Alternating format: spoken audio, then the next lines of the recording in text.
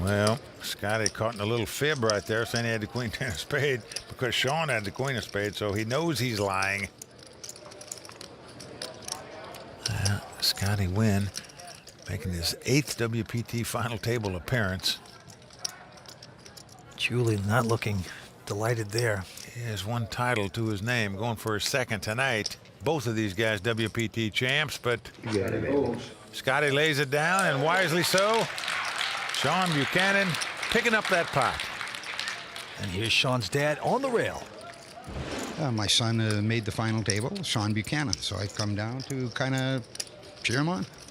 The first time he won, I followed it on the internet. I mean, and that's tough. You know, your heart's thumping away, and then I just saw Sean Buchanan won, and I just kind of went a little dumbfounded, and way to go, boy. His success is he plays with no fear. You know, and I think that's really big as a poker player. Well, last time he wore the white hooded outfit. He was the good guy. Tonight, he's in black. Let's see if he'll be the bad guy. And by the way, his wardrobe is provided by Army-Navy surplus. Hoods are allowed on the tour. Back to the table go, REA going out, and now Steve O'Dwyer with a 7 deuce folds as well. That's over to Scotty. He looks down at the queen 5 and lays it down. Buchanan also going away. Now Daniel has king 9 here. He is going to raise it, makes it 250,000 to go. Into the toilet, Faraz Jaka, who has a pretty respectable ace-jack offsuit. These guys are having their own little war at this final table so far. Again, they're clashing heads up. Faraz does not raise with the ace-jack. He does make the call. Here comes the flop. A nice flop for Faraz. It's come ace, 8-6 with 2 clubs. Nothing materializing for Daniel, but will he make the continuation bet? Take a shot. He's getting chips out. Yes, he does. You just don't put your opponent on a big ace because he didn't re-raise you before the flop. Unfortunately for Daniel, that is the case. Faraz has the aces and makes the call. 340,000. Turn card is... Now 4 clubs comes off. This does give Daniel the nut flush draw. But still, Faraz out in front with the 2 aces and just continuing to stare him down. Yes, he is. Daniel, a little pleased about that card. And is he going to plunge again? Yes.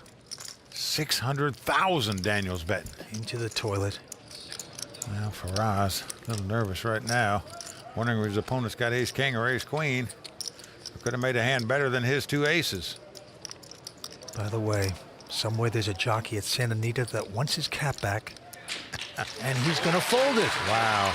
All right, Daniel Alayi turns the tables, makes a nice little comeback in head-to-head action with Faraz Jaka, and backs the toilet up. Yeah, it was a real nice play from Daniel, as this time he made sure to raise him off the flop. He took control of the hand, went for the jugular, and got the kill on the pivotal hand.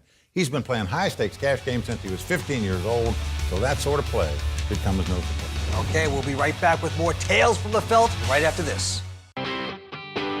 This is the Doyle Brunson 5-Diamond World Poker Classic. Everybody wants to win this one. 329 players entered altogether. The prize pool for this event is over $4,700,000. Bellagio is very classy place, and when you walk into Bellagio, you smell money. It smells good. Welcome back to WPT's Greatest Tales from the Field, where we're looking at the final tables where the stories were as good as the action. Tonight, we're watching the 2009 Doyle Brunson 5-Diamond World Poker Classic from Bellagio in Las Vegas. And this table features an incredibly strong final 6, and so far, no one has been knocked out. The play has been tight, but aggressive when they need it. I think old Doyle Brunson would approve. Well, I agree with you, Vince. But sooner or later, someone's going to make a bold move and pay for it. It's just a matter of who and when. Let's get back to the action. As you can see, our chip leader at the moment, the toilet. He calls himself Faraz Jaka with over 5.1 million in chips. Let's go to the table. The cannon, Sean Buchanan, WPT champion, looks down at a Jack-9 of hearts. Yep, he's under the gun, as we say, first to act. And he is reaching for chips, it looks like. Well, he's under the gun and under the hood. He does not care. And he's going to put some chips out there. He does, 165,000. Quick fold by Daniel and Faraz. Over to Josh Aria now. He's got the small pair on the button. You always like to see flops with small pairs in hopes you flop a set where you can win a big pot. Yeah, he's got a pair of fours. And he's got to make this call. Now it goes to Steve O'Dwyer. Well, Steve went to the ponytail look. Oh, look at that. Pair of jacks. Now he looks down at the fish hooks. Very happy to see him. I'm all in. He's one of the short stacks at this final table. He's going all in. Now Scotty win. Well, I like this play by Steve. He knows Josh is not that strong because he didn't re-raise before the flop. So if the original better Sean Buchanan had aces, kings, or queens, you're just duck soup. That's all. But And Scotty cannot play his queen deuce, and now it goes to the imposter, Sean, and he has to fold his jack nine. now Josh lays down the 2 fours. Good lay down by him. So a nice all-in bet there by Steve O'Dwyer. 27 years old. He's an online poker pro out of Vegas. Very tough. Well, this is first WPT final table. So far, doing very well, even though he came to this final table on the short stack. And with that hand, the antes are going up to 10,000. Blinds 50 and 100,000. Now it goes to Steve O'Dwyer. Lays his hand down. Yeah, Scotty as well. And now Sean, the Cannon Buchanan, folding back around to Daniel. Now this time he's got Kojak. He's got the king jack offsuit on the button. Going to raise it up to $250,000.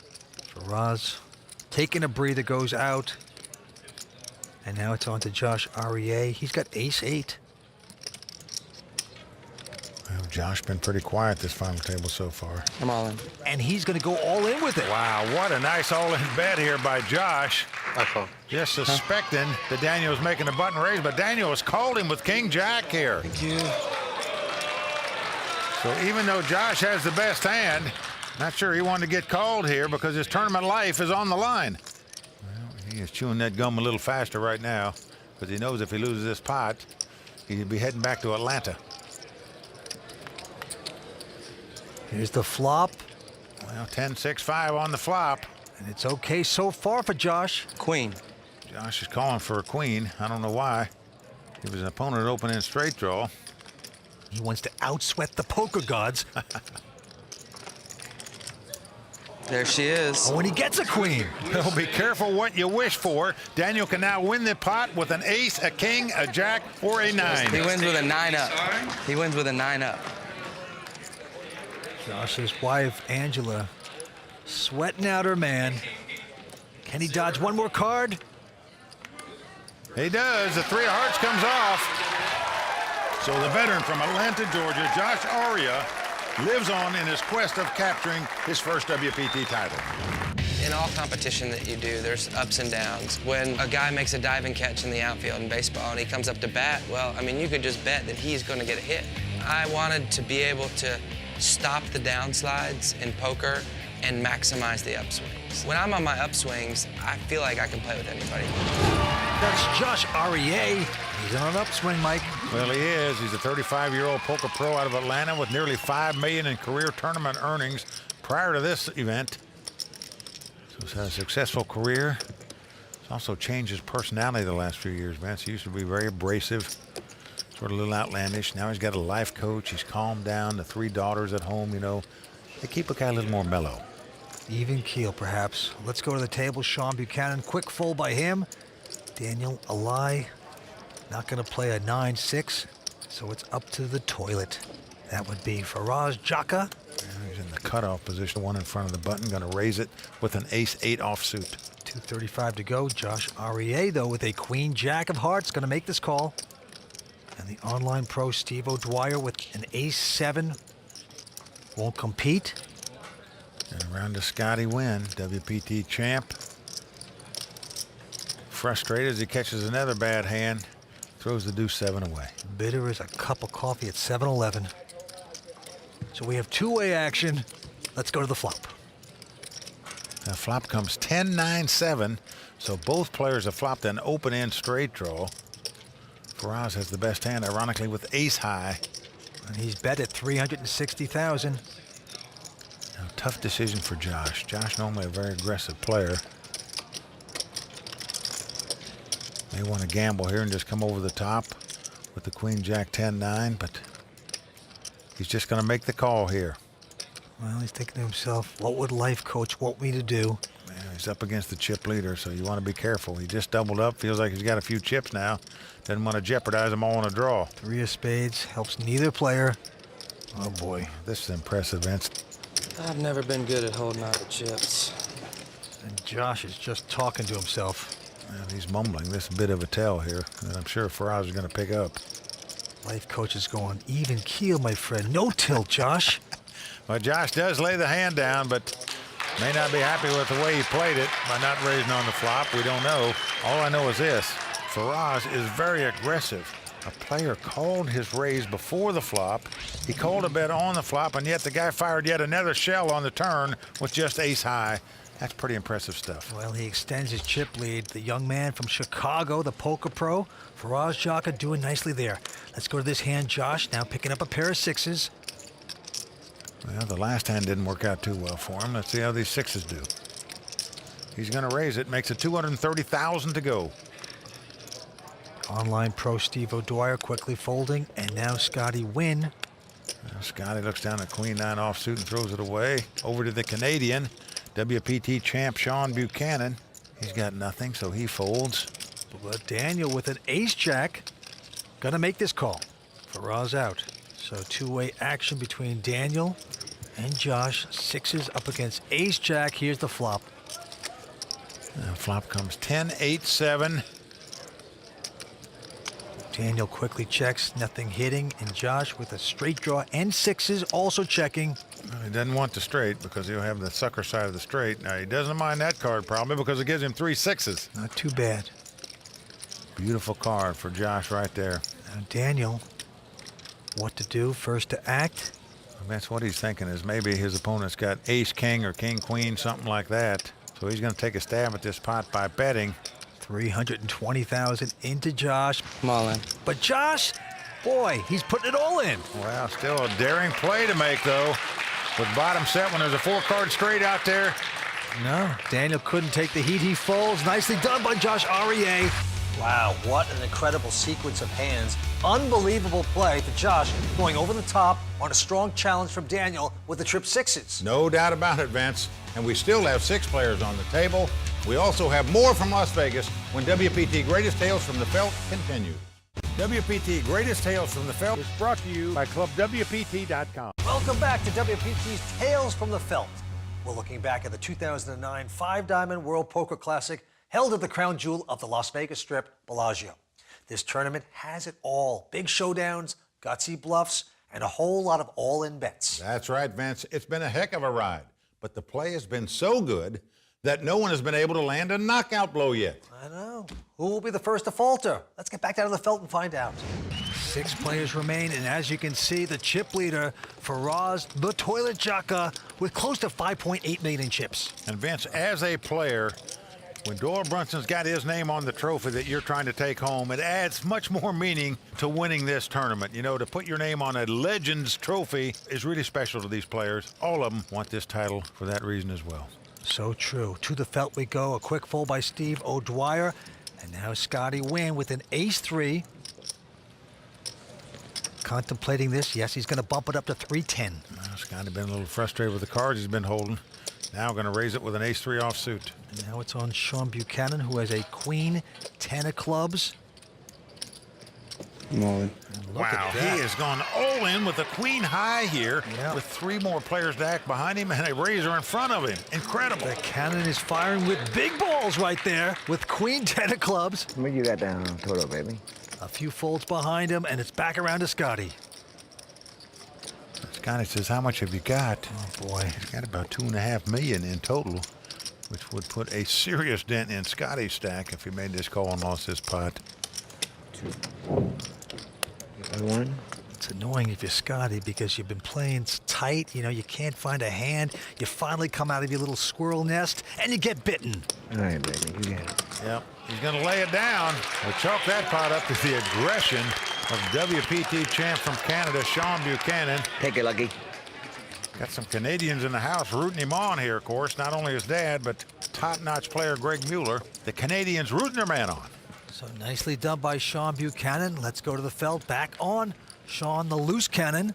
This time he's going to peek down at a king-9 in first position, and he's going to fold it. Daniel out. Faraz out. Josh folds as well. So it's a battle of the blinds here.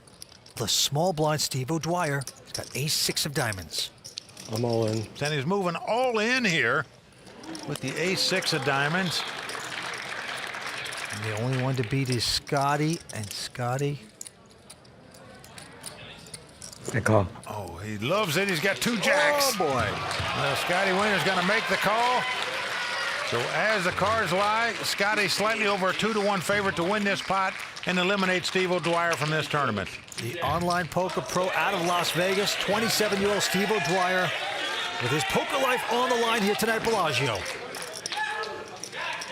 Well, he's an East Carolina University graduate, but the former Pirate about to hit the road in 6th place unless he can get lucky here.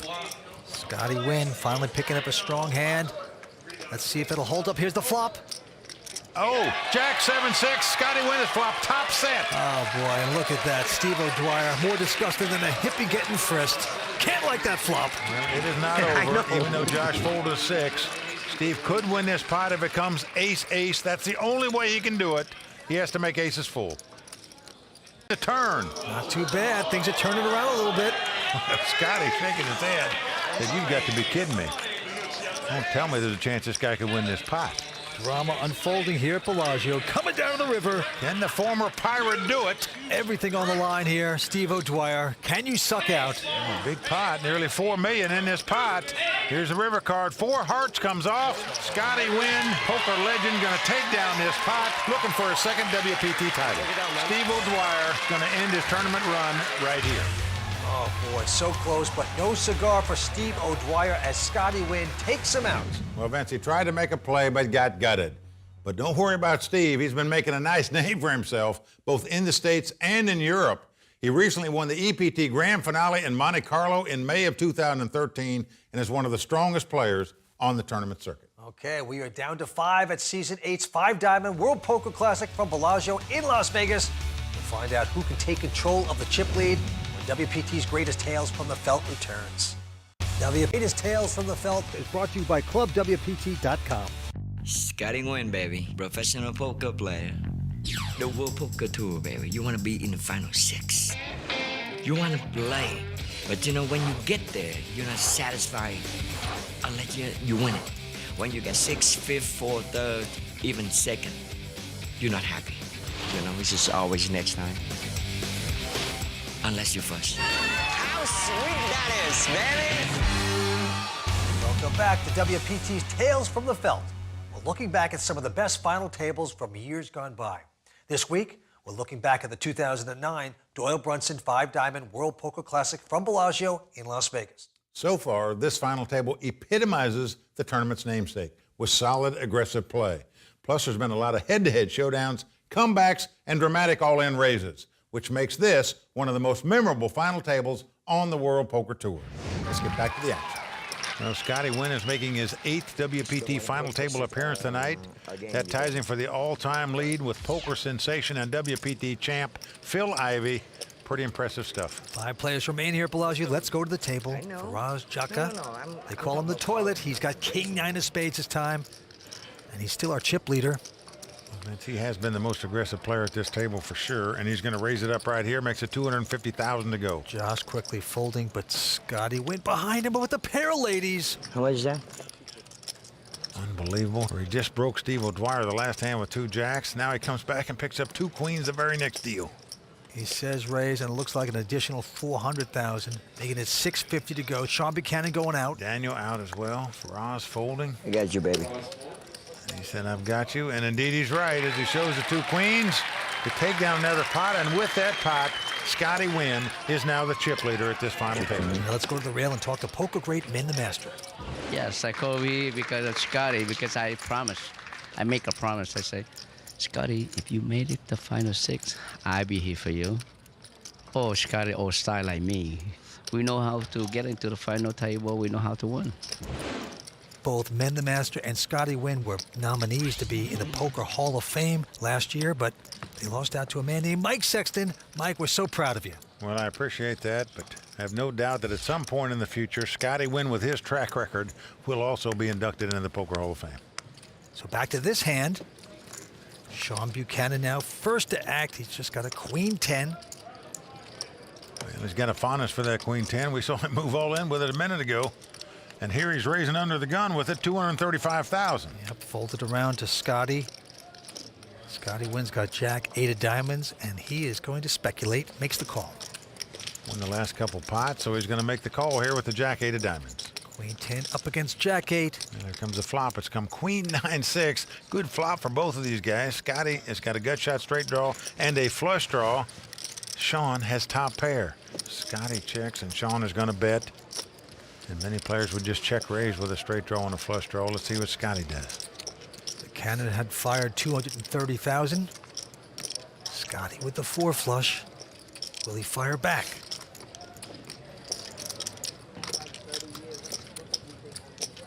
Scotty has way more chips than Sean, but he just makes the call, does not raise. So let's see what happens here on the turn. Now the 6 of hearts comes off. Sean's still out in front with queens up as Scotty checks. And Sean incredibly checks the turn here. Playing it safe, close to the vest, as we say. Going to the river. Will Scotty get lucky with this? Nope. Well, deuce of spade comes off. Now, in Scotty's mind, probably the only way he can win this pot is to fire out and bet at it. And that's what he's doing. I love the heart of a champion. Just won't give up a pot, and he's going to bet 425, but a quick call. You got it, baby. Miss me flush, baby. You raise it. Well, Sean calls him down with top pair right there. No diamonds this time for the Prince of Poker. Instead, Sean Buchanan taking it down with top pair. Let's go to the table. It's on Daniel right now. He's got King Jack, and he's going to put in a raise of 270,000. All right, Faraz and Josh out, as is Scotty and Sean. The Cannon Buchanan with ace-10. So let's see what the Cannon does this time. And he's going to make the call. So King Jack up against ace-10. Here we go again. Well, flop comes Jack 10-9 with 2 clubs. Daniel's flopped top pair. Sean has flopped second pair. And he's going to lead out and bet, but he's only bet 140,000 into a pot that's got over 600,000 in it. And quickly, Daniel calls with top pair and a straight draw. Exciting action on this hand, and here's the turn. Now the board pairs 9s. And the Cannon once again going to fire. It looks like 210,000 this time. Again, a small bet into a pot that's got 920,000 in it.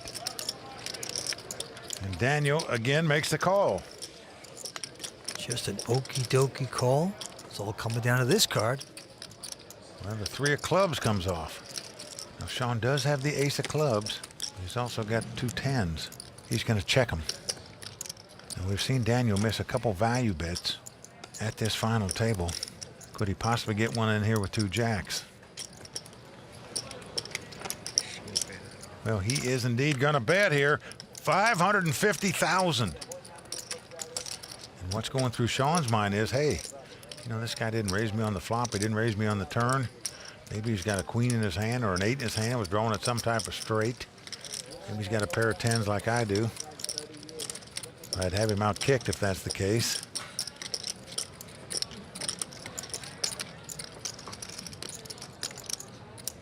Well, Sean's going to make the call. King Jack. So Daniel Alayi is going to win that pot with jacks up. And Vince, give him credit for making a good value bet there on the river. And I say good because he got called and he won the pot. It's not good as the opponent comes over the top of him and moves all in. Then you say, why did I bet there? But in that case, he had a great feel for that hand because of the small bets Sean was making along the way. Felt his jacks were the best hand. Indeed, they were. Nice play by Daniel there. Yes, it was. He's 25 years old, out of Los Angeles, a poker pro. The blinds are going up to 16, 120,000. Action in this hand, Scotty Wynn. He's He's got a good one. Ace, jack of spades, gonna raise. Scotty makes it 340 to go. Into the loose cannon, Sean. With just a jack 3 this time. He's taking his time with this. Could he be on a little tilt factor here? Well, he just lost the last pot, as you said, but he does lay it down. Daniel out. Yep, the toilet also swirling away. Josh has got a pair of 7s. I'm all in. He's moving all in with the 2 walking is that, sticks, the 2 7s. Scotty quickly stands up and says, how much have you got? Scotty has him covered, of course, but still would put a dent in his stack because it's about $2 million all-in bet here by Josh. Yep, he's pushing the mid pair. He's saying, life coach, 1,500,000 you'd be proud of me now. and 85. Let's go. Well, Scotty's going to make the call. He said, we are gambling. Well, once again, Josh Aurier's tournament life on the line. He knows he's got to win this pot to stay alive. Nearly $4 million in this pot. So Scotty with the ace jack, Josh with the 2 7s. Those are called walking sticks in poker. And if Josh Aurier doesn't win this race, he'll be walking out of here in 5th place. Let's see if it'll hold up. Here's the flop.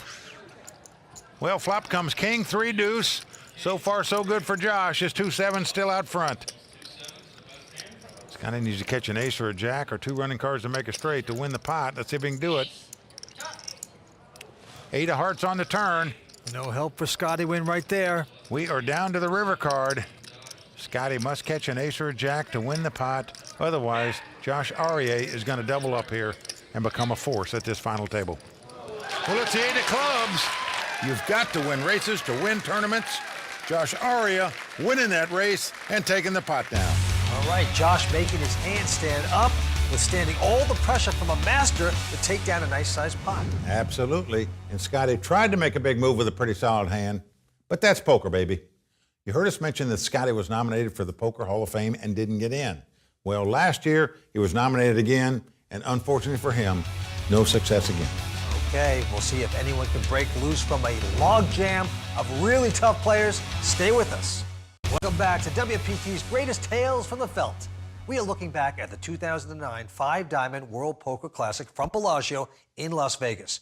Daniel Alaei has the chip lead, but his primary opponent has been Faraz the Toilet Jaka, looking to flush his hopes. Well, the Toilet allegedly got his nickname when he was in college because he had a knack for hitting a lot of flushes when he played poker. Now, I thought it was because he's aggressive enough to play any hand, including ones you'd throw in the toilet. Very funny. Okay, there's a lot of excitement on this table, so let's not waste any more time. Let's get back down to the felt. There you see our chip leader is Daniel Alaei with $5.6 million in chips. Right on his heels, however, Faraz Jaka, a.k.a. the Toilet, with about $5.3 million. 3rd place, Josh Aurier, Scotty in 4th, and Sean Buchanan in 5th. But believe me, folks, any one of these 5 guys very capable of taking this title. To the money pit we go. Sean Buchanan, first to act. He's got a miserable queen deuce, and he's going to fold it. And now Daniel behind him with an ace 4.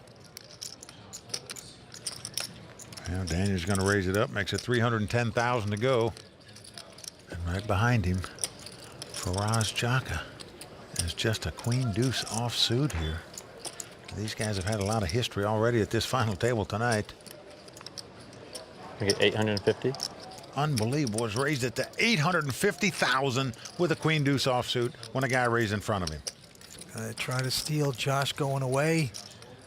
Scotty win. Can't play. So back on Daniel. Daniel, just 25 years old. Already has 2 World Series of Poker bracelets to his credit. Trying to add a WPT title to that resume.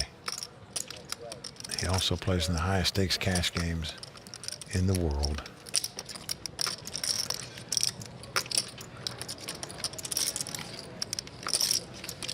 Now Daniel seems reluctant to want to let this ace 4 go, but he finally does it. But just chalk that pot up to the aggressive play of Faraz Jaka.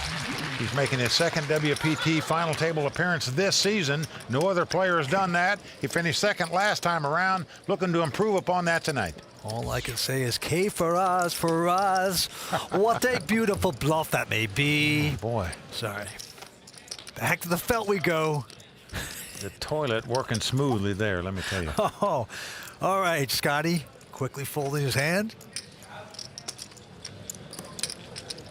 As does Sean Buchanan. Round to Daniel Alai. This time he's got a 4-9 offsuit. Oh, he's going to try to do some stealing, some larceny at the table. And he's bet 300,000. Our man Faraz. The Doyle Brunson 10 deuce folding this time. How can you lay that hand down? This term is named Impossible. after Doyle. He's got the 10 deuce of spade. Well, maybe he's lucky because Josh Aurier behind him with the fish hooks, pair jacks. Josh just doubled up a moment ago through Scotty. And another nice hand here. Let's see what he's going to do with it. Yeah, he's got the real hand at the table. Now, whatever he does with it's not going to be good for Daniel. Yeah, he makes it 1.2 million. So long, Daniel. The gig's up. Yep. He's got the San Francisco 49er, but better be real careful about making any moves right now. And he doesn't. He lays it down. Yeah, the fakes are getting their hands slapped. But I'm impressed, guys, taking their shots at this table. High-level poker. Just kind of mistiming it a little bit. Josh Aurier looking to capture his first WPT title. He's got nearly $5 million in tournament winnings. So he's had a great career. All right, on to the next one. The cannon quickly folding. Now Daniel going to fold this one. And now Faraz. Hey, the queen deuce again. Did work for him so well before when he made it 850,000. So why not raise it here? 300,000 to go. Doesn't like to stay out of many pots. And Josh Aurier behind him with ace-9 of diamonds, just calling. Now Josh knows this guy's raising a lot of pots, and he knows many times the guy has nothing. So he's going to look him up here with the ace-9 of diamonds. Scotty going away. Yeah, two-way action. Ace-9 up against queen deuce. Now Faraz just stares at his opponent when the flop's out there. Doesn't look at the flop. Wants to see if his opponent's got any kind of reaction, but the gum speed didn't change any on that flop as it comes 10-7-4. Yeah. Josh is checked. Let's see if Faraz makes the continuation wager. Indeed he does. He's bet 575,000. Wow, look at this, Vince. Josh Aurier makes a call with the ace-9 of diamonds here. Well, I think he's out in front. He's make the call. To the turn we shall go. Unbelievable call by Josh. Maybe he's thinking about taking this pot away or obviously looking to catch some kind of card. And now a king comes off. Now Josh is going to check. Faraz checks right behind him. Here comes the river card. Well, another 10 comes off. So the board now pairs 10s. Action back on Josh. He has the best hand with ace high. He's going to check. And the toilet completely perplexed. He's got nothing here. Will he bet it to try to steal it one more time? Well, the queen high would actually be the best hand if Josh had something like 5-6 or 8-9 here, or some type of straight draw, even a jack-9. Will he give it up or will he plunge away with nothing? Yes, he's going to plunge. Well, he's betting 700,000 here. And Josh would just love to call his life coach right now. Get him on the hotline. Say, what to do, coach? This will be an all-star call by this 35-year-old pro out of Atlanta if he could make it, but the only way you can make it is because you know this guy is such an aggressive player, and he could have bet the flop with a straight draw and now be trying to steal the pot. Josh is going to look him up with ace high and win this pot. Well, that is incredible poker right there. Doesn't need the life coach. What a call. Well, Josh Aurier makes the call of the night there, winning that pot with just ace high. Wow, what a great play by Josh to take that pot. That was some serious poker. Well, that took a lot of guts to hang tough after Faraz tried to plunge and steal the pot. Just a big-time call by Josh. Nothing like a close matchup between five incredibly disciplined players to make Doyle Brunson smile. Well, you got that right, Vince. And with 5 players left, there's going to be some serious fireworks next time. So make sure to tune in next week to see how the thrilling finale played out. I'm Mike Sexton. And I'm Vince Van Patten. Thanks for watching WPT's Greatest Tales from the Felt.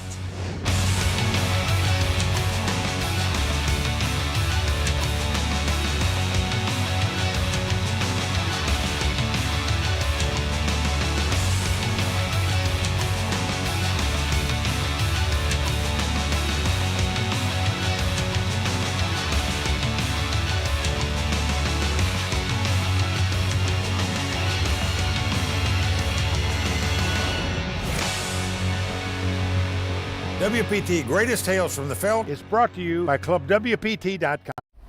This could be you. Get a free shot at winning a seat into a WPT main event at ClubWPT.com. Sign up for free today using bonus code YT31.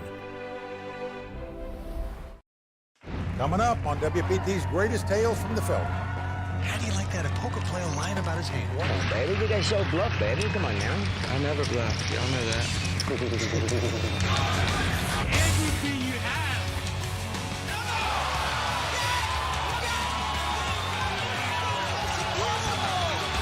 Everyone in the house standing, holding their breath. It's over. It's $3.7 million. What an epic battle it was. Welcome to WPT Greatest Tales from the Felt, brought to you by ClubWPT.com, where the stories were as great as the action.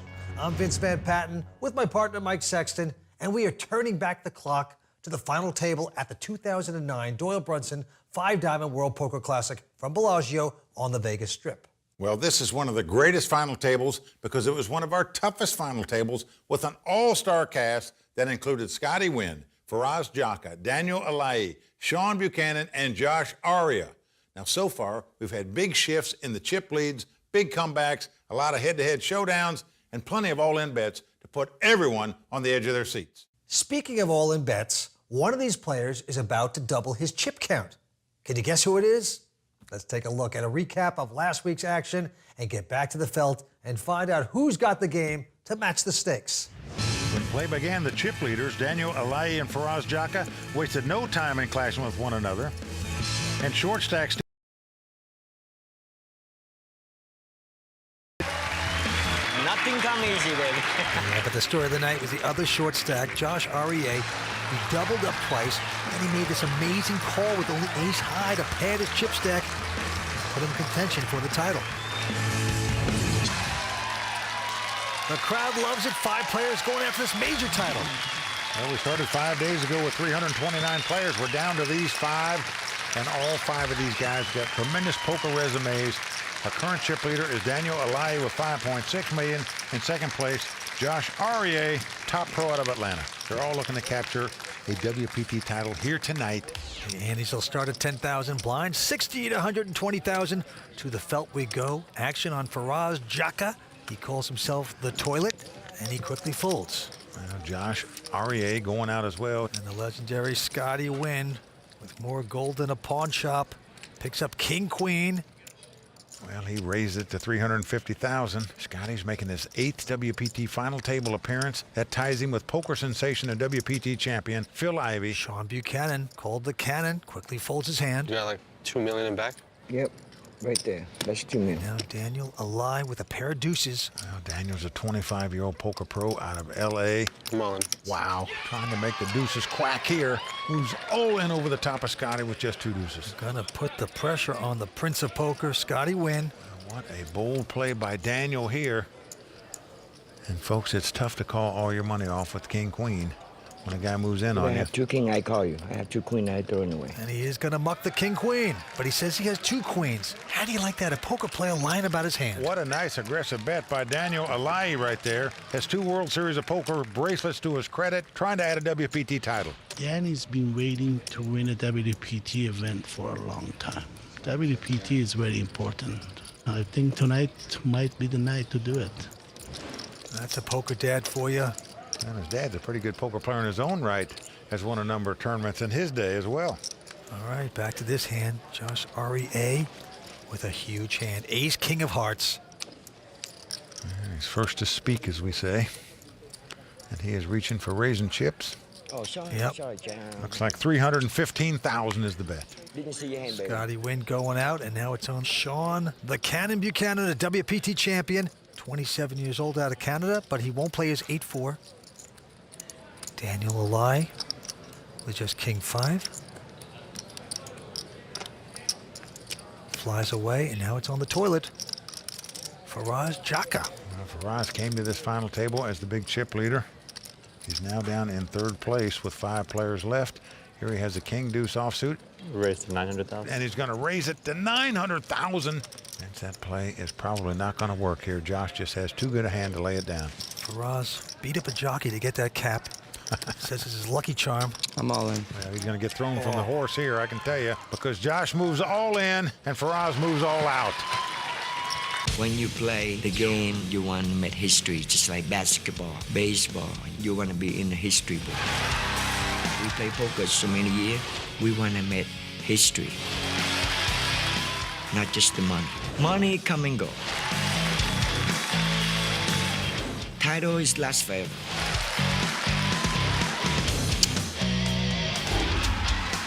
Amy's going up to 15,000. Blinds 80 and 160,000. Well, Scotty, a bit of a poker historian, as you could hear. He won the $50,000 horse tournament at the World Series of Poker. That tournament had Chip Reese's name on it. This tournament has Doyle Brunson's name on it. Scotty would love to win this trophy, and he could take down the two biggest name trophies in poker. To the felt we go. Faraz, the toilet jocker. This time with just a 6-7. He's going to take a stab, makes it 325,000 to go. Well, Vince, this guy stays aggressive, and it doesn't matter where he stands in chip count. Behind him, Josh REA with King Queen. Says none of that. I'm going to raise it to 900,000. Scotty out. Round to the Canadian WPT champ, Sean Buchanan. Look at this, Vince. He's picked up ace king. He's got big slick. Uh-oh, buckle up. Oh, boy. Be bad news for Josh. There's been a raise and a re-raise. Now, what do you do here? And he's got 3.3 million in chips. Josh, of course, has twice that many. But don't forget Faraz. He's in the pot as well, and he's got 2.8 million. Sometimes you just go with it, but he lays down big slick there. Kind of shocking. Daniel, he ejects his hand. Faraz also not playing. Well, I don't think he give Faraz credit for the hand, but he did give Josh credit for having a better hand than that. But what a laydown by the Canadian there, Sean Buchanan. And Vince, I can tell you one thing. If he doesn't go on and win this tournament, he's liable to look back at that hand right there and say, you know, I should have just moved in with the ace-king right there. All right. To the next hand we go. Scotty win. Quickly folding his hand. Well, Sean Buchanan out as well. Can no longer call him a loose cannon after folding ace-king. A call. Daniel with a jack-7 of clubs going to make this call. Well, he's going to limp in on the button. Faraz with a 9-7 offsuit in the small blind. He's going to make the call. And Josh with just a queen-5 offsuit. He's going to say, okay, let's see a flop. So we've got three-way action in a limped-in pot, something we haven't seen yet at this final table. A flop comes Jack 3-3. So that is good for Daniel as he's taking the lead with jacks up. Faraz is checked. Now Josh with nothing is going to bet 160,000. Daniel with top pair going to make a call. Yep, he's going to look him up and just hope his opponent doesn't have a 3. The toilet quickly folds. Now 10 comes on the turn. Doesn't help Josh. He's first to act. Well, he's going to check. Now Daniel with the jacks also going to check. Whoa, look at this. A river card of a queen. That's going to help Josh win this pot. Unbelievable. Queen on the river here for Josh Aria. He now has the best hand. Will he get the value bet in? Well, indeed he is. He's going to bet 325,000 with queens up. Queen. Well, Daniel is going to make the call here and is going to kick himself for the way he played this hand. When it's over, Josh takes it down. Well, Josh started this hand out by bluffing. Then he made the best hand. He got the value bet in. And Daniel, unfortunately for him, didn't raise on the flop, didn't bet on the turn, and then compounded it by striking out when he paid him off on the river.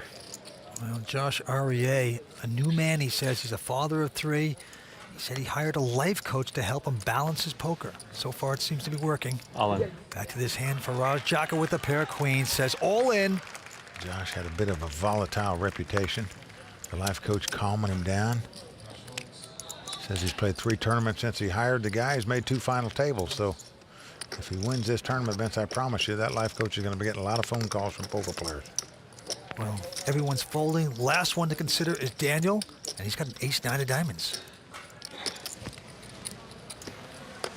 What he's thinking about is, why would a guy bet 2.1 million when the big blind's only 160,000 if he had a real big hand? Wouldn't he want people to come in and play? It's the over bet that has Daniel puzzled here. Yep, it's usually suspicious. And that's what Daniel's thinking right now. Little does he know that the toilet has a real hand, pair of queens. Call. And he's going to make the call here. And he is not going to like it, as he can quickly see that Faraz is over a 2-to-1 favorite to win this pot. This could be devastation here. Wow, it goes to show you, if you want action, you got to mix up your over bets. The toilet doing that perfectly. He's getting the action. Will he want it after the flop? Well, Faraz at his second WPT final table this season, still out front after the flop as it comes king 6-4. So nearly 4.4 million in this pot. The toilet's smiling right there. He's got to sweat 2 more cards. Here comes the turn. The 3 of spade comes off. Now this a good card for Faraz because it eliminates the ace of spade from play. We saw Sean Buchanan folded the ace of hearts, which means Daniel has 1 out. He must catch the lonesome ace. Doesn't happen as the 7 of diamonds comes up on the river. Wow, what a set of hands. The toilet finishes off that run with a huge pickup as he doubles his chips with pocket queens. Don't go away. We'll be back with more action from Season 8's 5-Diamond World Poker Classic when WPT's greatest tales from the felt return. Any 15K Bellagio tournament is going to be a really tough final table. The last one had some of the younger, fresher, online players who are at the peak of their game. This one has a few of the more old school players. Their experience is huge, but I kind of feel like I'm a hybrid between the old school live players and the new school online players. I feel like I'm right there with them in every aspect of that game. Welcome back to the WPT's greatest tales from the felt. Now the toilet's been plunging the table and just came up big to double up. But Josh Aria still has 45% of the chips. With that much of a lead, can Josh flush the rest of his competition away? Okay, let's get back to the felt where the bathroom humor never ends. Faraz Jaka making his second WPT final table this season. That is so tough to do, and he's done it both at Bellagio events here. The last player to do that was Elke Grossperrier, and he became the WPT Player of the Year. No matter what happens tonight, certainly Faraz Jaka will become the leader in the WPT Player of the Year award standings. To the game we go. A quick fold by Scotty Wynn, and now Sean Buchanan gonna bump it up with a king-9 of diamonds, makes it 380,000 to go. Well, he's the Canadian we call the Cannon, looking for his second WPT title tonight. Action over to Daniel. He goes out. The toilet also going away. Sean, how much you playing? 2.4 behind. Josh has got king-jack of spades, pretty strong hand. Well, he's also got 8.8 million in chips, Vince, more than twice as many as anybody else at the table. So he is in great shape in terms of chip count, and he's just going to call here. Josh Aria, the only poker player I know of with a life coach, seems to be working for him. Will he get lucky here? What a flop. Oh, a good flop for Josh. He's flopped an open-end straight and a flush draw. Action's on him. He's going to check. This is a check raise, folks, in case this guy makes a continuation bet, but he doesn't do it. He checks right behind. Now a 6 comes off. Again, action on Josh. Well, he's going to check again. Nothing hitting for Sean. He's just got an inside straight draw and maybe guts, because there he goes, 375,000. And what he's going to do is fall into a trap here, Vince, because he virtually has nothing here. An offsuit 6 is not going to scare Josh. I'm all in. He's going to check raise all in here. That's what he wanted to do on the flop. He just waited one more street to do it. Yep, he likes the possibilities. He's going to try to push that cannon out. Yeah, that cannonball is going south, I can tell you that. The old ball fell on the old foot there, it looks like. And he has to fold his hand. Once he checked on the flop, why not just check on the turn there? Maybe you get lucky and catch a jack and win the pot. Josh Aria in top form right now, extends his chip lead. He's 35 years old, 3 daughters, second WPT final table. Well, Vince, the guy's got over $4.7 million in tournament winnings. That's pretty impressive, I can tell you, and he's looking to add another $1.5 million of that tonight. Back to the drama, Sean quickly folding. Daniel also out. And now the toilet. Faraz Jaka gets a toilet hand, just a nothing 8-6 offsuit. But he's going to raise with it, Mike. makes it 400,000. Well, he is incredible in terms of aggression. We thought he was aggressive in the last time he made the final table on the World Poker Tour, but it pales in comparison to the way he's betting tonight. Josh out. Now, Scotty, he knows this guy raises with anything, but he just opts to call, doesn't re-raise. Here's the first three. Well, Scotty has flopped a gut shot straight draw here. He checks, and Faraz checks right behind him. Deuce of spades on the turn. Scotty checks again.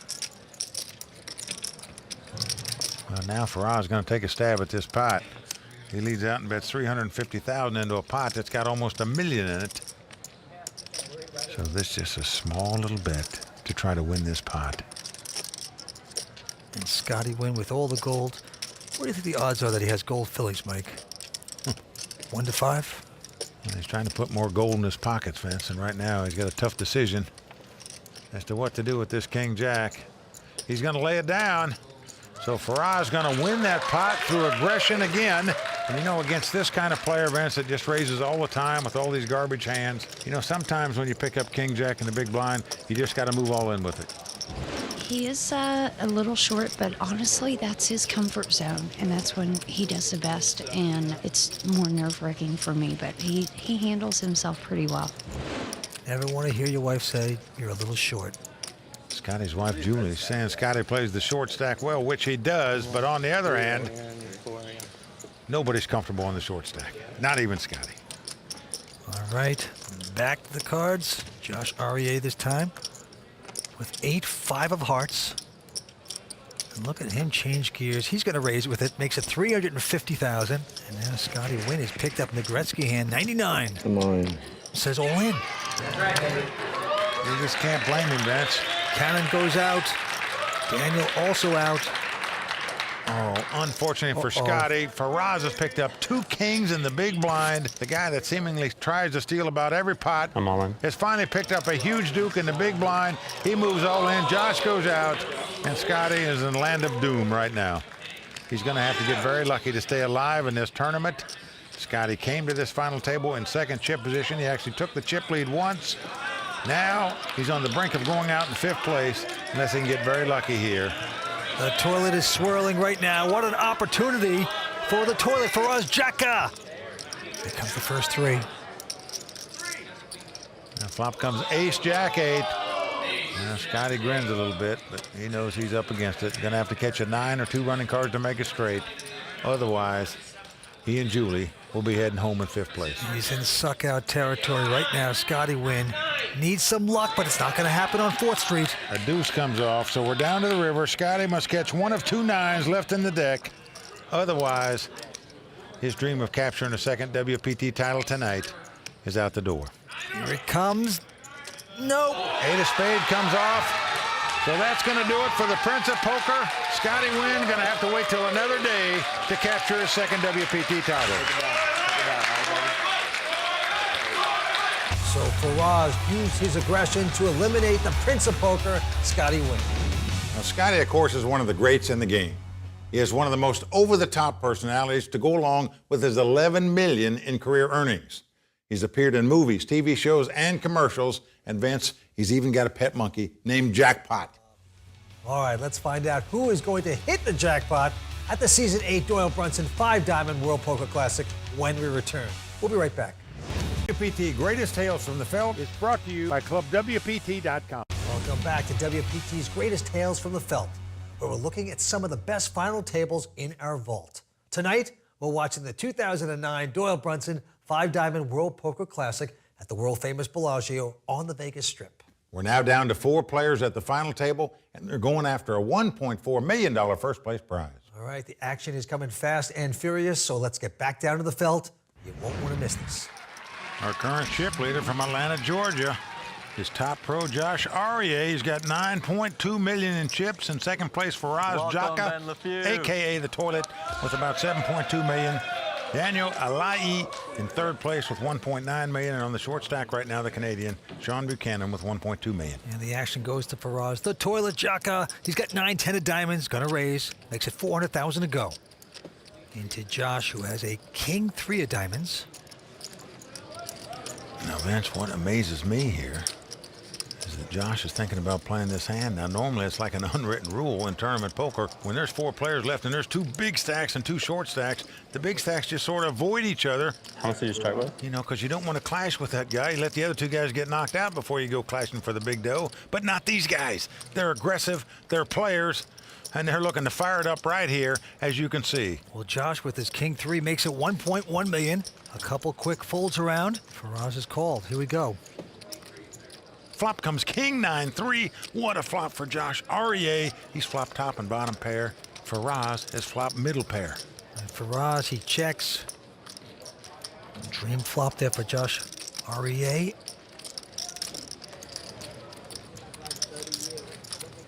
Yep, he's not going to slow play advance. So what's the total? He's betting 1.65 million. Wow, Faraz quickly calls here. Danger, Will Robinson. Well, danger is right, because he is in dire straits right now. Well, he is, but he could get lucky. The pot builds as the 2 chip leaders battle. Here comes the turn. A king comes off, the dream card for Josh Aurier. He has kings full. There's no card he can lose this pot with. The question is, how much can he get from the toilet on this hand? Just gets better and better. Faraz in first position, though, has to act first. Well, Vince, he's got second pair here. If his opponent had a flush draw or just making some kind of play, he might have the best hand. Now look at the grin on Josh's face right there, sort of a smirky. I can't believe you bet into me when I have kings full. How sweet is this? Well, Josh is just going to call. He's not raising here with the kings full. He doesn't want his opponent to go anywhere. He wants him to keep firing whatever he's got. Well, 7 of diamonds comes off. A massive pot out there right now. And look at this, Vince. Faraz has bet, but he's only bet the size of the big blind, 160,000, into a pot that's got nearly 7 million in it. We've never seen that in the history of the tour. Oh, he is blowing up like a 70s casino right now. Before our very eyes, Josh Aurier gonna milk him like a Holstein here. That's what Josh is thinking about. Is he knows this guy's got something, but not too much if he's betting that little bit on the river. So how much can he bet to extract from this guy? You know, if you move all in, you're going to run him out for sure. So Josh has selected 1.5 million as the total bet here. Oh, wow.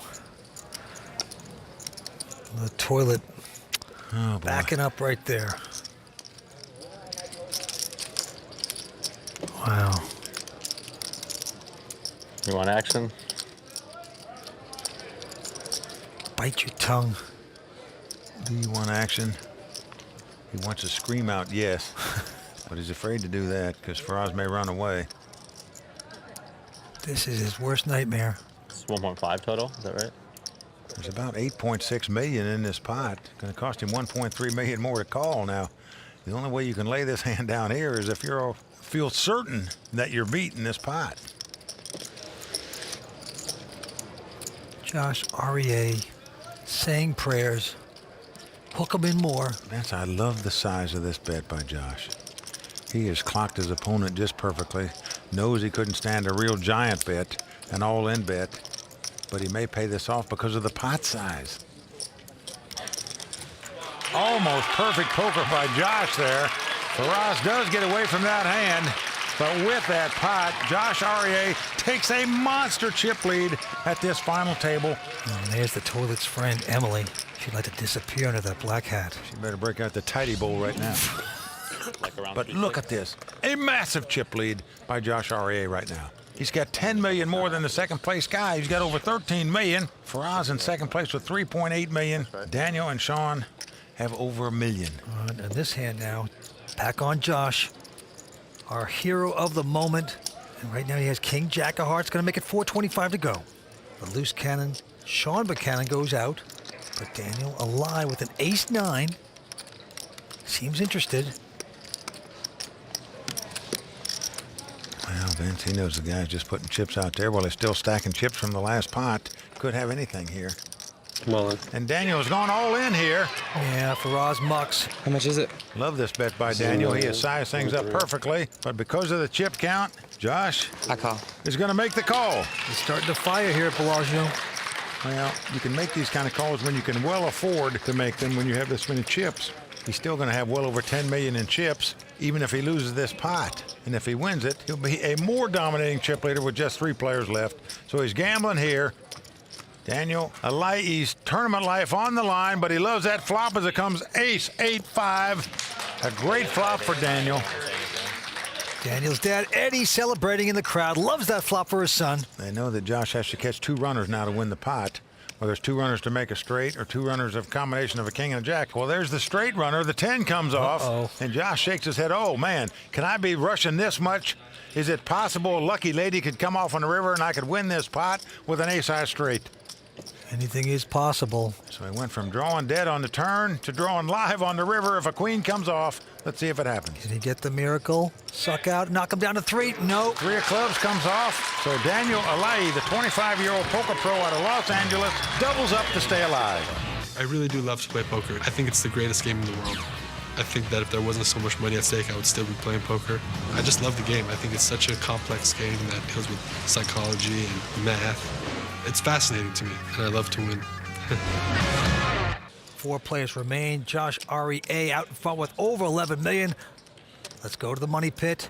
The cannon, Sean Buchanan on the short stack, has a king 8 this time.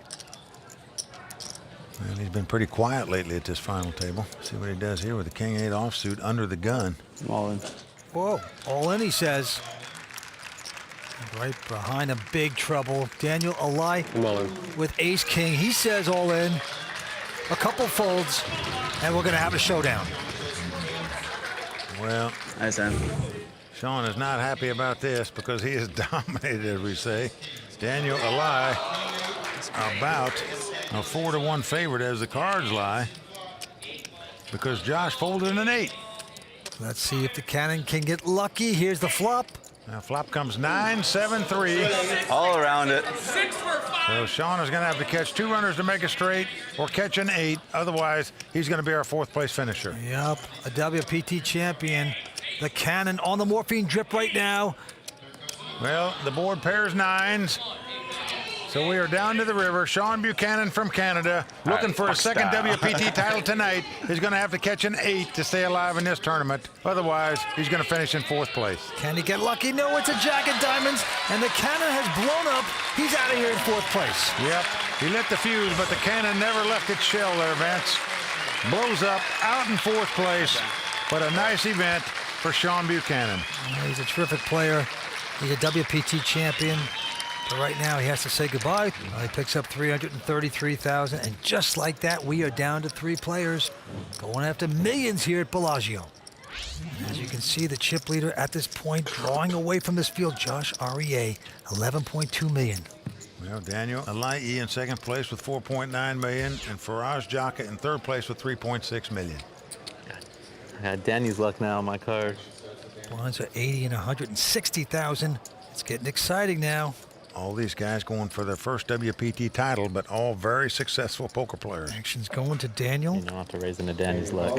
And he just calls it, the toilet going out.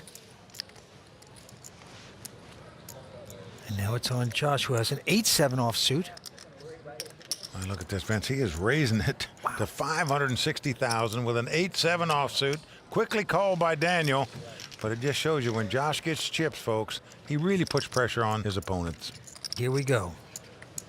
And flop comes Jack 9-3. No help to either player. Does give Josh a gut shot straight draw, but both players check. And now an 8 comes off. Josh has taken the lead. He's got a pair of 8s with the gut shot straight draw. And he's going to come out betting. Yep, 725,000. Well, Daniel has the same straight draw, but would actually have to catch a king to win this pot. At least to have the best hand. Like the 1.8? Well, Daniel is going to raise it to 1.8 million. But he's going to try to win it by raising right here with nothing. And there you can see Josh fidgeting with his hands. Bit of a nervous reaction. Wow, what nerve to make this kind of raise with absolutely zip and pip. But he's done it. But Vince, look at this. Josh has made the call with 2 8s, the 3rd pair, and a gut shot straight draw. Down to the river we go. Now the 6 of spade comes off. Josh made that call with 2 8s because he felt it's the best hand, And indeed it is. Josh is going to check. If he just blew on this pot, you'd win it, but no, doesn't have the heart to bet it. He's going to check. Vince, I play poker with a guy who told me, you know, sometimes you can fire a bullet or two, but on other occasions, you got to empty the clip. Daniel didn't do it there, and Josh takes down the pot. I remember the last time I made the WPT final table, I just shoved and just gave it away with Jack High. I'm all in. You got to be kidding. He's going all in. And I look at it and I'm like, what are you doing? Oh, man, and he has just gone down like the Hindenburg. Bad read, I don't know what it is. I'm pretty disappointed. I've only seen that meltdown one time, and that's enough.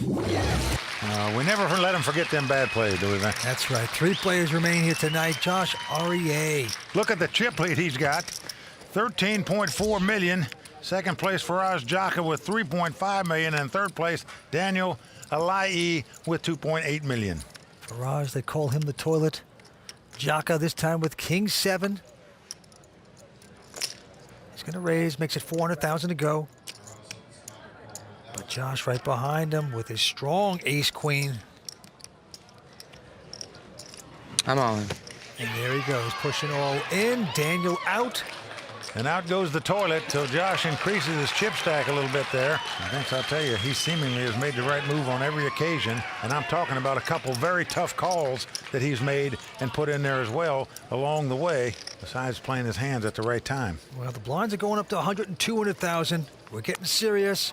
Action on Josh this time with the button. This time Josh looks down at the 8-5 of spade. He is going to raise it, makes it 450,000 to go. Daniel behind with an ace-7 of diamonds. All in. He says all in. What a bet by Daniel here. Toilet goes out. I'm your little bank over It here. is getting to become a bully game now. I'm your little bank over here. Whoever has the guts and the nerve pushes in, seems to be winning. And I got news for you. All 3 of these guys have got nerve, they've got guts, and they've got game. Next hand for Faraz. All in. The toilet has ace-6. He says all in. Josh goes out with 7 deuce, but Call. wow, behind him, Daniel with kings. Yep. A quick call. Well, a dream hand in the big blind for Daniel Alai, and what a time to get a rush. He's in dominating position to win this one. 70% favorite to do so. The toilet gets up from his seat. There hasn't been one big suck out yet. So Walks to the rail. it's coming now. It's bound to happen. Faraz says, you know, we need a big suck out at this final table. We haven't had one yet. Maybe I'll get it right now. Well, he needs it right now, or otherwise the toilet will become a porta potty. Here comes the first 3. Well, the flop comes king, 10-5. Daniel Alai has flopped the top set, 3 kings, but it's not over. Faraz can catch a running queen and a jack. Jack ball one time. To make an ace-high straight, but otherwise, it's tapioca pudding. Jack ball. The toilet in desperate need of a plumber at this point. Needs complete luck. Here's 4th Street. Well, the 8 of diamonds comes off. No card on the river can win it for Faraz. He's going to be our 3rd place finisher, but still a nice tournament for him. And with his performance, he now becomes this season's WPT Player of the Year points leader. Faraz Jaka, the toilet, gets flushed out of the tournament. And with that, our toilet humor really should come to an end. Well, in 2008, Faraz had a staggering 4 top 18 finishes in 8 WPT tournaments, winning the Season 8 WPT Player of the Year, where he wiped away the competition. Okay, we are now down to our final 2. And when we come back to WPT Tales from the Felt, we're going to find out if Daniel can chase down Josh and his big chip lead. Stay tuned. Welcome back to WPT Greatest Tales from the Felt, brought to you by ClubWPT.com. We are coming down to the wire on the final table at the 2009 Doyle Brunson 5-Diamond World Poker Classic from Bellagio in Las Vegas, where action has shifted. It has gone wild and very loose. And then there were 2. Heads-up action is on tap between Daniel Alai and Josh Aria. Josh is out in front with a 2-1 chip lead, but in heads-up action, Vince, as we know, things can change quickly. Well, that's why we love this tournament and why it's one of our greatest tales from the Felt. We've had dramatic bets, a lot of money on the line. Let's get back to it. What a sight to see. The beautiful Bellagio girls put the stacks of hundreds on the table, literally millions. Well, this is the beauty of poker tournaments, Vince. They bring out the cash. You can take home money instead of a check if you so desire. What these guys want to take home is not only that cash, but that coveted WPT title that goes with it. We had a chance to talk to Daniel and Josh at the break. Here's what they had to say. I'm very happy to be here, and I'm happy to be heads up and happy to be heads up with Josh. Josh is a good friend of mine, so it's going to be fun. I played my best the whole time, and I was really fortunate early to win a couple flips, and that's what I had to do. We'll see what happens. Long way to go. Danny's freaking awesome. I mean, it'll be a huge accomplishment beating him head up. I mean, I have the chip lead, but I'm no favorite. I mean, he's tough. Kumbaya at the table. Good luck, man. You too, my man. Well, he's trying to play it down, Vince, talking about Josh that he's not the favorite. But when you have a 2-1 chip lead over your opponent playing heads up, you are the favorite, and you know it. I'll tell you, this is a whole new Josh, because years ago, he was a smart aleck at the table. He put people down. Now he has this life coach. It's turned him around. What a perspective. He's all humbled. Well, you're right, Vince. When he finished in 3rd place in the main event at the World Series of Poker back in 2004, he was very brash, came off very poorly. He has certainly turned his image around since then. Well, here we go. Very first hand. Daniel picking up ace-jack. He's going to raise it. Makes it $525,000 to go. And Josh with the queen 3 of spade going to look him up and make the call. So here comes our first flop in this heads-up battle. Well, it's 9-8 deuce, all clubs, no help to either player. Josh first to act, and he's going to check it. Let's see if the young 25-year-old out of L.A. will make the continuation bet. Just like that, he does. $600,000, and he's going to take down the first one. Well, Daniel taking the first step in closing the gap on that chip lead by winning pot number 1 of this heads-up battle. Josh, 35 years old, lives in Atlanta, Georgia still. What a player, and this time, what a hand. Ace-king. And he's going to raise it to make it $500,000 to go here. But Daniel picks up a super hand, pair of queens. Folks, if all the money doesn't go in before the flop here, I'll be completely shocked. This is a cold deck. 1.6. Well, it doesn't matter which one of these hands you have. You're going to keep raising until all the money's in before the flop, playing heads-up poker. Daniel makes it 1.6. I'm all in. I call. Well, he's gone all in, and he's been called. Wow, look at that. And here we go, the classic race situation, ace-king versus 2 queens. And the difference in first and second place money is $500,000 in real money.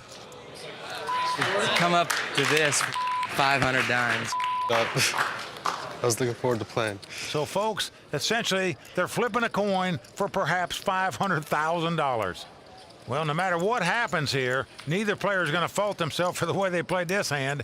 I don't care who you are, you're getting all the money in before the flop if you can do so with either one of these 2 hands. Well, this could be it. If Josh gets lucky with his cards here, he will become our next champion. Well, flop comes Jack 9-5 with 2 diamonds. So far, so good for Daniel.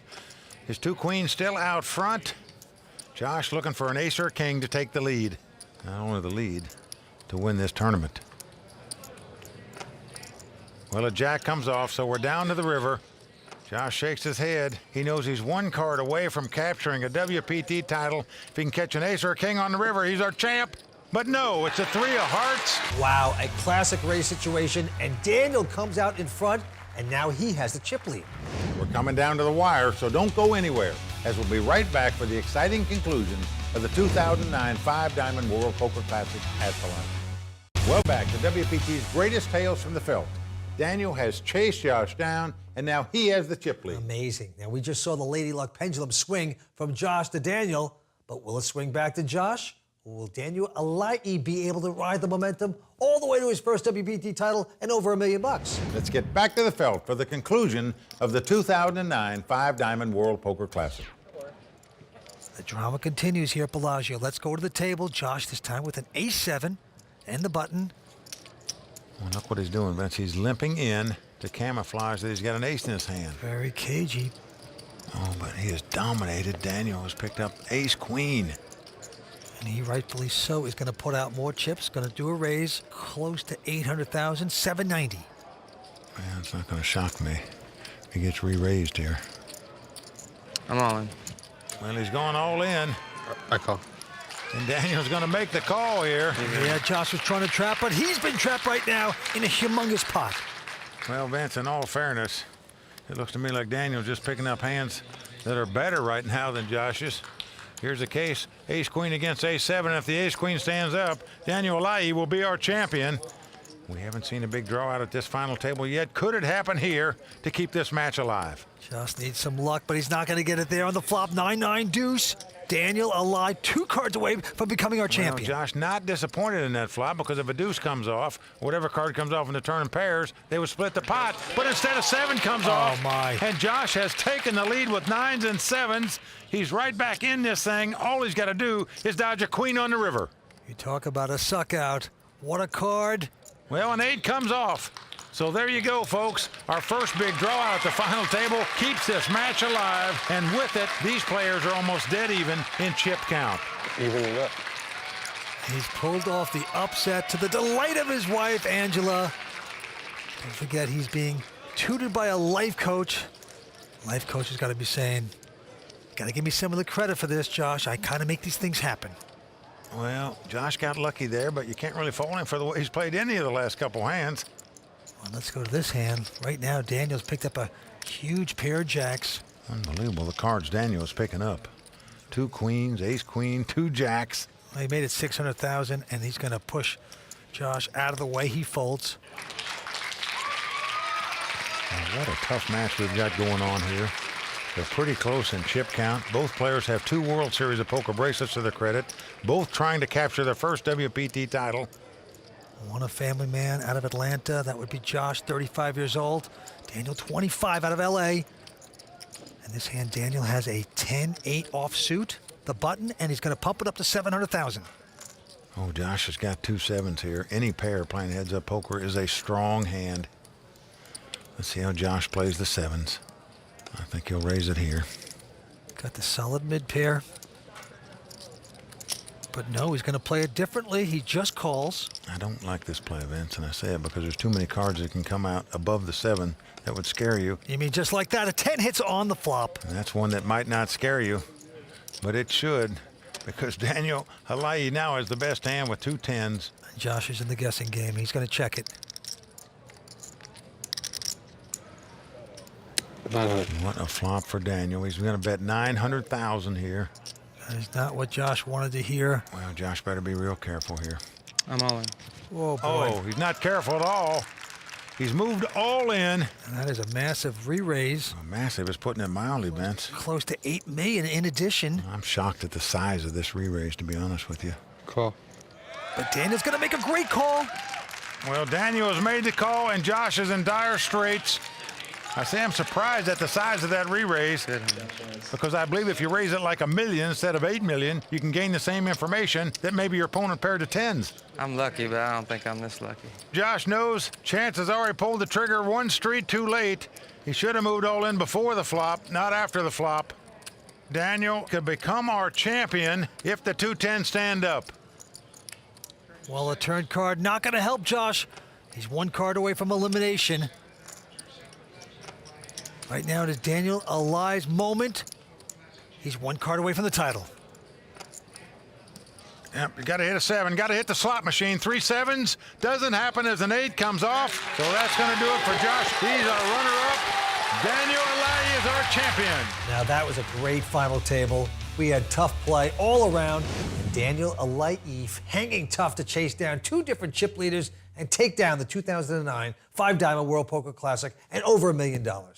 Now, this is Daniel's only WPT title to date, and it's the biggest tournament payday of his career. And for Josh, this is his highest finish in a WPT event, eclipsing his 2004 third-place finish at the Borgata Poker Open. Join my partner, Vince Van Patten, and I for the next installment of WPT's Greatest Tales from the Felt, and thanks for watching.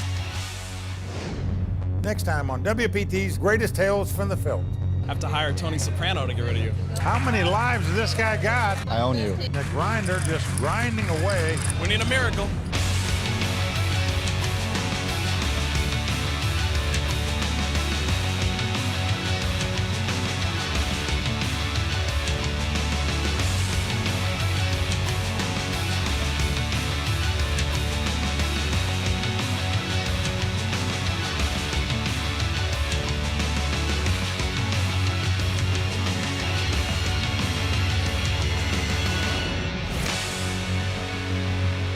WPT Greatest Tales from the Felt is brought to you by ClubWPT.com. Get a free entry into a $5,000 guaranteed tournament and play online poker for real cash and prizes at ClubWPT.com.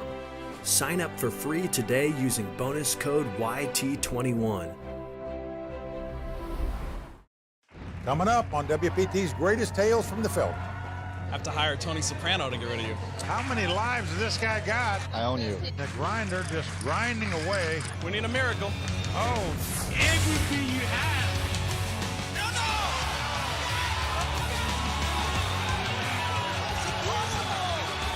everyone in the house standing, holding their breath. It's a dive.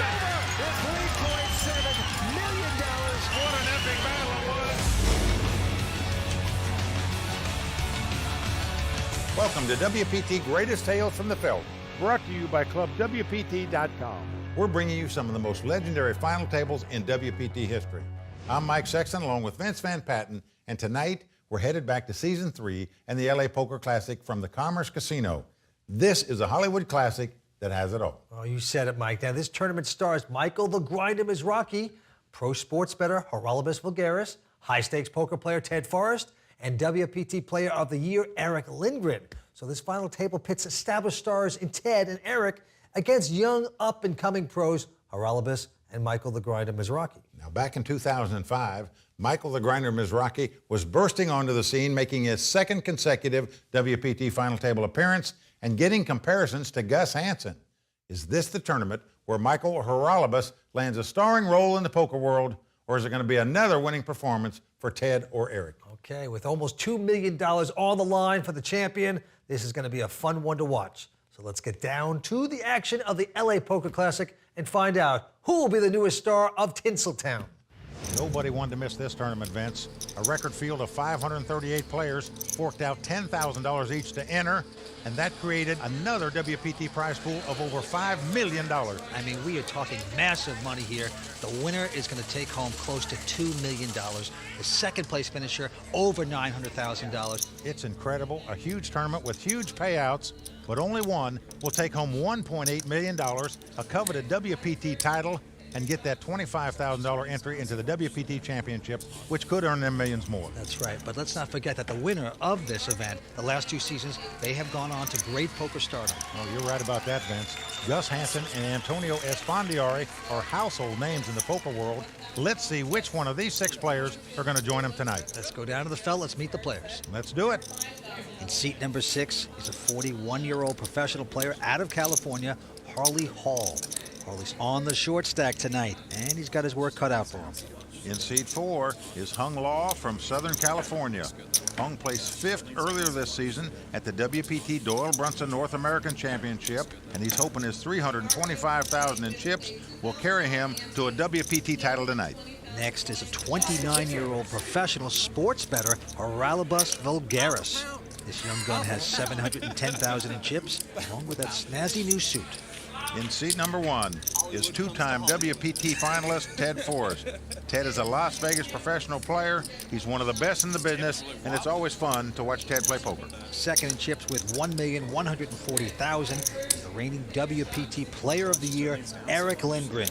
Now, a win tonight would give Eric his 3rd World Poker Tour title, and he's just 28 years old. Just amazing. And our chip leader, with nearly $2.2 million in chips, is 24-year-old Michael the Grinder Mizrachi.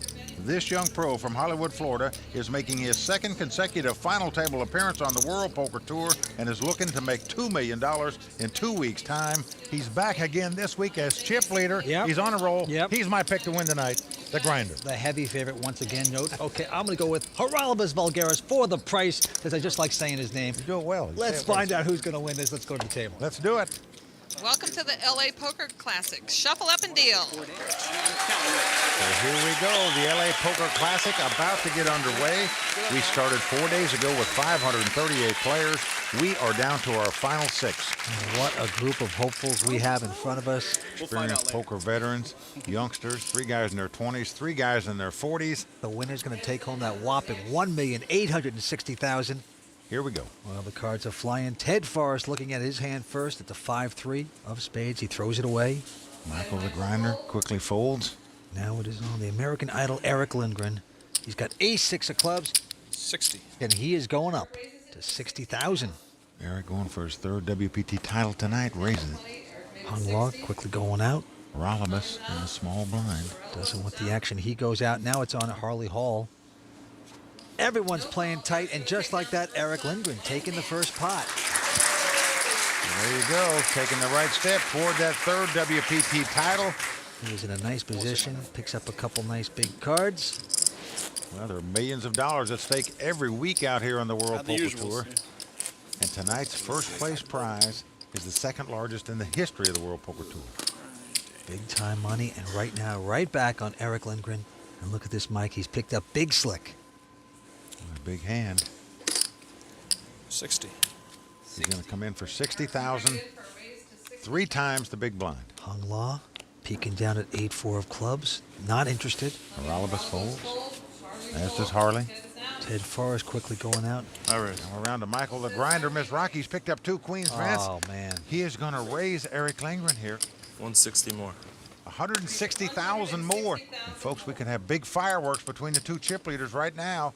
Eric with ace-king. Michael with 2 queens. Let's see how Eric is going to play this ace-king. Need one more chip. Miss Rocky, we've seen him play before. He plays very fast. Now look at Eric's going to... You weren't kidding, huh? He's going to get friendly with him. You're right about that, Eric. He's not kidding. He's bet 220,000. He's trying to get a read on his man.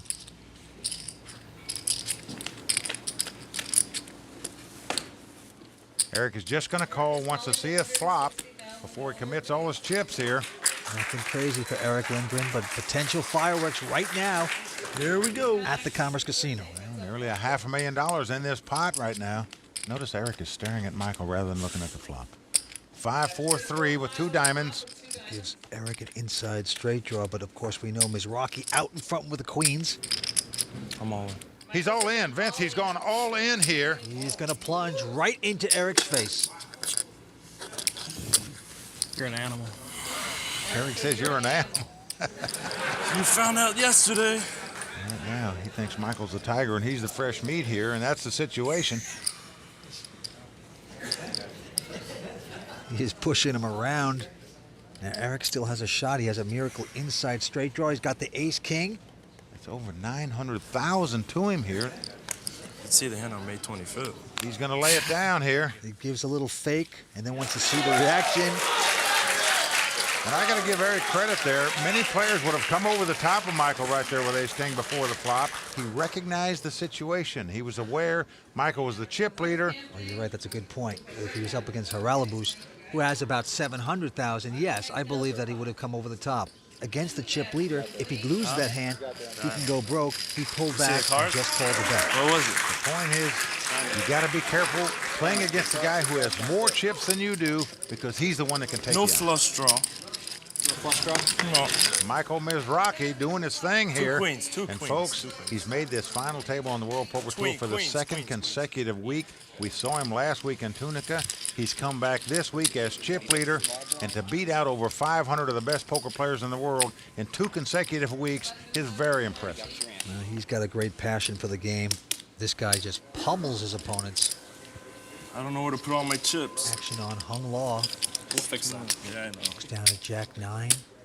He throws it away. Rolibus folds. It's into Harley Hall. On. The short stack, and he's going to flip the pancakes right here with ace-3 going all in. I like this play with the ace. Ted Forrest going out. There's Rocky out as well. The only one he has to beat right now is Eric Lindgren, who's looking down at a king 4. Now, what he's looking at, Vince, is the pot odds he's getting, and it's about 2-1 on his money. Imagine that. Exactly 2-1. That is right. He'd love to bust this guy out, make him the 6th place finisher right now here in L.A. I need the chips. I know you do. I don't think I can fold. Remember the last pot, Eric laid down and got away from it because he was up against the chip leader. Here he can well afford to make this call because his opponent is on a short stack. All right, let's gamble. And he's going to make the call. I got nothing. Well, Eric has made the right call in terms of getting the right price on his money here. Let's see if he can get lucky. He could bust him ace-3 versus king 4. Here we go with the flop. Hardly a slight favorite here. If he loses this, he'll be going back home.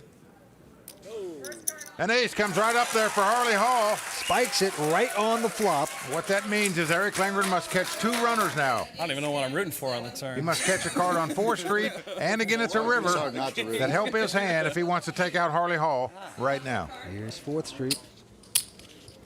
Well, a 7 comes off, so that's going to do it for Harley. He is going to double up right here. Good hand, Harley. Nice for Harley. Harley doubles up. This is a guy that, he's been around the poker world for a long time. He's made some money. He took his poker winnings, invested in real estate, and has done quite well. Thanks for leaving it up to me, boys. Eric Lindgren has actually played 2 pots correct so far, even though he's lost them both. Your job, Grinder. But we see the former motocross racer putting some fuel in his tank right there. Well, good thing for Eric. This is only the first lap, and there's plenty of time to pit and regroup, so to speak. Now, Vince, Eric is playing it smart by not wanting to make a play versus the chip leader, but he'll take a chance against the amateur with lesser chips. Now, he might have lost that hand, but I think he made a good betting decision. Okay, don't go away. WPT's greatest tales from the felt. We'll be right back. This is a true challenge, and I think I'm ready for it. I'm solely focused on poker right now. This is it. This builds towards the WPT title, everything. Got to win. Let's go. Welcome back to the WPT's Greatest Tales from the Felt, where we're looking at some of the most thrilling poker action over the years. Tonight, we're looking back at Season 3 and the LA Poker Classic from the Commerce Casino. That's right. The prize pool at this tournament is nearly $5 million, and at the time, it was the largest prize on the West Coast. Now, where we left off, former pro motocross rider Harley Hall took Eric Lindgren for a little ride. Now, let's see if he can ride the short stack all the way to the finish line. And the final 6 players are still circling that $1,850,000 first prize. Big bucks. Action's on Harley Hall. This time he looks down at 44, midlife crisis. Well, he's still on the short stack, even though he doubled up the last pot. Let's see how he's going to play this hand. The question is, does he have enough now to make a bet? Well, if he hadn't won that last hand, he definitely would have flung all in. But now that he's got some more change, he's thinking about massaging it, it looks like. Well, you're right, Vince. He's going to bet $65,000 here. Ted Forrest looking down at King 5, not interested. The grinder folds. Now it's around to Eric. He's got Jack Deuce. Nope. Now it's on Hung Law. Well, Hung has picked up a pair of 3s. He's in a small blind here. Well, Hung Law has been very patient so far. He's got some money invested already. Got $10,000 out there. Cost him $55,000 more to call. Look at Harley just staring this man down. The one thing Hung Law does know is that Harley's the only guy that he could play a pot against at the table and lose it and still not be eliminated. Okay. And he's going to call. He just calls. Haralabus going out. So here we go. A pot between the 2 short stacks. Hung Law with 2 3s. Harley Hall with 2 4s. Here comes a flop. But it's an ace, queen, 10. All big cards, helps neither player. Well, it's not a flop either one of them are going to like. And Hung Law to act first. He checks it. He gives the green light to Harley. And now Harley's thinking, gee, is this guy trying to trap me here? Now we know if he actually just plunges ahead and just bets it, Hung Law can't possibly make this call. Now will he have the nerve to do it? He's going to have to bet all those chips if he makes a bet. Does he want to commit them all here with 2 4s looking at that board? He's slowed down. He's going to check it as well. He's going to check. An 8 comes off on the turn. No help to either player. I'm on. Hung Law goes all in. He's making the move first, and Harley quickly folding. Well, an amazing play by Hung Law right there. He gave Harley the green light on the flop. Harley didn't go through it. Hung Law says, well, let me go through the light then here. He takes that pot away with the worst hand. Oh, that's just brilliant poker by Hung Law, the 45-year-old. You know, when he's not playing, he actually works with his sister in a beauty supply store. I bet he has a hard time doing that while he's thinking about the big poker game. Give Hung Law credit there, Vince. What a bold all-in play on the turn with just 2 3s, looking at 4 overcards. Well, that's a great game of psychology. If you sense weakness, push ahead and make money doing that. Action's on Michael Mizrachi. The chip leader looks at a pair of jacks. I wonder if chip leader Vince, he catches hand after hand here, looks like. Raises the 60,000 into Eric Lindgren, but once again he gets big slick. Same scenario as before. The grinder had 2 queens. Eric had ace king. He called him then. He's calling him again now. Not going to get crazy with it. Hung Law quickly going out. Moralibus going out as well. Harley folds. Ted Forrest. He gets out of the way too. So here we go again. Another pot between the Grinder and the American Idol. This is getting a little personal between these two. Here's the flop. The flop is deuce, deuce, 8. Just a nice one from Mizrachi. That's because he has the overpair. He's got the 2 jacks, and he bets 100,000. Michael bets 100,000. Well, folks, this is something you don't see often. Chip leaders continuing to clash at a final table. Usually you try to stay out of the other guy's way, who's the chip leader. Not these guys. They are button heads. Nothing materializing for Eric Lindgren with Big Slick, but he is not going away yet. So he calls the $100,000 bet. Oh, this is a mud fight. Here's the turn. He spikes an ace. And Eric's timing is impeccable there. The Grinder checks. Just a beautiful card. Nice little hesitation here. Well, he was hoping to catch the ace or the king. If indeed his ace-king wasn't the best hand, he's caught it. Let's see what he does with it. 170. Well, he bets 170,000. A nice investment into Mizrachi. Now, is Mizrachi going to be stubborn? Does he believe Eric? Well, he's getting out chips, though, Vince. Look at that look. Well, you can tell he didn't like seeing the ace come off. But he's saying, would the guy really call 100,000 on the flop if he just had ace high?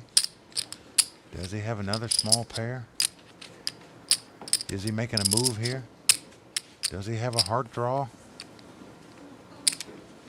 The Grinder trying to figure out what the correct decision is.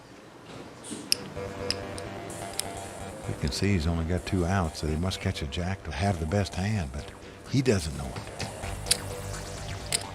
Right now, Mizrachi just trying to read something off of Eric Lindgren. Notice Eric just staring down at the center of the table. Not looking at the Grinder at all right now. Michael, the Grinder, Mizrachi makes a phenomenal laydown there, shows the 2 jacks. Nicely played, did everything right. But look at that distrusting look. And I tell you, we're seeing just sensational poker here, Vince. We saw the Grinder make the raise before the flop, bet on the flop with the best hand. As soon as he had the worst hand, he checked and then threw his hand away. You just can't do it better than that. We're even now. All right, that was a brilliant laydown by Michael the Grinder Mizrachi. And Mike, I love the cat and mouse game between Michael and Eric. Neither player letting up at all. They're trying to outwit and trying to outplay each other. It's very good. Well, stick around to see which player makes a bold move that will change the look of this final table. WPT Greatest Tales from the Feld is brought to you by ClubWPT.com. The LA Poker Classic is the daddy of the daddios. Biggest action, biggest turnout, great structure, greatest casino in the world. I love the city. The action here at the Commerce is amazing, so I couldn't wait to play a World Poker Tour here. The LA Poker Classic is the largest event on the West Coast. This is the event that all players strive to win. If a player is fortunate enough, or I should say is good enough to win that event, they're really setting themselves up to be one of the poker greats. Welcome back to the WPT's Greatest Tales from the Feld, where we're looking back at some legendary final tables. Tonight, we're watching Season 3's LA Poker Classic from the Commerce Casino. On this night, the stakes were high. A little under $2 million to the winner, and so far featured young gun player Michael the Grinder Mizrachi and reigning WPT Player of the Year, Eric Lindgren, were going at each other. The question is, will this be a two-way race to the finish, or will another player step up and take charge of the table? Let's get back to the action and find out. Right now, our chip leader, Michael Mizrachi from Hollywood, Florida, with nearly $2.3 million in chips. Boy, he's going to take home close to $1.9 million. Action on Eric Lindgren right now. Ooh, baby. Looks down at just an awful 7 deuce, throws it away. Hung Law looks down at a pair of 4s. The WPT cam brought to you by Michelob Amber Bach. Well, you remember earlier, Harley Hall had the 2 4s. Hung Law played against him and took the pot away from him. Let's see what he does with his 4s now. The last time we saw Hung Law at a final table on the World Poker Tour events, he virtually didn't play a pot hardly. Here today, he's getting in there sparring.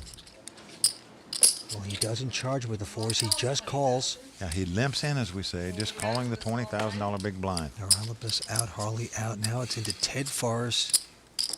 Haven't seen too much action on Ted so far. He has ace-8, but he's going to make this call. Well, he calls out of the small blind, and the grinder has Jack-10 and says, give us a flop. And there it is, Jack-5 deuce. That's good for Mizrachi. He's hit his pair of jacks. Well, Ted checks, and the grinder is going to bet the top pair here. 60,000. Oh, boy, into Hung Law Hussein. I should have bumped it before the flop. Did not like this flop. Well, most people like to see a flop with a small pair. You're hoping to flop 3 of a kind where you might double up or bust somebody. In this case, he didn't catch a 4 in the flop. So let's see what he's going to do with them.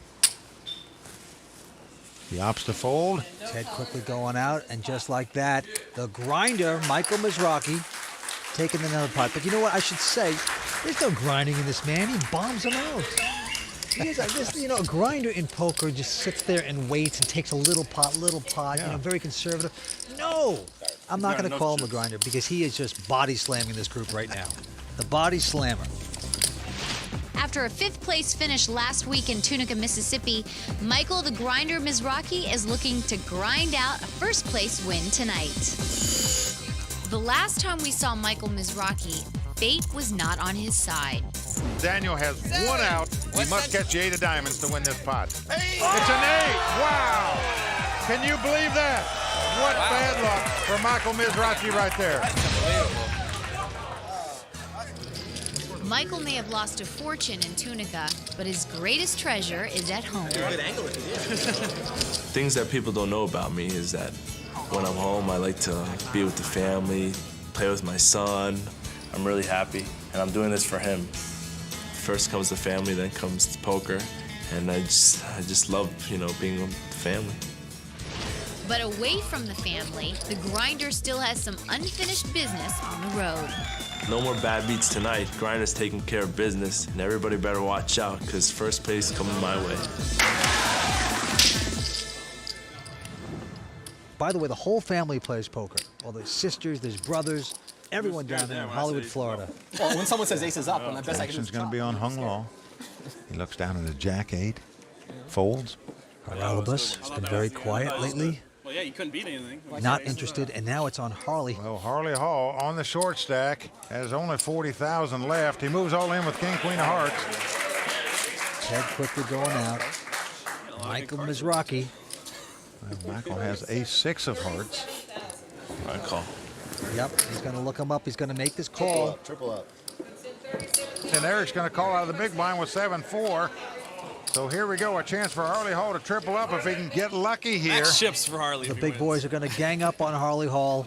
Will they be successful and knock him out? Right now, he's bobbing out in the ocean there, sending off that rescue signal. He needs help. And he's got an advance. Yes, a king comes on the flop. Just very nice for Harley. Michael and Eric both check. Flop not helping either one of those guys. Raise him, Harley. Can Harley hang around? Here's the turn. It's a 5 of diamonds. Now this gives Eric an inside straight draw. He needs a 6. Mizrachi and Eric have checked. Michael needs an ace. Otherwise, Harley Hall is going to triple up here. So we're going to see the final card, the river card. Well, it's a 3. Well, Michael checks. Eric checks, turns it over. So Harley Hall tripling up here to get right back in the hunt, Vince. Yeah, Mr. Motocross, soft landing there for him. Triples up, hometown favorite. Well, there you see Harley's mom and his family and friends cheering him on there. Boy, a lot of fans he's got here, Vince, pulling for him today. This is an entrepreneur, a great poker player, 41 years old. Got to be excited. He's hanging in there. Getting lucky. As a kid, I eat, sleep, breathe, drink motorcycles, and that's all I wanted to do is race motocross. And I think that's what actually has drawn me to tournament poker. I think that competitive thrill, that rush. Vince, when you're at a final table of a World Poker Tour event, even if you're on the short stack, when you double up or triple up like Harley just did, you're feeling good. Action's going to be on Ted Forrest. Well, he looks down at King 8 of spade. He's under the gun, as we say, in first position, but he's going for chips here, Vince. He's going to raise it. He makes it 45,000, a smallish raise. Now Mizrachi right behind him, a suited connector, 10-9 of clubs. He's called it. Well, he's called it, and look at this. Eric Lindgren with 10-7 of hearts. He's also called it. Hung Law quickly going out. Now it's around to Haralabos. He's got ace-7 of spades. Yeah. He wants action. Well, he's in the small blind. He's going to call it also. And Harley Hall cost him $25,000 more to call, but a lot of money out there right now. It is a very social pot so far. Pretty good equity. Harley with queen 8 and a smile. He's saying it's pretty good equity. I would guess so. Everybody else at the table in the pot here. Someone said go for it. I don't see what I can fold here. What he's saying, I don't see how I can fold this hand, and I don't blame him. I'd call 2 in this spot. He does so. 5-way action in a raised pot, folks. Only one player out, Hung Low, the only guy out of the pot here. All right, anything can happen. Here's our flop. Well, flop comes ace-9 deuce. That's nice for Haralabos. He's Yes, hit the it pair of is. aces, but he's going to check it. Harley checks right behind him. Now it is on Ted Forrest. Nothing hitting for him. 120. He's going to represent an ace, as we say, Vince. He's leading out. He's boldly betting this. That's $120,000. Now Michael Mizrachi's got a piece of it. He's got the 9s. Yeah, he has second pair. He gives Ted respect and folds. Now it's on Eric. Look at Eric, suspecting larceny here. Wondering if he'd raise over the top, it would take it, but he opts to fold. And now it's around to the man with the real hand, the pair of aces, Haralabos. He's looking back to check on it to make sure they're still there. His problem is his kicker is not too big. How many chips do you have left? About the same as me? Well, Haralabos is asking questions to Ted. Pretty close, probably. If you're sitting at that table and the guy raised before the flop and bet on the flop with 5 players in the pot, you have to suspect he has aces and most likely a bigger kicker than yours. Ted is going to have to sweat this out. And right now... Oh, Ted going to the sunglasses, Vince. Might be a little late for that. Well, Haralabos faced with a tough decision here. You can see the pain look in his face.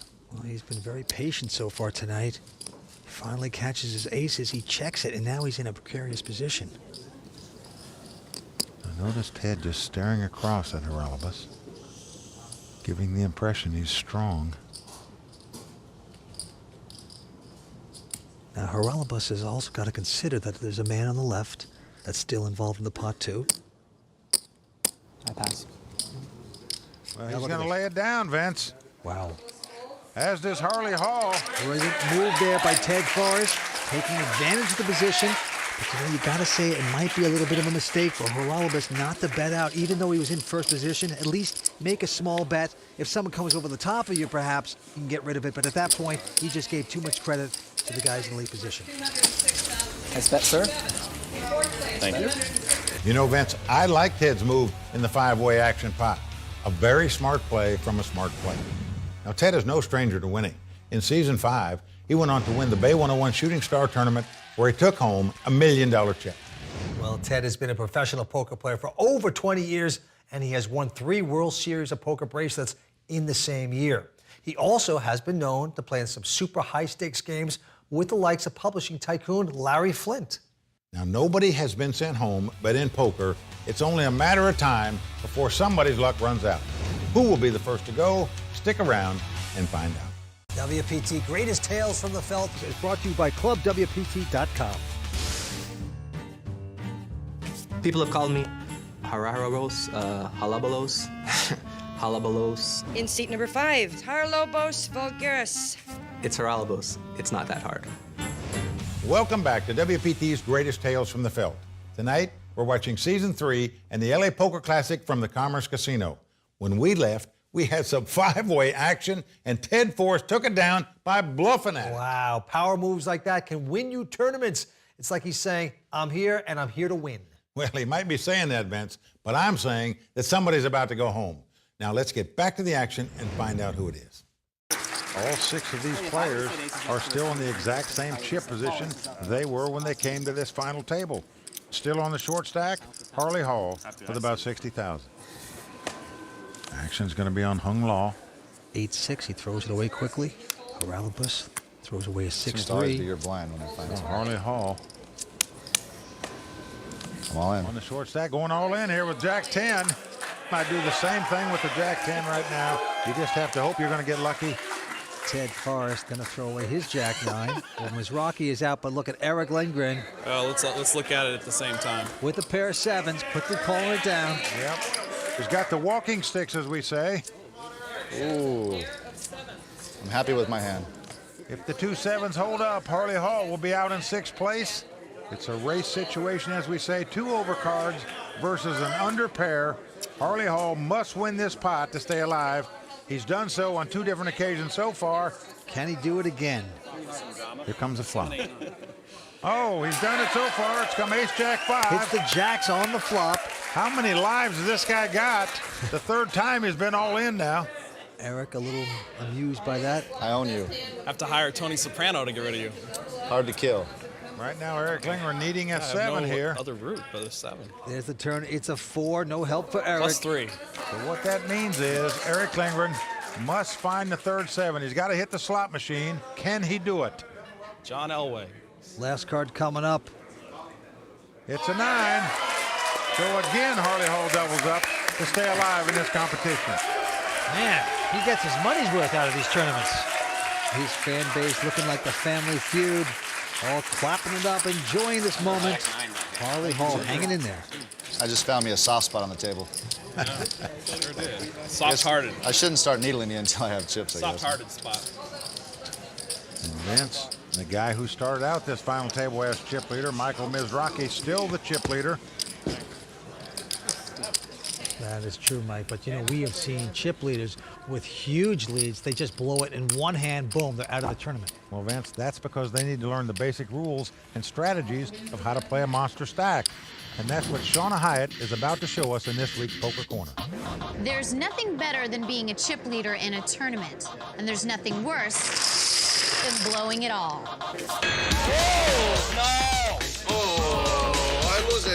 Everybody's lost a huge chip lead, and when you do, you feel sick. So once you've acquired a massive amount of chips, Oh my God, I'm alive! how do you keep them? If you have a big stack, you should be pretty comfortable. You know, you should kick back, relax, have patience, and look for the right opportunity to do a little dancing. One time! A lot of people, when they get a big stack, just feel like it's their duty to be involved in every hand because they have the chips, they can afford to lose, and they kind of play it too aggressively. That's what usually happens to me. I acquire a lot of chips, and then I just spin out of control. So if you can gain control, how do you take command? You have a potential weapon. You've got a tool that they all fear. Everyone else at your table knows you can put them out in one hand. You can push people around, take advantage of situations, and use it to accumulate more chips. So it's a great place to be. Oh, no. That's a bad beat, man. Don't worry, baby. In the next half an hour, 3 million. Well, there you see how to play a monster stack at the final table. What we're watching here, Vince, is how to play a short stack. That's done by Harley Hall so far. So good for him. Where's my other card? Okay, back to the table. Haralabas quickly going out. Around to Harley now. He looks down at 2 ducks. He's still on the short stack. I'm all in.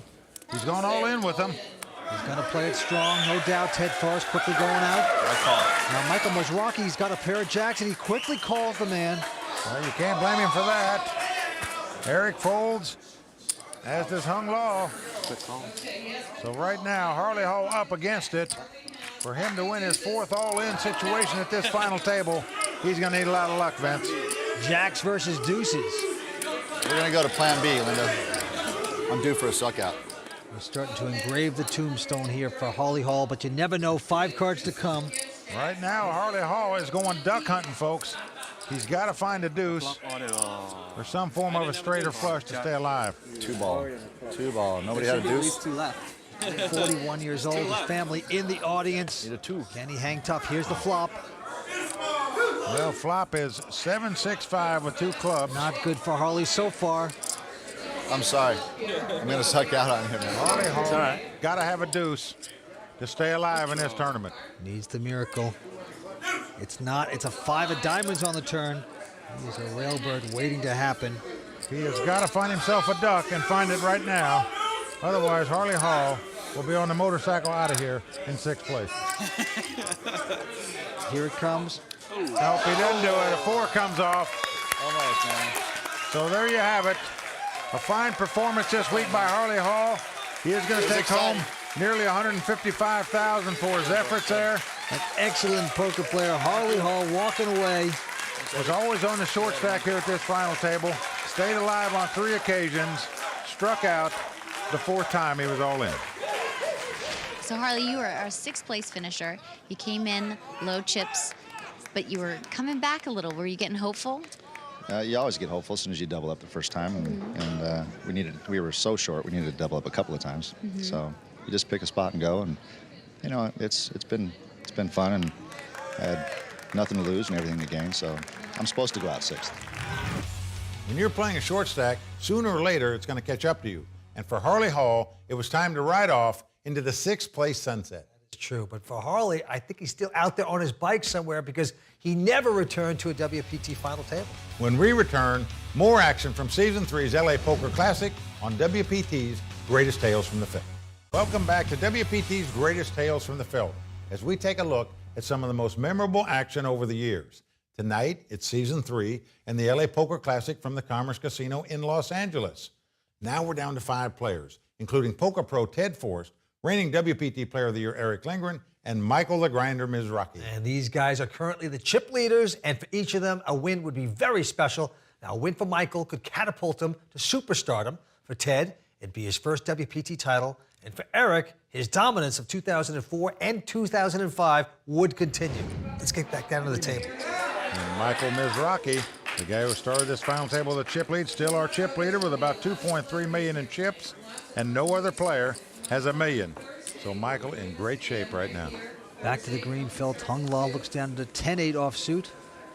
Throws it away. Moralibus folds. Ted Forrest with the button. Doesn't want any part of it. He goes out. Oh, here comes the Grinder out of the small blind with Queen Jack. He's going to raise Eric Lindgren here. Makes it 80,000 to go. Just exuding confidence. Michael Mizrachi. Now Eric has looked down and found a pair of 5s here. Be interesting to see how he plays these. This bitter feud between these two guys just continuing. Let's see how aggressive Eric Lindgren gets with the pair of 5s. He's just going to call it. Well, we've seen him be very conservative so far. Looks to me like Eric is just avoiding playing a big pot with Michael if he can help it. Look at this. Once again, Mizrachi hits top pair queens. He does. He's made a lot of hands, hit a lot of flops. He comes firing out there, 200,000. Eric Lindgren with his little pair of 5s. Well, they shrink up when your opponent bets 200,000 at you. You become very sheepish when that happens. Especially when there's a couple overcards out there. Now he's thinking to himself, I should have maybe gotten aggressive before the flop. Maybe I could have gotten this monster out on my right. Well, there's a good chance he would have done so had he made a big raise before the flop, but on the flop, he makes the correct decision and folds to the hand, and the Grinder just grinding away. Last week on the World Poker Tour, we pointed out, you know, we thought we'd see him again. Little did we know we'd see him the very next week come in here as chip leader, but what talent this guy has at 24 years of age. It's got to be exciting for the 24-year-old Michael Mizrachi. And right now, if he wins this event, he'll actually move up to 3rd place on the World Poker Tour all-time money winners. Well, that's right. He'll trail only Daniel Negreanu and Martin DeGnafe in that category. On the other hand, if Eric Lindgren wins tonight, he moves up to number 2 all-time on the World Poker Tour money list. Just incredible. And right now, Eric looks down to Queen 8 of clubs. Getting out raising chips, Vince. He is going to raise it. Makes it 60,000 to go. Yes, he does. Raising under the gun with Queen 8. Hung Law throwing away his 6-3. Moralibus. He's got a Jack Deuce offsuit. He's not interested. Ted Forrest. This time with Ace-4 in the small blind. I'm all in. Oh boy, he's going all in with just Ace-4. Mizrachi quickly folding, and Eric shows him respect. Well, that just shows you the great poker instincts that Ted Forrest has. Even though his hand wasn't that strong, he just sensed Eric was trying to make a move. He sees nothing's gone right for Eric so far today. In fact, you know, Eric is like a hot air balloon, Vince, going up. The problem is he's got a hole in his canvas right now. Well, I tell you, Ted Forrest just manipulating Eric Lindgren right there. Eric a little punchy from this. And with that last pot, he has gone to the short stack in this field. That is correct. Now it's on Hung Law in first position. He's got Ace-10. And he looks like he's getting some chips out. Right. He says he's going to raise it. Looks like a $50,000 raise going up to 80. Makes it 80,000 to go. Haralabos throws away his 6-3. Round to Ted. He folds. Michael quickly folds. Now it's on Eric Lindgren. He's got a nice starting hand. Ace-9 of hearts. Well, he's got 30,000 out there. Cost him 50,000 more to call. Hung Law with just slightly more chips. Hung Law just has him slightly pipped too. Ace-10 versus Ace-9. A potential disaster here for Eric, but he's going to make the call. So right now, Eric with Ace-9. Hung Law with Ace-10. Comes a flop. Ooh, flop is Ace-5-3. Boy, they both hit aces. Now that is potential disaster. Eric checks. The second card, the kicker card for Hung Law at this point in front. Hung Law taking his time. He's going to milk this a little bit. You'd think a guy that raised before the flop and hit an ace on the flop like this would fire quickly. But 100. Here comes the bet. The 100,000. He wants to suck Eric in like cat hair. Vince, will that long delay by Hung Law throw Eric off a little? He is outkicked at this point. He's going to give the action. He's made this call. Hung Law looking back at him. So off to 4th Street we go. Oh, another ace comes off. They both got 3 of a kind. But Hung Law's kicker is higher. He's leading right now with the Ace-10. And the problem for Eric is once that ace comes on the board, it seems less likely to you that your opponent will have an ace. Eric checks it. I'm on. And look at this. Hung Law's bet. He's gone all in, and Eric quickly calls. Yep, he quickly calls, suspecting his 3 aces might be good. And Lindgren, 2-time World Poker Tour champ, is in a bad place, very close to being body bagged. He is down for the 9 count. To dodge the 10 count, he must catch a 9, which will win him the pot, or a 5 or a 3, which will get him a split out of this. You have 4 and 500? Yeah, shoot. He's got more. He stands up. He knows he's in dire straits right now to stay alive in this tournament. Just nothing going right for Eric so far today. We need a miracle. Certainly if he gets lucky and catches a card here, maybe he'll right the ship. If not, he'll be man overboard. 5. Bet 100. I had a feeling I was in trouble. And they're counting it up to see who had more money. Barely to cover you. 500. Hung Law does have him covered, so this could be it. But Eric would love to catch that miracle 9. A 5 or a 3 will get him a split. Anything else, he'll be reporting to the rail. Let's sit down. It's coming. The WPT Player of the Year says it's coming. Let's see if it is. I don't want to beat him. Just 5. Last card coming up is the miracle card. Will it be? Well, no, if it's a jack. The great Eric Lindgren got to walk away our 5th place finisher, $206,000. Always a gentleman. Vince, all you can say is today was just one of those days. We've had him a number of times. Just doesn't matter what you do. Nothing goes right. They started pummeling him right from the beginning. They never let up. Just was not Eric Lindgren's day today. Wow, that's a tough beat for Eric. There's nothing he could have done differently. Sometimes Lady Luck just isn't on your side. Vince, when you've got trip aces, you might think it's good enough, but this time it wasn't. No, it was not. Now, Eric Lindgren had a great run in 2004 and 2005, winning WPT Player of the Year and the Party Poker Million.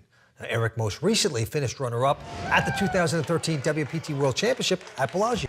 Well, there's still 4 players in the hunt for the nearly $2 million first-place prize at the LA Poker Classic. That's right. Will it be Michael and Ted grinding it out for the win? Or will Haralabos and Hung Law step up and make a run for the money? Believe me, you don't want to miss this. Find out next time on WPT's Greatest Tales from the Felt. I'm Mike Sexton. And I'm Vince Van Patten. Thanks for watching.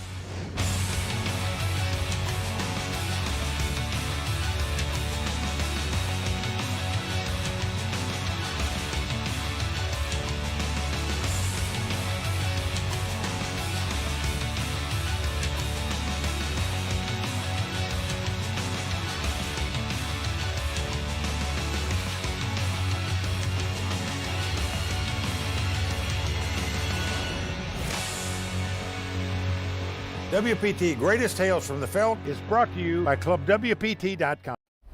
This could be you. Get a free shot at winning a seat into a WPT main event at clubwpt.com. Sign up for free today using bonus code YT31. Coming up on WPT's Greatest Tales from the Felt. Sometimes the momentum starts moving. You have the best hand. Careful, sir. Good luck. Get out the riot gear. Everything you have.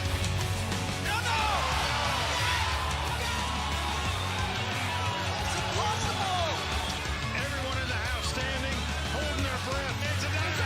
It's $3.7 million. What an epic battle it was. Welcome to WPT Greatest Tales from the Felt, brought to you by ClubWPT.com.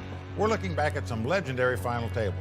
I'm Mike Sexton alongside Vince Van Patten, and tonight, buckle up because you're watching the conclusion of Season 3's LA Poker Classic from the Commerce Casino. And Mike, this is the story of Michael the Grinder Mizrachi and his quest to take the poker world by storm.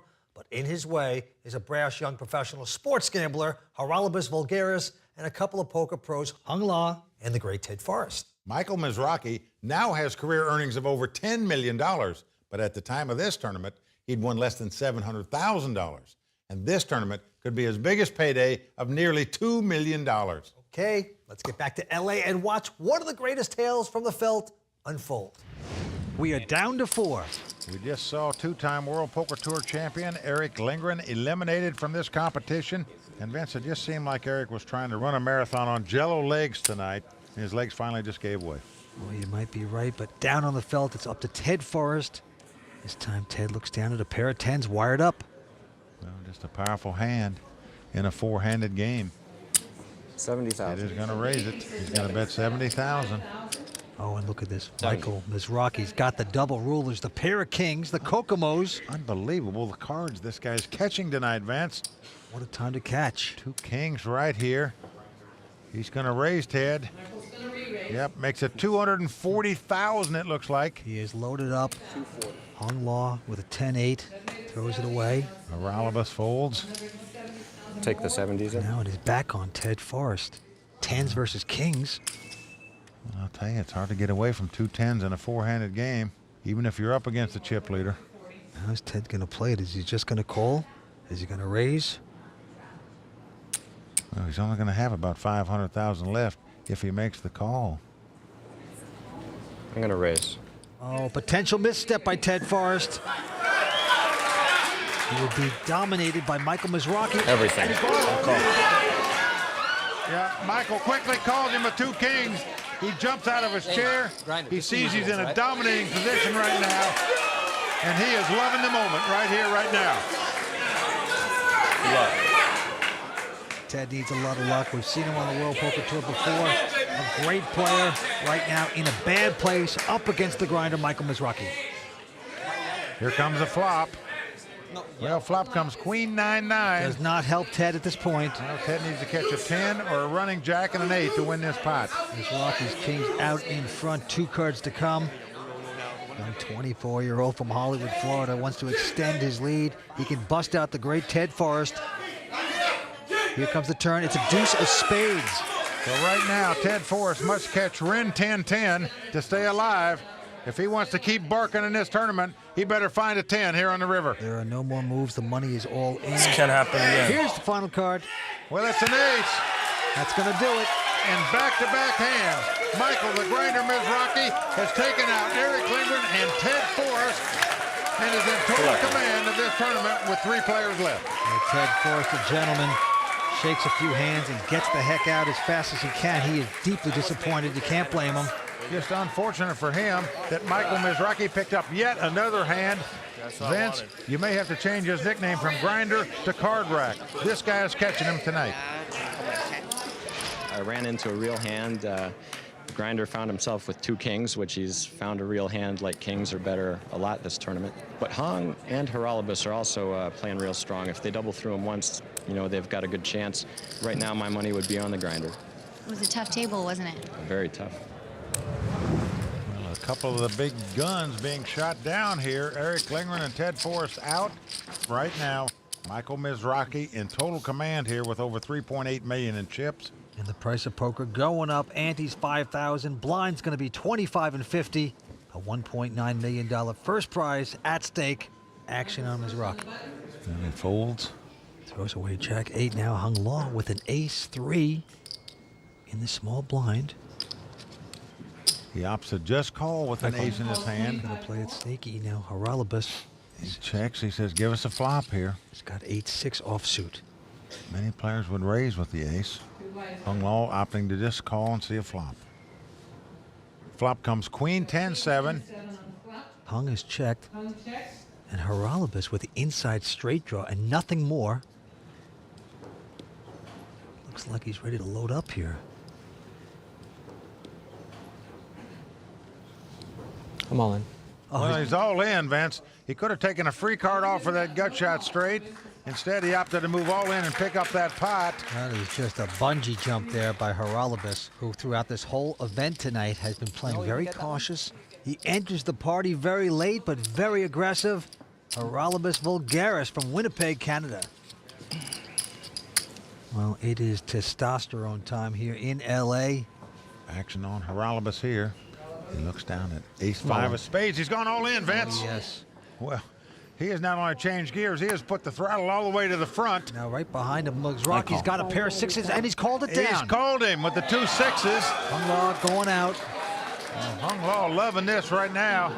And he'll be pulling for Michael's 2 sixes to hold up, because that means he'll move up $500,000 in real money with a shot to win this title and another $1 million. So did Haralabus move just a little too fast? We will find out. I mean, you can't blame him. Ace-5 of spades in a three-handed game with the button, short stacked.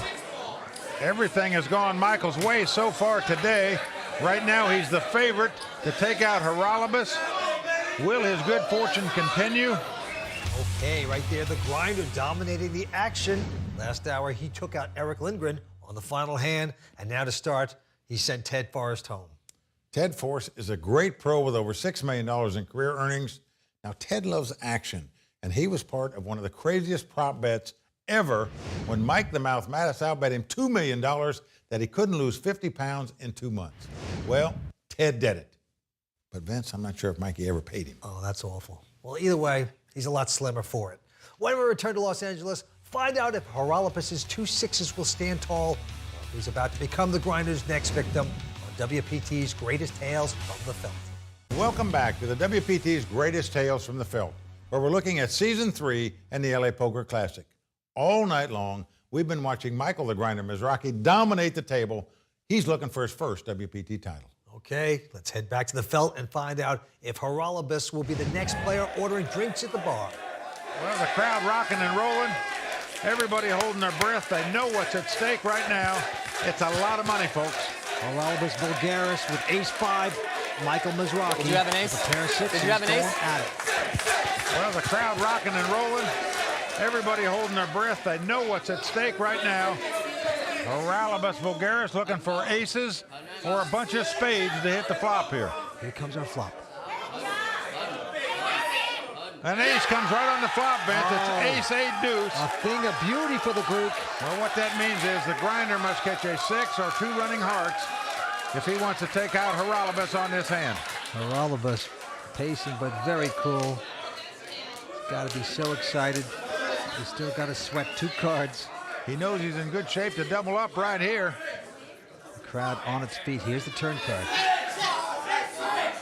Well, the turn card is a deuce. Oh, Canada, you're out in front on this hand. Well, the grinder looking for a Route 66. He must have a 6. He's blowing kisses to the board here, Vince. Oh, a lot of love at this table. I need this river for well, the if he last catches time, a make up 6, from last time. he'll send Haralabus down Route 66 and out of here. 6 of spades. 6 of spades. Here's the river. 6. Well, it's an ace. So there you go. Haralabus makes 3 aces on the river to take this pot down. Well, he's got some fans of his own here, Vince. That's a 25. So bold aggression by the young Greek pays off in a big way. Just a couple more goes. Little chink in the armor there for Mizrachi. Well, you're right, Vince. It's the first time that Michael's been dented even today. So far, everything going right for him. He's won every decision he's battled for. This is the first pot he's lost of any consequence. Let's see if it affects him. It's a small dent in the grinder stack. But hey, I've seen it go worse, you know. Sometimes it's just the momentum starts moving. Nice answer. With a degree in philosophy and talent for writing, Haralabos Voulgaris is not your typical poker player. I have a philosophy degree. I'm a playwright also, and I write screenplays as well, actually. On my list of things to do in the next 5 years is learn how to play the piano, have a play on Broadway that I've written, and win a WPT tournament. A lot of people don't know how good he is. He's going to surprise some people. My playing style is very similar to dihydrogen oxide, which is a compound that's pretty benign at times, but can also be variable in its properties. So at times it can scald you or freeze you. Coming into this, I was 100% positive that I was going to win. I just felt it, you know? Sometimes you feel it. So much so that I made a list of things I had to do, and one of them was buy a suit. Yeah, it was just weird. I've never really had that before, but I just felt like this was it. With that pot, Haralabos moves into second chip position, and Vince, he's virtually just one pot away from tying for the lead here. If he could double up through Michael, even though Michael's been dominating play all day. Well, one of these guys is going to take a World Poker Tour title, but this time Mizrachi quickly folding his 10-3. Action going to Hung Law. Now Hung Law has 10-6 of diamonds here. And he just calls. He limps in, as we say. Haralabos with a very uneventful 8-deuce offsuit. He says, give us a flop. All right, so no larceny at this point. Flop time. Now flop is 9-6 deuce with 2 spades. Hung Law has flopped second pair. Haralabos has flopped bottom pair. Dangerous flop. Bet 75. And Hung Law coming out and betting 75 grand. And without hesitation, Haralabos. He calls him with bottom pair. He calls him with the 2 deuces. Oh, so quickly. So deuces versus sixes at this point. Possible straight, possible flush on the board here. Difference between third place and second place over $500,000. Here's the turn. Well, the turn is the Jack of Diamonds. Right back on Hung Law. Well, Hung Law is just wondering if his 2 sixes are good. If his opponent's on some kind of draw, whether he's drawing at a straight or a flush, or does he have a bigger pair? Well, he's got to be also thinking, why did this guy call so quick? Either raised before the flop. Am I still in front? I'm on it. Can't believe He's putting him on the draw. He's moving all in right here. This is just a gutsy move by Hung Law.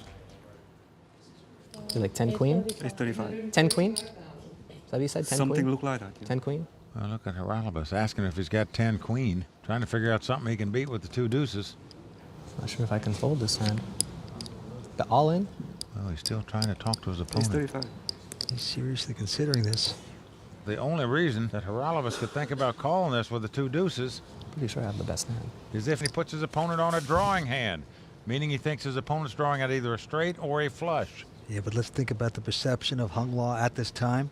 Very solid poker player, nothing crazy so far. Well, in golf, they say trust your swing. In poker, you got to trust your instincts.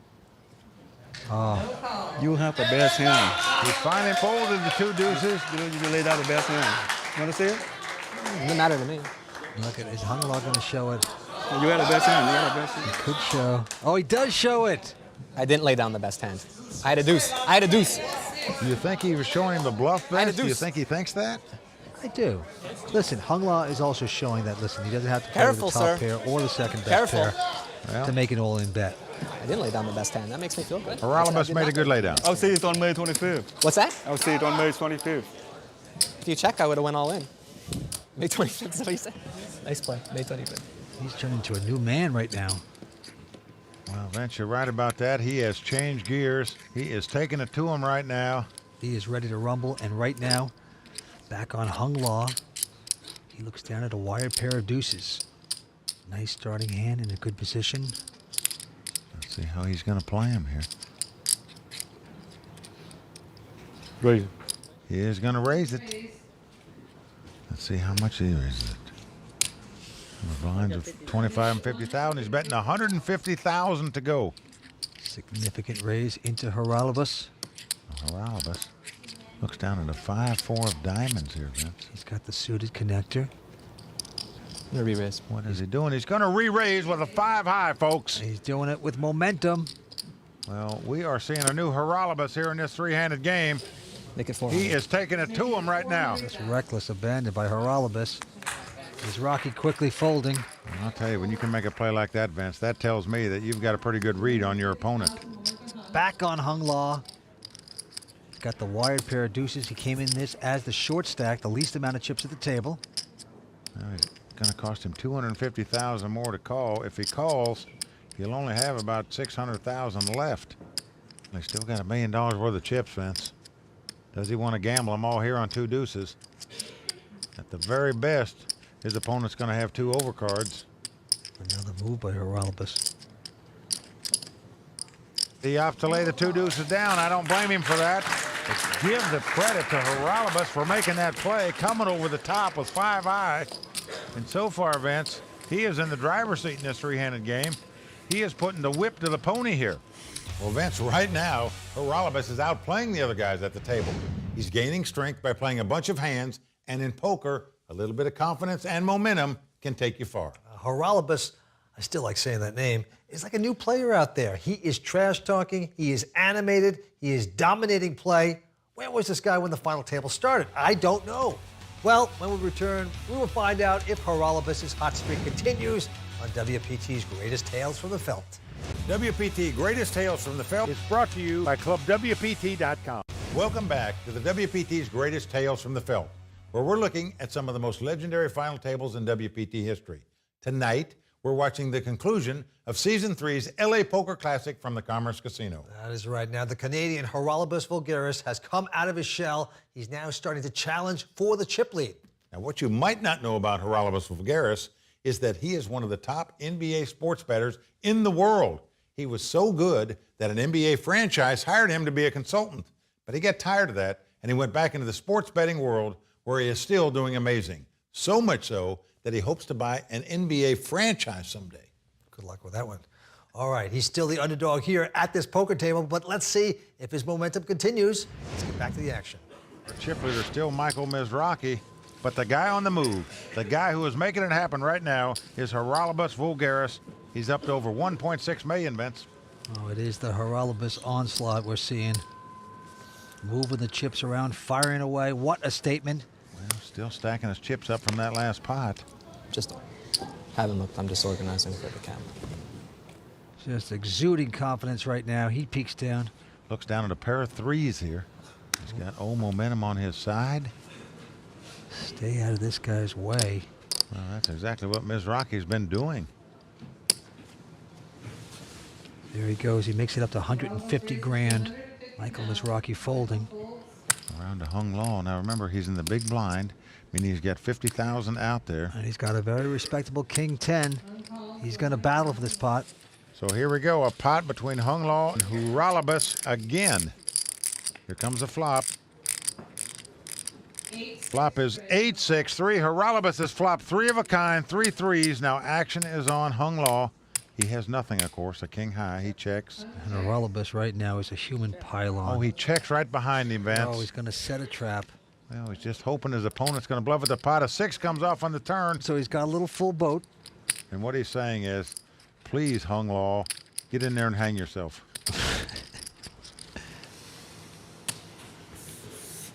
Hung Law, nothing materializing for him, but perhaps he'll make the mistake and bet here.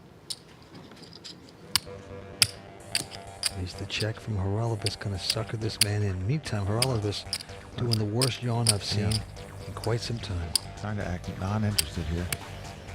I'm on. Well, Hung Law wasn't looking at him, and he moves all in. He gets the action he wanted.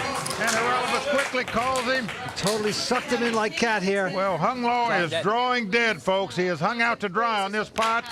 No matter what card comes up at the river, he cannot win this pot. He is going to be out in third place. Just a great trap check on the flop by Haralabos.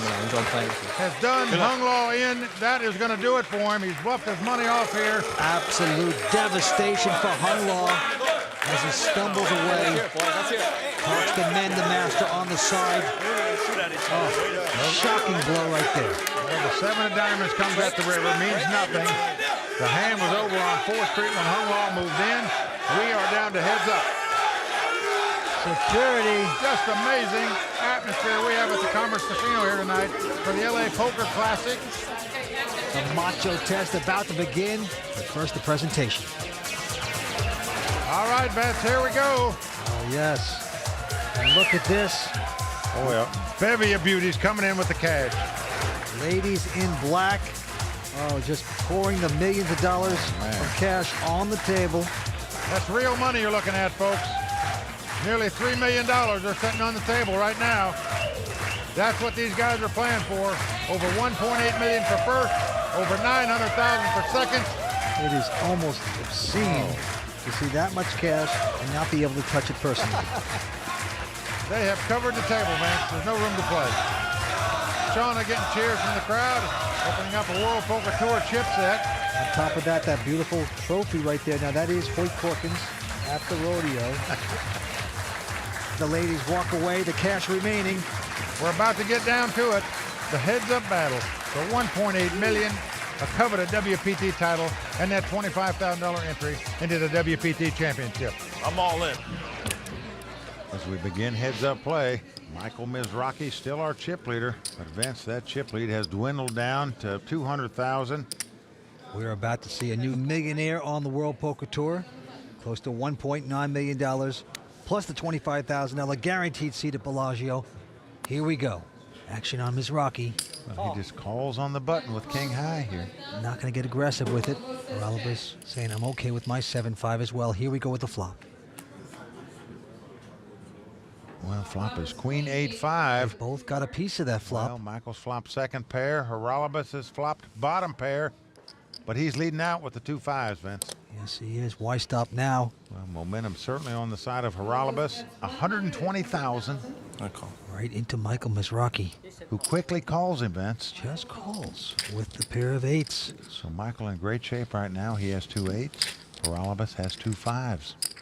Here comes the turncoat. Oh, I can't believe this. He's hit 3 of a kind. And checks 3 of a kind. Digging a hole, waiting for his sucker to fall in. Well, Michael doesn't fall in the trap. He checks right behind him. He smells a rat. And a king comes off. This could spell trouble for Michael. Absolutely. It gives him kings and 8s. Notice Haralabos is betting this time. Well, he's got his set, his 3 of a kind. 225,000. I call. Michael Mizrachi just calls it. Yeah, he does not raise with kings and 8s here like many players would do. He just dodged a major bullet, Mike. 3 5s. What instincts by Michael Mizrachi not to lose a ton. Bets, he didn't even think about raising that. I know. He just quickly made the call, suspecting his opponent might have 3 5s. Pretty good poker savvy there, Vince. That's a grinder kind of call. I mean, now he's finally living up to his nickname. You know, don't get too crazy, just grind away. That was a grinder call, just absolutely brilliant. Haralabos Voulgaris is continuing to fire away at pots, and by doing so, he is now the new chip leader. Can the Canadian hang on and win his first WPT title? Or will the grinder live up to his name and find a way to grind out a victory? Don't go away. Welcome back to WPT Greatest Tales from the Felt, brought to you by ClubWPT.com, where we're taking a look back at the LA Poker Classic from Season 3. Let's get back to it. Well, for the first time tonight, we have a new chip leader at the final table. His name is Haralabos Voulgaris. He has taken the lead over Michael Mizrachi. And well-deserved. It is just fearless poker by Haralabos Voulgaris. One of these young men is going to take home nearly $1.9 million and a WPT title. Action back on the grinder from Florida. Michael Mizrachi, ace-9 in his hand. 150. Well, he's going to raise it. Makes it 150,000 to go. Likes his starting hand. Nice position. Haralabos Voulgaris. Well, he has certainly been on a roll since we started three-handed play. Everything going his way. In the small blind there, looks down at the kids' game. Acey-deucey. The raise. This is no kids' game here. He's going up. Nearly $1 million difference in first and second place. And Haralabos is going to re-raise him right here. Let's see how much he raises him. You're staring down at an ace-9 like Michael is, and your opponent's going to re-raise you. You're not that crazy about that hand, I can tell you.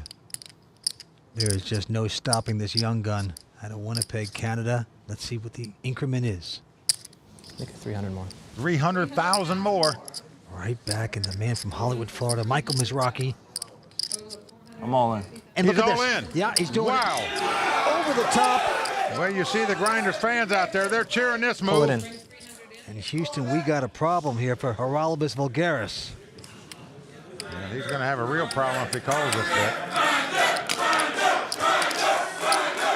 The Mizrachi mob chanting. Well, they're chanting Grinder. He's their man that they're hoping to win, and right now he's in a dominating position to do just that in case Haralabos trips up here and makes this call. Oh, buckle up. It's a shoving match right now. Haralabos looking stunned. How much more does he have left? Well, it's nearly a $2 million re-raise to him. You have me covered, I believe. I'm just wondering. All right. Bad time to wonder. There's going to be about $3 million in the pot. It's going to cost him another $1.9 million to call here. 1.9. 1.9 million. This could be the defining moment of Haralabos Vulgaris' poker career. Well, he knows if he calls and wins this pot, he'll be the champion. Got a pair yet? Oh, he's going to ask questions.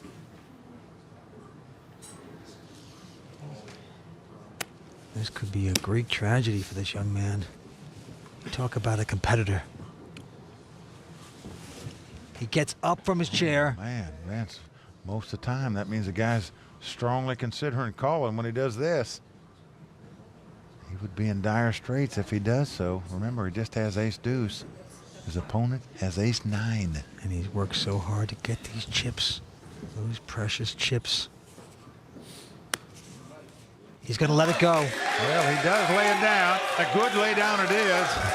You know, in poker, money saved is money earned, and certainly I think he saved a lot of chips there by laying that hand down. And the Mizrachi mob just elated by their boy taking that pot. Well, Vince, it took him one pot to regain his chip lead that he's had all day long. I'll lay down a hand there. Don't think I can afford to lay down another one. Oh boy, fireworks happening at the Commerce Casino. The antes and blinds going up. A whopping $60,000 and $120,000 blinds right now. Michael Mizrachi with king-6 in his hand. I call. Gotta play it slow, just calls it. For the second time, he limps in with king high on the button here in this heads-up match. And Haralabos checks his 7-3. Here's the flop. Look at this flop. It's king 5-3. Michael's flop top pair. Haralabos' is flop bottom pair. Haralabos quickly checks. Michael coming out and betting 200,000. Yep. Raise it up. Haralabos is going to raise it, Vince. Quick check and raise. He doesn't believe Michael has a king. He thinks he would have raised before the flop. If he had one, he's going to try to take this pot away from him. He's made it 400,000 with bottom pair here. I'm all in. Right over the top. Michael's going all in.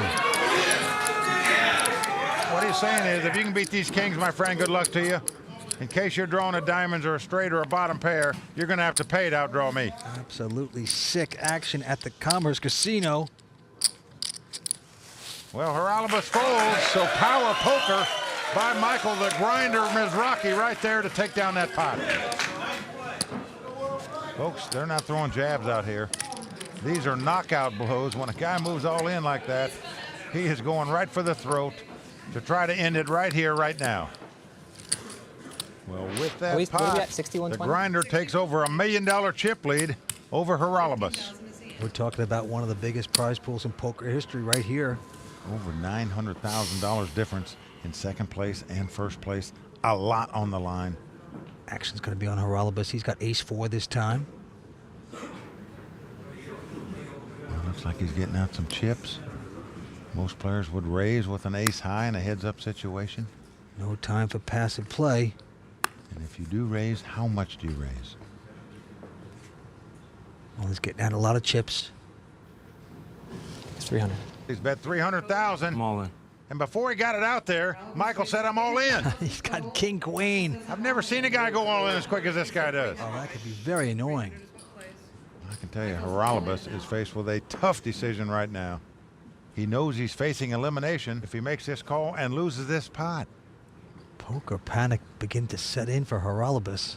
He has raised it one more time and been set all in again by the Grinder. This time, however, he has the best hand. He doesn't know it. He's staring down at his chips. Does he want to gamble here? You pull in the money. Just that quickly, a no-limit hold'em. much is this, Things three? can turn around. Going into this hand, he had over $1 million chip deficit. If he plays it and wins it, he'll have a $4 million to $1 million advantage on his opponent. There's Rocky now, dancing. He's doing the Watutsi here in the disco. Acting very cocky. That's usually a sign of a weaker hand. Now, is Haralabos going to pick up on that? Well, folks, this is a tough call. If you make this call and lose this pot, you're out of here. You only have an ace-4, remember. It's not suited. Well, Mizrachi, as we know, he has a king-queen in his hand. It would actually be a slight dog if he should get called down. I call. He's done it, Vince. Yes, he has. He has made the call. It's a correct decision. He is the favorite to win this pot and double up. Exactly what I put him on. Absolutely clairvoyant.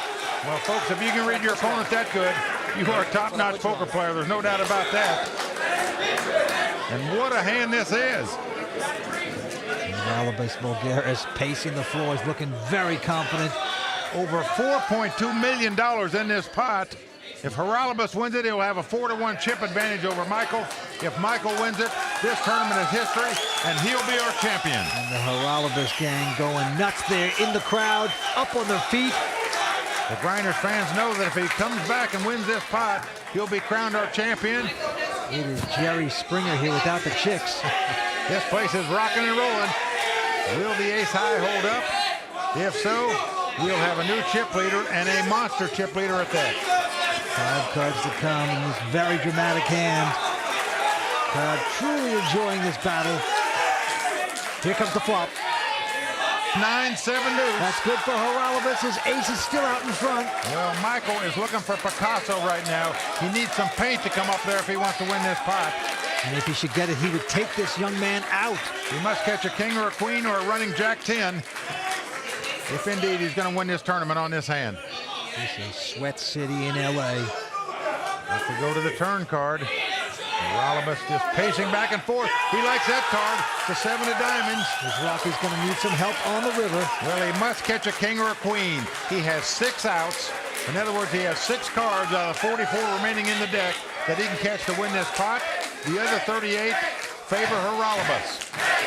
And Michael Mizrachi make it happen. One more card to sweat out. If it's a king, he's king. If it's a queen, he's king. Here it is. And it's a jack. In one hand, Haralabos Voulgaris takes a commanding chip lead in this tournament. High five for the Haralabos gang. I saw paint. Well, I can tell you, Vance, that was not an easy call to make before the flop with an ace-4 offsuit. Exactly what I put him on. To call $1.8 million. If you lose the pot, you're out. A tough decision. He made the correct one. He lives on. Well, like all great players, Michael was able to switch up his game and play some power poker. Unfortunately for him, Mike, Haralabos was up for the challenge. He's not backing down. I'll tell you one thing, the crowd is in it, and this is one finish that can't be missed. We'll be right back. Don't go away. Welcome back to WPT's Greatest Tales from the Felt. We're watching a great back-and-forth match between Haralabos Voulgaris and Michael the Grinder Mizrachi. Now, both guys are playing some power poker. They're trying to land that knockout punch. Okay, will Haralabos be able to put Michael away and pull off a stunning upset? Or will Michael come back from the short stack to win it all? One of them is about to go down for a 10 count, and the other is about to take the poker world by storm. Who will be the champion of the LA Poker Classic and the nearly $2 million first place prize? To the felt we go. Right now, Haralabos Voulgaris with over a 4-to-1 chip lead over the guy who's led all day long, Michael Mizrachi. What a turn of events. It is turned around in a big way. Haralabos now out in front. Action's going to be on Mizrachi. I'm all in. And look at this. He's going all in with it. I call. And quickly, Haralabos calls him a 2-5. He's got a legitimate pair. Well, this could do it here, folks. If the 2-5s hold up, Haralabos will be our champion. Mizrachi just losing his grip here. You just wonder if frustration, depression, all that setting in, he's losing his patience.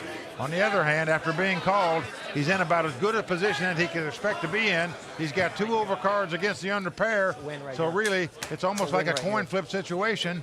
Well, that is very true, but he looks desperate at this point, imploding before our very eyes, but he could get lucky. Does he have the heart to come back? Only the cards will be able to tell.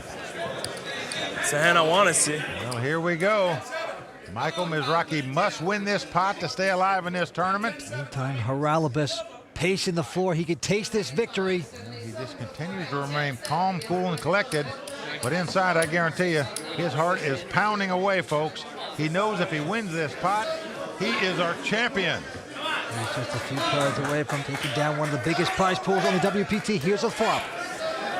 7. Oh, a 7 right in the door. That's great for Mizrachi. He's hit the pair of 7s. Queen 7 deuce, and Michael Mizrachi has taken the lead in this hand. Oh, man, he rolls his eyes. He can't believe his fate, but he still has to sweat a couple cards. All he has to do now is dodge a 5 to double up. Now Mizrachi comes over and puts his arm around Haralabos. You got the 10 of clubs. 10 of clubs. Easy to do when you hit the 7. Yeah, he'd have put both arms around his neck if a 7 hadn't come out there. Here comes the turn card. The 8 comes off. That's a good card for Mizrachi, still out in front. He's got the old 2 outer. So out of 44 cards that are left in the deck, 2 of them are good for Haralabos. 42 of them are good for Michael. Their work is done. They're sweating out the river. There's the river card. It's going to hold 7. up. So there you go. Michael Mizrachi is back in it. Nearly $2 million in chip. Look at that. He's high-fiving his fans now. He's got the Mizrachi mob high-fiving. Well, Vince, they're telling him you can do it. This is not over. Get back in there and fight. Go to work. The Jerry Springer game going to work again. They are having a great time. Chanting going on here. I'll tell you, Vince, I believe this is one of the most enthusiastic crowds that we've ever seen on the World Poker Tour. This makes it a little harder, that's all. Okay, well, it's that time again. The antes and blinds going up. It's $20,000 right now for the ante, with blinds being $100,000 and $200,000. So that means there's $340,000 laying in the center of the table before the cards are dealt. That's worth going after. Play's going to be on Haralabos right now. Haralabos with about a 2-to-1 chip advantage. I'm all in. Goes all in with a 7-5 offsuit here. Say it ain't so. Mizrachi looks at Queen 9. Very tough to call all your chips off with Queen High. Nope, wants to wait for a better spot. So Haralabos is just taking it to him here, moving all in with 7-5 offsuit. Last macho play there by Haralabos. There's no defense against the all-in play, Vince. You have to pick up a hand to play against it, especially when the bet is over $1.8 million to you. This is not pity-patty poker we're watching now. These guys are throwing the leather. What is it? We're watching exceptional poker by the X generation. Haralabos, just 29 years old. Michael Mizrachi, 24. The worst they're going to do is take home $900,000. The winner gets $1.9 million. The action goes on the Canadian, Haralabos. He's got 9-4 of hearts this time. Call. He's going to call. What do you say? Call. Mizrachi with Jack 8 offsuit. He's content to call as well. He says, give us a flop here. So $440,000 in the pot right now. And here comes a flop. Oh, Jack 8-3. It's all diamonds, but Michael has flopped the top 2 pair here. And he quickly checks. He's going to get Haralabos to bite here. 240. Haralabos has none of that. He's bluffing, bets $240,000. All in. And Michael's moved all in. Again, Michael's gone all in over the top quickly. Yep, Haralabos is going to lay that down.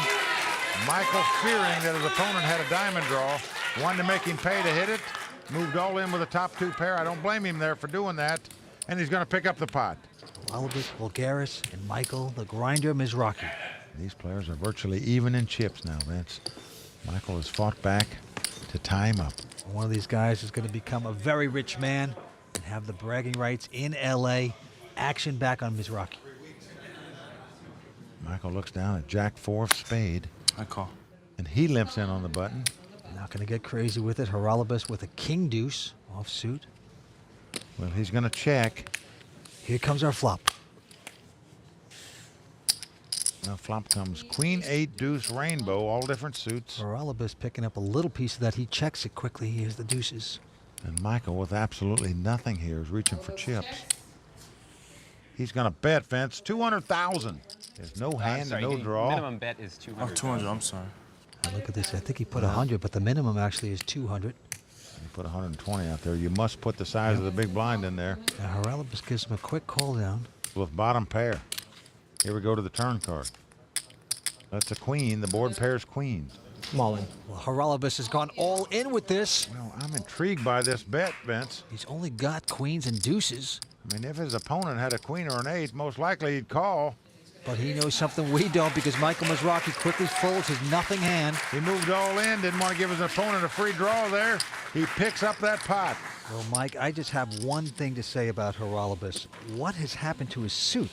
I mean, look, it was brand new. It was so fresh at the beginning, and now it is truly war-torn. But Well, I'll say one thing about Haralabos. When we were playing 6-handed, 5-handed, and 4-handed, he was a very conservative player, wasn't moving his chips at all.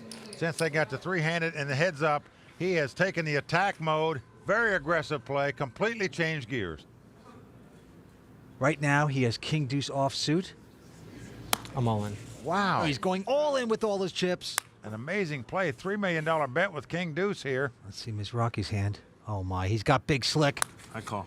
He's squeezing off. He says, I call you. Oh. He turns up the ace-king. Tremendous for Michael Mizrachi. Well, he's in a dominating position to double up and recapture the lead in this heads-up battle here. This is a yo-yo competition. Back and forth these guys go. Some might think that's a yo-yo play by Haralabos there. You bet that much money, you get the same information by betting 500,000 or 600,000 instead of betting $3 million. But he's a plunger. That's the way he plays.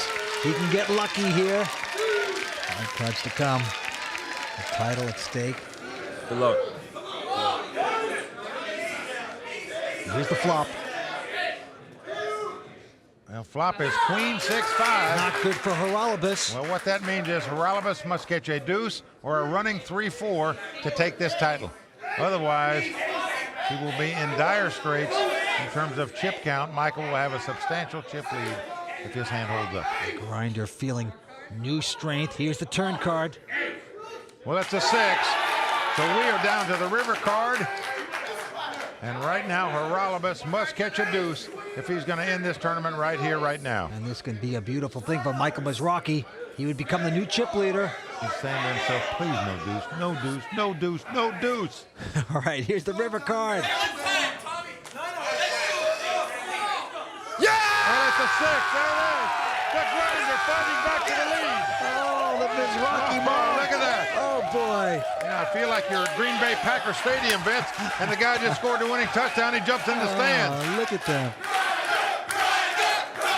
Oh, the house is rocking and rolling, Vince. Wow.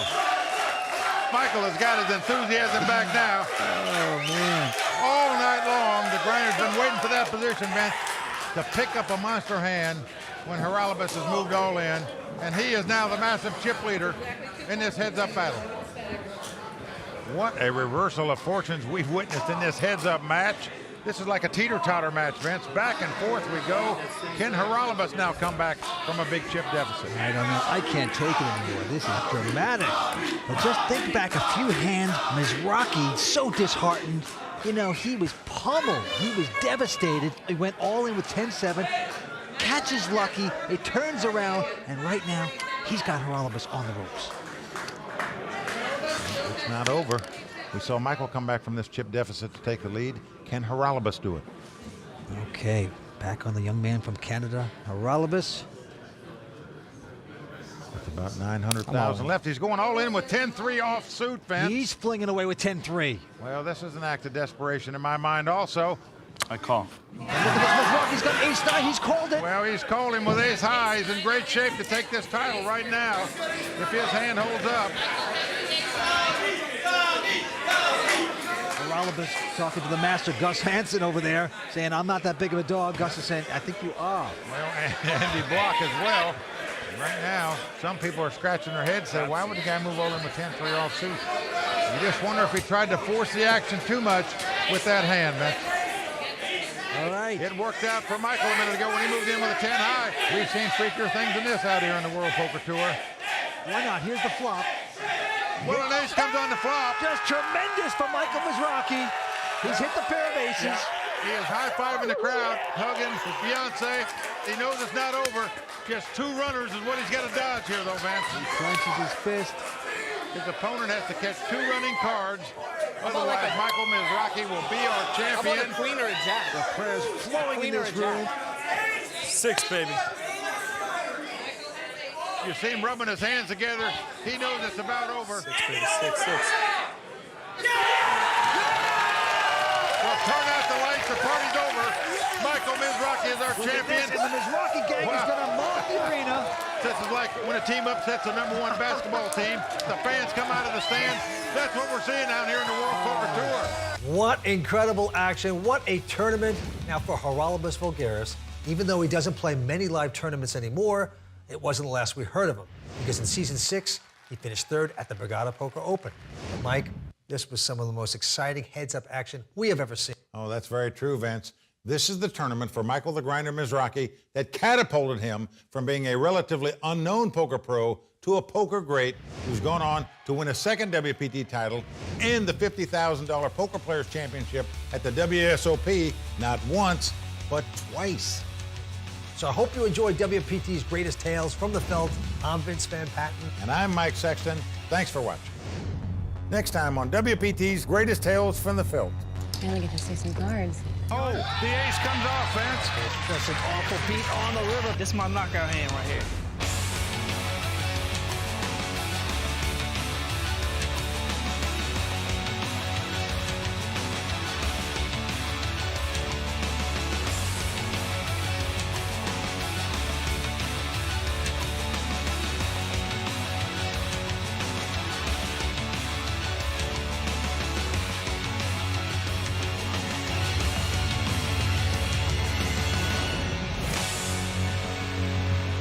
WPT Greatest Tales from the Felt is brought to you by ClubWPT.com.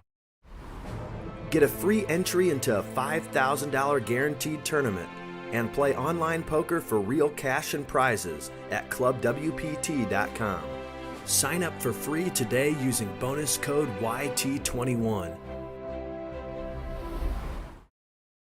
Coming up on WPT's Greatest Tales from the Felt. Decisions. I only get to see some cards. Oh, the ace comes off, Vance.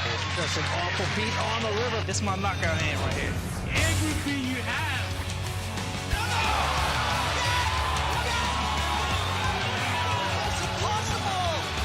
Everyone in the house standing, holding their breath. It's over. It's $3.7 million. What an epic battle it was.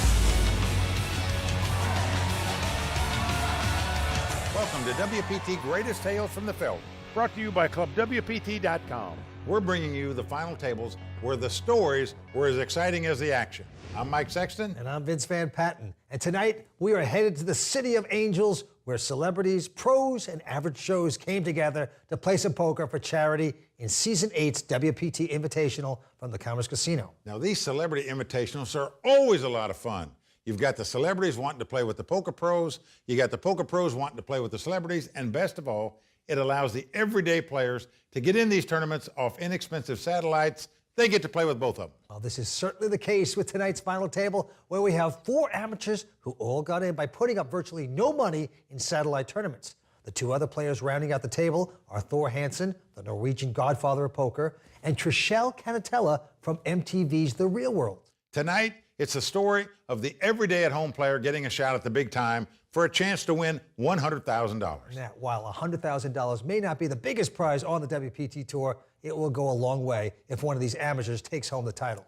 Let's head back to 2010 and the Commerce Casino and relive one of the greatest tales from the film. Here we go, the final table of the WPT Invitational about to get underway. We started 2 days ago with 567 players. We are down to these final 6. The antes are going to be 10,000, blinds 30 and 60,000 when we start. Well, there you see the percentages of chips that each player has. If it has green next to their name, means they have above average in chips. If you have a red next to your name, means you're below average in chips. But you know what's interesting? This is really a six-way race. Everybody about the same amount of starting chips, 14 to 20% of the chips. It truly is anybody's game. Who's going to walk away with this WPT title? Let's go to the felt. It's to the outdoor furniture entrepreneur, Neve Barham.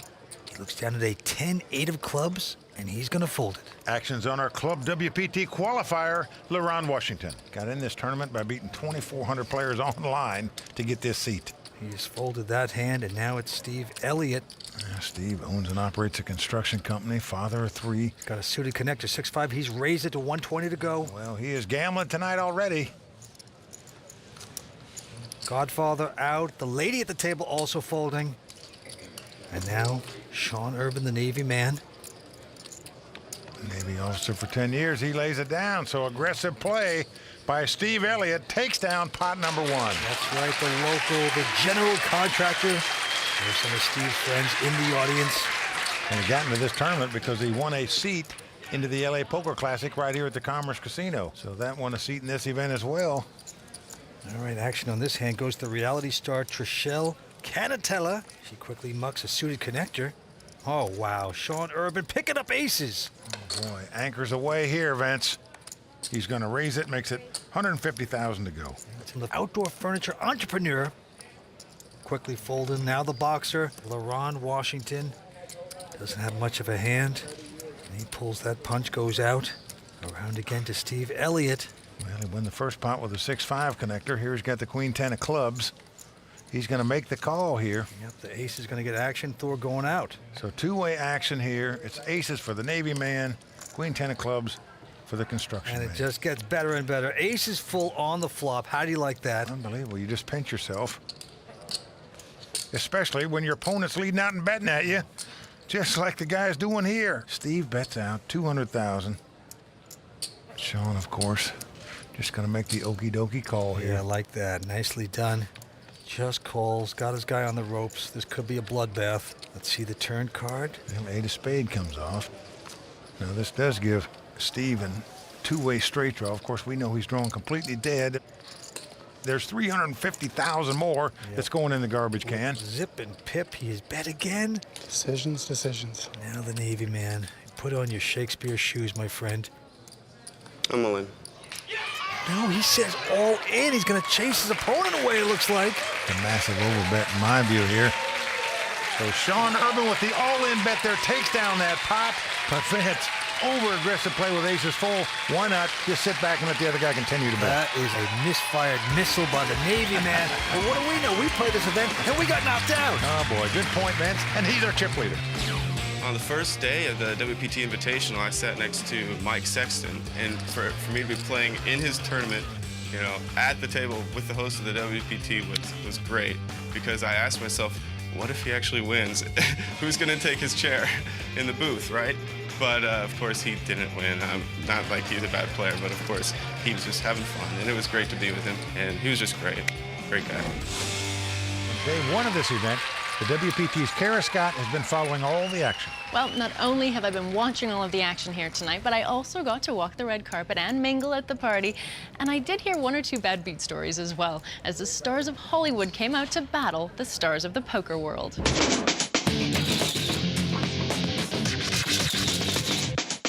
Woo! World Poker Tour! I just love playing on this event. It's amazing. Yeah.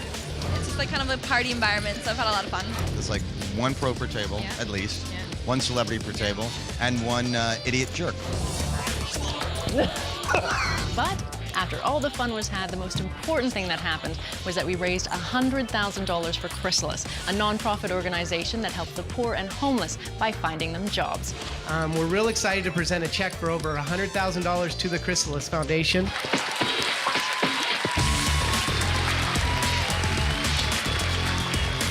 Back to you guys. And it's so great to have Kara Scott with us tonight. Yes, it is, but it showed me that even if you're not well known, if you say, woo, World Poker Tour, you get on film. Well, you got a good point there, Vince, no doubt about it. But what a night this is for the actors that come out and play this event, as well as for the top pros and the amateurs who have qualified to get in here. And we've got a couple of those at this table. You're looking at one of them right there, and Steve Elliott. And you know, contractor Thor going out. Trishelle also not playing. Back to the Navy man, Sean Urban. Yep, he's got ace-10, and he is going to raise. Makes it 150 to go. Well, standard play on the button. Neve out, and now around to the boxer. He's got a pretty good queen-10. Well, LeBron Washington, called the Dream, lives in Huntington, West Virginia. I think he could probably squash a walnut in his arm. Seriously, you could probably crush a walnut. Just... Can you imagine that left jab coming at you with this guy, Vince? I raise. And he's going to raise. 3-10. Made it 450,000 to go, but the Navy man does have ace-10. Well, the question is, do you want to mess with a boxer, Vince? Do you want to aggravate this guy? He's going to lay it down. So there you go. A beautiful uppercut by the boxer there. Takes down the pot for him. There's LeBron's wife. Oh, Benson, what a story about them. He beat 2,400 players in an online satellite to get an entry into this tournament. And when he was playing the tournament, his wife went to bed. In the wee hours of the morning, went in, honey, wake up. We're going to L.A. All right, action on Trishelle. Canatella. So far, it's been tighter than Cher's forehead. She goes away. Urban also going out. Neve Barham also folding. So it's around to Laurent. Well, just has Nate Deuce here, going to lay it down. And Steve Elliott, the construction company owner, looks down at a pair of tens. Just calling. Let's take a free one. And Thor with a queen-6, content to see a flop. Well, here comes that flop. Well, 10-7-5, unbelievable top set for Steve Elliott, and he quickly checks. Yep, he's going to try to make Thor bet, and Thor's going to bite. 85,000. Well, Vince, Thor's old school. That means when they were checking, I'm a betting. And unfortunately for Thor, he's betting here, drawing dead. Yeah, but Steve just calling, not going to shake up his opponent, and he gets quads on the turn. Gets better and better. Checks again. Well, Vince, notice what he's doing here. He is walking the dog much better than we saw the Navy man do when he had aces full. He is just checking and letting Thor continue to bet, and unfortunately for Thor, he's doing just that. No way he can win the pot, just no matter what he's going to lose. And now he's just going to think to himself, how do I milk this Norwegian for everything he's worth? Oh, boy. I'll tell you, Thor Hansen, a long-time pro player, the only real pro at this final table. But right now, the pro in dire straits. Yeah, he just calls him. He's milking him nicely. Marching with two left feet here. River card coming up. Well, 3 of clubs comes off. Now what do you do if you're Steve? You know, because you've been checking and calling, it looks like you've got some type of draw in hand, maybe like an 8-9 here. Now maybe if he thinks he comes out with a small bet here, that Thor will come over the top of him for the rest of his chips. Not going to put him on 3 tens, let alone 4 tens here, the way this hand was played. He bets 175,000. Well, the gig's up. That would be jig, but okay. Nevertheless. I was bluffing as usual. He has folded the hand. I knew it. In the meantime, Steve's showing everybody he had quads. He has a pretty good hand, though. Well, we've had 9 seasons of the WPT Invitational, and we've had some really big names playing this tournament. That includes people like Paris Hilton, Ben Affleck, Don Cheadle, Tobey Maguire, and others. Now, Vince, what was your favorite moment in the WPT Invitational? Oh, well, you know what? I'm a big fan of Mickey Rooney. He played poker, and he finished 7th on the bubble, so I respected that. That was fun for me. Well, let me add, your dad played that tournament and finished 9th in That's that true. same tournament. Now, don't go away. There's more to come from Season 8's WPT Invitational when we return.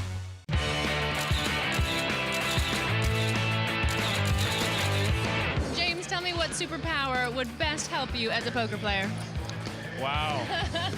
X-ray vision, reading minds, turning into a hot chick for like 2 minutes, distract them, creating my own cards. I mean, I could go on and on, you know? Welcome back to the WPT's Greatest Tales from the Felt, where we're looking at the most legendary final tables in WPT history. Tonight, it's Season 8 and the WPT Invitational from Los Angeles. Let's get back to the glitz, the glamour, and some fantastic poker play. As you can see, the Navy man, Sean Urban, is our chip leader here tonight with 2.7 million. We have 6 players remaining. Let's go to the money pit. Sean Urban. More chips. Well, he's our chip leader. He looks down at the 4-5 of diamonds. He's under the gun, as we say, in first position, yet he's still going to raise it. 150,000 to go. He's These are the kind of plays you can make when you're chip leader. Neve out. Now the boxer, Ron Washington, with an uneventful Queen 7 of hearts. Won't play that. Okay, around to Steve Elliott. He looks down at 7-5 offsuit and folds. Godfather Thor is out. Around to Trishelle in the big blind. And look at this, Vince. She's picked up 2 kings. Erase. She is loving it. She is re-raising it to 360,000. Into the little suited connector. And don't forget about her image at the table. She is tight. I mean, Stevie Wonder sees more hands than she does, and she's made a nice raise here. Well, it's another 210,000 for Sean to make this call, but he's going to do it, Vince. He's got position. He's got the chip lead. I only get to see some cards. To her delight, look at that smile. Well, the smile evaporates with that flop because an ace has come on the board. Invariably seems like when you have kings and raise it, that's what happens. But her opponent could also have queens or jacks and have her beat, so you can tell by just looking at her, she is not happy with that flop at all. She's in a quandary now. She's sickened that an ace appeared there when you got kings. Now, will she fire? Or check. No. Well, she's going to check, Vince. Just fearful. He's got an ace in his hand. The Navy guy got nothing, though. And now he's thinking about, should I pull off a fast one here? Check. But no, he's going to check again. A 7 of clubs on the turn. Again, she's in that position. Well, Vince, because she re-raised the pot, he's putting her on big cards, just a matter of which ones they are. Check. When she checks twice, pretty obvious she's got kings or tens here. Check. Again, he checks right behind her. Now the 4 spade comes off. Well, is she going to go for the hat trick and checks? To you. And indeed she has. To It's check, you. check, check to him. Well, Sean's made a pair of 4s, but I'm sure that he feels like she's got 2 kings, 2 tens, 2 nines, something like that, where he's dead meat. And I believe as long as he's taken, he hasn't bet on the flop or the turn, that she's going to pay him off with 2 kings if he decides to make a move now. He's going to start to feel comfortable now the more time he takes, but he still would be content at this point just to hear a nice check come out of his mouth. Check. And she gets that word. Well, she's going to take down this pot. A nice pot it is, over 800,000. Nicely done by the reality TV star. And standing by right now is Kara Scott. I'm here with professional poker player Tiffany Michelle. Now, tell me who you're here railing today. Well, of course, Trishelle is my girl, so I'm here. What did you tell her before she came into the final table? She's playing fairly tight, and all that I said was, don't be afraid when you have a hand to play it, because that's the thing. You get in the table, you get under the lights, and you get nervous. So I just said, once you're there, just do your thing.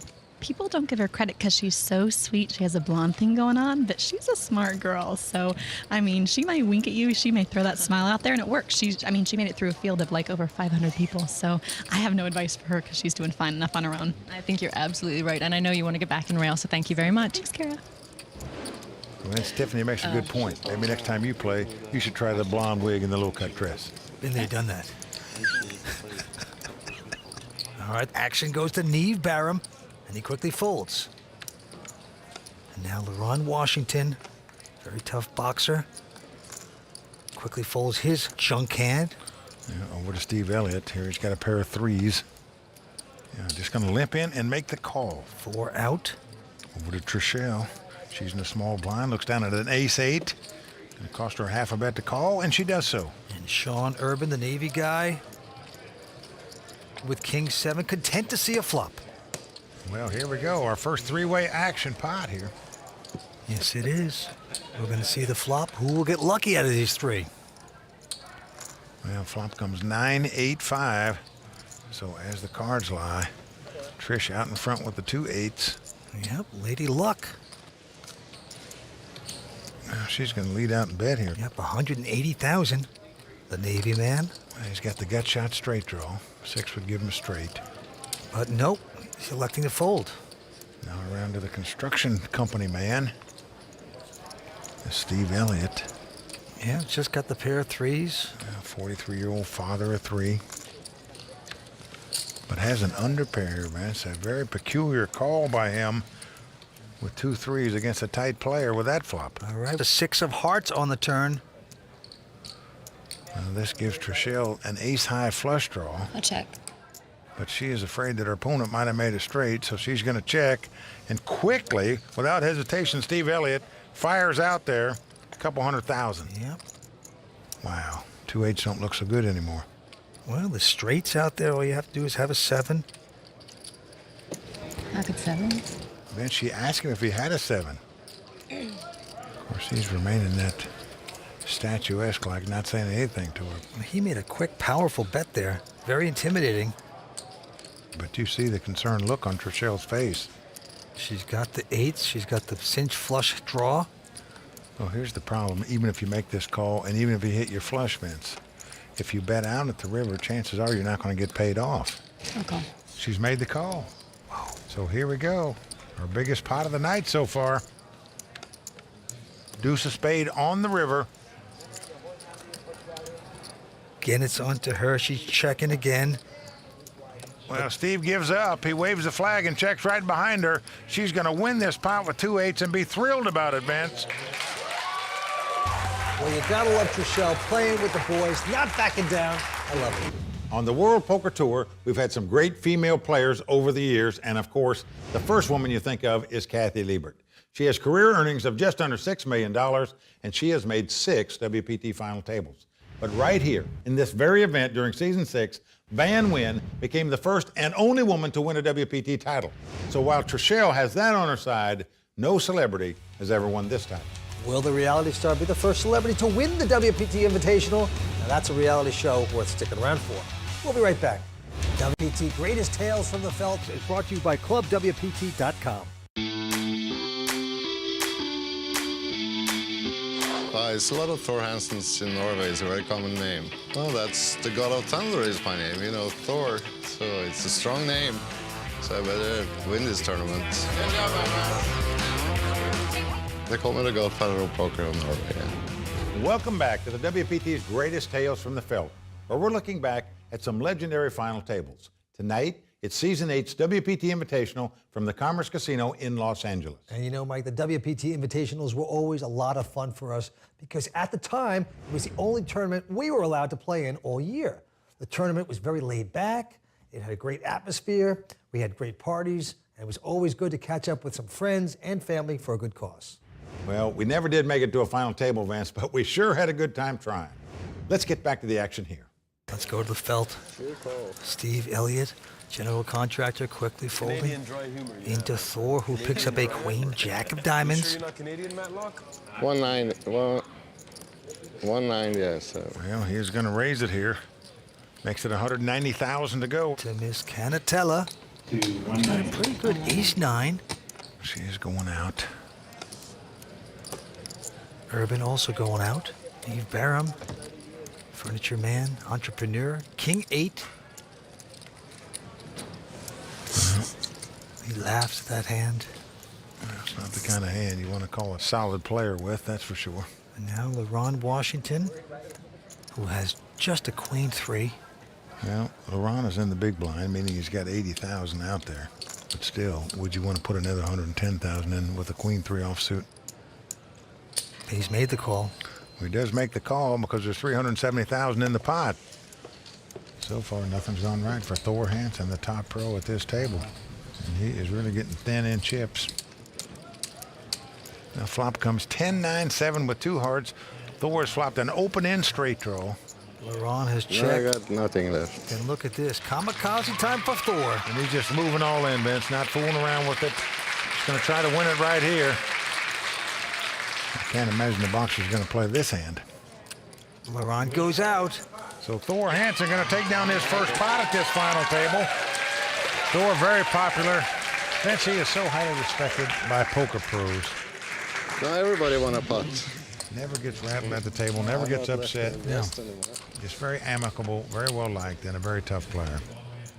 Yes, he is, and he showed it right there with a nice play. To the next hand we go. As you can see, Sean Urban still out in front with close to $2.7 million in chips. Well, 4 players now have above average chips. Steve Elliott hanging in there by dental floss. He is the short stack at this point. Well, Vince, Steve Elliott can barely get around one time in terms of blinds and antes without being out of chips. All right, a quick fold by Thor. Trishelle not going to play. Sean Urban with an attractive ace-jack offsuit. Well, he's the Navy man. He's going to raise it. Makes it $200,000 to go. Into the furniture guy. He has ace-7. Will he pull the trigger here?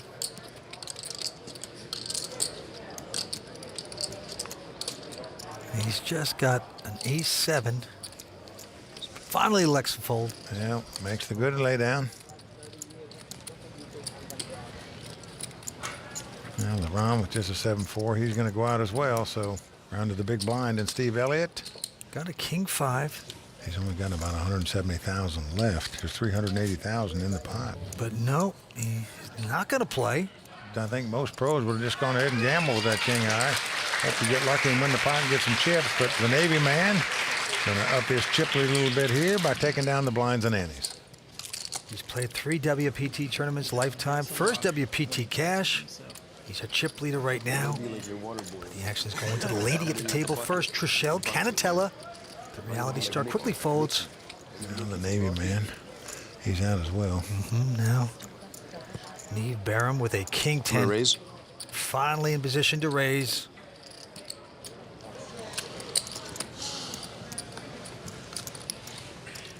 $175. He makes it 255 to go. Laurent now with an ace-7 and the button. No, he will not play. Steve Elliott will call, though, with his king-queen. Well, here we go. Steve Elliott, seat number 1, goes all in. Thor's going to go out. Steve is loving it. He has a dominating hand, as we say. It's king-queen versus king-10. So Neve's going to have to get very lucky to win this pot and eliminate Steve Elliott from this tournament. Let's see if he can do it.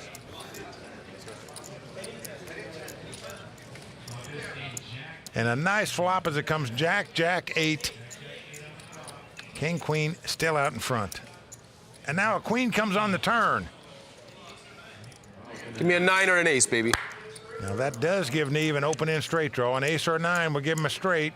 But Steve's still out in front. Will he hang on? Oh, the ace comes off, Vince. Neve has done it. Unbelievable. He hit Broadway on the river to win this pot. And that's going to do it for Steve Elliott. He's going to be our 6th place finisher. All right, the construction man is sent back to his day job. And, you know, it's a good thing he didn't quit the day job because he never returned to another WPT final table. Well, Vince, it's fitting that most of the players at this final table have day jobs because the charity we supported this night was Chrysalis. Now, Chrysalis is a charitable organization that helps the homeless find jobs by training them in skills they need to re-enter the workforce. We raised over $100,000 for them on this night. And what a great cause, and we were happy to be able to raise so much money for them. And now we are down to 5 players. Don't go away. WPT Greatest Tales from the Felt is brought to you by ClubWPT.com. I know for a fact people think that I'm the dumb celebrity at the table. Yeah, people think I'm retarded, and I know that people think I'm dumb as rocks. And I laugh at it because, like, what are you gonna do? I mean, people can think what they want. I'll just show them, you know. But obviously, I'm at the final table. I'm here. Welcome back to the WPT's Greatest Tales from the Felt. Tonight, we are watching Season 8 in the WPT Invitational. Now, on the WPT, we have had many great players who have never won a WPT event, including poker greats Phil Hellmuth and Mike the Mouth Matusow. But tonight, one of these players has a chance to do something those greats haven't, and that is to win a WPT title. And now, let's get back to the action. Let's take a look at the 5 here. Sean Urban, he is out in front with close to 2.9 million in chips. Let's go to the felt. As these players go after a WPT title, an absolute dream. Well, Sean, a former lieutenant in the United States Navy, was in the Navy for 10 years, a physics major at Ole Miss, and right now, a pressure major, as we say in the poker world. He's putting pressure on his opponents with the chip lead, raising an early position with the Jack-10. Into Neve. It's a friendly game, brother. Who goes out? Laron Washington, the boxer, also folding. Top pro, Thor Hansen out as well. So around to the beauty queen at the table. Trishelle Canatella, love saying that name, has an ace-jack. puts in a raise of 280 in addition. You got king again? And what a great time it was to make this move as she has her opponent dominated. Well, Sean, a good one to re-raise because he's been the most aggressive player at this table by far. So if you're going to come over the top of somebody, you'd like to come over the top of a guy playing a lot of pots. And Sean does give it up. So a nice re-raise by Trishelle right there to take down that pot. Well, the girl has game. Nicely done. She really wants to prove that she has a great poker game. She's been pretty tough here tonight so far. Vince, with that pot, she has taken the chip lead at this final table. All right, Mighty Thor goes out. Back on Trishelle. She folds a Jack-10. Well, the Navy man going to take a break here. So now we're down to the battle of the blinds. Neve looks down at a 7-6. He's in a small blind, so he's going to make the call. And the boxer with an uneventful 8-3. Well, about the worst hand you can pick up to start with, but you're still happy if you can see a free flop with it. And that's the case here. He says, give us a flop. So a couple junk hands. Well, flop is 9-5 deuce. Neve checks the gut shot straight draw. And LaRon making a move here, Vince. 175. He's going to bet right out 175,000. Yeah, with absolute zip and pip. Yep, the total Garfunkel, as we say. I call. Now, what is this? A call by the inside straight draw. Well, now the board pairs nines. Helps neither player. First to act is Neve. 250. He's going to try to take this pot away. He's making a bet. And he's betting 250,000 here, Vince. A raise. LaRon is going to raise with absolutely nothing, Vince. This is amazing. 600. Well, it's a great poker play, and I'll tell you why. Because if his opponent would have had top pair, he'd have check raised him on the flop or bet on the flop, so he doesn't put him on a 9. That's why he's trying to take the pot away from him right here. Nice hand, buddy. Wow, the boxer is going to cold cock Neve right there, taking down this pot. Our club WPT qualifier, LaRon Washington. And this man put up $20 a beat out of field to 2,400 players. And here he is living his dream of capturing a WPT title as well as that $100,000 first place prize. As 5 players remain, action going to Trishelle Canatella, reality star. And she's our chip leader, as we just mentioned. She's got the Motown hand, Jack and 5. You, man, she goes out. Game, my brother. I respect your game. You weren't intimidating. Sean out. You weren't intimidating. Neve. And the boxer discussing the last hand, apparently. Well, Neve made a great stab at the pot, but just got outplayed by the boxer. Yeah. I've seen it already. Pink. Let's see if I got something. You know what's coming, right? Yeah, see He's if I got the got suited something. 9-5, and he's going to... Just call. I'm all in. Thor saying, I'm all in. I'm detecting weakness. Yeah, that's when you're on the short stack and you've got a pair. Your opponent limps in. Obviously, you're just going to move in with Not it. this time. Next time. Thor did that. He's going to take down this I pot. might see a flop. I didn't want to. He needs to pick up some pots now, Vince. The one thing about Thor Hansen, he knows how to play the short stack. He's had beaucoup tournament experience in his lifetime, over $2.7 million in earnings. Okay, next hand has been dealt. And Sean has been dealt a pair of 7s. Well, same hand Thor just went on. A little different here, though. He's under the gun, and he's going to raise it to 200,000. Neve behind him, though, with a pair of 6s. Little does he know what bad shape he's in here. I call. He's going to make the call, though. Mr. Washington with the button next to act. And he's got the 10-8 of diamonds. And you like to see a flop with, but you've got a raiser and a caller in front of you. Do you want to get involved now? He is in position. He's on the button, but just doesn't want to put 200,000 in there. Yep, Norwegian Godfather out, as is Trishelle. So a two-way battle for this pot. Oh, and what a flop. It's come 7-5 deuce. Sean checks the top set here, Vince. If you're sitting in the Neve seat with 2 6s, chances are you're going to bet here. I would bet in this spot when the opponent checks. 300. You're assuming when the guy raised before the flop, he's got 2 big cards here, so your 2 6s are the best hand. Yeah, he bets 300,000. Little does he know He's got to hit 2 running cards in a row to win this pot. 2 cards to make a straight or 2 more 6s. Now the question is, do you just rope a dope here? I'm all in.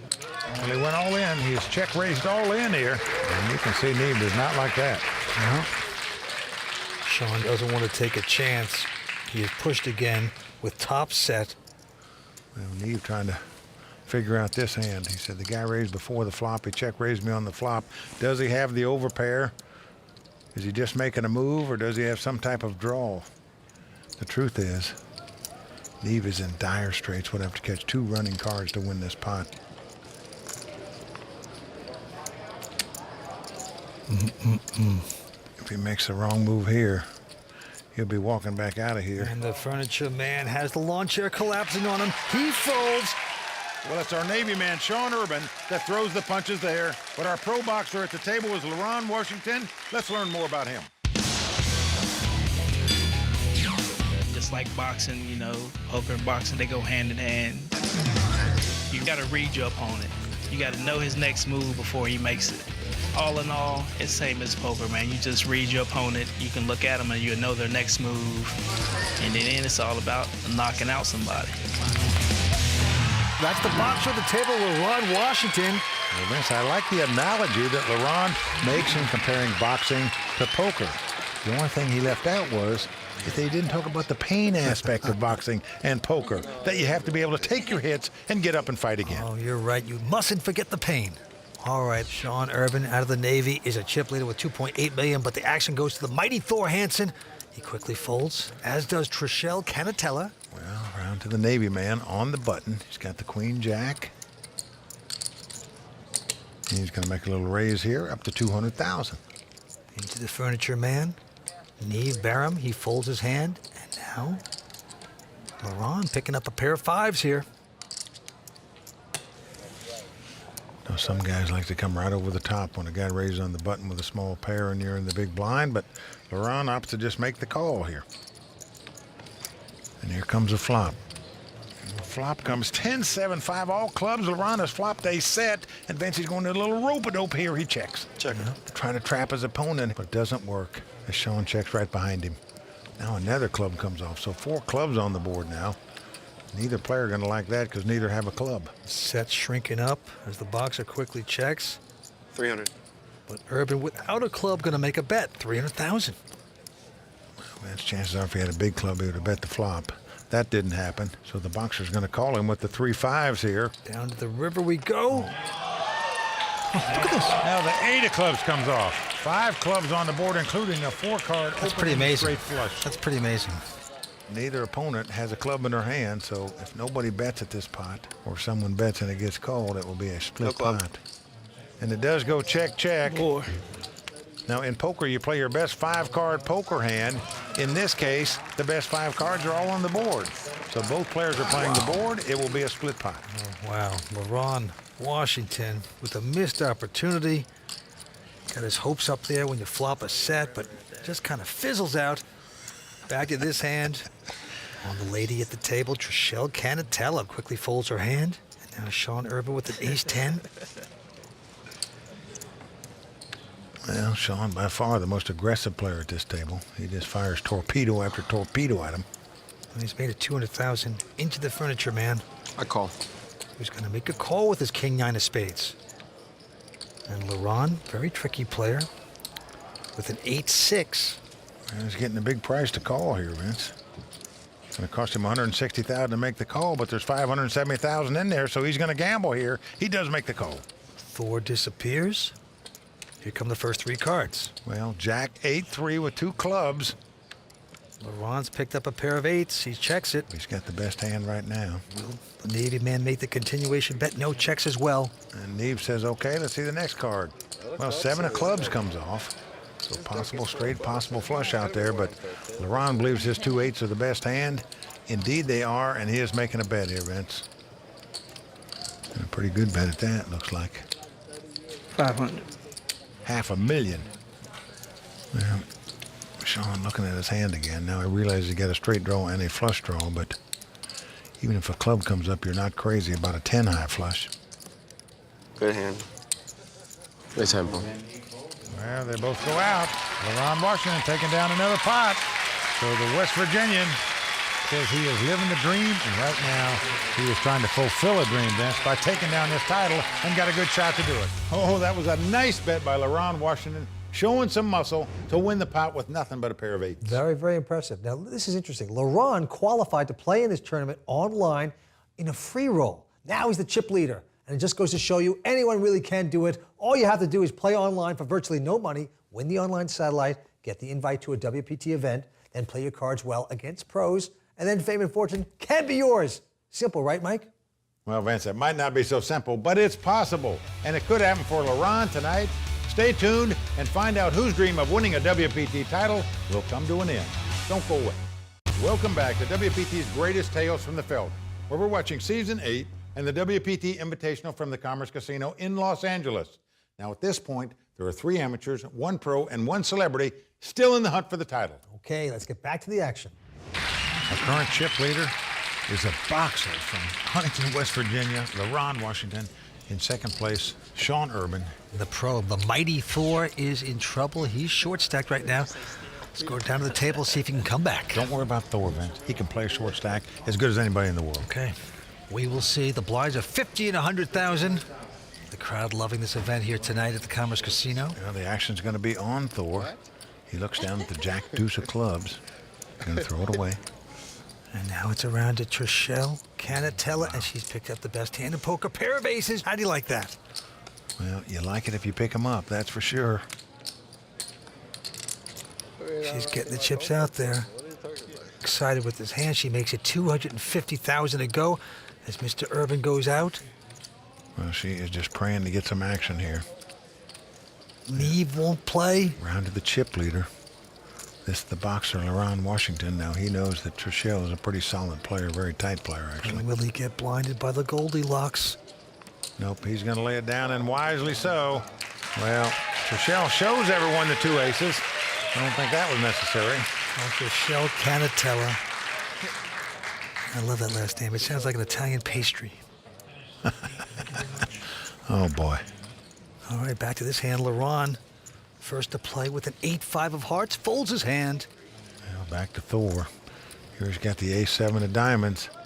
I only got 1 gear left. He's gone all in with an ace-7. Oh, I wish I could call you. I wish. Trishelle flashing a smile but folding. Well, the ex-Navy man crinking his neck here because he's got the ace-5 of clubs. 760. Like he's been in a tight sub for a long time. Folds that. Take it down, T. All right. Neve goes out as well. Thor Hansen happy to pick up the blinds and antes because that's 200,000. Good, solid short stack poker by the mighty Thor from Scandinavia. Millions of Scandinavian friends. You don't find those kind of people in L.A. Well, it's hard to find a coat and tie in L.A., Vince. It's true. Back to the felt. Trishelle mucking a king-4. Sean also out. And now Neve Barham, furniture guy. Yeah, he's got a king-deuce. He's out as well. Yep. So now the boxer. The boxer looks down at a dismal 5-deuce offsuit. The chip leader is going to limp in for 50,000. It's no shame of giving up one. Thor with just a 5-10. Now let's take a free flop. Says, let's see the flop. Well, Thor has him dominated as the cards lie. This time you want me to raise, huh? You had your queen 3 ready for me. Ace-7 deuce. So with that hand, LaRon taking the lead with 2 deuces. He checks, and Thor is now going to bet here, 150,000. But LaRon makes a good call here. No way you're going to put Thor on an ace here because he would have moved in or certainly raised before the flop if he had one. Now the jack of spade comes off, so 3 spades out there. Neither player likes that card because they don't have a spade in their hand, so it goes check, check. You take a free one, though. Into the river we go. Another jack. So action on LaRon now. Vince, he's going to lead out and bet here. 400,000. I don't like this play because the only way you're going to get called is if you're beat. Ron, you're a good guy. Take it. He might earn some money by checking. He's got no earn by betting. Blinds of 15 to 100,000. As you can see, LaRon Washington, the boxer, got in through a satellite, is our chip leader with close to 3.6 million in chips. Yeah, an incredible story for him, but the real story here now is the top pro Thor Hansen on the short stack with 5 players left. All right, going to the felt. Sean Urban, quick fold. Over to Neve. He folds. Into our chip leader, LaRon Washington with an 8-6 position. And he caps his cards. That means he's going to play the pot, and indeed he is, as he limps in and makes the call. Okay. But the mighty Thor coming back over the top. I got it. He's gone all in with an ace-6. That hurts. It doesn't hurt. Trishelle goes out. No call. And he's been called. So the boxer gambling right here to try to knock Thor Hansen out of this tournament. Yep, he's going for the sucker punch. Well, Thor's in a dominating position here to double up, that's for sure. And Vince right there, a little slip in the peekaboo defense by the boxer, in my opinion. This is my knockout. Hey, this is my knockout hand right here. This is my knockout hand. Well, let's take a look at the flop. Here it comes. 6. 80 diamond. First card out. Oh, unbelievable. It's come queen, queen, 8. Vince, I've got to tell you, of all poker players in the world, I don't believe there's one out there that's taken more beats to get knocked out of tournaments than Thor Hansen. All right, turn card 5 of diamonds. No help for Thor. An ace. An ace. 3. And this could happen again to him if he doesn't catch an ace on the river. And the river card, Nope, 8. an 8 comes off. The boxer makes 8s full of queens, and that's going to do it for top pro Thor Hansen out tonight in 5th place.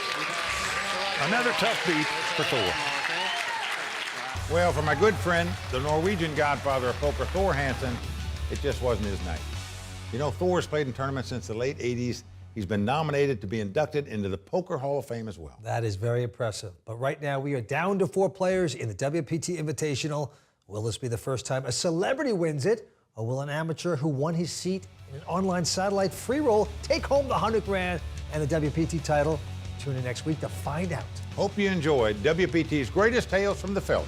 I'm Mike Sexton. And I'm Vince Van Patten. Thanks for watching.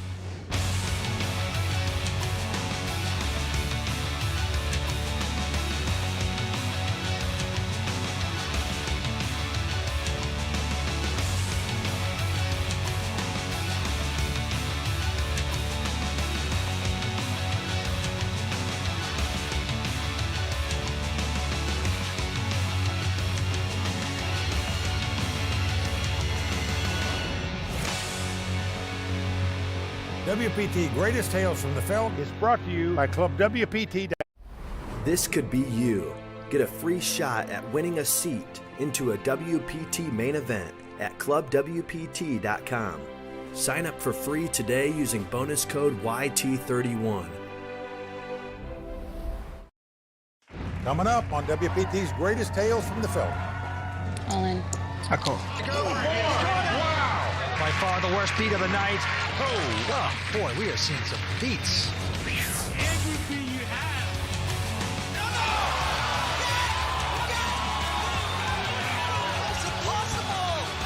Everyone in the house standing, holding their breath. It's a diamond. It's $3.7 million. What an epic battle it was. Welcome to WPT Greatest Tales from the Felt, Brought to you by ClubWPT.com. We've combed the archives and selected the final tables where legends were made. Tonight, we're looking at the conclusion of Season 8's WPT Invitational. I'm Mike Sexton. And I'm Vince Van Patten. Tonight's final table is a story of inspiration. Our chip leader, LaRon Washington, got into this tournament by parlaying an online free roll into a chance to win $100,000. That is quite the feat. But in his way is reality star Trishelle Canatella, who could be the first celebrity to ever win a WPT event. Wouldn't that be something, It Vince? certainly would be. Now, there are 2 other amateur players still remaining as well. The not for lacking of confidence Neve Barham and the former Navy man Sean Urban. More than 560 players got the tournament invite, and now it's down to just 4. Let's get back to Los Angeles for a quick recap, then let's watch this tale.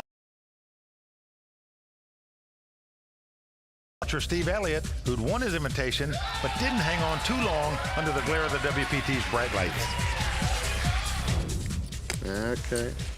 This is my knockout. Hey, this is my knockout hand right here. And in a shocker, the godfather of Norwegian poker, the Scandinavian legend Thor Hansen, got hammered by the professional boxer Laron Washington. And now, all these 4 remaining players are even closer to the $100,000 first place prize and capturing their first WPT title. Including our last celebrity standing, reality TV star Trishelle Canatella. Well, the $100,000 first place prize, the title, and all the glory that comes with it is still up for grabs. That's right, Mike, and the players look very anxious to play, so let's go watch the bluffing begin. Well, we started out 2 days ago with 567 players. We are down to these 4, all dreaming about capturing a WPT title. The boxer, Laron Washington, got in this tournament through his satellite. He's the chip leader with close to 4.4 million in chips. And Vince, the green part of that graph means he's the only player at the table that has above average in chips. So he's in great shape. The rest of them have to catch up. All right, we go to the table. Blinds are 1,500, ante's 10,000. So on the furniture guy, Neve Barham. I'm gonna raise. With a Jack-10 is gonna raise. And he's got the suited connectors.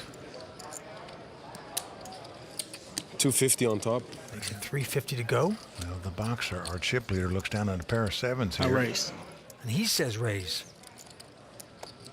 I'm telling you, this boxer has been bobbing and weaving just right at this final table, playing terrific poker here. Laron, the boxer, is measuring his man right here. Now, Neve is on the short stack with just over $1 million. Oh, look at this, Vince. $650,000 re-raise. Trishelle Canatella out. 700. That's 1 million even? I This believe is so. Sean Urban. Oh, Laron. He remembers his name. Momentum. Hey, when it swings, it swings hard. Like a pendulum. You better believe it. Let me see one of the cards.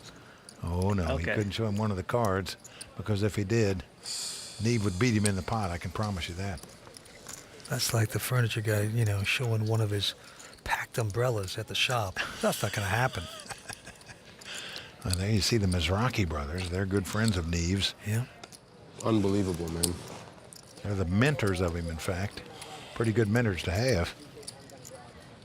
You feel like your hand is beat here, of course.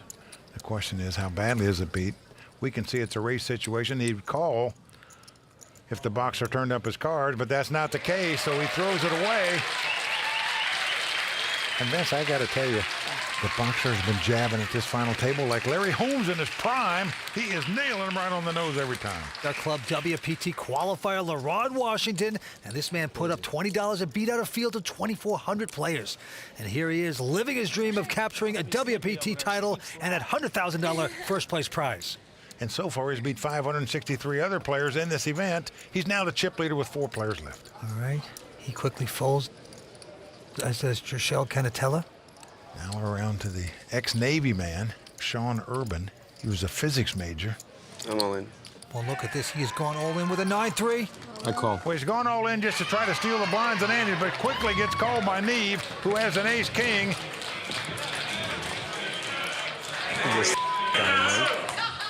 This guy, man. Wow, just incredible. You try to make a move, but definitely at the wrong time. Nice call, man. Nice push. That's a good move. Usually. When you don't have You're going to win this hand. We'll see if it's a good move. He didn't want to get called, I promise you. He just wanted to pick up the blinds and antes. Now he's got to get lucky. Not on the flop. It comes 10-7 deuce. Neve's still out in front with a great chance to double up here. And ace on the turn. It is over. Doesn't matter what comes on the river. Neve Barham is going to double up here. The ex-Navy man Check it. torpedoed himself right there, Vince, by moving all in. Cost him 800 and some thousand.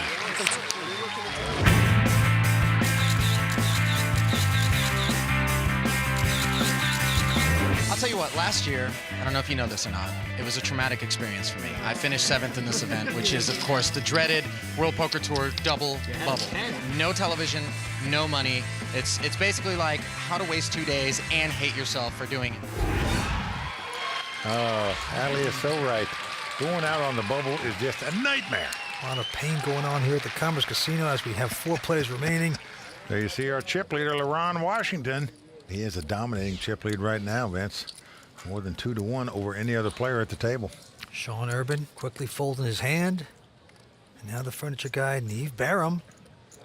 And he's got a queen 6 offsuit. I raise. It's on the short stack at this final table, but going to stay aggressive. He's going to 275. raise with this hand. 275,000 to go. Into the satellite king, the boxer, LaRon Washington. Vince LaRon has played a terrific tournament up to this point. He's our chip leader right now. His dream is to capture this WPT title, and he's got a shot to do just that. Queen 9 of clubs.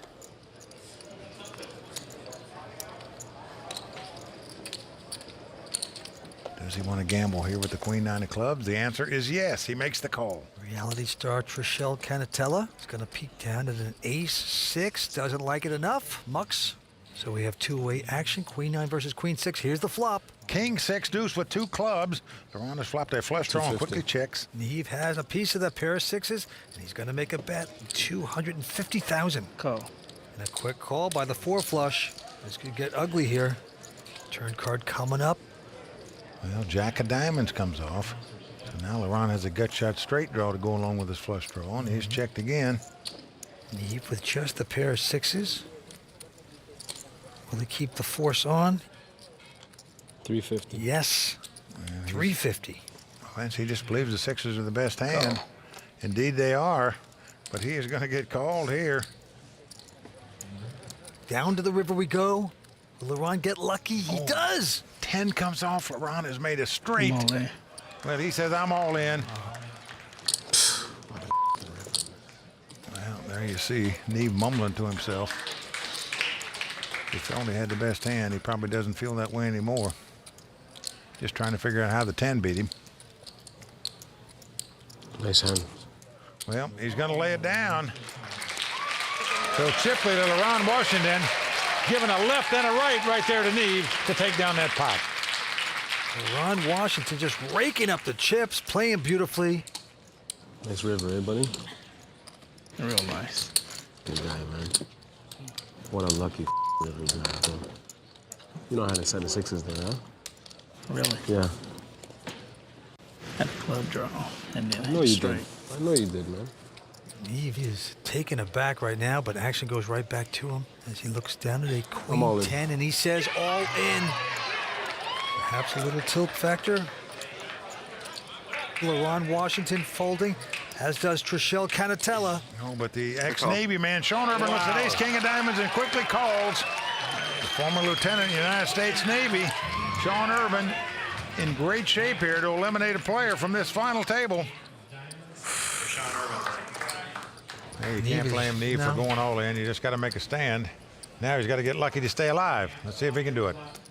As the cards lie, Neve about a 2-1 underdog. Here comes the flop, and it's a good one for Neve. He picks up the 10s. But it's not that good because there's 2 diamonds on the flop. So the 2 10s out in front, but the nut flush draw and 2 overcards staring right at you. Well, there's always danger in this game, but right now, he likes that flop. Here comes the turn. 9 of spade. Also good for Neve. So we are off to the river. Can Neve's hand stand up? He's got to dodge an ace, a king, or a diamond. Will his dream stay alive? Oh, the ace on the river. No! The dagger in the heart for Neve Barham. He thought he got lucky there for a minute, got outdrawn at the river, and Vince, we are down to 3. Oh, man. Neve Barham, an awful beat on the river. 4th place finisher, picking up 20,000. We're down to 3 players. Well, I know you've got kind of a celebrity poker rail here watching you. Was that nice for you as that supporter? Was that a little bit of pressure having them watch with the Mizrahi Honestly, brothers there? tell you honestly, yeah? Yeah. He hit the ace on the river. Yeah. I don't care who's in the stands. Yeah, fair enough. But that's It's okay, honesty, though. You're yeah. good. You're good at what you do also. Oh, well, so Keep are it up, you, man. and the ace on the river is no reflection on that. Yeah, well, if it wasn't there, we'd be hugging, not talking. Really? Yeah. You and I? Probably. Probably. I don't know. I don't know. You know, 4th in a tournament, even a WPT. Yeah, not a big deal, not eh? so much. But thank you very much. Stick around. My pleasure. Well, Neve there said hello to Uncle Tilty and the cost of his tournament life. Well, Vince, as you like to say, he was steaming more than a cheap economy car. But that's a good lesson for all of you out there not to play tilted. As you saw, when you play with tilt, it's just the fastest way to make a quick exit from a tournament. Now, the best advice I could give you is that when you get mad or take a bad beat, just take a deep breath and try to maintain your composure. Think of bad beats. You've had them in the past. You're going to have them in the future. It's not the first or last time. It's going to happen. That is very true, but much easier said than done, as we all know. It's happened to all of us. There's more exciting action from the Commerce Casino in Los Angeles when we return. To take down a WPT title today would absolutely mean the world to me. I mean, it's been a dream. I watch the WPT all the time, and I'm going to fight to the end, and I'm going to try to walk away with the WPT title and $100,000. I can't even tell you what it would mean to win this tournament. People see a young girl and they think that we're just here to walk the red carpet and take pictures, but I'm here to win. That's what I want to do. I want to play poker. I want people to take me seriously whenever they think about me playing poker. To me, the WPT champion is an elite group of great poker players. So I would feel honored to take that title home with me, and it's something that no one could ever take away. Welcome back to the WPT's Greatest Tales from the Felt. We're looking back at Season 8 and the WPT Invitational from the Commerce Casino in Los Angeles. That is right, Mike. We are down to 3 players, and for one of them, it'll be a life-changing experience winning a WPT event. Let's get back to the Felt.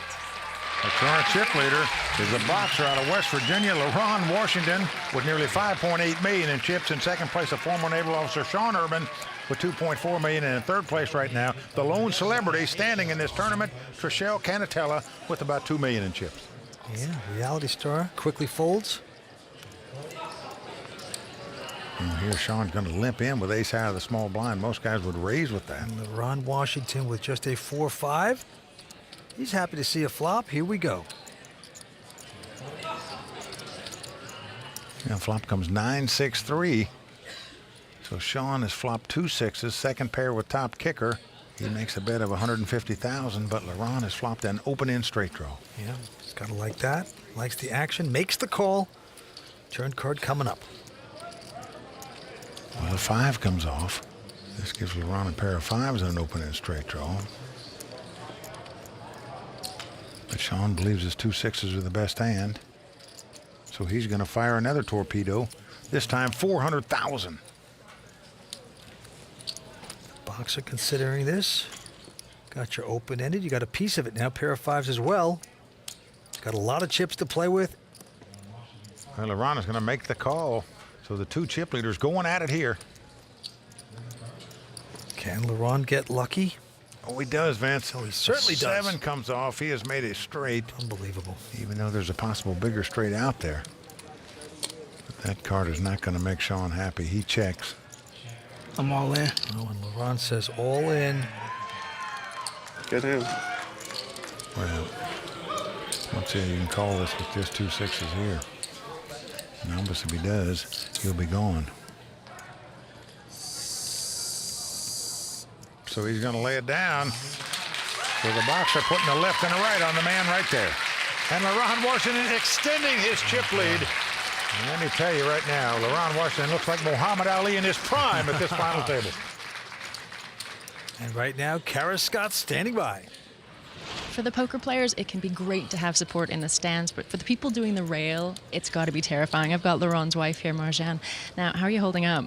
I'm doing good. I get nervous. My stomach's turning every time he goes all in. Because he could go all the way here. What would that mean to have a WPT title? It would mean everything to him. It really would. He's worked very hard. He's played a whole lot, and his game has gotten really, really good, and it would mean a lot to him to win the title. I imagine it would. And to come from a $20 satellite, to win his seat for $20, to win $100,000, you must be so proud, even just at the chance. Very proud. Yeah, very proud. Well, thank you very much. I'll let you get back. I know you want to watch. Thank you so much. Possible dream come true for this family. Oh boy, the wife already planning the shopping trip. All right, back to this hand. Trishelle is folded. Well, Sean Urban has ace-5 offsuit and a small blind. He's going to raise it here. Makes it $325,000 to go. And LaRon Washington with a pair of kings here. I'm all in. Sean does not like hearing that. Well, LaRon's gone all in over the top. Yep, he puts the pressure on with the kings. Well, he is not sparring with this guy anymore. He is going for the knockout blows, Vince. Twice he's going all in over the top of this guy in the 3-handed game. Very impressive poker by LaRon Washington so far. Every time he's played a big pot, he seemed to take it down. That's the way you want to play poker. Just like you want to box, you want to hit and not get hit. That's what he's doing. Title up for grabs. Let's go back down to the money pit and see what happens next. If I can deliver the final knockout blow, you'll see a lot more than that. Very happy-go-lucky LaRon Washington out in front with $6.7 million in chips. Got to work my way up to that point, though.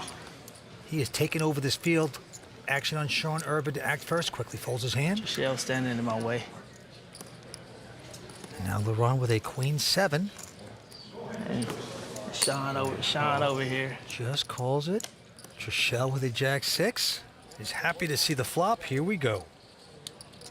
Let's come ace, 7, deuce. LaRon out in front with the 2 7s. He checks them. She checks right behind him. There's a couple of Trishelle's friends that you'll recognize. 5 of clubs on the turn. Helps neither player, but LaRon's coming out to swing away. 400. Yeah, he says 400,000, and Trishelle quickly goes out. And a quick muck by Trishelle. And LaRon picks up another pot. Right now, Kara Scott standing by with Nick Gonzalez. This is a situation that Nicholas Gonzalez knows very well, this final table. You were here last year. You want to make a deal, friend? Yeah, I'll make a deal with you. I'll take first and you take second. What are your emotions when you're sitting at that final table? Talk me through how it felt for you actually sitting there. Good luck, man. You know, for me, it was exhilarating. I played with Freddie. You know, it's just the kind of, you're hoping the poker gods are with you. So I felt really comfortable, had a lot of friends supporting me like Trishelle has today. Sometimes people don't quite give the woman at the table the same respect in terms of, you know, poker knowledge that they might give to some of the guys with the sunglasses on. So is she ready to use that? I think she's always used it, and I think when you look like that, a lot of people don't give you a lot of credit for a lot of things, and you know, other than that. So I think she's very intelligent. She's a very good player, and I think it's all going to work in her favor. Well spoken there by last year's runner-up, Nick Gonzalez. To the hand we go. LaRon Washington this time, our chip leader with ace 3 and the button. I raise. He's going to raise.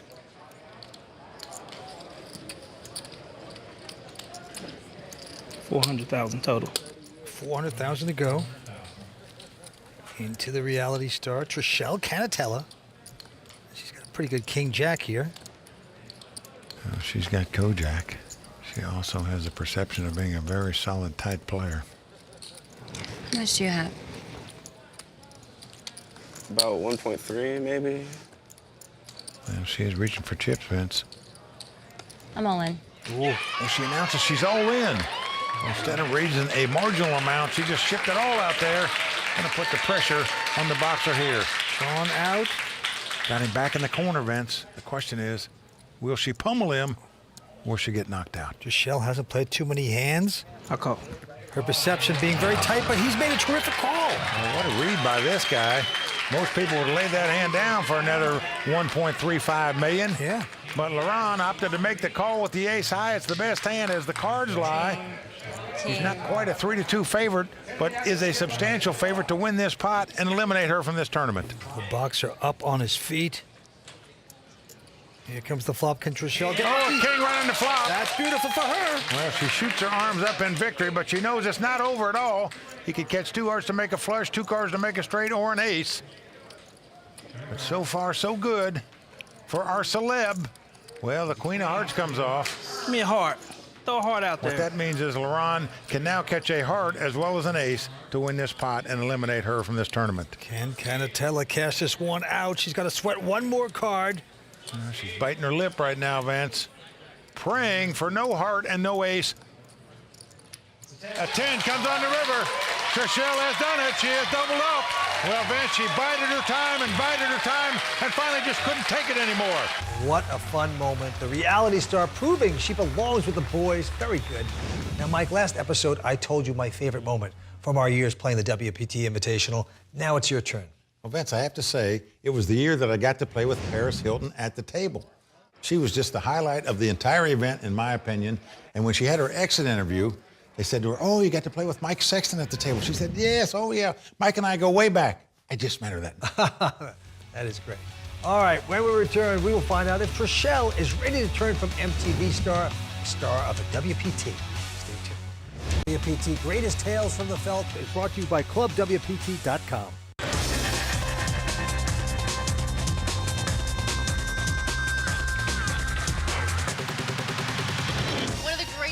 this event is that we get the big poker people here as well. What do you love about playing here? I just love all the celebrities that show up. I got to play with, about 4 hours against Jerry Buss. Trying to finagle some Laker tickets. Maybe he got the message, maybe he didn't. If he didn't, maybe he'll get it now. I don't know. Welcome back to the WPT's Greatest Tales from the Felt. We're looking back at the final tables where the stories are as exciting as the action. Tonight, it's Season 8 and the WPT Invitational from Los Angeles. Now, the WPT Invitational had celebrities, pros, and amateurs alike all competing for a $100,000 first place prize. This was always one of my favorites of the year because we raised money for a good cause and we got to play in this tournament, Vince. And on this night, I love the storylines of who can win it all. Could it be the pro boxer who got in an online free roll, or the Navy man, or will a celebrity take home the title? All of those are great stories. Let's head back to LA and see who will be the king or queen of Tinseltown. Ron Washington still our chip leader, but Trishelle Canatella made a big dent in that lead by capturing that last pot to go to $3.6 million. In third place, Sean Urban right now. The former naval officer has got to step it up here. Yep, and he looks down at a pair of sixes. Any pair is a pretty good hand in the short-handed poker game. See what he does here with the sixes. And he's going to raise it. It's like $250,000 to go. Our chip leader, LaRon. Gonna lay down his queen 3. And now Trishelle Canatella,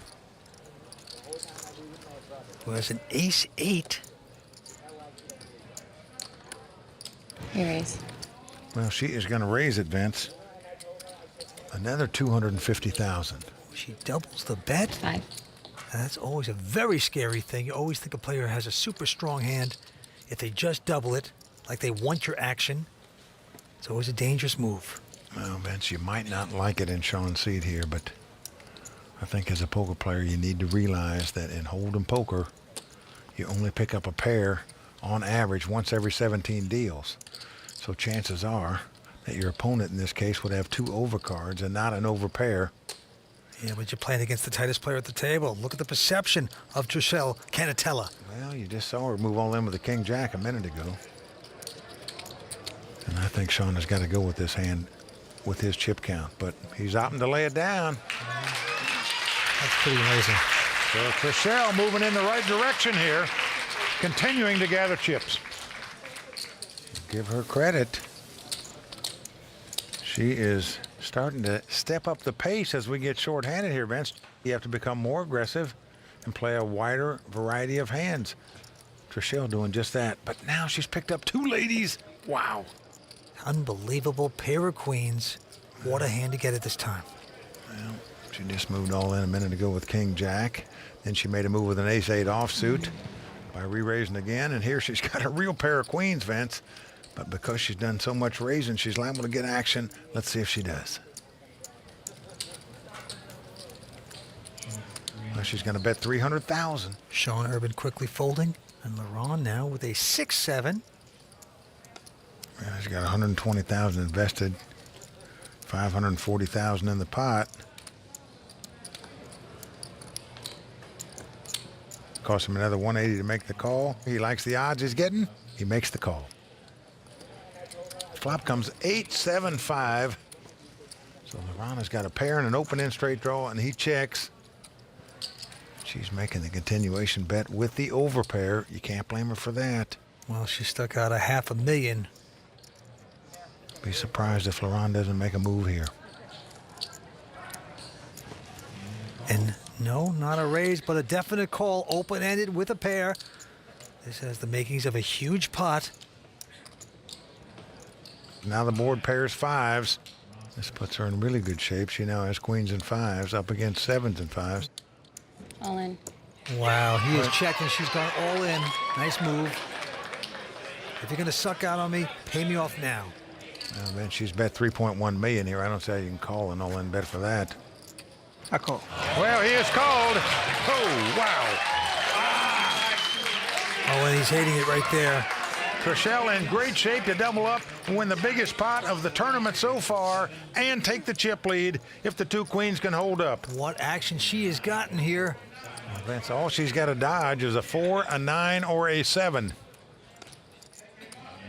Coming to the river. Here we go. Wow! Heartbreak for the lady right there. LaRon Washington striking lightning on the river. He makes an 8-eye straight to win this pot and eliminate Trishelle Canatella from this tournament. Wow! Unbelievable. Vince, that was a left hook out of nowhere by the boxer right there. The lady goes down, and she is out. Now the boxer putting down Trishelle for the count and looking like a champion doing it. He sure did. Now, for Trishelle, she is sticking with poker, and she says she's going to play a bunch of events on the circuit. I'm sure there are many guys out there hoping she makes it to another WPT final table real soon. Well, we're down to 2 as heads-up action starts from the Commerce Casino in Los Angeles right after this. Welcome back to WPT Greatest Tales from the Felt. Brought to you by ClubWPT.com. We have scoured the vaults looking for the most exciting poker action over the years. And tonight, we have arrived at Season 8 and the WPT Invitational. That's right. It is down to 2 amateurs who have come a long way to make it to this point. One of them fought through an online satellite to get a seat here and is now competing for a $100,000 first-place prize. Will it be the Navy man, Sean Urban, or will it be the pro boxer, LaRon Washington, who takes this title? These two aren't the biggest names in the game, but you got to give them a lot of credit because they took down some stiff competition to get here. Let's get back to the table. Well, we're down to heads-up play, and on the World Poker Tour, you know what that means? Show us the money! This is about to be a dream come true for one of these 2 guys. Both die-hard poker players that want to capture a WPT title. That opportunity is at their fingertips right now. I know that you're used to being aggressive and you're used to being, you know, on your front foot and going forward. So you're going to take that into this heads up here? Oh, yeah. I'm throwing straight punches, you know, set him up with the jab and come with the left cross and hopefully knock him out. This will be a lot of fun, though, and this has been a great experience for me. And LaRon has been crushing the table, so I know I have to get lucky a few times. So here we go. Heads-up play about to begin. And as we start out, LaRon Washington with a huge chip advantage. He's got 92% of the chips. And this man put up $20 and beat out a field of 2,400 players. And here he is, living his dream of capturing a WPT title and that $100,000 first-place prize. He's got the button. He's got a 4-3.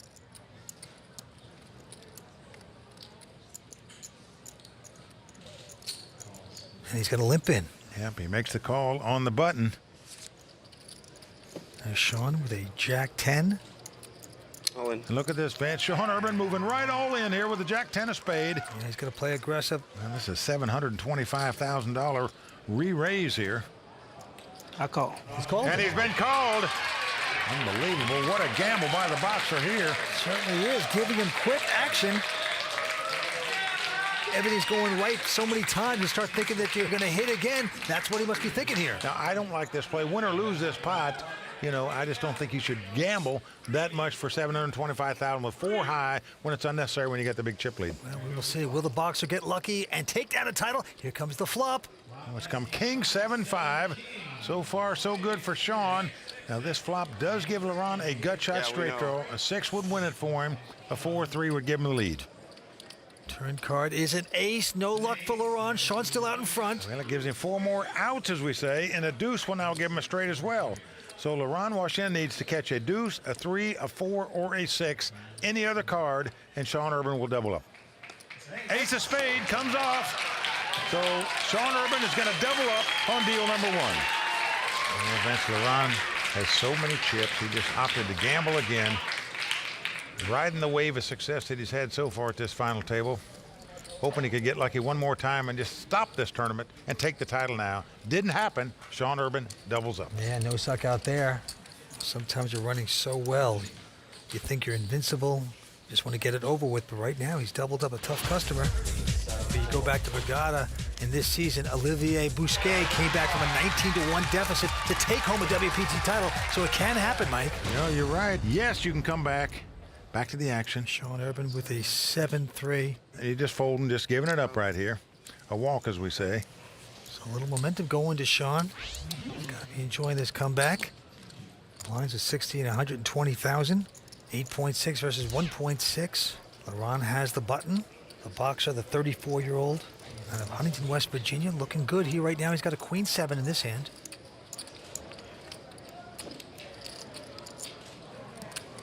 Yep, he's just going to call it. Well, he limps in on the button. And Sean with a queen check. Check. Surprisingly, is not going to go over the top, calling as well. Well, he's got him dominated. It's queen jack versus queen 7. Here comes the flop. Oh, it's come queen 10-5. This could get interesting. Both players have flopped top pair. They both quickly check, Mike. Here comes the turn card, just like that. A 3 of diamonds, helping neither player. Sean out in front with the kicker. Well, again, Sean's going to check. 350. Oh, he's going to try to trap, and Laurent is going to fall into it. He's betting 350,000. Quickly, Sean says, I'm all in here. And Laurent quickly calling as well. Well, so here we go. The only way Laurent can win this pot is for a 7 to come up on the river. And Vince, when you're playing poker and your opponent only has one number he can catch to beat you at the river, you can't get your money in much better than that. Sean Urban could double up yet again. Let's see if he does. Yeah, the legs get a little wobbly here for the boxer. Here comes the river card. It's a 6, so Laurent not going to catch there. Wow. Sean taking home another pot. Vince, he has got to be feeling like he's got a real shot to win this thing now, even though he's still behind the chip count. But when you go double up, you got to be feeling good. And he's 31 years old, out of Seattle, Washington. Sean Urban with a huge comeback here tonight, Mike. Yeah, former naval officer, physics major from Ole Miss, up against the boxer from Marshall University in Laurent, Washington. And right now the boxer a little bit nervous. He started this heads-up battle with about a 10-to-1 chip advantage. Now he's down to a 2-to-1 chip advantage. All right, Sean this time with a queen deuce of hearts, just calling. But Laurent with a king 10 off suit. Not going to pump it, though. Well, you see, he's going to slow down a little bit here, Vince, and try to get his bearings back, as they say, in the boxing world. Flop comes 9-7-5 with 2 hearts. Oh, boy, a 4 flush for Sean Urban. Check. And both men check. 10 of hearts comes on the turn. And it's a heart flush there for Sean Urban. Well, Laurent's got top pair and checks again. Sean's going to bet 200,000 here. And Laurent is going to call and Vince whatever chips he puts in now, you just say goodbye to. No card he can catch to win the pot. Going to the river. Oh, and now another 10 comes off. This could really spell doom for the boxer, as he's now got 3 10s. But he checked him, Vince. I can't believe that. Did not bet the 3 10s. And Sean with his flush. Got to feel like the flush is the best hand. Question is, how much value can you get out of it?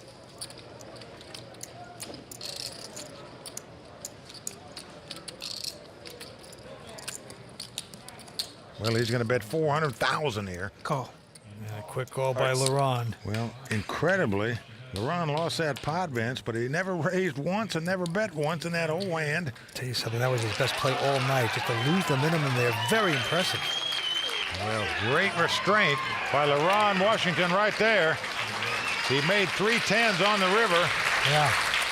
Up against a flush. Lost the minimum there. Yes, he did. With that hand. Saved a ton of money.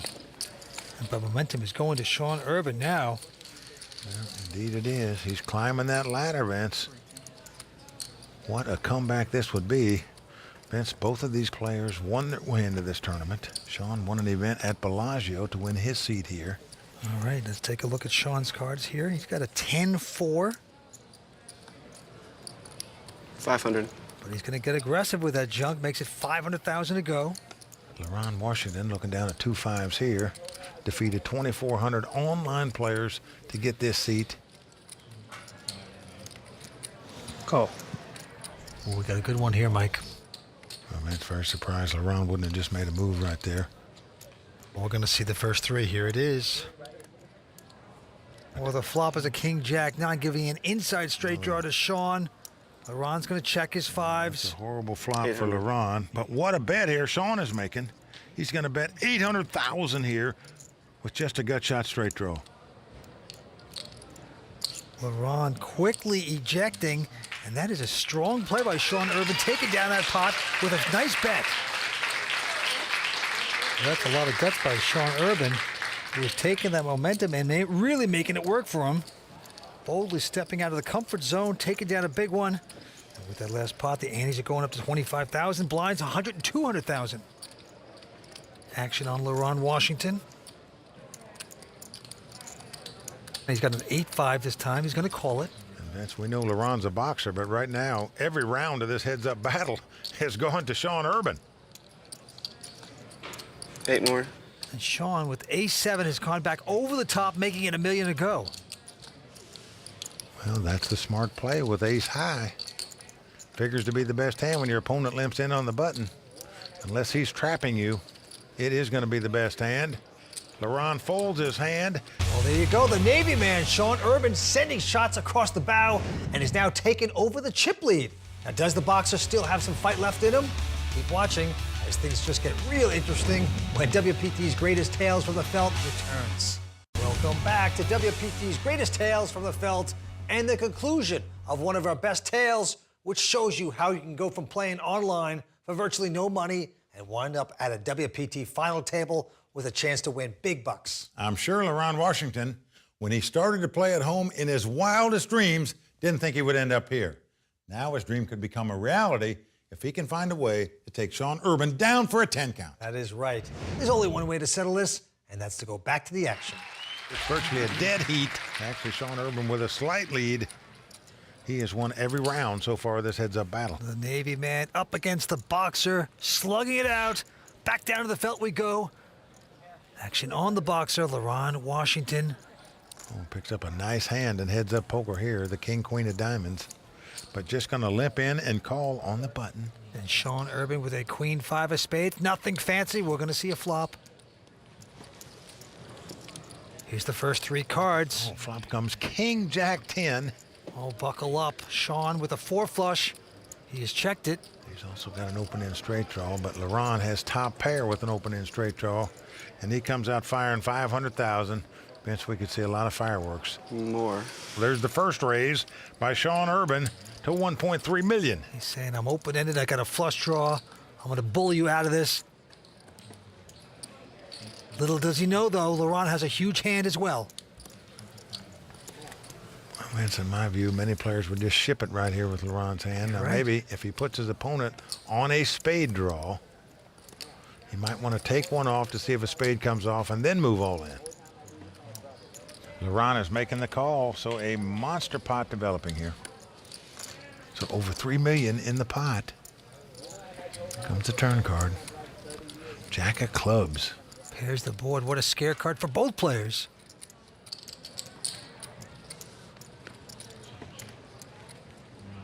This, they both slow down. They both check. Deuce of hearts comes off. That no apparent help to either player. Sean didn't hit the flush. Nothing on the river for him. I'm all in. But look at this, man. Sean Urban is moving all in. He's betting 3.7 million on a bluff. Absolutely nothing. What guts to make this bet? Will he be successful? He's got LaRon covered.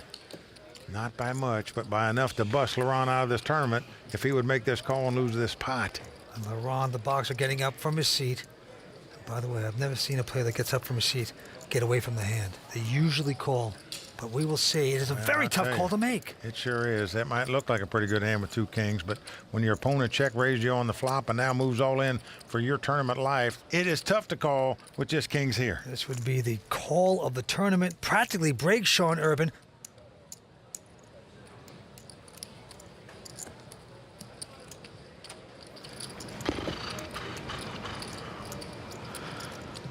I'll call. He's going to do it. He's made the call. And Vince, just like that, it's like he's lost the first 9 rounds of this heads-up battle. Been in round 10, bam, he's knocked him out to a 9.5 count. What a tough call that was to make. Just 2 kings there. Now, it may seem like a big hand heads up, but when you got check raised on the flop with that hand, and now your opponent moves in on the river, whew, I'm telling you, folks, that is not an easy call to make. Sean had the guts to make that kind of bet. Almost got his man out. Oh. Well, Sean showed a lot of heart there to make that bluff. But LaRon showed just as much or more heart by making the call. Oh, what a brilliant call. He has done it. He has come back in a big way. Well, Vince, that was it. It was his tournament life, everything on the line. And he's got to make that call with 2 kings there, and he did it. And now LaRon Washington, who put $20 at Club WPT to win his seat here, is now just one hand away from a WPT title. We will see. The card's being dealt. And as you can see, Sean Urban doesn't even have enough for the blind, Vince. So incredibly, LaRon has more chips in the big blind than his opponent has. They turn up the cards. Sean with a 9-6. He's actually out in front of LaRon, who just has a junky 3-2. Well, it's the worst starting hand you can have, an heads-up hold'em. There's a 3-deuce offsuit. That's what LaRon's got. Right now, Sean out in front with the 9-6. He's up against a 3-high. Here comes a flop. Oh, it's 7-5-3. LaRon out in front with the 3s. Well, Sean Urban has got a two-way straight draw. An 8 would give him a straight, a 4 would give him a straight, a 6 or a 9 would give him the lead. Here comes a turn card. Queen of clubs. Oh, that gives Sean a club flush draw, too. Oh, wow. Red ace. So he's looking for a 4, an 8, a 6, a 9, or a Otherwise, club. this is over. The 7 comes off. There it is. LaRon Washington has done it. Well, LaRon is a big guy, and he definitely was not going to back down to anybody. But I must say, that was kind of a questionable play by Sean making a bluff at that pot. Well, I'd agree with you, Vince, because there weren't any cards on the table that could scare LaRon. Now, I think when you're an amateur and you're on the verge of winning a WPT title, it might be my old school mentality, but I think you've got to go out standing tall with a hand you can be proud of. If you get beat, so be it. But at least you give yourself a fighting chance. Yeah, but you gotta love LaRon Washington doing the improbable. He came in from playing online during a virtual free roll, beating out 2,400 other players, and then played some incredible poker to win $100,000 and a WPT title. Well, not a bad payday for the champ, that's for sure. Join us next time as we go into the vault for another of WPT's greatest tales from the felt. I'm Mike Sexton. I'm Vince Van Patten. Thanks for watching. Next time on WPT's greatest tales from the felt. You let me win that $3 million pot with nothing? Patient, guys, patient. Oh, it's an ace on the river. Good hand, man. Good hand.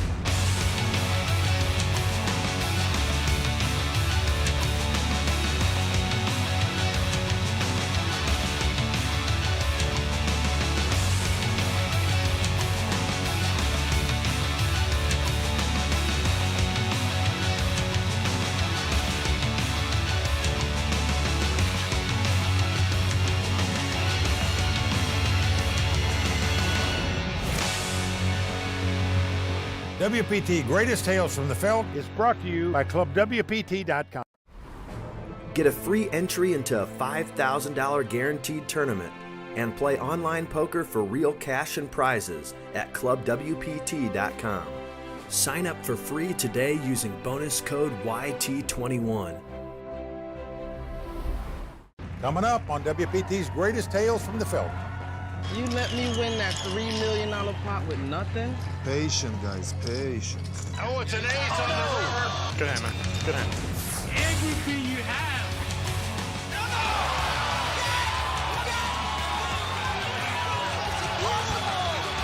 Everyone in the house standing, holding their breath. It's a diamond. It's $3.7 million. What an epic battle it was. Welcome to WPT Greatest Tales from the Felt, brought to you by ClubWPT.com. We are opening our vaults to revisit some of the most legendary final tables in WPT history. I'm Mike Sexton. And I'm Vince Van Patten. And tonight, we've decided to take a look back at what has become one of the liveliest tournaments of the year. This tournament has become one of the most talked about, not only for the great poker play, but for the over-the-top personalities. Of course, we are talking about the Borgata Poker Open from Atlantic City. In the past, we've had some unforgettable moments here, such as when Jeremy Brown drank away his massive chip lead, to Daniel Negreanu winning his first ever WPT title here. Tonight, we're looking back at Season 9's Borgata Poker Open. It had over 1,000 entrants going after over a $700,000 first place prize. That is right. And with that many entrants, the competition was tough and the trash talking was even tougher. This final taper featured the never for a loss of words Dwight Pilgrim, poker pros Ophir Moore and Daniel Mikowski, and 3 amateurs. And as we know, when you combine big money, lots of pressure, and some trash talking, things can get combustible. And partner, for a moment there, I wasn't sure if we were going to have to send you in there to break up a fight. Who knew? Oh, well, let's be glad that didn't have to happen. But you're right, Vince. This is a spirited one and one of the most entertaining final tables of all time. Let's head back to 2010, the Borgata Poker Open from Atlantic City. Kimberly, it's all yours. Back off. The largest tournament in the history of the WPT has turned out to be the ultimate test of survival. Over the previous 5 days, this record-setting field of 1,042 players was whittled down to only 6. One of those who made a deep run here at Borgata but came up just a bit short is here with me right now, our very own Mike Sexton. Mike, congratulations on your 20th place finish. First the Hall of Fame, now this. Soon you're going to be demanding a bigger dressing room. Well, thanks, Kimberly. You know, I don't get a chance to play a lot of poker tournaments anymore, so whenever I get to play a big event like the Borgata Poker Open, I thoroughly enjoy myself. It's a lot of fun for me. You know, it's always disappointing when you get knocked out of tournaments, of course. But the truth is, only about 10% of the people make the money in a poker tournament. Anytime you make the money, that's good. You know, I'm an old school guy. I still love to compete against the young guns to see how well I can do. So this has been a real fun week for me, even though I didn't quite make it to the final table. You know, I've really enjoyed myself. And bittersweet, of course, but still quite an achievement. Congratulations again, and don't go anywhere. But Mike Sexton's tale from this event is just one from the multitudes that came to Borgata this week seeking poker glory. Let's take a look back at the bloodbath that ensues when 1,000 players go after one championship. Welcome to the Borgata Poker Open. On behalf of the Royal Flush Girls and everyone at the World Poker Tour, shuffle up and deal. History was in the air early on day one as the number of entrants set a WPT record with 1,042 registered players. And in a sea of 1,000 players, one man, Olivier Bousquet, stood alone, hoping to become the first WPT champion ever to win the same title 2 years running. But to do so, he would have to get through a field that was stacked with notable players. 2010 Legends of Poker champion Andy Frankenberger couldn't make it 2 titles in a row. He ended up on the losing end of a flush over flush situation against poker pro Daniel Makovsky, and Frankenberger hit the rails soon after. The day ended with 641 players. Canadian Vincenzo Abate was in the chip lead, young gun Jeff Papola in 4th. Mike Sexton made it through with a healthy stack of over 70,000. Olivier Bousquet's chances to repeat looked bleak as he limped into day 2 with 29,000 in chips, far behind his fellow 2009 Borgata Poker Open final tablists Keith Crowder, Jeremy Brown, and Yannick Brodeur. With 641 players going after one title, tempers were bound to flare. No. You might influence him, dude. Don't mind you winning the pot, but you're jacking your jaws too much in that game. While some tried to keep their true feelings to themselves, others weren't afraid to tell people how they really felt. Give it to me all back. Okay, you're right. I knew I was gonna get him. Cuz, how you doing, Cuz? How you doing, Cuz? Bro, you getting this on camera? Jerk boy down there? Cuz, look at the crowd. Look at the crowd around you. I said I'm sorry. I already told you. Now I'm a gentleman. Now you want to continue? I said I'm sorry. Ship it. Yes! As the dust settled, the battle for survival began in earnest as almost 500 players hit the rail, leaving just 165 in contention to be a WPT champion. One of those players was the defending champ, who not only survived the day, but thrived, finishing with a huge stack of over 355,000, good for 22nd place. It was 3-time WPT finalist John D'Agostino who captured the chip lead. Giuseppe Pantaleo a close second. Jeff Papola and actor-turned-poker pro Ben Clear rounded out the top 10. At the start of day 3, we were still 65 players away from the money bubble. But no time was wasted, and by the 3rd level, we were just 1 away from the money. Short stack Travell Thomas was holding on for dear life with just 20,000 in chips, less than he started with on day 1. Will you stop eyeing my stack, man? But it wasn't a short stack who burst the bubble. Greg Merritt was all in for over $250,000. He was quickly called by chip leader Giuseppe Pantaleo, who had flopped a set of deuces. No help on the turn or river meant that Merritt was our bubble boy.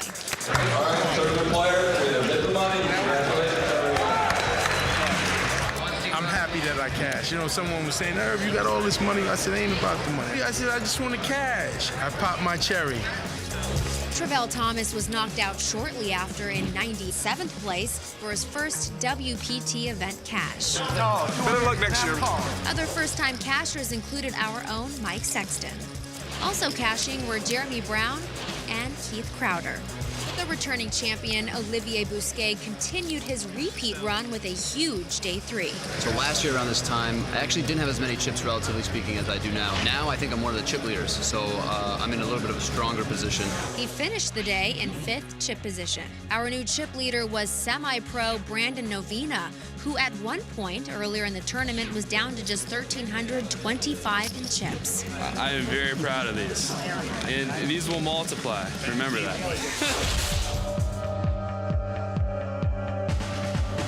The final 27 began with 2 big stories. Could Olivier Bousquet go back-to-back?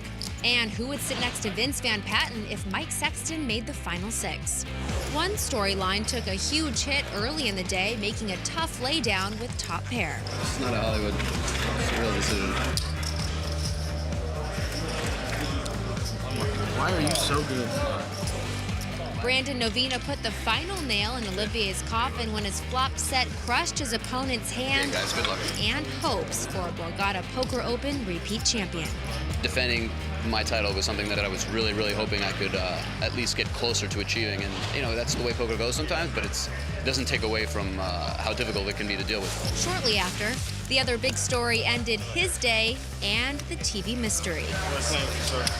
Say, Levy, Vince, I'm coming back. Chip leader Brandon Novina knocked out John DiAgostino in 14th place, ending Dag's shot at a second Borgata Poker Open final table. Borgata cash game regular Ophir Moore knocked out Jeff Papola in 7th place, giving him the chip lead and cementing the final 6. With Jeff eliminated, Dwight Pilgrim, along with the other 5 players, has a chance to shock the world, baby! Shock the world indeed. With all the big names in this field, the final 6 are relative unknowns. But Mike, you played with these guys over the last 5 days. Walk me through this final table. Well, I did play with all these guys on their journey to the final table. But once again, the young guys are doing it on the World Poker Tour. The top 4 chip leaders tonight are all guys in their 20s. Now, I'm a believer that experience bodes well under the bright lights of these televised final tables. And the guy at the final table that has by far the most experience and success in big-time poker events is Dwight Pilgrim. And for that reason, I look for him to be the guy to beat tonight. Well, of course, they all have chips, so it's anyone's game to win. Let's just see if Dwight can, as he puts it, shock the world. In the 2 seat, rising young star Ben Clear. I'm playing for the title. Obviously, the money is great, but the title is also just as important. New York, steady as a rock, Daniel Mikowski. Winning this title will mean, first of all, reputation and recognition of me as a good player. In the 5 seat, becoming a legend, Dwight Pilgrim. We're playing to build a resume that holds up with the big boys, with the top of the food chain. Trying to put something together that nobody can really look down and say, you know what, that kid is bringing something to the table. Hi, everyone. Welcome back to Atlantic City and the final table of the largest event in the history of the WPT, the Borgata Poker Open. And Mike, very impressive. 1,042 players put up the money to take a shot at this title, including you, my friend. I was so impressed. You finished 20th. Congratulations. Don't remind me. But Mike, there can only be one champion here tonight. Who will weed through the largest field ever on the World Poker Tour and take down this title? Lots of fun and pain coming up. Let's watch the bluffing begin. Well, odds are youth will prevail once again on the World Poker Tour as our top 4 chip leaders are all in their 20s, led by Ophir Moore with $7.2 million. So one of these players is going to win close to $750,000 here tonight. The antes are $25,000, blinds $75,000, and $150,000. Let's go to the felt. First to act is Daniel Mikowski out of New York. He's got a lousy 4-3, and he folds. Now it's into Kia Mahajeri, 57 years old, former electrical engineer. He's going to fold as well. And Ben Clear looks Looks down at ace-king, a big hand here. Ben's a former actor, former bartender. He's raised to 325. Ophir out. Brandon Novina not going to play. Now it's around to Dwight Pilgrim. He's the guy the eyes are focused on here. He's like the Muhammad Ali of poker, Vince. Very braggadocious kind of guy, but he's also got game. I played a lot with him during his tournament, and I can tell you, he can play. Well, he's only got a 7-9, but he is going to call, and here's the flop. Look at this. Dwight's got a piece of it, pair of sevens, and he's going to check. Queen 7 deuce with 2 spades is the flop. Now clear with just ace-king. In with the continuation. Bet 400,000. Dwight's got second pair, but he's going to make the call, and a good one it is, as he's out in front with the 2 sevens. 4th Street is a 5 of clubs. Helps neither player. Back on Dwight. He checks. Let's see if Ben will fire again. Nope. He's going to check this time. That's going to tell Dwight he's got the best hand right now. Now a deuce comes off. Dwight getting chips out, it looks like. 275. Well, 275,000. Now the pot's got $1.6 million in it, so this is a very small value bet, and it's going to work for him. I'm surprised at this call by Ben here. Oh, wow. He is a little stunned there. Little value bet by Dwight on the river there. Got his opponent to pay him off. I'm even defending with the 7-9 now, son. Oh, man. He is a chatty player. So imagine what I'm doing with the 10-jack. Very confident in his abilities, and he lets you know it. I want to be the best. I want to be one of the best. I want to go out there, put up my best foot forward. Got to take that spot, right? I want to be able to say that I put it all on the field. I let it all hang out, and I'm willing to take whatever comes with it. Well, I played a fair amount with Dwight during this tournament, and I can tell you, he's fun to have at the table, but we'll do a lot of chatting. All right, on this hand, it's been folded around to Daniel Makovsky. He's a former biologist, so that's pretty impressive. And he's going to play. Makes it 350,000 to go. Kia out. But Ben clear with a queen jack in the small blind. Looks interested.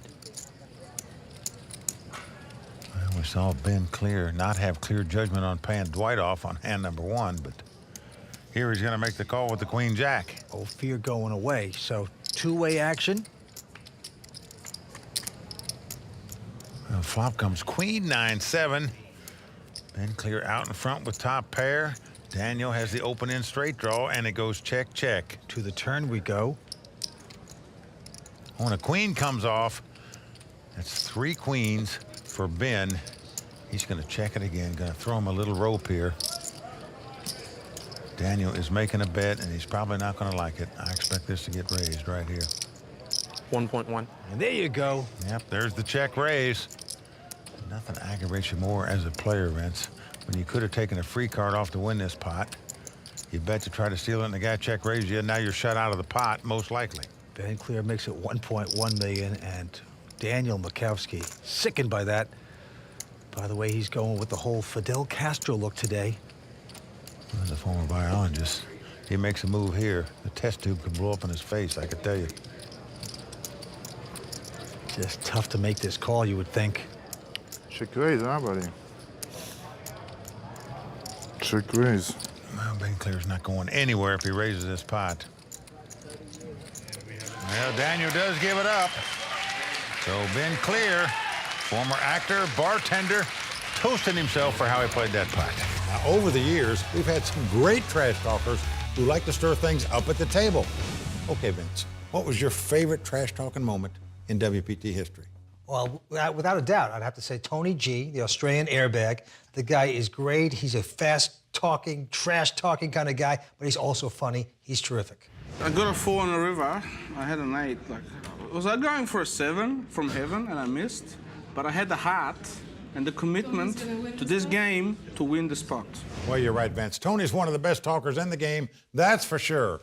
Now, coming up, Dwight pays a compliment to one of the other players at the table. Let's just say it doesn't go over too well. Don't go away. Welcome back to WPT's Greatest Tales from the Felt. Tonight, it's Season 9 and the Borgata Poker Open from Atlantic City. Now, this tournament is known as much for its attitude as its poker play. Mike, this tournament has had its great moments over the years. And coming up, you're about to see another can't-miss moment. At the time, I was kind of worried it might turn into our first physical altercation on the World Poker Tour. You can't miss this. Let's go to the Felt. We are back in Atlantic City. 6 players remain. Dwight Pilgrim, the Kanye West of poker, is first to act. He'll play almost anything. And he is our chip leader right now, but gonna lay this hand down.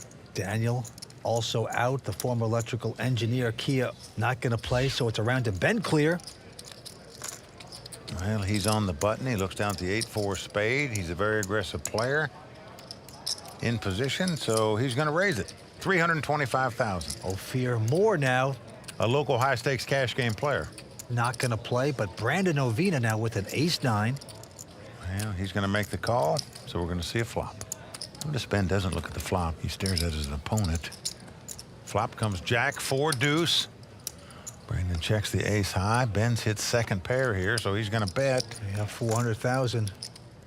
Brandon, nothing hitting there on that flop. But he's gonna call. Here comes the turn. It is a queen of diamonds helping neither player. Wow, very gutsy here. Looks like 600,000.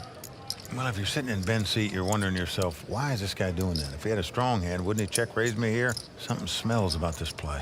It's still disturbing because you only have 4s. 1.8. But he doesn't care. He's coming back over the top and makes it 1.8 million. Well, I'll tell you, in my mind, he put 2 plus 2 together here.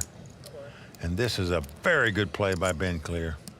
Oh, the bartender serving up the cocktail right there into Brandon. Well, that play can only be topped. If Brandon comes back over the top of him for all his chips, he'll win this pot. Almost impossible to do. It really is. You just sickened. You made a smart move. You're tight at the table. You have a good perception of solidness, of tightness. You think that's going to work. Oh, boy, it has been foiled by Ben. Brilliantly done. Brandon has to go away. Ben Clear earned that pot, played it superbly. He is moving his chips around fast tonight, and Brandon has to pay for it. My mom is here, like all moms, you know, don't be playing that poker, you know what I mean? She was scared, you know. But I told her, I said, Mom, one day, there's gonna be a day I'm gonna make over 100,000 in one day. You watch. I'm here with the WPT final tableist, Sean Kunix, who is friends with Brandon Novina. If it weren't for you, Brandon wouldn't be here. Yes, that's true. I generally don't stake people in tournaments, but he had so much heart, and I could tell he was very hungry for it. Eye of the tiger, if you will. And he said, look, if I go, I'm going to win. As a matter of fact, he got down to 1,325 chips, and he still said, oh, don't worry, I'll be there at the end. I'm going to win this thing. I told you I was, and here we are. All right, well, good luck to your friend Brandon. Thank you. Guys, back to the action. On to the next pot right here. Everyone's folded around, and now it's between Kia and Ben, the 2 blinds here. They both have junk hands, 8-6 of clubs, 5-3 of clubs. Yeah, flop comes ace, jack 8 with 2 clubs. Both players with a flush draw and both players checking.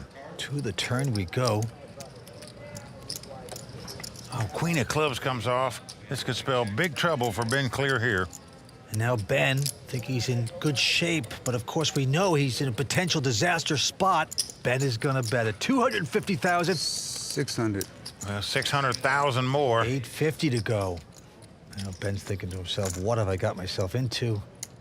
I'm all in. Wow. I call. Yeah, all in and called. Flush over. It's flush over flush. And look at that. Ben knows it's flush over flush before Kia turns up his cards, and it's bad news for him. Good hand, man. Good hand.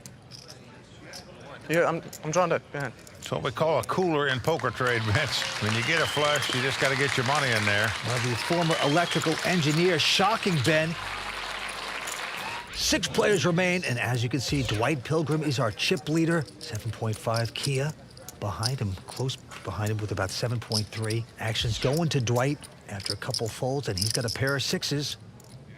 He's just called it, but Daniel behind him has a pair of kings. I'm all in. Well, he's going all in here. He's on the short stack. Kia out. Ben not going to play. Dwight has called it with the 6s. Well, Dwight's made the call. Not going to like it. It's pair over pair here. I'm surprised that Dwight made this call. It's the tightest player at the table, this Daniel Malkowski. Let me live. Let me live. And let's see a flop. Now, flop is ace 10-9, so Dwight's going to need to catch a 6 or 2 running cards to make a straight. They'd love to knock out this Daniel Malkowski. Well, an 8 comes up, so that does give Dwight a straight draw. He can now win the pot with a 6 or a 7. That would give him a straight. Daniel's squirming there a little bit. Will he get unlucky or will he double up? Well, deuce of diamonds comes off. So Daniel's going to double up. And lets out a sigh of relief. How much? Well, you got a showdown. That's what you want. You want to see what I'm doing, right? And folks, I can tell you right now, you're going to have to get a crowbar to get the chips from that guy. Patient, guys, patient. It's going to be like pulling hen's teeth. Tight is right, but you have to know how to use the tight image. If you're here for the money and you're here for the results, you have to be patient, be tight, and choose your spots.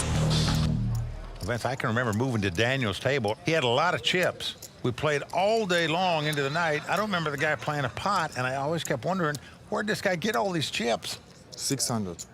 Tight, tight, tight, but this time he picks up an attractive pair of 9s, makes it 600,000 to go. Kia out. Ben with an ace-9. Boy, he's been active, but he respects the tightness of Daniel, and he folds. It's folded around to Dwight Pilgrim, and here he picks up 2 jacks. 1.8. Oh, this could be payback time. He's going to raise it to 1.8 million. So these guys are back at it. Daniel now with a little bit of a problem. I don't think I could fold. I know that already, don't worry. That's not gonna affect my decision. Just wanted to make sure we was clear on something. We're clear on more things than you think. In a few years, you realize that. It's gonna take me years. 3, 4 years, probably. So that means it's gonna take you decades to realize it. Realize what? That we don't? Agree? You got beautiful eyes. Oh. You have lousy glasses. Oh. But now I see your eyes, though. Oh, get a room.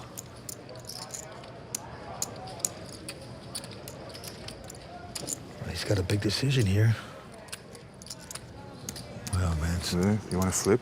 Man, it says, do you want to flip? Meaning, Good fold, sir. he thinks Dwight's got 2 overcards like an ace-king or an ace-queen here. You sure? Yeah, on TV. No, now.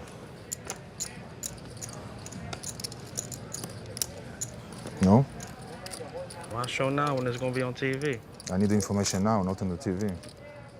That's gonna spoil the surprise. I'm not playing for surprises. Well, it's certainly taking a long amount of time. Decide what to do here. I'm just thinking yesterday you saw me raising a lot under the gun. You saw me doing it today, too. See, that's your problem. You're still thinking about yesterday. No, I'm thinking about today, too. I did it today, too. You need to start thinking about today. I'm thinking about today all the time. And your future. Getting very deep on us. So now you're using that against me. Did I ever tell you I like your eyes? You did, but you say it one more time, I'll be confused. But this is, I've never seen such sweet talking between 2 players ever. I'm not sure I'm folding, man. I don't think I can fold that, really. I just don't like it. I don't like it at all. Can I get a clock for this foolishness this guy's doing? Wow. Think I was gonna give you all day, son? I really don't respect what you just did. After you're the one who talking and not doing a mistake. Listen, I gotta defend my hand, son. What you gonna do about yours? Lovers quarrel. You make me lay down the better hand. They're breaking up. Good fold, sir. Probably by 4%, but it's a better hand. Oh, I don't even know how to calculate 4%. Well, Daniel does lay it down. Something we could have done about 5 minutes ago. Tough decision, and Daniel escapes there. Brilliantly done. Even if it was a race situation, Vince, he's just not the kind of player that likes to gamble on a race. As it was pair over pair, and he was in dire straits. All right, to the next hand we go. Couple folds, and it's around to the small blind Kia, who has an ace-queen. And he's going to make it 500,000 to go. I'm all in. I call. Wow. Ben behind him with jacks has gone all in, and a quick call by Kia. Nice hand. They both got up. These two have clashed before. One more race, please. I've won a bunch of them this tournament. So. They have pretty close to the same amount of chips, but Kia has him covered, so Ben clears tournament life on the line here. The 2 jacks don't stand up. He'll be out in 6th place. Give me 5 jacks! If they do, he'll become the chip leader. How do you like that? Well, how about Dwight? He's up in the stands now, rooting him on. This is fun. Let's take a look at the first 3. Inside straight draw there for Kia. That's about it. Running jacks. Well, if Kia catches a jack, that would give him a straight in the best hand. At least you got his outs. Needs an ace or a queen to take the lead. Here comes the turn. Well, a 6 comes off, so we're down to the river. Kia must catch an ace, a queen, or a jack. Nothing else will do for him. One more, Ben. Likes his odds. He's chuckling it up. Can he escape one more card and double up? Here comes the river. Oh, it's an ace on the river. The retired electrical engineer short circuits Ben Clear. He is out of here. Oh, boy, he's a gentleman, but absolutely stunned as he's going to take home $148,000. This is a fantastic player. I said he played very well. The former bartender probably heading to the bar right now after his opponent spiked an ace on the river to knock him out. Well, it's always tough to lose it on the river. You know, I think he's still drinking at the bar since he never returned to another WPT final table. But, partner, I want to get back to one thing we saw in that last segment. What, in your opinion, is the etiquette about asking for the clock, as we saw Dwight do there? Well, I happen to agree with Dwight on this one. I thought Daniel was taking too much time in making his decision. It's just not fair to the other players at the table when they have to sit around and wait for a guy to make a decision. Now, as you know, Vince, I'm in favor of adding a shot clock to all poker tournaments. I believe it would speed up play and make it better for everybody. Now, I will say this about Dwight. You know, he almost crossed the line a bit there in telling Daniel that he had nice eyes, but lucky for him, Daniel stayed in control and didn't clock him. It's a compliment. It's a nice thing to hear at the poker table. Okay, more from the Season 9's WPT Regatta Poker Open. When we continue, stay with us. WPT Greatest Tales from the Felt is brought to you by ClubWPT.com. Well, it's definitely difficult to get through a field like this. It's not easy to get to the finals. It took a long time, a lot of people to go through. And I look at it as a big UFC contest, and there's about 1,200 fighters coming in the ring. Taking you down. Everybody's coming with 3 different styles. I'm coming with about 7. If they beat me in karate, we're gonna go down to the floor, we're gonna grapple, we're gonna do whatever we gotta do to survive. I'm here to just play my best and show my different styles. We're back on WPT Greatest Tales from the Felt, where we are looking at some of the most legendary final tables in WPT history. Tonight, we've hopped in the time machine and landed at 2010's Borgata Poker Open. That is right, Mike. And this final table got so heated, it almost started to resemble a wrestling match. I thought someone was going to jump off the top rope. Who knew? But right now, we are down to 5 players. And if you think Daniel and Dwight will go back to the corners for long, you will be mistaken. And when this round ends, one of them will be hitting the showers. Ding, ding. Let's go to the ring. Let's go to the felt. 5 players remain. The blinds are going up to 125, 250. Well, Kia is our chip leader, and he has folded his hand, and now it's on to Ophir Moore. Come on. He has gone all in. Couple folds around. I call. But Daniel Mikowski with Ace-King has made the call. Well, he's got to love it right here, Vance. He is dominating his opponent. Ace-King versus Ace-Queen. Bring it home, Danny. Bring it home, Danny. Ophir just hadn't had any cards yet at this final table. Finally picks up a hand and is dominated. Daniel has a little more money, so he could break Ophir Moore right now. Ophir from Woodmere, New York, a cash game player, 25 years old, in a lot of trouble right now. Well, gonna have to get very lucky to stay alive in this tournament, that's for sure. Oh, and he does on the flop. It's come ace, queen, 6. Ophir is taking the lead with the top 2 pair. Daniel just drops his head down on the table. He is sick. He knows he's going to have to catch a king or 2 runners to make it straight. Otherwise, he's essentially going to be down to nothing. Only Ophir can do it. Well, he better get real lucky, otherwise he'll be on the morphine drip. What a flop for Ophir. Here comes the turn card. No help for Daniel with a 7 of spades. Well, we are down to the river. Daniel must catch a king, or Ophir is going to double up here.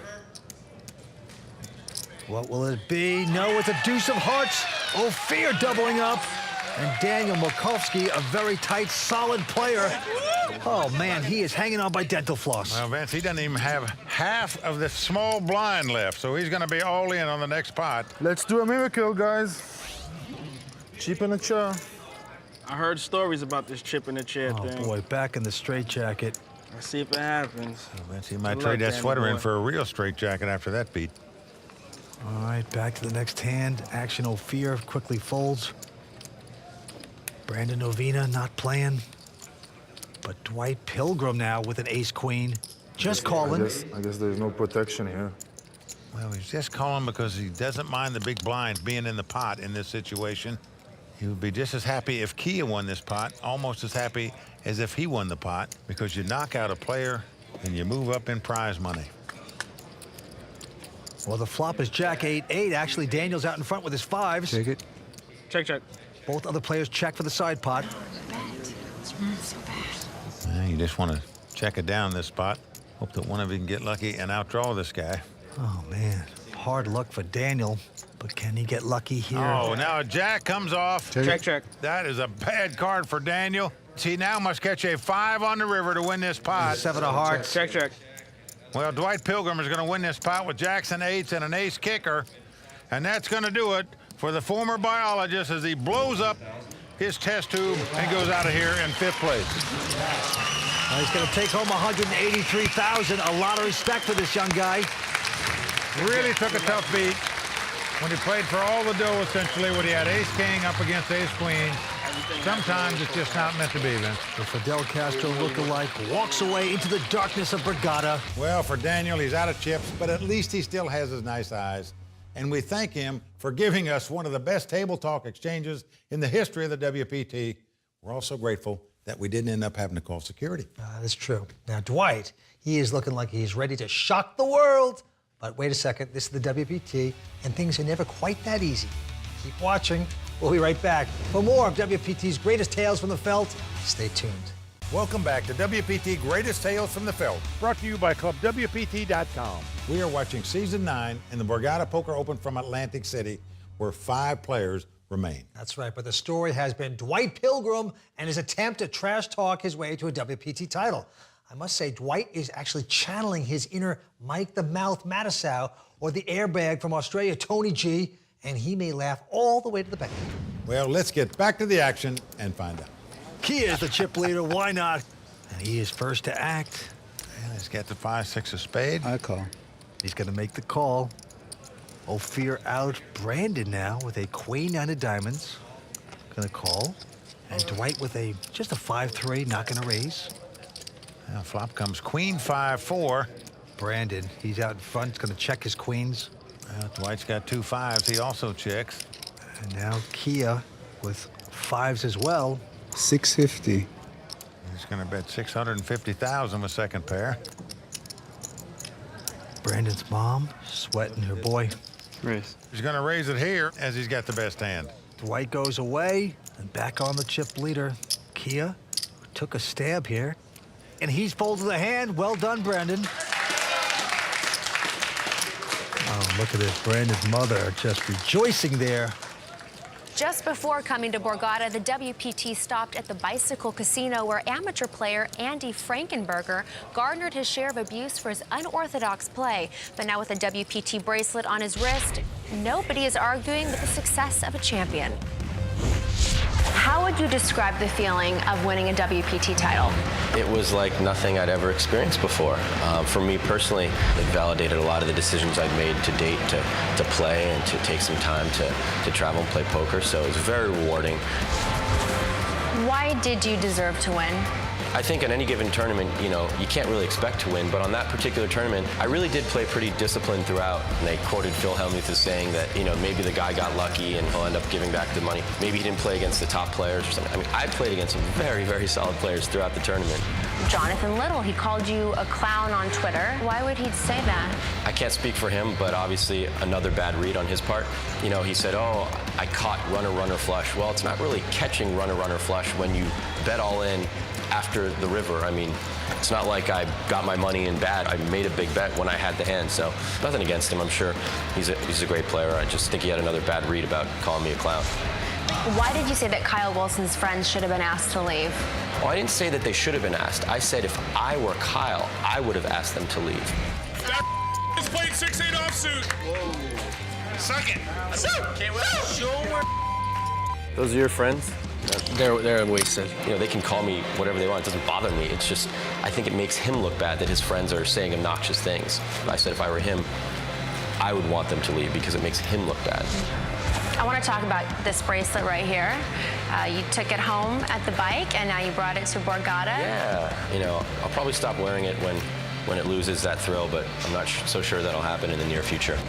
Pick it on the new guy. Well, Vince, I don't know how you criticize anybody that's got a double major from Duke. Scored a perfect 800 on his SAT math test. He is far from a clown and a super nice guy, I might add. Well, it's back on Brandon. He's got a 6-4 of diamonds. And look at that. He feigned like he was going to muck it. Probably should have, but now he's getting chips ready.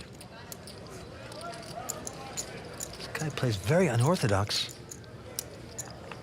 He's getting some confidence. What's he going to do here? He's going to raise. Makes it 625,000 to go. 1.8. But right behind him, Dwight with just a king-jack says 1.8 million. Well, Vince, the only way he could do that is because he sensed what you just said. Yeah.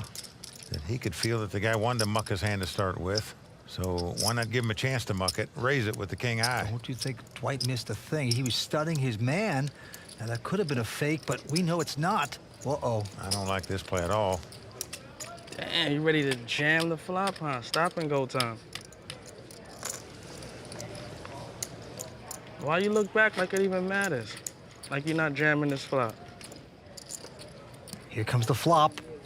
And flop is queen 7-3.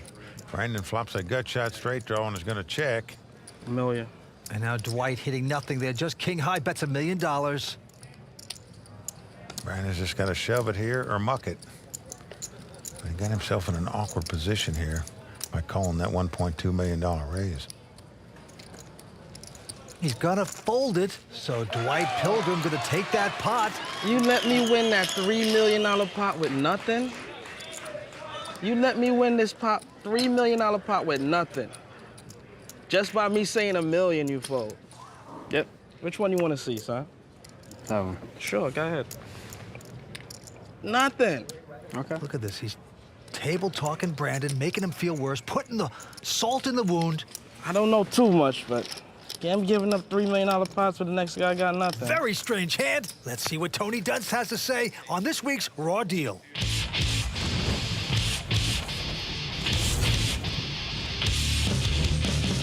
Does trash talk really get into people's heads? Dwight Pilgrim sure seems to think so, and in this hand against Brandon, it's hard to argue against it. I'm Tony Dunst, known as Bond18 online. Let's break it down.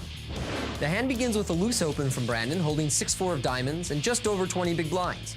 Dwight decides to apply the pressure and makes it a nearly 3x re-raise to 1.8 million. 1.8. Totaling about 40% of Brandon's stack to begin the hand. Brandon makes a huge mistake by calling the re-raise with no clear plan for post-flop, holding 6 high, and when the flop comes down queen 7-3 rainbow, he meekly check folds. Throughout the course of the hand, Dwight is not shy about table talk. The question is whether the banter helps his overall strategy, both on and away from the felt. Note what Dwight says to Brandon during the hand. Why you look back like it even matters? Like you're not jamming this flop. He's saying this because he's aware there are many flops upon which calling a shove would be difficult or awkward given the texture, and I think Dwight would prefer the option to make the bet and create fold equity himself. A professional knows to tune out heavy trash talk and use it as just another piece of information with which to look for patterns, but it might have a more profitable effect against less experienced players. However, in Dwight's case, I think he's also using the talk to stand out on a WPT final table and establish himself as one of the game's true characters. He knows there's real value in that off the felt. I sat next to Dwight throughout day 3 of this year's World Series main event, and I came away with a real positive impression. He's an approachable, fun, naturally talkative guy with a real hard work ethic. Do I think his incessant banter was uncalled for and unnecessary?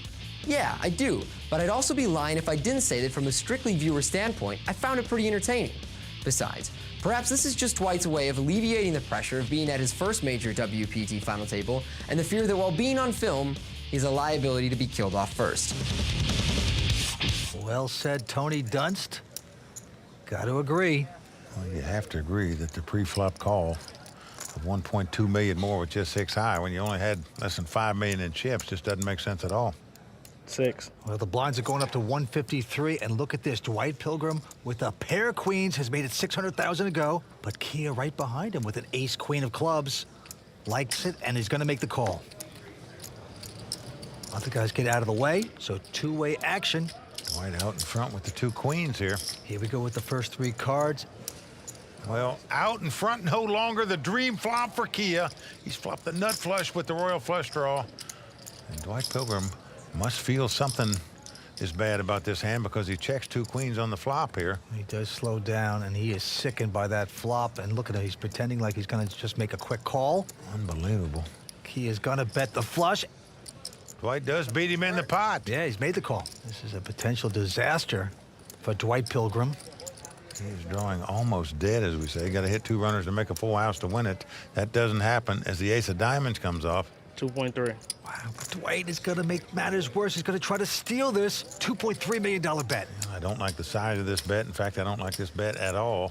The guy he's up against called a pre-flop raise and bet on the flop. Need help on this decision? 7 million. Oh, boy, how about that help? Over the top to make it $7 million. Well, that'll silence the Pilgrim. 0 chance Dwight is going to call this one. This guy's a solid player, not fooling around. Kia has to get on a respirator to calm his nerves here. He's so excited. Nice, huh? Oh, and there you go. Finally the muck, and Dwight Pilgrim going to lose a big one. Kia taking down his pot. Well, Vince, Dwight is not only talking the bet, he is playing the bet. He is playing smart and making some good laydowns.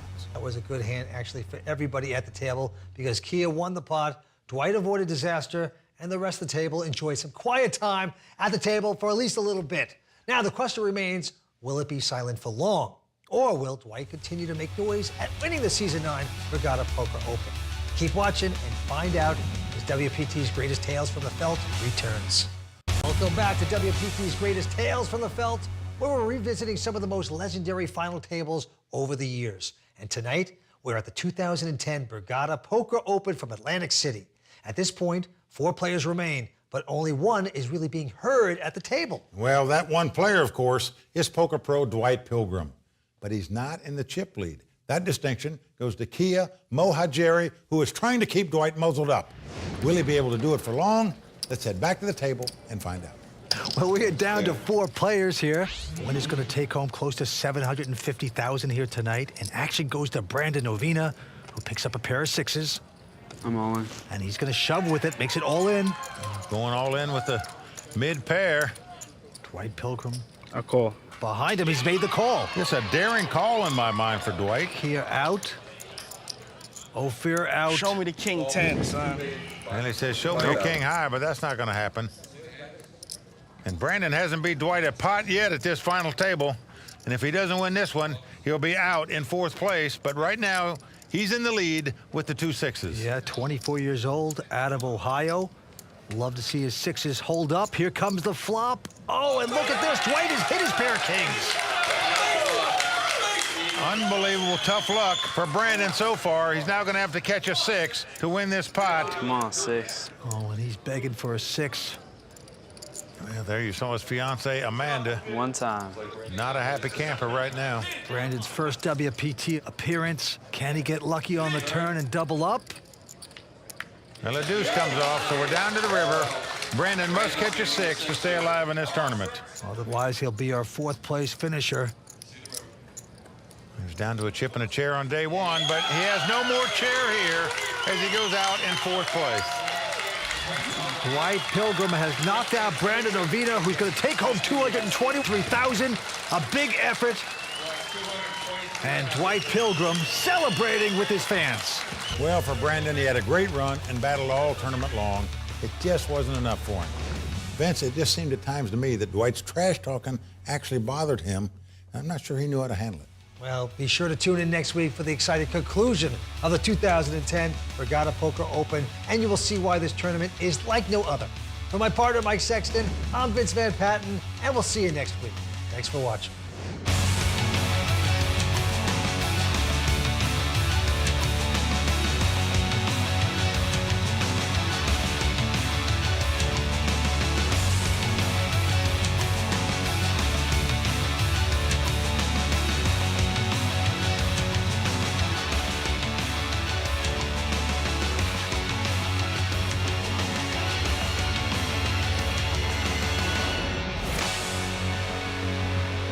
WPT Greatest Tales from the Felt is brought to you by ClubWPT.com. This could be you. Get a free shot at winning a seat into a WPT main event at ClubWPT.com. Sign up for free today using bonus code YT31. Ever heard of an NFT? If you've been following the surge of cryptocurrency, an NFT is like a digital playing card that you sell and collect on your phone and PC. Well, now the World Poker Tour is releasing this Versus Joe's. Oh, my name Joe. Who are you rooting for? Woo! And we all even again. Everything you have.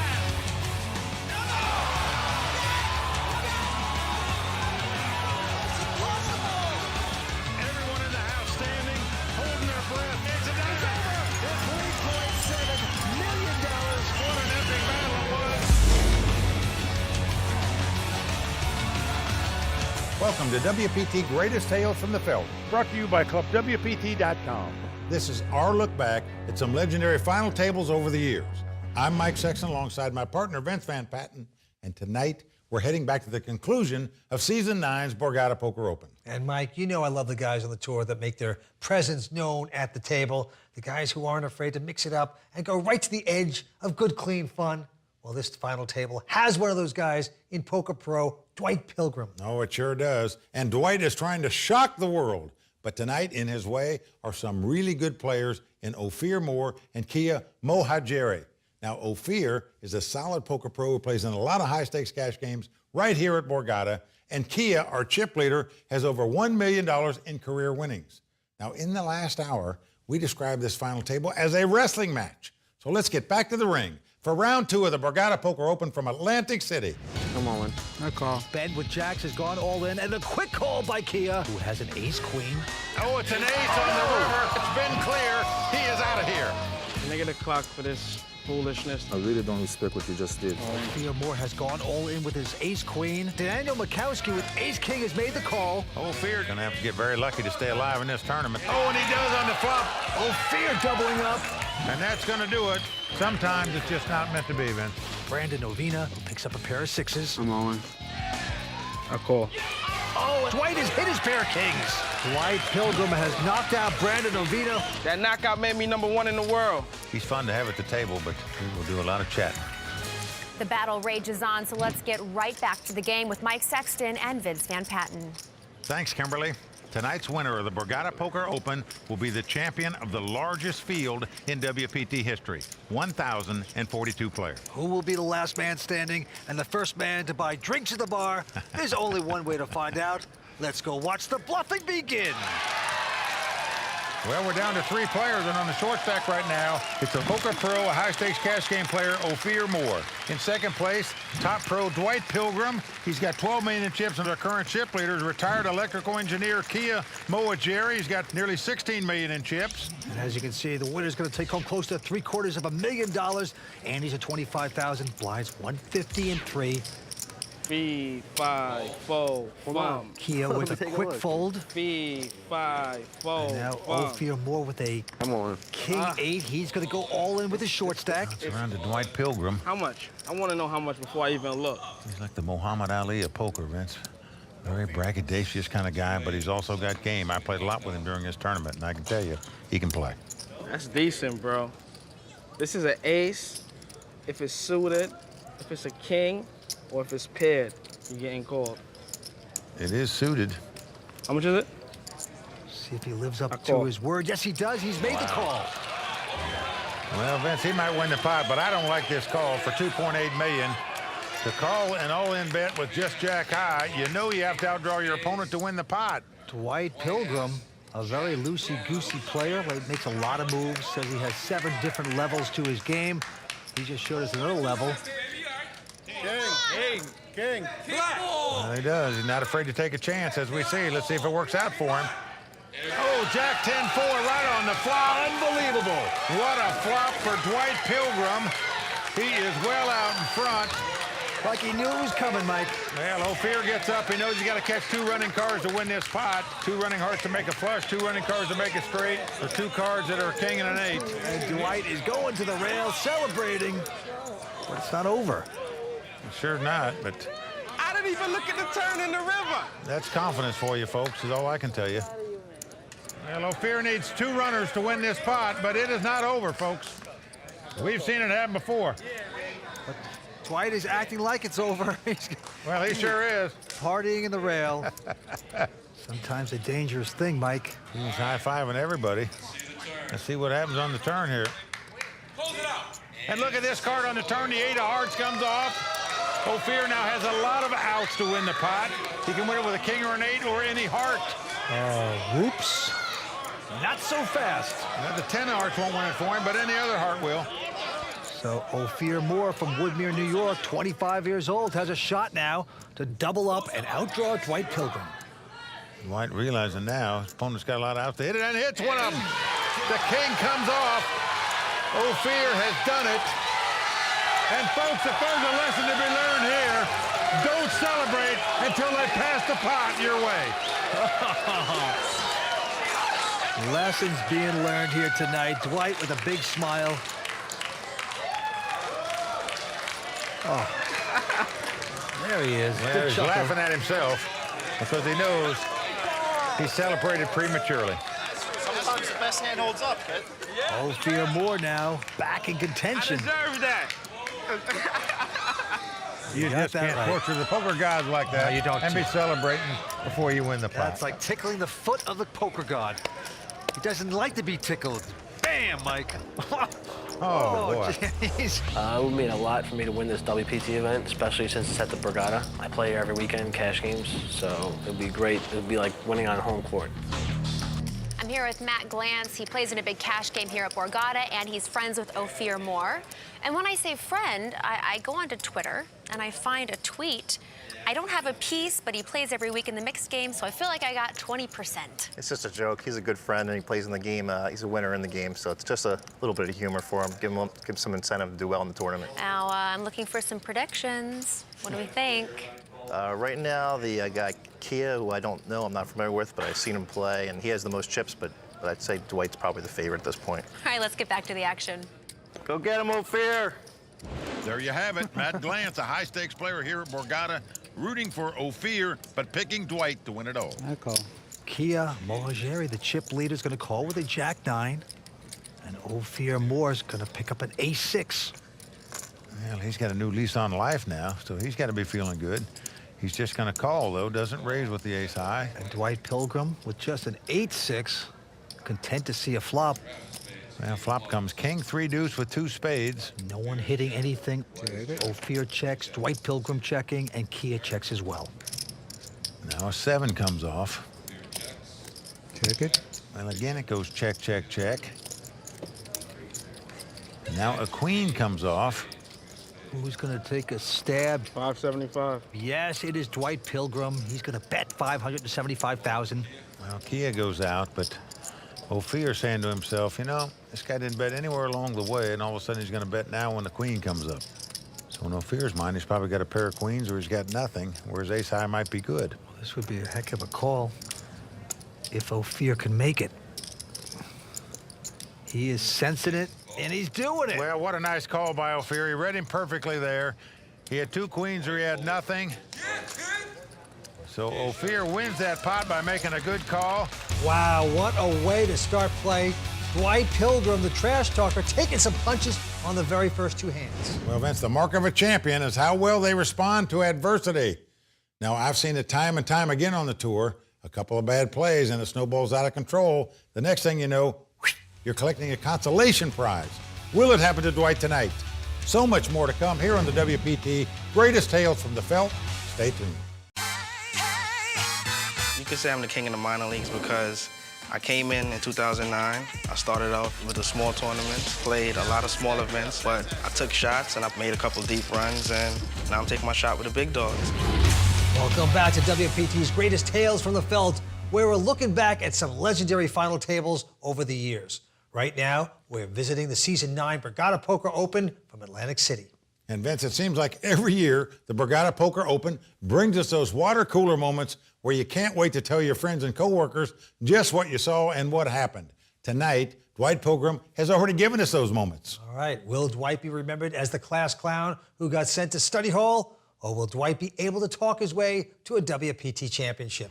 Either way, it's going to be fun. Let's get back to the table. All right, to the table we go.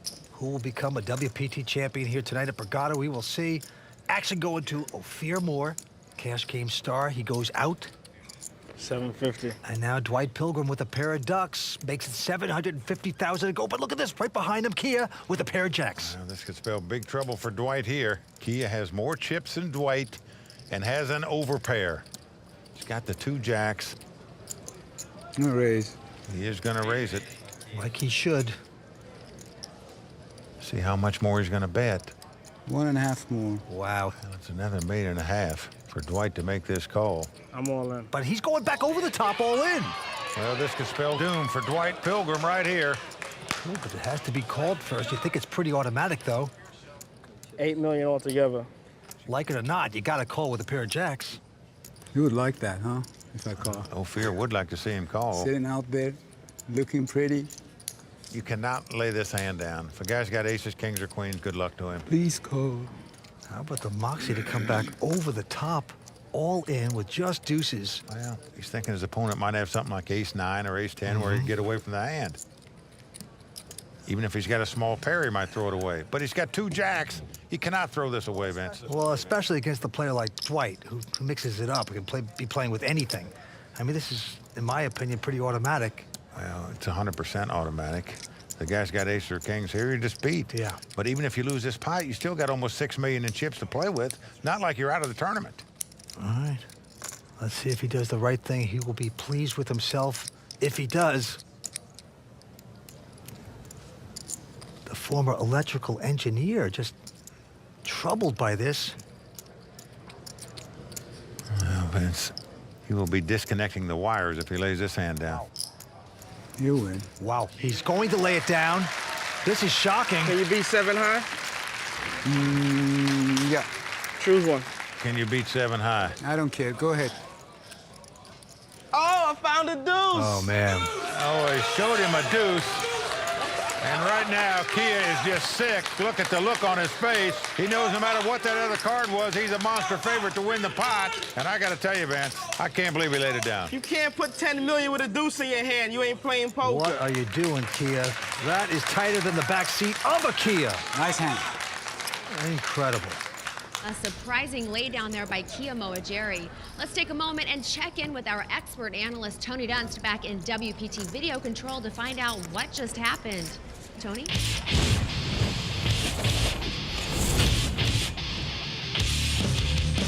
You've just been dealt a premium hand in a short-handed game facing an aggressive player. So what's the last thing you should do? Turn it into a bluff! But that's exactly what Kia Moageri did, and this is what happens when you don't have a plan for your hand. Kia seems to think that the young players of today don't know what they're doing, that they're all shooting guns at a target in a room with no lights. I'm Tony Dunst, Bond 18 Online, and let me tell you something. Don't give that man a gun no matter how well lit the room is, because he has no idea what he's doing in this hand. With about 32 big blinds as effective stacks, Dwight raises out of the small blind to 750K. 750. Kia makes what should be an entirely standard re-raise to 2.25 million, and here's where things go wrong.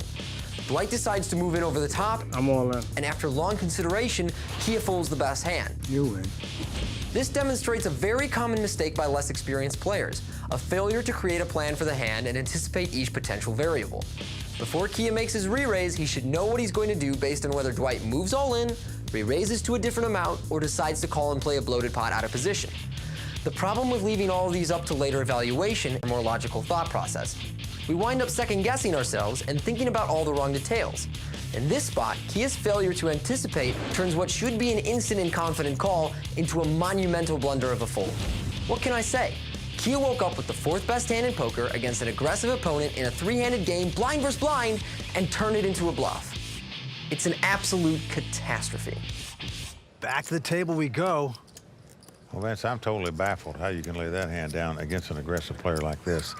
And if he doesn't win this tournament, I guarantee you, he's going to look at that hand for the rest of his life and say, what was I thinking? By the way, the antes are going up to 50,000. Blinds 175, 350. Ophir Moore now with an ace-8, and he makes it 850,000. Dwight the Thief goes away. Oh, y'all guys know how to play poker against each other. And Kia with a pair of threes, just gonna call. Here's the flop.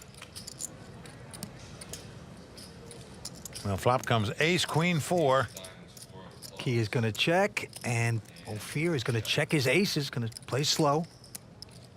Well, now the 10 of clubs comes off. And again, Kia checks. Ophir more with the aces. Gotta feel pretty good about it. He's gonna put in 600,000. I raise. Whoa. And quickly raised by Kia. Now, Vince, you think the guy's steaming here? Well, he's gonna try to make a move. Another million. Little does he know this other guy has aces, and an additional million makes it 1.6 million to go. Wow. Well, Ophir believes his aces are the best hand. He's going to make the call here, and a good call it is. And now a 9 comes off. 3 million.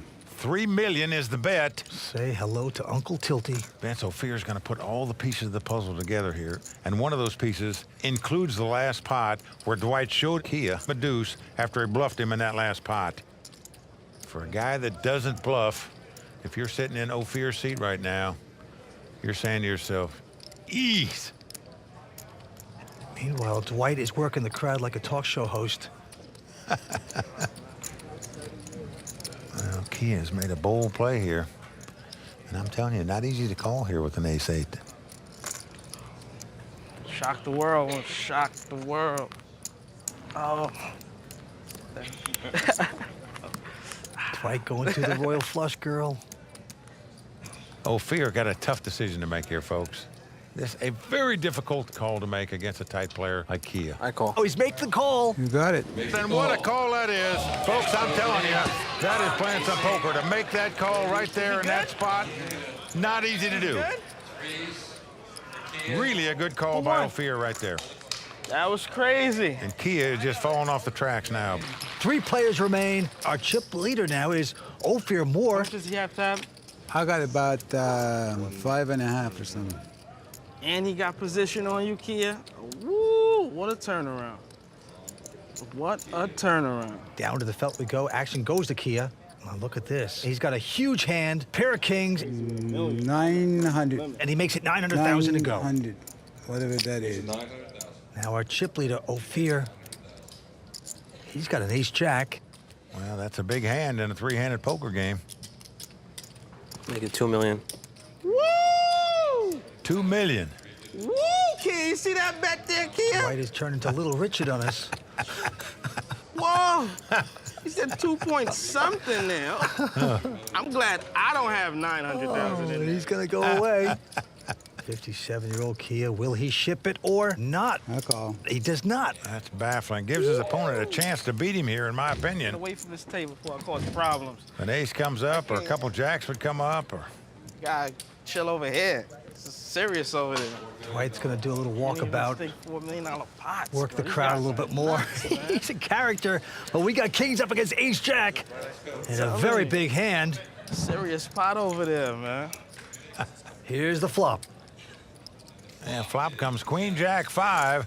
Ophir's got second pair with top kicker, and he moves in. Quickly called by Kia, and Ophir's gonna need some help to win this pot.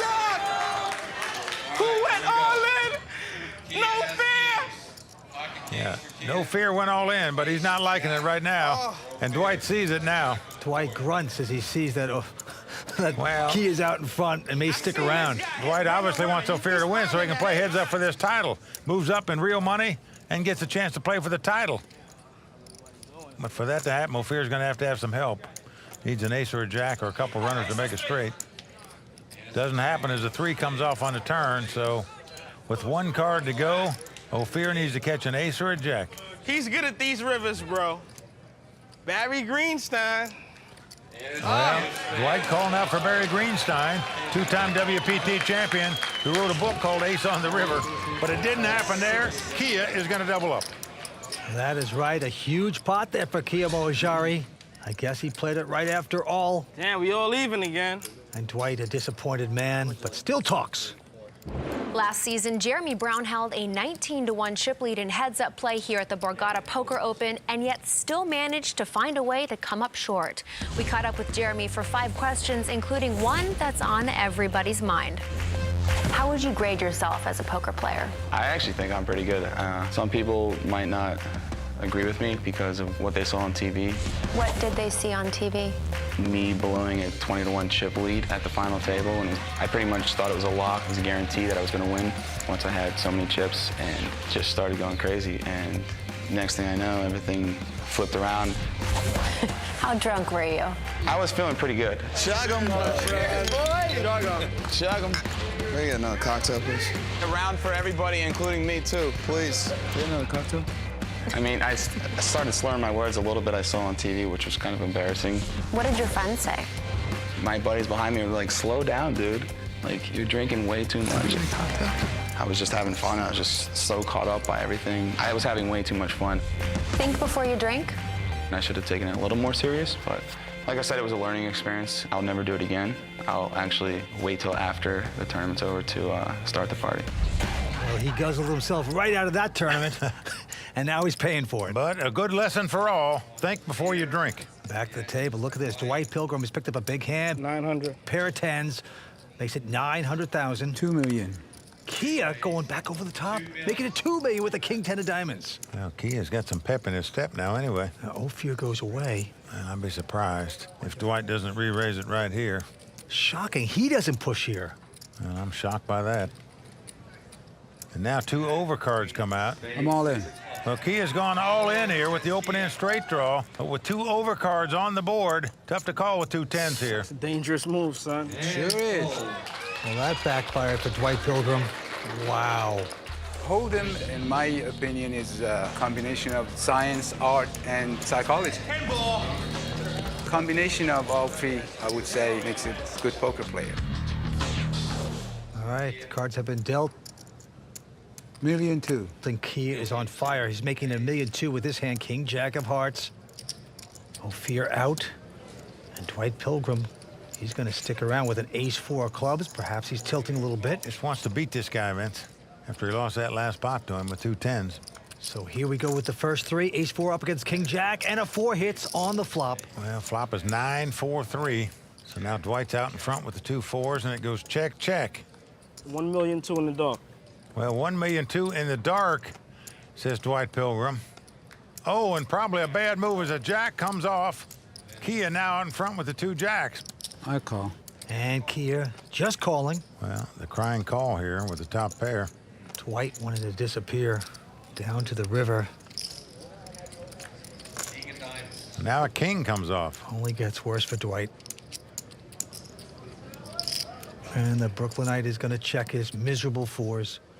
Well, Kia is going to win this pot. 3 million. Just a matter if he wins any more chips or not.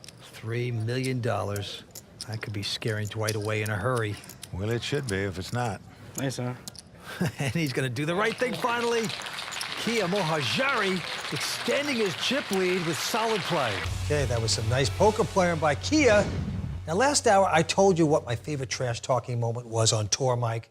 Now, partner, what was yours? Well, certainly one of mine was when David the Devilfish Elliott captured his WPT title when he won in Tunica, Mississippi. I didn't raise you.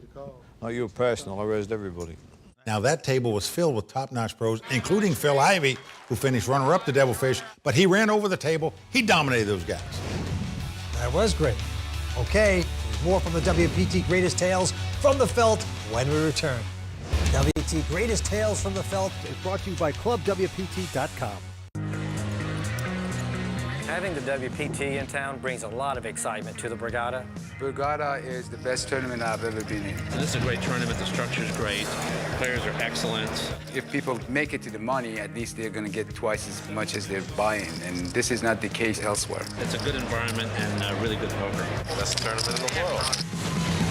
Welcome back to WPT's Greatest Tales from the Felt, where we're looking back at some of the legendary final tables over the years. Tonight, we're revisiting Season 9 and the Borgata Poker Open from Atlantic City. The winner is going to take home over $700,000. Now let's get back to the action. 3 players remain going after close to $750,000. Kia Moa-Jerry with over $15 million in chips. Dwight Pilgrim in second place with $9 million. And in third place right now, the high-stakes cash game player, Ophir Moore. Back to the action. Kia. $1 million. With an ace, 8 of hearts. He's raised it to $1 million. Ophir out. And now Dwight Pilgrim with an ace queen.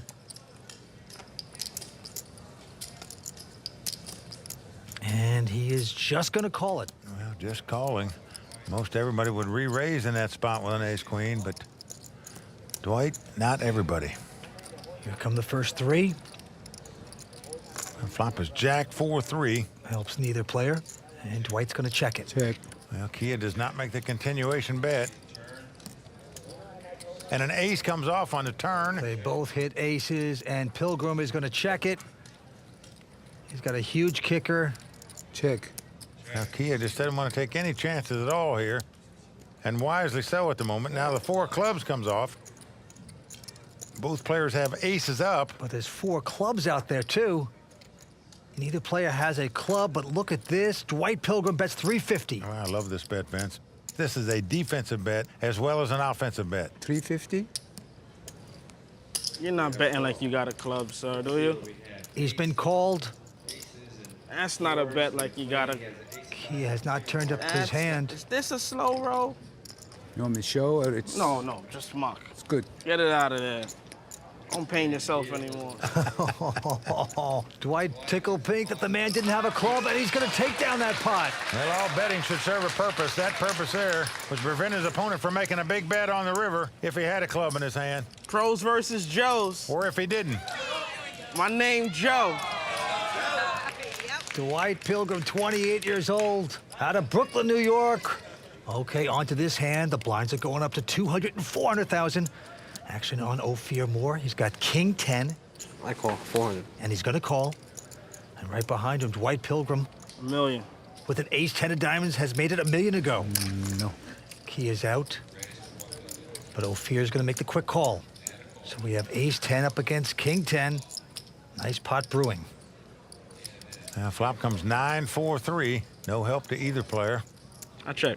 Well, Dwight's going to check the ace high. Ophir not going to take a chance. He's checking as well. Here comes the turn. Oh, a 10 comes off. Deadly. They both hit 10s. The dream card for Dwight Pilgrim because he's got top pair with top kicker. 600. His opponent's got top pair with second top kicker. And there's a bet of 600 by Dwight.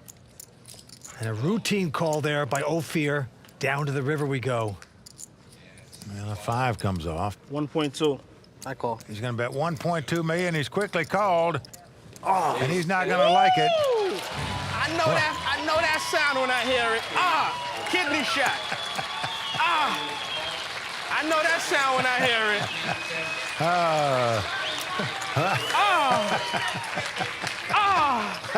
My liver.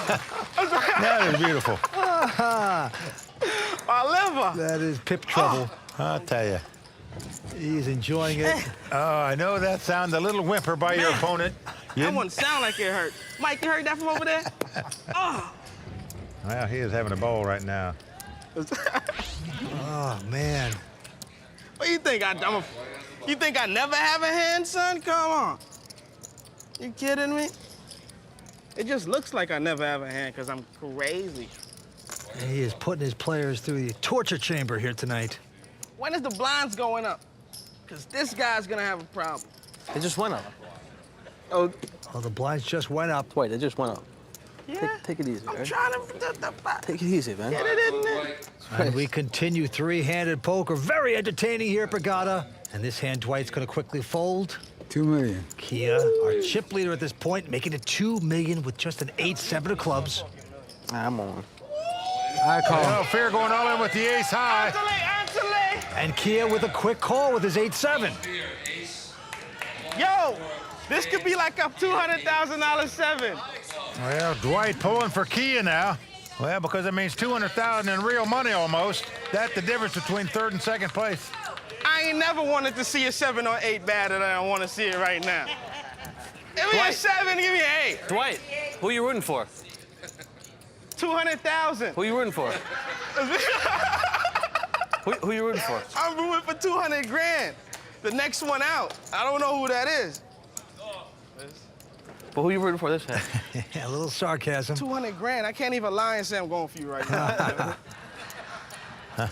I wouldn't even believe it, bro. You know what I'm saying? Good luck, though. I can still wish you good luck. Well, Ophir the favorite, but 5 cards to come. That's 7 right in the door. Come King 7-3. Oh, my God. He is outflopped, Ophir. And Ophir's going to have help, or he's going to be our 3rd place finisher. Garbage. There you see his brothers. Not liking that flop, but it's not over. Here comes the turn card. Boom! Oh, an 8 of diamonds. It's over now. Yeah, 2 pair for Kia. Ophir drawing dead. No card he can catch to win the pot. Very nice playing with you. So Kia is going to win this pot, and we are down to heads-up play. Well, I tell you, I have a lot of respect for Ophir Moore from Woodmere, New York. Great poker intuition. He made some amazing plays tonight. Going to go home in 3rd place with $266,000. Yo! Did I tell you I'm #1 in the world? And you forgot I'm #1 in the world? And Dwight Pilgrim can taste it. He's 1 man away from victory. He didn't really get in my head, but he seemed like he could get in his head a little bit and put him on tilt and stuff. Oh, man, Kia knocking Ophir out of the tournament and sending him to rot on the Jersey Turnpike. Ophir Moore was able to find his way back to the Borgata Poker Open final table in season 10, where he finished in 4th place, winning $250,000. Now it's heads-up action between Kia and Dwight, who's 1 step closer to shocking the world. It's kind of odd that Dwight wants to shock the world, but his opponent is an electrician. I guess you have to keep watching and find out. Don't go away for this shocking conclusion. Who wrote this? Welcome back to WPT Greatest Tales from the Felt, brought to you by ClubWPT.com. In this series, we are looking back at some of the most legendary final tables over the years. Tonight is the story of Dwight Pilgrim and his attempt to shock the world in one of the most entertaining final tables we have ever seen. The action at times has resembled a professional wrestling match, and Dwight's way with words is keeping us on the edge of our seats, wondering what he's going to say next. Okay, one thing's for sure, Dwight's close to winning $700,000, and I would be shocked if he stays quiet. We're down to heads-up play, and on the World Poker Tour, you know what that means. Show us the money! And out come the Royal Flush Girls, brought to us by prestigious models, putting the large amounts of cash on the table for the winners to see. And the winner tonight is going to take home nearly $750,000 and a coveted WPT title. The Royal Flush Girls keep putting tray after tray onto the table, and there's some other goodies to go with it. Well, we've got the coveted WPT bracelet by Tiffany's, as well as a beautiful trophy that the winner can put on the mantle. It doesn't bother me. He's a young man, and he does what he does. It's just his personality. It doesn't bother me none. I might be joking around, I might be having fun, but at the end of the day, it's all about being focused, being ready, being able to take it to the next level, and just make it happen. You know, it might look like I'm having fun, but trust me, I'm making the right decisions. Well, a great trash talker. That is a poker weapon in itself. Don't kid yourself. It distracts players, it makes them play differently, and that is a big edge that Dwight Pilgrim has in this heads-up battle. Let's go to the felt. I'm not sure about all his right decisions. I am sure he's in the right position to take down this title, playing heads up for it. Well, he's got Queen 3 of clubs this time. He has called it. 900. Kia behind him with Ace 4, gonna get aggressive. Makes it 900,000 to go. Gotta come stronger than that to make me fold, buddy. Well, that's a pot-sized bet, but as Dwight says, not strong enough to get me out. He makes the call. Both got about 15 million in chips, and there's the flop. 8-8 deuce. Kia out in front with the ace high, but checks. 1.3. Dwight with the flush draw fires out 1.3 million. You hit that flop? No. Never stopped you before. It's kind of surprising that Kia didn't come out with a continuation bet with the ace high. It's like a walk just after the flop. I can't believe it. He wouldn't bet with that flop, 8-8 deuce. And Kia is putting up the white flag. He folds his hand. The first hand going to Dwight Pilgrim. And with that pot, Dwight Pilgrim is now the chip leader. Even? You kidding me? He's about to say something interesting, no doubt. I know I got the edge if we even. Confident, isn't he? I know that for a fact. I don't care how long you've been playing poker. It's getting personal here. It's a Dwight Pilgrim factor. Oh, boy. The peacock is strutting. To the next hand we go. Kia now. First to act, he has an ace-7. Check.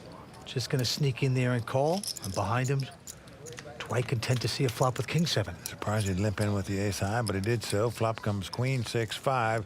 2 spades, no help to either player. Dwight is going to check it. And again, no continuation bet out of Kia. Yeah. Now the 8 of spade comes off. What an interesting card. Dwight has an open-end straight flush draw. 1.4. But Kia has the nut flush draw. Wow. With the open-end straight draw. Dwight bet 4. Kia's coming back over the top to make it 1.4.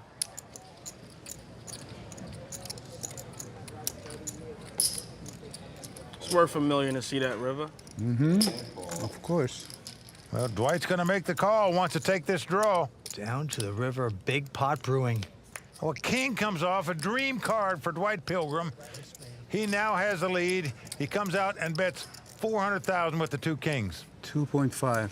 Kia is going to try to steal this. He has bumped it up to 2.9. Going to cost Dwight another $2.5 million to make the call. I'll pay you off the first one. Call. Good call by Dwight. Ace high. You keep joking around, sir. Yeah, it was a tough call to make, but Dwight made it. He's going to enjoy this. I'll pay him off the first one. You know what I'm saying?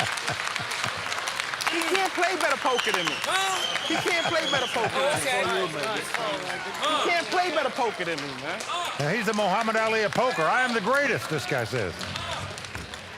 Gracie Jiu-Jitsu. This is reality TV at its finest here on the WPT. You think I don't know where I'm at? Think I don't know where I stand? You think I don't understand every facet of this game? Well, Dwight now has the chip lead, and he's making sure everyone knows it. Oh, you're right about that, Vince. Dwight's table talk is working, and you can clearly see that Kia is letting it affect his play. Now, Kia still has a chance to regain the chip lead because Dwight's lead isn't that big. But Kia may need to run out and get a pair of earplugs to tune Dwight out. But we know that's not allowed, so when we return, it's the Dwight Pilgrim Show, starring Dwight Pilgrim. Will it end with Dwight making WPT history, or will it be canceled before it begins? Don't go away. Welcome back to WPT's Greatest Tales from the Felt, where we're down to 2 players at the 2010 Borgata Poker Open from Atlantic City. Dwight Pilgrim has been relentlessly talking his way through this final table, and unfortunately for Kia Mohajeri, he's been on the receiving end of much of it. But for those of us who were there at the tournament, and for the viewers at home, this was one of the most entertaining final tables ever to watch. Okay, let's head back to the Borgata and find out who's in for a big disappointment and who's going to have one of the biggest celebrations in WPT history. Let's go to the Felt. The Andes are going up to 75,000. Blinds at 250 and 500,000. Both players have a lot of chips. 16 million against 14. Let's go to the Felt. Dwight called on the button. Here's a flop. Well, what a flop for both players. Both players have flopped top pair. 1.2. Dwight Pilgrim has the better kicker, though. Sounds like a good bet. You like that bet? That's a real good one. Right here, Kia with his 9s, with a 7 kicker, has bet 1.2 million. And Dwight with his 9s with a 10 kicker has called. Queen of clubs comes off. Check. So both players have 2 9s and a flush draw, and Dwight Pilgrim has got the best of both. 1.2 sounds good. I like 1.2. And Kia has checked it, and Dwight's going to put out chips. Looks like 1.2 again. Kia has made the call, though. Down to the river we go. The 3 of clubs comes off. Both players have made a flush. Check. You know what? You made 1.2 sound so nice. A call. And it's bet and called. Dwight's got the 10 of clubs. Kia's got the 9 of clubs. Dwight going to win this pot. Just an aggravating hand all along for Kia Mohajeri. Yo, if I can't beat him standing up, I'm gonna take him to the floor. Oh, man. Whatever style it takes to win, that's Pilgrim's motto. I like it, man. Threatening bodily harm. Well, he's got some table talk. Dwight Pilgrim. Back to the hand, though. Kia this time with a queen-7. Has called it. You keep completing that bet just cause. We're gonna show you how. You're gonna be like, yo, what happened to that $2 million I had? 800,000 on top. And Dwight with a king-10 of clubs gonna re-raise. 800,000 more. And Kia now, I think, getting a little frustrated calling these raises with queen-7 offsuits here. Let's see the flop. Now flop is ace, ace, 10. Pilgrim out in front with aces and 10s. And he's gonna check it. Kia with nothing, checking as well. Now a king comes off. This improves Pilgrim's hand. He's now got aces and kings. Nice for Dwight, and he's gonna try to trap. He has checked it. Check. Kia checks again. And Kia must catch a jack to win the pot, at least in terms of having the best hand. Well, the 3 of hearts comes off, so possible flush out there now. 900,000. I'm all in. Wow. 900,000 and all in quickly by Kia. And Vince, I don't know that you can call with 2 kings in this spot after your opponent goes all in. Might have a straight, might have a flush, could have 3 aces, a full house. Nothing like free information. Kia has risked it all, and it's gonna work with absolute zip and pip. Brilliant play there by the former electrical engineer. Dwight Pilgrim with about 19 million, Kia with about 11. Right now the blinds are going up to 300 and 600,000. Action's on Kia. 1.2. He looks down at the king-9, and he's gonna raise it. Makes it 1.2 million to go. You make it so nice. We should probably do it twice. Well, Dwight's got the queen-jack. He's gonna make the call. So we got king-9 up against queen-jack in this tremendous heads-up battle. Here we're flopping. Well, the dream flop of all time for Dwight Pilgrim. Look out. He has flopped the nut straight. His opponent has got top and bottom pair. 2 million. This could do it, Vince. Yeah, Dwight has checked it, and Kia is gonna bite with his 2 pair, of course. Looks like 2 million. See if another spade comes out there. Look at that. Well, he's gonna make the call. Gonna wait another street or two before he makes his move here with the nuts. Did they change? Oh, boy. Here comes the turn. Well, the 7 of diamonds comes off. 2 million. You gotta see if he was bluffing. I'm all in. Cool. Well, Dwight leads out and gets the guy to move all in. And Vince, he is a huge favorite to take this title he's dreamed about so long right here, right now. We 8% away from a title. He said it. Well, he knows he's over a 90% favorite to win it right here, right now. All he's got to do is dodge a king or a 9 on the river. Well, better be careful about celebrating too early. Looked like he'd learned his lesson. I'm not celebrating. That was not a celebration. That was not a celebration. The poker gods might look the other way. This is gonna be a celebration. Well, Kia needs a king or a 9. Let's see if he can get one. Come on, one time. Can I use my one time? Can I use my one time? Dwight Pilgrim can feel it. I was 92% favorite for a title. I don't care what happens, man. Yes, you do. I showed these guys how to play from the beginning to the end. School. And they didn't even pay me for that lesson. That was a free one. Here comes the end. Well, they're paying you all right, about $750,000 if you can dodge a king or a 9. And a 5 comes up. He has done it, Vince. Dwight Pilgrim has shocked the world and taken this title. And right now you can see, folks, he is overcome with emotion.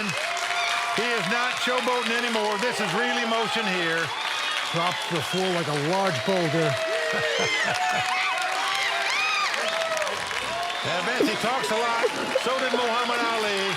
But there you can see how important his title was to him. We got to appreciate the fact that a guy wants to win a WPT title this bad. Oh, man. Get up, champ. Get up. I want to get up.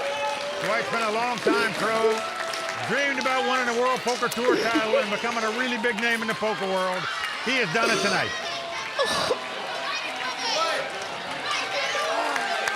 On his feet. Oh.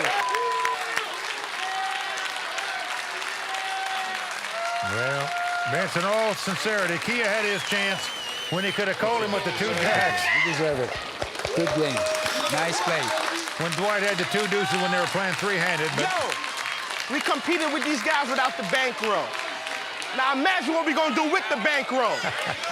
Dwight making future plans bigger and better. Well, that's one thing for sure. We're going to see this guy a lot more in the World Poker Tour. Congratulations on being WPT's newest champion. Oh, thank you so much. Sir, I think you have just shocked the world. Oh, that was my whole initial point, to show the world what I'm bringing to the table. When I was going in there, I was trying to throw elbows, I was trying to get them to the floor, I was trying to grab a limb, and I was trying to break it. Well, I think you did so. That was my game plan. Congratulations again. Job well done. Dwight Pilgrim shocked the poker world, and he gave us one of the most entertaining nights in WPT history. Vince, you could say Dwight is the Muhammad Ali of poker. He shocked the world. But unfortunately for Dwight and the rest of us, he has yet to shock the world a second time and win another WPT title. But he does have over $2 million in career winnings, and hopefully he'll be back at another WPT final table soon. That is true. I, for one, would love to see Dwight go up against other great talkers in the game and see how he does. Hope you enjoyed the show. I'm Vince Van Patten. And I'm Mike Sexton. Thanks for watching. So long.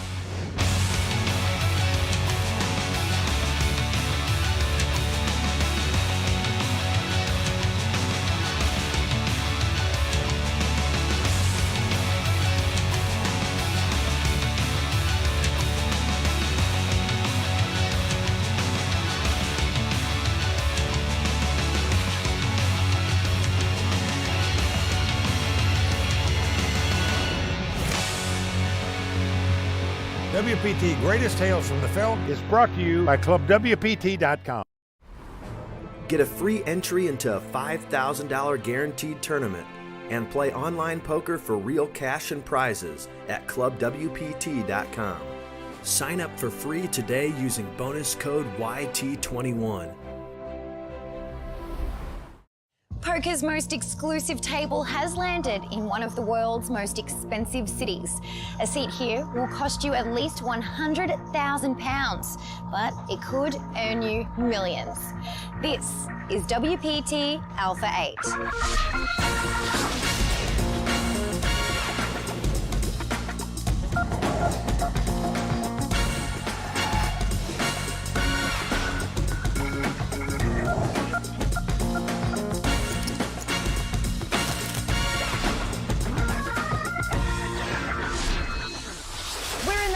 London's ever-so-posh Mayfair district, here at the Palm Beach Casino, where the world's high rollers have gathered for Alpha 8 London. The buy-in for our Texas Hold'em poker tournament is a staggering £100,000, which is more than $160,000 US. I'm Lynn Gilmartin, ready to bring you VIP access to the world of super high-stakes poker. I'm joined by our top-notch commentators, Ali Najad and Olivier Bousquet, stationed over in the ClubWPT.com skybox. Good day, gentlemen. Good day to you, Lynn. Olivier and I are, of course, excited to be here across the pond alongside yourself and a room full of very illustrious poker players, each of whom have bought in £100,000 to take a seat in our event, and that translates to over $160,000. This is a re-entry tournament, which means that if any of our current players busts, they can put up another £100,000 and give it another go. Yeah, it takes a lot of nerve to pull the trigger and buy a second bullet when the stakes are this high. The room does have 2 tables in action currently and several familiar faces who have played in our last event out in Florida, and some faces that we have yet to see. Our feature table is really the epitome of an Alpha 8 table. We have a few superstars, Scott, Toby, and Steven. Obviously, a legend of poker in Eric Seidel. A couple successful businessmen and poker enthusiasts with Richard Young and Tony G, and even an unknown player in Drew Patel. I've never seen him before. It'll be really interesting to see what his approach to poker is. Well, so far, it's to open the pot with a raise sitting on Queen Jack offsuit to 2,300. Scott Seaver out of the way. Eric Seidel with pocket 6s in the small blind defends. And now on to Steven Silverman with Ace Jack suited. Silverman, of course, the champion of our inaugural Alpha 8 event in Florida. He's had to put $160,000 roughly back into this event as he defends his big blind, and we'll take our first flop of the evening, 3-way.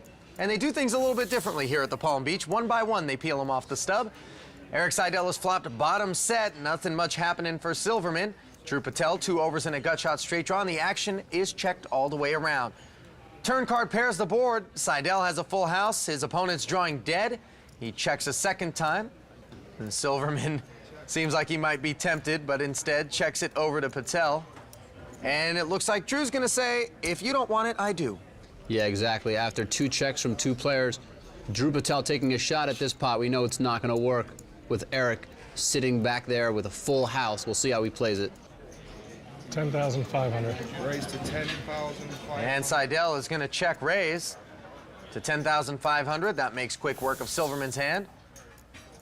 Back over to Patel, and he knows better than to continue laying it down. What have we learned about him? Well, just by looking at him and his age at just 21 years old, I'm not surprised if he's a relatively active player, getting involved a bunch and taking shots at pots. Now, while Seidel took that pot, there has been much action here in London leading up to this point in the event. A8 London kicked off with 10 players drawing their seats, stacking their chips, and assessing the competition. London newcomer, 21-year-old Drew Patel, found himself at a daunting table with 2 high-powered American players, WPT Season 9 World Championship winner Scott Seaver and Alpha 8 Florida champion Steven Silverman. Meanwhile, UK resident high roller Sam Trickett was sharing the felt with the formidable likes of Russia's 2012 EPT high roller winner Igor Kurganov and A8 Florida's 3rd place finisher Jeff Gross. With the competition in full gear, the German contingent arrived with Monte Carlo super high roller champ Max Altergott and his compatriots, young pros Philip Grusom and Tobias Rankenmeyer. Tobias immediately contributed to Seaver's growing stack. And Canadian Sorel Mizzi arrived next, raising a flag for the Great White North, while Swedish provocateur Victor Blom came in and showed no mercy when he river tripped jacks to take the tournament's first victim, Max Altergott. Yeah, I'm the first buster, right? This after just a couple of hours of play. Sorel and WPT champion Antonio Esfandiari also busted early. You can't win at poker unless you lose. So I just look at losing as if I was paying my taxes. So I paid my taxes today. I like it. Heavily. Heavily is right. $160,000 worth. I don't know, maybe you should get a better accountant, maybe get some write-offs going? Yeah, I've never thought about losing in those terms, but it's important for poker players to be able to have a good attitude about it, because otherwise it can really get you down. One thing you learn pretty early on when you're playing is you can't win every session. But you'll try. If there wasn't luck in poker, it wouldn't be a profitable game. Back to our featured table, we pick up the action, where Drew Patel limped in under the gun. Scott Seaver then raised it with Jack 10 offsuit. It was folded all the way back around to Drew, who then called with his 10-9 offsuit. And the flop. 2 6s and a tray. Drew checks to Scott. Not a premium hand for Scott, but trying to take advantage of what he perceives as weakness from Drew, the unknown player, limping under the gun. 6-6-3 on the board, and Scott has fired 7,000 into the pot. Pretty standard for Scott to take a shot after raising pre-flop. Oh, but this is not standard. Patel saying hi there. Yeah, this is a very odd raise. This seems kind of like a kamikaze play, but I wouldn't be surprised if it works in this particular case since Scott has just jack high. Is Drew showing any youth or inexperience? You know, it's hard to tell, but the problem with this play is that he's just really not representing very many hands. I mean, could he have, you know, pocket 3s or a 6 or something like that? Sure, it's possible, but it's very tough to make such strong hands, and it's not obvious that he would necessarily play them exactly like this, but it works in this case because Scott just doesn't have enough of a hand to play back. And Seaver's gonna mine that into his catalog for sure as they continue to build an understanding of the relatively unknown player. Yeah, I think not just Scott, but all of the players at the table will be very cognizant of that hand and how Drew played it. Definitely an unorthodox line. Let's get a look at the current chip counts. Tobias Rankenmeyer is at the top of the board with 370,000 in chips. On the short stacks are Steven Silverman and Richard Young with just about 66,000. Button on Tony G, Drew and Seaver in the blinds.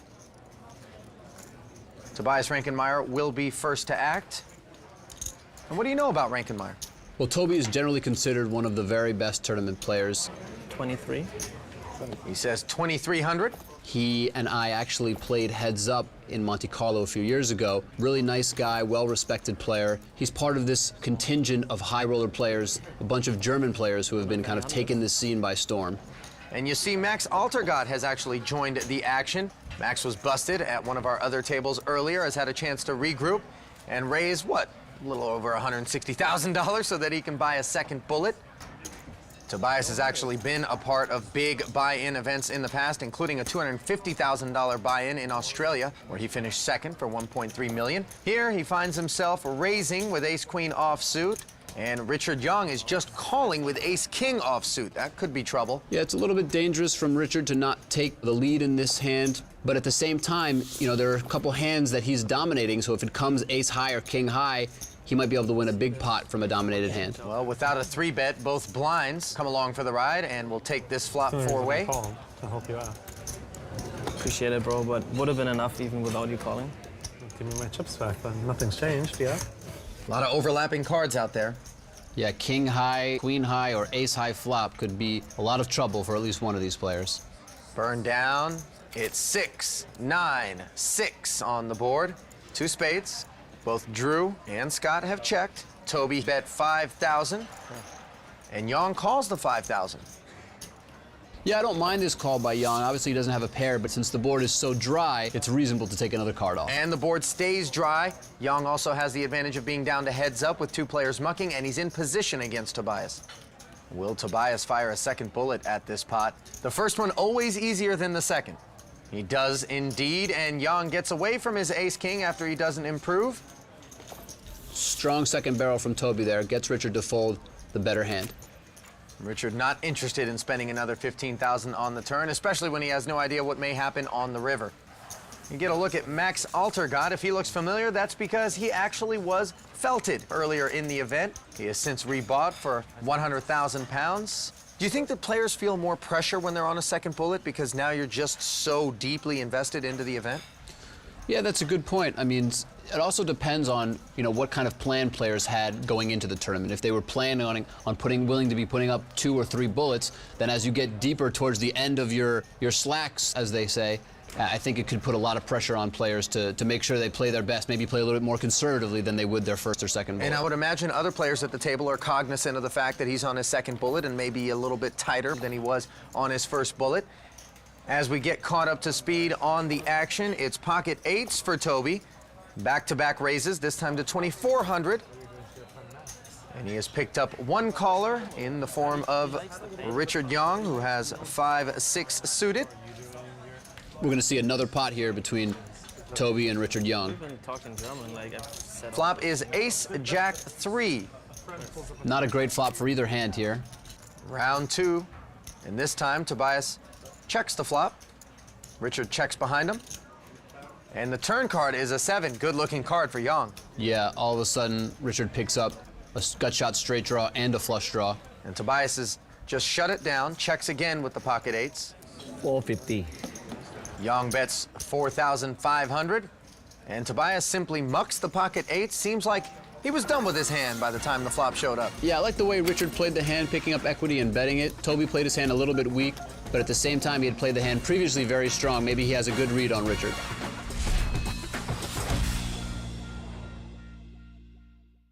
Alpha 8 is brought to you by ClubWPT.com. Fun, exciting poker you can play for free. Well, I'm in a London cab with Eric Seidel. We're going a few miles south to play lawn bowls. You've definitely got the title of King of High Roller events. I had a very good year in 2011 in the high rollers. What's your favorite place? Well, this is my favorite place. I like playing in London. I'm a New Yorker, so London is very much like New York for me. I really, you know, when I'm away from the poker table, I lead a pretty ordinary life. I don't really have a bowler lifestyle. We're gonna play some bowls. After our 4 balls are gone, it's the one that's closest that determines the winner. What are you gambling on it, Eric? £5 total for the whole thing, right? Per game? Well, I don't know. Yeah. Okay. He's such a gambler. I'm trying to protect you. I don't want to. Oops, that's bad. Oh, yes! No! It was so kind. Does that count? Does that help her? It sure did. It counts. It counts. That's very good. That's excellent. That's unbelievable how close you are. Wow. See that? Got a ball. Can we make it £10, Eric? You're Are you natural. getting this? That's very, very good. You're gonna get that. That's amazing. I'm buried. Oh, it just tucked right in front of yours. It's like the last insult was just boom. Tiny you dare push my hand away. No! This is a disaster. I think we spent more time here until broke. Okay, I think I spoke too soon with the trash talk. You might be I got a sweat. sneaky last one. No! Disaster! Yes! That's terrible. 15 sweet pounds. Well, Eric, Oh, you got me you're good again. at poker, but I guess I'm great at law balls. I think so. I've learned my lesson. Don't gamble with women. I can't believe Eric didn't know that Lynn comes from a long line of illustrious lawn bowlers. Yeah, that's her lineage. And those 15 pounds, that'll get her, what, like 4 blocks in a black cab in London? Probably the most expensive cabs on earth. As we get back to our feature table, Steven Silverman with 9-4 suited lays it down to Richard Young, who's been rather active in the early going. He picks up King-Queen offsuit, and he's going to raise it up to 2,500 with the blinds at 500 and 1,000. Ante's at 100. Folded around to Scott Seaver now. He doesn't like 8-4 off, and you can't blame him. Pocket eights, though, for Max Altergott. We should see some action out of him. Max, of course, was felted earlier. He's on his second bullet now, and we've talked about how that may impact a player's approach to the game moving forward. Yeah, I think, you know, when you're on your second bullet, you might tend to be a little bit more conservative, maybe a little bit less willing to take risks, because you really don't want to end up losing 2 bullets. Now, Max just called, as did Eric Seidel with ace-10 offsuit, and the flop was 4 tray deuce with a couple of clubs. Pretty good flop for pocket eights. And Max bets 4,300 after both Seidel and Young checked to him. Yeah, it was check to Max. 12-5. And Eric raises on the flop here. Check raising. Yeah, it's this very interesting play. Eric has, you know, a gut shot straight draw, 2 overcards, and a backdoor flush draw. I actually like this play by Eric. It's a very aggressive, very strong play, especially against someone like Max, who, you know, theoretically could be taking a shot in position here without much of a hand. We know that Max has an overpair himself, but even with this overpair out, Eric does have a number of outs to catch up and take the lead in the pot. The 3 of diamonds, of course, not one of those outs, and Eric is staring at a pot of 33,800, but rather than shut it down, he fires 20,000. Now, how do you feel when you have pocket eights? It's a good-sized bet there by Eric. I mean, I think you could make an argument for folding or for calling. Max not going anywhere with his 2 eights. Yeah, he makes the call and brings the pot to 73,800. It'd be interesting to see if Eric bets another club on the river. Well, it's a spade, so he doesn't have that option. And Seidel shuts it down.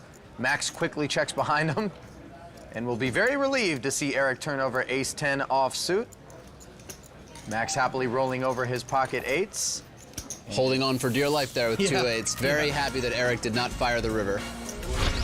Let's get over to our outer table, where Sam Trickett finds himself all in with King-9 suited against Victor Blom, better known as Isildur in the online world. Victor has pocket queens, and Sam is hunting for a king. The flop of Jack 8-7 means he's also got a straight draw. 5 on the turn doesn't get him there, and the river is a deuce. And that is the end of the road for high-stakes player Sam Trickett. Yeah, Victor is such an aggressive player. Sometimes his opponents will make crazy plays against him, and when he picks up big hands like pocket queens, he can turn into big pots. Well, we'll find out whether or not Trickett is going to rebuy shortly. Meanwhile, Steven Silverman is being relocated from our feature table to the outer table. That, of course, because we need to keep those tables balanced. Can't have a full game on one side and a short game on the other. And unfortunately for Steven, there just really aren't any soft spots in this tournament, so it's not like you're moving to an easier table. Nobody has 100? I'm just trying to figure out why Tony's... Well, perhaps Antonio thinks there are some soft spots in the tournament because it appears that he is lobbying for funds, looking for that second bullet. No dice over at the outer table, so he's come over to a different bank. Oh, and it looks like the Bank of Young has approved Esfandiari's application. And again, this is the type of situation happens from time to time. Poker players will lend each other what seems like huge, just immense sums of money with no contract, nothing, just just your word and your reputation to stand on. 23. Antonio certainly has no shortage of credit in the poker community. King-7 suited for Tobias Rankenmeyer. Meanwhile, at the feature table, he has put in a raise to 2,300. A call from the pocket nines of Eric Seidel. And now pocket jacks for Tony G. Tony been pretty quiet thus far. Oh, he's going to make some noise, though. 7,700 decibels worth. Good sized 3-bet here. And Tobias out of the way, back over to Eric now. Eric's sitting on close to 50 big blinds. He's deep enough to make a call here and take the flop, isn't he? Yeah, I think so, but looks like he is playing it a little bit more aggressively and moving all of his chips in the middle. Wow, that is an aggressive play by Eric Seidel with just 2 9s. Hard not to call. Oh, and Tony doesn't like it much. Yeah, I mean, Tony's in a kind of a tough spot. I mean, Eric could easily have an overpair or a hand like ace-king, but if he does decide to call, he'll be very pleased. Yeah, Tony does make that call, and there's the good news. A little bit ambitious by Eric. I don't think Tony is such an aggressive player that this will work all that often. Well, here comes the flop. Jack 8-10. Tony has top set, but of course, Eric has flopped an open ender. He's looking for a 7 or a queen to crack Tony's jacks. One of the best flops Eric could hope for that had a jack on it. Oh, and that's one of the worst turns. It leaves Seidel drawing dead. Good luck, guys. I got a rebuy for us. You think Eric's the kind of guy that's looking for a second bullet? I heard Richard Young is lending. You know, you never know with Eric. Obviously, you know, he's had an incredible amount of success. I mean, we'll just have to wait and see what Eric decides. Well, when we come back, the magician rejoins the action. What do I do? When you catch this?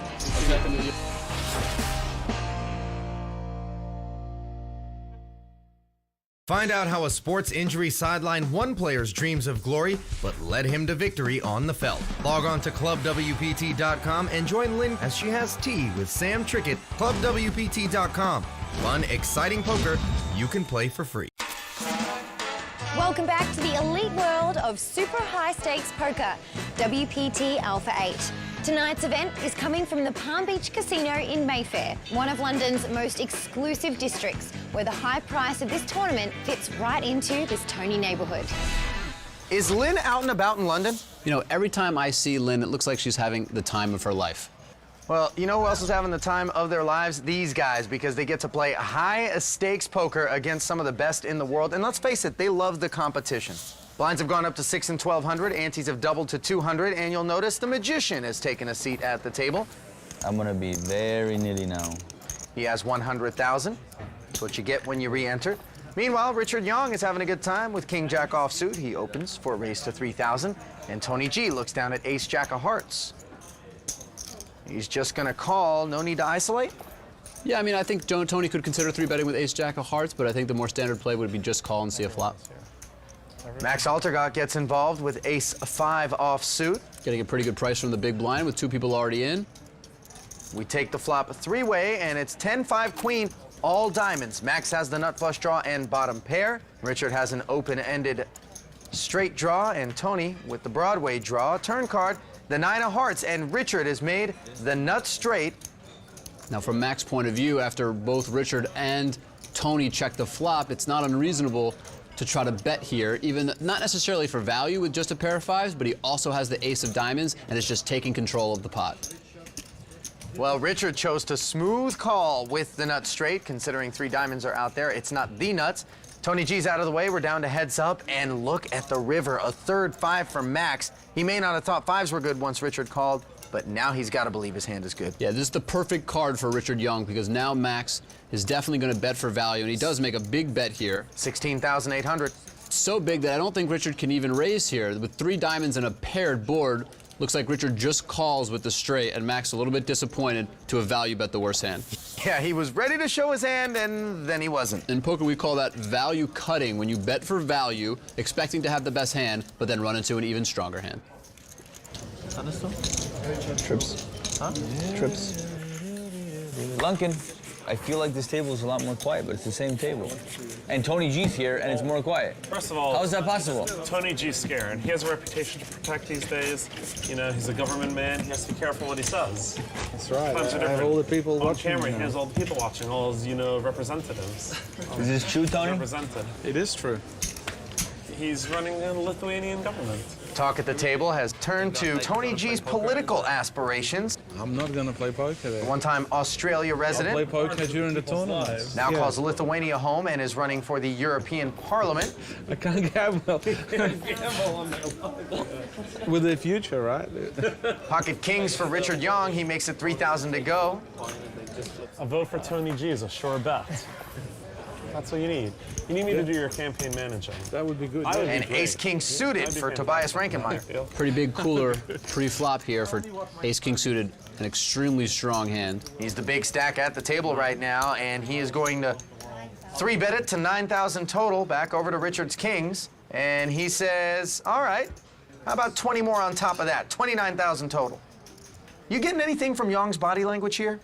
I mean, he does look comfortable, but I don't think it matters for Toby. His hand is just too strong against Richard's stack to consider folding ace-king suited. Yeah, Toby moved all in. Richard made the call, and he's all smiles, isn't he? It's actually not that bad. Yeah. Yeah, not bad. Young needs to avoid an ace on the board. So far, so good, as it reads 6, 9, and I promise the third one's on the way. Now a better. The deuce of spades. I feel more comfortable. An 8 would be great. That's a good board for 2 kings. I'm going to buy some insurance. Insurance. Yeah, you can buy Insurance. Yep. 12 to 1 now. 12 to 1. You want to take some insurance? 12 to 1. 8 on the turn changes nothing, and all Richard Young's got to do is dodge an ace on the end to double through the chip leader at this table. And he's going to do just that. Richard very excited to double up. And, you know, it's great to see such enthusiasm. Nice hand. He'll collect his pot. Meanwhile, at the outer table, another pocket king situation. This time it's Igor Kurganov up against Jeff Gross, our third-place finisher in Florida. Gross with pocket 5s. Can't hit on the flop, can't hit on the turn, can't hit on the river. See you later, man. Might be back, I don't know. Good luck. And Jeff Gross, who looks like he might be sharing closets with Antonio, is going either in search of another bullet or a black cab. Back at the feature table now, ace-queen offsuit for Drew Patel. He has opened the action with a raise to 2,700, and he has been called by the Jack-9 offsuit of Richard Young in the big blind. Their heads up to a flop of 10-4 king rainbow. Gut shot straight draw for Young. Broadway draw for Drew, whose ace-high is best. Young checks it over to him. And Drew's going to bet 3,500. Drew looking for Richard's jack, and Richard looking for Drew's queen here.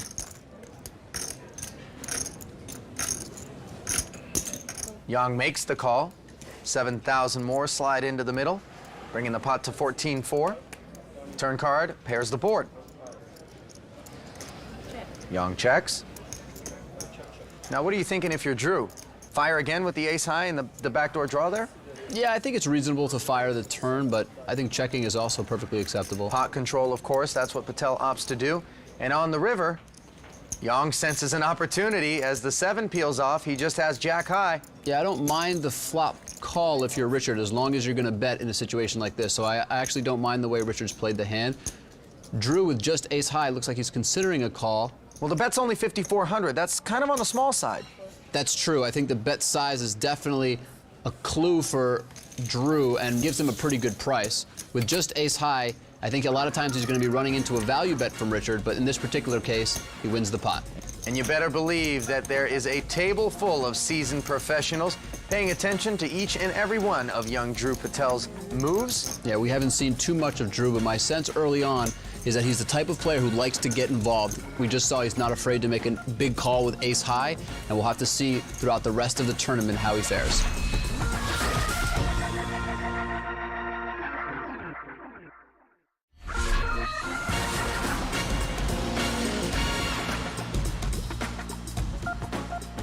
Our WPT Alpha 8 London event rolls on. Each of the folks sitting at our tables have invested £100,000 and some even more. That's right. This is a re-entry tournament, and 2 of the players at our feature table, Max Altergott and Antonio Sfondiari, have already busted and re-entered, which means they're in for £200,000.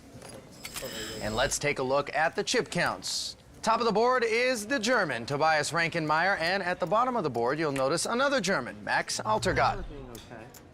And there is one of the newcomers that we talked about, Drew Patel, just 21 years of age from Portsmouth. He's got ace queen offsuit and makes it 3,000 to go. I think it's really good. And why do some players opt for the min raise of 2,400 and others decide to put 3,000 in there? Is there really even a difference? You know, there is a small difference. You know, first of all, you give the big blind a worse price to call when you make it a little bit bigger. You also make it more expensive for someone to 3-bet you. But a lot of it is a function of how deep the stacks are. When the stacks start to get a little bit more shallow towards the end of the tournament, you'll start to see more min raises. Patel has picked up both Esfandiari and Tony G. They'll take the flop 3 ways, and that flop, ace, queen, jack. Patel with aces and queens. He's got the best hand. Tony G's got the Broadway draw. Antonio with just a pair of jacks. Patel bets 4,000. And Antonio quickly lays it down.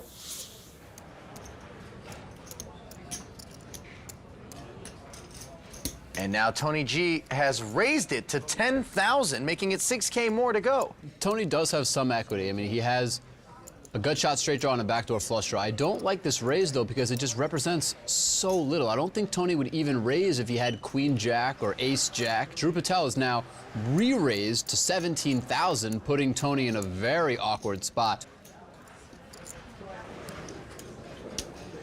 And Tony G invests an additional 7,000 with just a naked king high here. Not to mention he's out of position. He is getting a great price. The raise is very small, but still, Tony out of position without much of a hand. 4 on the turn. Tony G quickly checking over to Drew. And that 4, not a scare card for Drew Patel. His ace-queen still looking very strong here. And he's going to check it. Yeah, I don't understand this check at all. Oh, and disaster rolls off on the river. Tony G now with the best hand. 40,000. This is a huge bet by Tony, and Drew immediately, you know, takes the earphones out and pays attention. He doesn't like this play at all. Now, it's very tempting to now blame Drew Patel for checking the turn and letting Tony G get there. Call. I would have had to bet any river, so it was a good call. We're just unlucky. Drew very disappointingly pays off Tony and sees his king deuce of hearts. Kind of floating when you check the turn. It put me under pressure. At least the 10 arrived. I called the 7. He was trying to play around with me a bit. If you pump it harder, then you get the, you know, honest. I mean, what's 7? That's like, what is this? It's not online here. Against me, you got to make it like 30 or something, right? For me to think I'm going to call 7. I was proud of you that it was a good call. You made a really good call. Yeah, I lost my chips. Okay, cool. Oh, well, you're unlucky. I mean, now you have to call me every time. Like a loose slot machine. And hope for the best. That's all you can do. Now you don't know where I am, right? That's the best policy, right? When you don't know, just call. Tony G alluding to the small raise that Drew made on the flop. Not just winning the pot, but then giving him a verbal needle after that. Yeah, it's always nice to get lucky and then teach the other guy something. Tony has a reputation of being an active player. And a very talkative one at that. Yeah, and that talk is not always the most courteous in nature. Meanwhile, in the cutoff, Scott Seaver picks up ace-king suited and makes it 2,800 to go. And for those who don't know, Scott Seaver is really one of the absolute very best tournament players in the world. In my mind, he might actually be the favorite in this field and any field that he enters. We're gonna need an investigation. Former student at Brown University, our season 9 $25,000 buy-in champion. He took home $1.6 million and change for that effort. And he is heads up to the flop. Board is Jack 8-7 with a couple of hearts. Antonio defended from the big blind with King 10 off and has flopped a gut shot straight draw. 44. 7,600 in the middle, and Antonio is going to bet 4,400. Now, I think Antonio leads out of position here for a couple of reasons. One, he has some equity, but not enough in his mind to check call. And two, because a flop like Jack 8-7 is much more likely to hit Antonio's defending range than it is Scott Seaver's opening range. Well, the board is paired on the turn, and Antonio hasn't gotten rid of Seaver just yet, so he's going to try to get rid of him again, this time with a bet of 8,600. Twice the size of his flop bet of 4,400. Can't imagine Scott going anywhere with 2 overcards and the nut flush draw. He makes the call. You know, on top of everything we've said, it's also just very unorthodox for the out-of-position player to lead into the original raiser. And look at this river card. Antonio thinks that he's hit something, With King 10, finally, he's got kings and sevens with a jack kicker, but little does he know he's up against the ace-king of Scott Seaver. Yeah, Antonio going from bluffing on the flop and the turn to now trying to bet for value as he's rivered top pair. 16,300 is the number. Action on Seaver.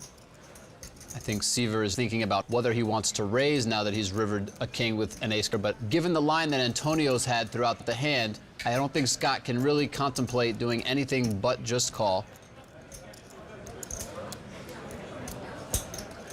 Well, Seaver makes the call, and he'll be happy to see King 10.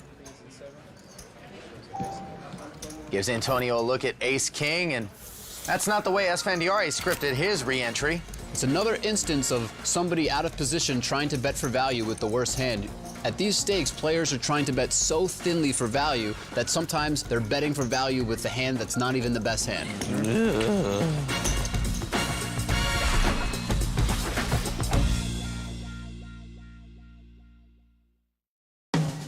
Looking for high roller excitement without the high roller risk? Go to clubwpt.com now and play in our Alpha 8 high roller play chip tournaments and ring games for a chance to be crowned champion. Welcome back to WPT Alpha 8 London. We're in the middle of Playdown at the Palm Beach Casino in Mayfair, where a collection of talented international players have invested at least £100,000 each in hopes of becoming the alpha player who takes home a bounty worth of a king. Action at the feature table is in full gear, so let's tally-ho to Ali and Olivier over in the clubwpt.com skybox. Thanks, Lynn. Olivier and I have been having fun watching this feature table so far. Plenty of fireworks, and we get a look at what those fireworks have done to the chip stacks. Tobias Rankenmeyer up top at 334,000 and change. And down below on the short stack is Drew Patel with just 25,100. The blinds are at 8 and 1,600 now. Ante's at 200. Button is on Richard Young. Tony G and Drew Patel are in the blinds. And the action has been folded around to Antonio Esfandiari, who has less than half of the 100,000 he got for his re-entry to start this hand, and he's going to put 3,800 of that into the middle here on a raise. One thing you can say about Antonio is that he is persistent. Even though he's lost a number of chips, he's still raising it up. Easy defend from the big blind for Drew Patel and his king 9 suited, and the flop 5 trade deuce. I'd say Antonio likes it. Yeah, Antonio has flopped what we call the wheel, which is the straight starting at the ace and ending at the 5. An absolute monster hand for Antonio. 38. It's been checked over to him. A little bit unlucky for him. Drew has really nothing and can't really play back or even call. Well, there's two pieces to running good in poker. It's not just making big hands, it's finding people who will pay you off when you've got them. Yeah, a lot of times you want your opponent to have a strong hand just slightly weaker than your hand. Let's get back to the feature table. Folded over to Tobias Rankenmeyer, who Raised to 4,000. don't adjust your sets, has Queen 5 offsuit, and has decided to make it 4,000 to go. Yeah, I really don't understand this play. I mean, I know that Toby is the chip leader, so he's going to be opening with a little bit of a wider range than normal, but I would never include a hand like this in my opening range. It just plays terrible post-flop, and I don't understand it. How do you like the smooth call by Richard Young with ace-queen offsuit, which has, of course, invited Scott Seaver into the pot, who has 8-6 suited in the big blind? I think it's perfectly reasonable. He should definitely have considered at least 3-betting and probably do it from time to time, but calling is just fine. The flop, all hearts, 9-7 deuce. Seaver checks his open-ender, and it's on to Tobias, who checks as well. Richard Young, happy to knuckle. And the turn, a 4th heart, it's the ace. Young now with the best hand. Action on Scott Seaver. And he is going to bet into the field for 6,400. Yeah, Scott's flop check was pretty natural since he just called a raise out of position. But when both Toby and Richard check the all-heart flop, I think Scott has now assumed that neither one of them have a big heart, and he's tried to make a bet on the turn here to take it down. Of course, he gets through Tobias, but Richards is saying not so fast. He likes his ace-queen and makes the call. And the river card is a 5th heart, the queen of hearts. These two are now playing the exact same hand. Yeah, now that there's a flush on the board, they both are playing this flush, and any heart that either player had would make a higher flush. And Young is bet 13,000. A quick fold from Seaver, and Richard, 2-11 in progress. Richard decides not to allow the board to play, takes a shot with a bluff on the river, and wins the pot.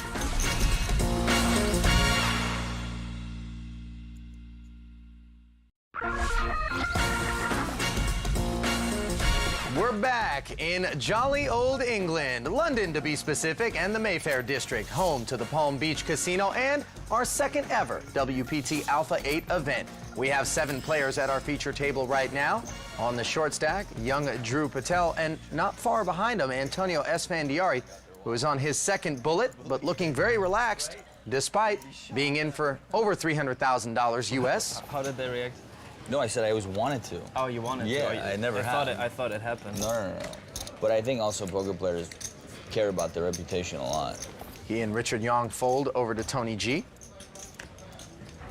And not even Tony wants to play 3-4 offsuit. Among the more active players, more creative players at the table. Pocket queens for Patel. He's going to open for a raise to 3,600. Patel starting the hand with just over 12 big blinds. This min raise with 12 big blinds might look a little bit suspicious. Ace-6 suited for Tobias. He is the big stack. And he's in the big blind, so there's no one after him. And he's going to put Patel all in. Patel will gladly make the call and be happy to see that he's up against Ace-6 of diamonds. So far, he is in the lead, but you know how it works. You gotta avoid the ace on the board. Drew in a great position here to double up. And the flop, a jack, a 4, and an ace. Patel not looking good anymore. And he is rooting for a queen to hit the turn. Instead, it's a king, and that changes things. Yeah, it gives him a few more outs. Any 10 would give him a straight at this point. 6 outs once for Drew Patel. Otherwise, it's time to hit the ATM for another 100,000 pounds. Can he get lucky? No, he cannot. Tobias has eliminated Drew Patel. Drew was pretty active on the table, getting involved in a number of pots. Sometimes that strategy can be pretty expensive, especially against such tough competition that we have here. And we send him over to some other tough competition. Lynn Gilmartin. Drew, queens against A6. He hit his 3-outer. That has to be tough. Yeah, it happens. See, I've seen it so many times. I don't. Just one of those things that just got to put up with it. He's still smiling. Yeah, why complain? Why not smile? Well, I don't know too many 21-year-olds that can light a match to 100,000 pounds and then have that attitude about it, but congrats to you, young man, for having arrived at that financial state. It's a special breed of player, the guys that are putting up this kind of money to play this level of poker. Let's get back to the feature table. It's a heads-up pot between Tony G and Antonio Esfandiari. Tony has flopped top pair with Queen 10 offsuit, and the board reads Queen 6-3, giving Antonio a pair of sixes. Antonio started this hand with about 30 big blinds, close to 50,000 in chips. And he is the pre-flop raiser here. Tony defended from the blind. Antonio, continuation betting in the amount of 5,100, and Tony G check raises to 12,000. Now, I think Antonio, could have thought about maybe checking back with middle pair, medium kicker here. He decided to go ahead and bet. Tony, really unpredictable player, raising here with top pair and just a medium kicker. Oh, look at that. A little bit of a balk from Antonio. Looked like he was about to ship it all in. Looked up at Tony. Maybe saw something he didn't like and pulled it back. Is that even legal? I think that's pretty borderline. Antonio's actually known for doing things like that, having a chip in his hand, pretending to throw it in the pot, trying to see if he can pick something up off of his opponent. It's one of those kind of old school live player tricks. But Antonio ended up moving his chips in the middle there. How much? That's a good sign. I don't know, Tony G might also be able to pick something up from Antonio. I call. All in and a call. I'm ahead, obviously, right? Otherwise, it wouldn't be cool. Antonio started this hand with 30 big blinds, so to put his entire stack in here with just a 6 is very ambitious play, and that's part of what makes Tony G so tough to play against, is that he gets his opponents to make these crazy plays because he himself is playing so unpredictably. Tony hits trip queens. Oh, and he's drawn dead as of the turn. Sorry? You're good at the turn. I'm good at the turn today. Good luck, guys. Thanks, buddy. Okay, thanks. Richard, don't forget to text me. Okay. Okay. I mean, if you forget, it's okay. Antonio advising Richard to give him a call. After all, they do have a little number to settle up on. That was a good one, yeah. Antonio. Yes. We meet again. We meet again, 2 bullets in one day. Yeah. That's it for me. That's it? Yeah, 200,000 sterling is a lot of chips. That is a lot. So So what happens now? What do you do now when you bust out of a tournament like this? you just carry on with life. You have to exist somewhere, right? So I'm gonna take my body and go exist. All right, well, sorry to see you go, Antonio. Okay, see you later. Bye. Back to you guys. So we've lost one body, but we've still got 11 warm ones inside our poker room right now. And with registration still open, that field could grow. All it takes is 100,000 pounds after all. One thing is for sure, there's no limit to just how high the stakes can go in an Alpha 8 event. On behalf of Lynn Gilmartin and Olivier Bousquet, I'm Ali Najad saying good night from the Palm Beach Casino in London.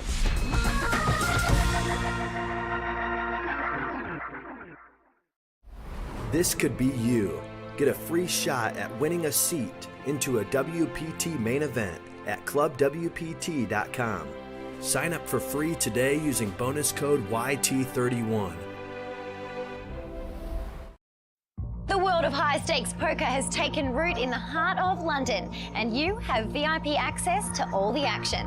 This is WPT Alpha 8.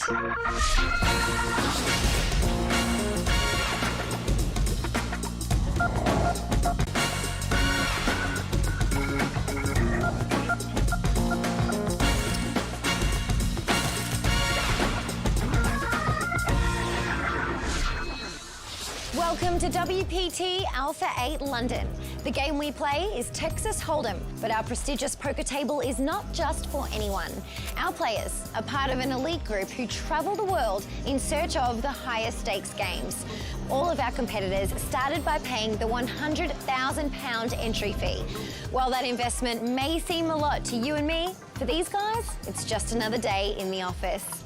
We're in the middle of our exclusive coverage, and the gentlemen with an expert take on the game are A8's esteemed commentators Ali Najad and Olivier Bousquet. They join us from the ClubWPT.com skybox. Gentlemen. Gentlewoman, how are you? Lynn Gilmartin, thank you so much. Olivier and I here for day 2 of the event. We've seen 19 entries so far, 7 players have busted out, and 11 players remain. Now, registration is still open, so that number could increase. And those remaining players, well, we've mixed them up a little bit. That's right, Ali. We're starting a new day, so the players have redrawn for seats. And our new featured table actually has a couple of players that we haven't seen too much of thus far. And those 2 players are Fabien Quas, sitting on almost 300,000 in chips, and Philip Gruesome, sitting on 110,000. Button is on Max Altergott. Steven Silverman and Richard Young are in the blinds. As we kick our action off, there's a look at Fabien. And he's got pocket jacks. Not a bad start to his evening. Fabien, a very talented German player. Very close friends with the 2 guys you see next to him, Philip and Max. They really just travel the world playing super high-stakes tournaments together. Over to Steven Silverman, as Fabien raised to 5,000.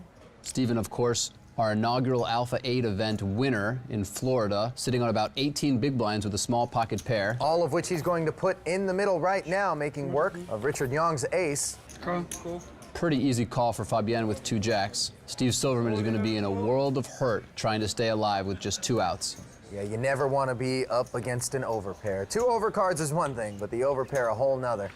And here comes the flop. Tray 9 tray. And Steven Silverman is left duck hunting here, looking for a deuce. They try to crack Fabien's 2 jacks. Queen won't work. And now it's 2 outs once for Silverman. 10 of diamonds, not one of them. And he is eliminated. Unless, of course, he chooses to re-enter. That's right. The re-entry period is still open for a short period of time, so we might yet still see Steven again. Down to just 5 players at the feature table. And the German triumvirate. 2 of them have folded, but not the third, as Max Altergott on the button gets aggressive with 8-6 off. Yeah, Max, a young, aggressive player, having played primarily on the internet, playing high-stakes cash games, a very, very talented player. Young folded ace-9 offsuit from the small blind, which left Tony G to defend the big blind, and the flop. 5 deuce jack. Tony checks his 5s, which are currently the best hand. Complete air for Max here. With almost 12,000 in the middle, he'll fire a continuation bet of 5,000. Tony not going anywhere with middle pair. He makes the call. Another 10,000 slide into the pot. And the turn card pairs the board. Good card for Tony. Not a great card for Max. No action on the turn, and the river, 3 of hearts. Tony goes for some pretty thin value here with just 5-4, but Max with just 8 high can't do much else. Thinking about, again, about a move, right?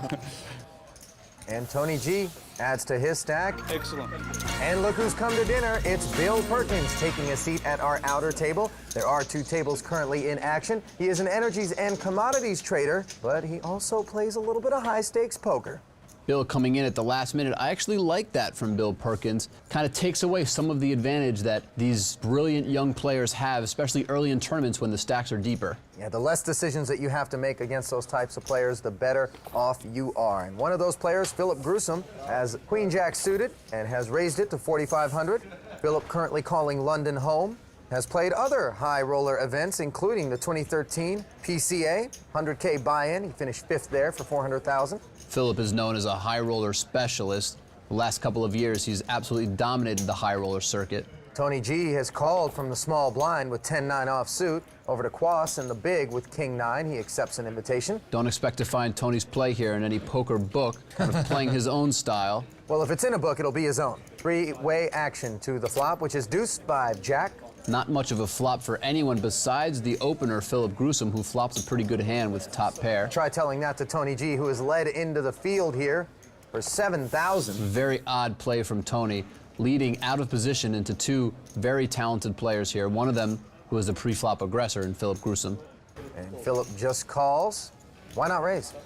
You know, I don't think your hand is necessarily strong enough to raise it, and I just think, you know, most players have been playing a little bit more passively post-flop, allowing their opponents to bluff into them and making it so that they can play weaker hands the same way that they play some of their strong hands. Action on the turn went check, check after a 3rd spade hit the board. On the river, the board pairs. A little surprised that Philip didn't bet the turn here. He doesn't have a spade in his hand, and Tony showed some weakness by checking the turn. 25. And Tony bets 25,000 with 10 high. This bet is going to make Philip think that Tony's hand is polarized. Tony.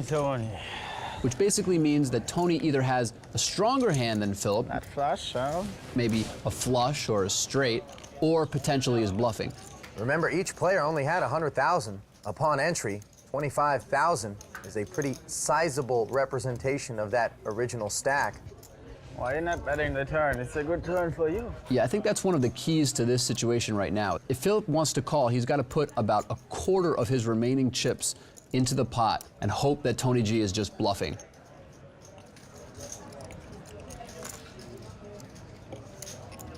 Okay, you got it. And wow, Philip Gruesome lays down and Tony gives him a look at the bluff, 10-9. Oh. I didn't connect anywhere. It was a good turn for you. It was. It gave me hope. I was committed to that pot. Nice hand. I didn't have any option on the end, right? I mean, I had to do something. Max, Philip, and Fabien looking like hungry lions as Tony shows his very unorthodox and somewhat fishy line. Right, if I just leave it, I might as well just give you 50,000 pounds cash, you know? I'm going to stop bluffing, though. That's why I wanted to show that one, so that it's not going to happen anymore. Tony claims it was a self-disciplinary maneuver to show the bluff over there. Never again. Looks like something like, now I bet it's a nice sort of situation. I know, like, ace high, it's a nice call, usually, because the pair's there. I know it was marginal. Yeah, I think Tony's playing a little psychological games there, implying that, you know, he thought there was a chance Philip would call with just ace high, knowing that Philip probably had a stronger hand and trying to make him feel even worse about folding such a strong hand. Tony is the master of the needle. See? It's compensation for you. Been known to get into a player or two's mind. Yeah, I just had to fire there. I couldn't leave that much money in there without a fire. Philip getting a walk on that last hand. Not sure that makes up for the hand before. Well, Tony G is certainly showing these gentlemen what he's made of, made a reputation as a very wild and unpredictable player, as you've mentioned on multiple occasions. Yeah, I think Tony understands that from a fundamental point of view, he can't necessarily match up with these players. So he tries other things. He tries to take some unorthodox lines, put them in situations that they're not used to, even psychologically manipulate them, and see if he can rattle them or get under their skin and potentially create an edge for himself that way. Pocket sevens for Fabien Quas. He opens to 4,500. Richard Young has defended from the big blind with King Jack of clubs. The board reads 10-5 deuce rainbow. Yang checks it over to Fabian. Clearly a better flop for Fabian, but not the worst flop for Richard Young. He does decide to float out of position here with 2 overcards, a backdoor flush draw, and a backdoor straight draw. I kind of like this play by Richard. Oh, and Richard kind of likes this turn card, which gives him a pair of kings. Yeah, easy to say now that Richard has hit the turn pretty hard. Both players check, however, and the river is a 3 of diamonds. Now, from Fabien's point of view, it's really difficult to put Richard on a king here. Sure, it's a scare card, but not really, because there aren't that many hands that make sense from Fabien's point of view that Richard would just check call with on the flop. Now, Yang has bet 10,000, and Fabien has called with his 7s. Can't really blame Fabien for calling there. I think both players played the hand pretty well. Richard just got a little bit lucky to hit a king on the turn. Well, something tells me Quas isn't too discouraged.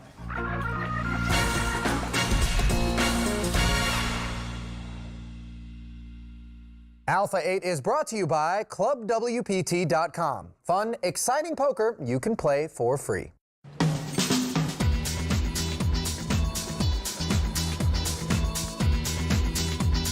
I am in a little magic shop in the heart of London. It's called Davenport's. It's the oldest family-run magic shop in the world. What is it that you love about magic? I suppose in some ways it's like poker. There's a lot of strategy behind it. People plan out the way they're going to mystify the audience. Someone who's really, really into the game understands all these little things which go to make up an amazing game. What is it about cards that makes it such a great prop for magicians? The thing about a deck of playing cards is there are so many different combinations of things you can do with a deck of cards. They're also quite a normal object that people know about. So you're doing these amazing things with what is ostensibly quite a normal thing. Poker players get pretty creative with their chip tricks, but I haven't seen too many card tricks at the table. Daniel, what have you got up your sleeve today? If I were to give these cards a shuffle, and then a few cuts, if during this I was able to find myself an ace, that would be quite useful. The ace of hearts. There it is. Now, 1 ace by itself is not fantastic. If we have 4 aces... Wow, I need a dealer like you. Something tells me that guy doesn't get invited to a lot of home games. Well, you don't think you can beat a guy who can just randomly pick 4 aces out of the deck? I can't beat guys that can't do that, Olivier. Back to the featured table. Tony G opened up the pot with Jack-10 offsuit, raising to 5,000. Smooth call on the button with King-Queen off for Fabian Quas. And a call from the big blind out of max with 3-4 suited. The flop, 9 Trey Queen. Little something for everyone. Bottom pair for Max, who checks it over to Tony. Tony's got the open ender. Checks it over to Fabian. And with top pair and a king kicker, Quas is reaching for chips. Yeah, good flop for Fabien. He bets 9,000. Max lets it go. Actually, very interesting fold for Max. He did have a pair on the flop with a backdoor flush draw. I'm surprised that he just let it go there. Maybe it was because he was out of position and still had Tony behind him, who, as we've seen, can kind of play hands in any which way. Tony has made the call, and the turn card would have given Max a flush draw. Instead, it's heads up. The ace of hearts. Tony checks. Fabian checks behind him. King on the river, however, has given Tony Broadway, and he is going to bet 25,000 here into a pot of 35.5. This is a terrible card for Fabien. Not only does it give Tony the nut straight, but it gives him 2 pair. I think Fabien is going to have a tough time getting away from his hand at this moment. Clearly, he isn't comfortable. If you fold, I'll show you one card, don't worry. I'm sure that's true. And you can choose it. I'm pretty sure you have it this time. I have a pretty strong hand, though. Good instincts from Fabien here.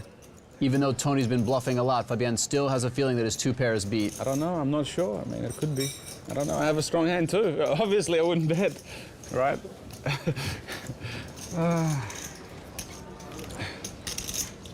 2 strong hands fighting. What kind of hand does he think Tony's got that has King-Queen beat? You know, he's going to put him at least some of the time on the hand that he has, a straight, and then hands like a flop set, ace-queen, ace-king. Yeah. Oh, and Quas makes the call and gets a look at the nuts. Yeah, Fabien can't be too shocked to see that hand. This is the big one. But at the same time, his 2 pair, I think, was just a little too strong to fold, especially against a player as bluff-happy and unpredictable as Tony. At least you didn't raise. And sometimes this type of style works really well. And I could have bet 50. I'm crazy enough to bet 50 on the river.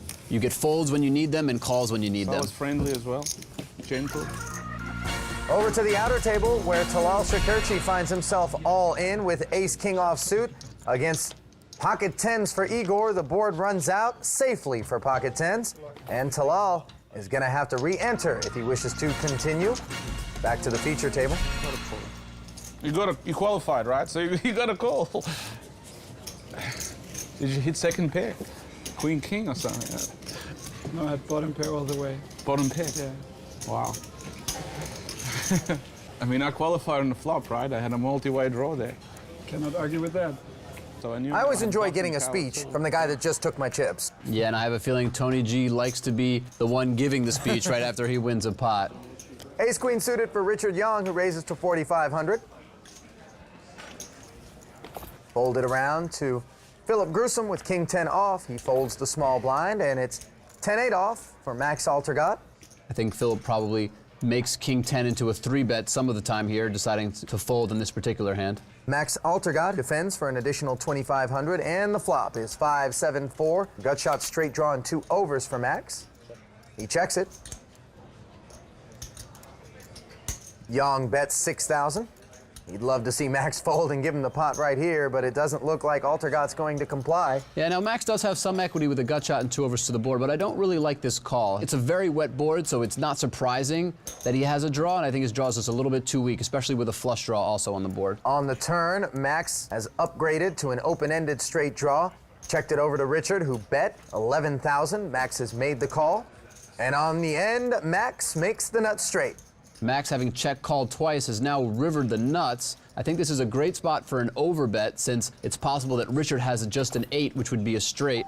Max moved all in, and before he could complete the motion, Young's hand found the muck. Yeah, with just ace high, Richard has no choice but to let go. We have just about drawn the curtain on our re-entry period. We'll return to London for more high-stakes action after this. The magic continues when Lynn learns her own card trick. Can I give it?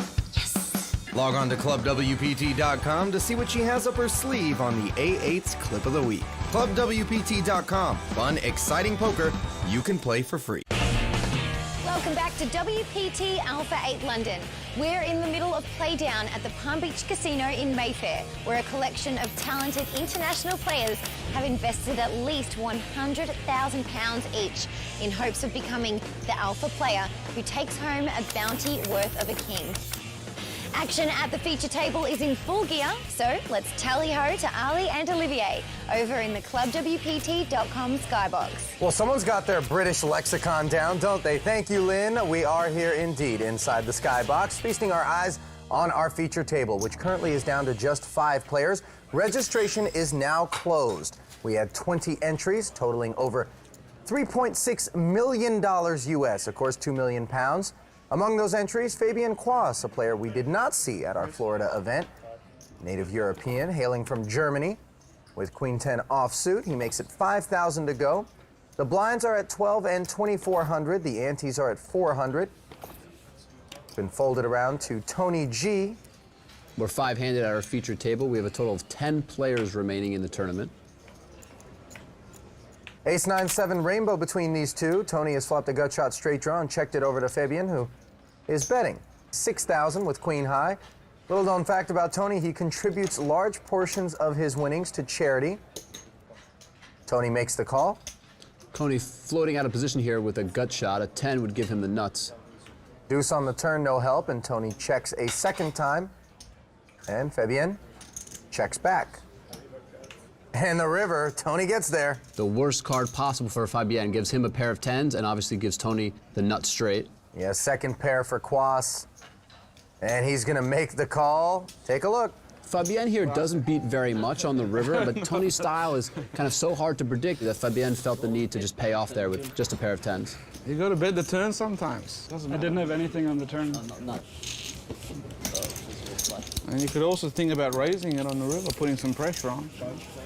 That's what I go, you know, I go for those things, and then I get into trouble when I have to bluff the river sometimes. You would have got me again, I mean, you had me. Maybe you would have checked if you missed. I can't check. If I call 6,000, I'm not that bad of a player. Some at this table would beg to differ, I would imagine. No, but I think Tony's right. I mean, if you're going to float out of position with a gut shot on that board and get a check on the turn, it makes sense to bet the river on a lot of river cards, regardless of whether you've hit your straight or not. Under the gun now, Philip Grusom, who is the short stack with roughly 50,000 in front of him. It's much easier to play. You should try. Not looking at your hand. Over to Tony G with ace-5 offsuit and friends. I just called in. Cool. He's going to limp in from the small blind. 7. Fabienne says no. We'll play for more. Makes it 7,000 total. You don't want to stop, huh?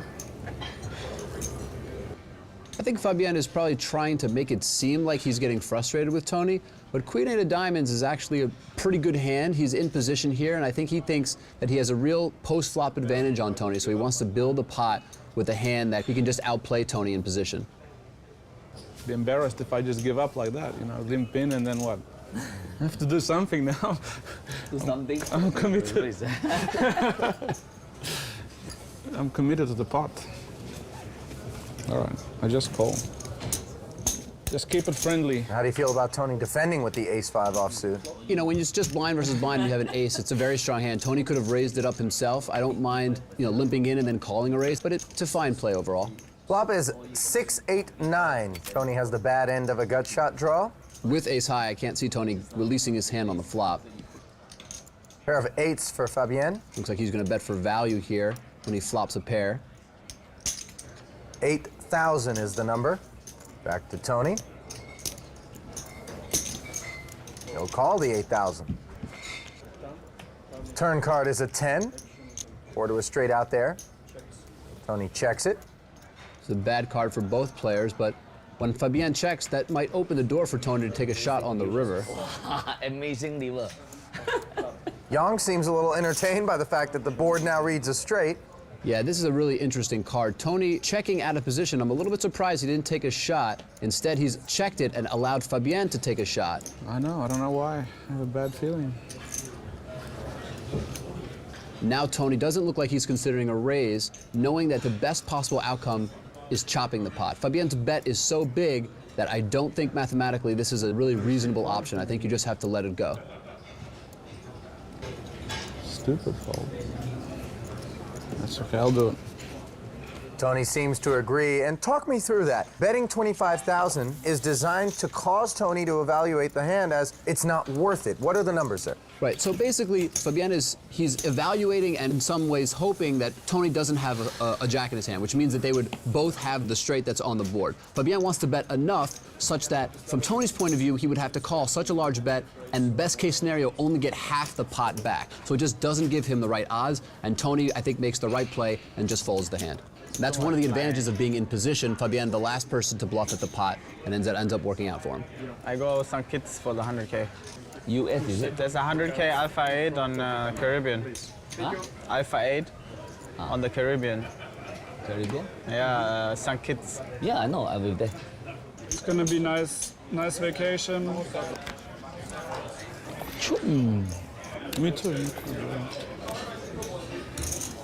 Folded around to Quas. He's got ace-jack offsuit and makes it 37,100, putting Philip Grusom all in. I don't know. And he is going to make the call.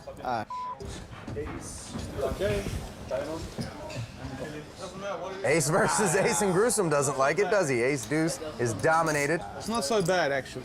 It's not so bad. Well, ace-9 would be worse. Yeah, looks like Philip just looked at the ace, didn't even look at his other card, and decided to call blind versus blind for 16 big blinds. I think that's very reasonable play. Unluckily for him, Fabienne has a better ace, and when he looked at his kicker, it was the lowly 2. Ace is enough. Third best. And the flop is an 8 and a deuce. And a king, 3 diamonds out there. Philip has the flush draw locked up, and his deuces are good. Incredible flop for Philip here. Yes. Well, the turn card is an ace, and that improves things for Quas. Right, now Fabienne can win if a king rolls off, his jack kicker would play, and an 8 would chop the pot.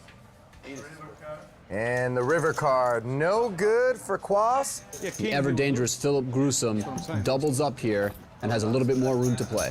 Richard, you were just saying yes, so you can bust me now. Yeah. Because he said yesterday he wanted a revenge, right? Yeah. So he wants to have the chance. Yeah. That was easy. That was so easy. The softest double I can get. I'm tough to bust in these high rollers, you know. Should get in more often, I think.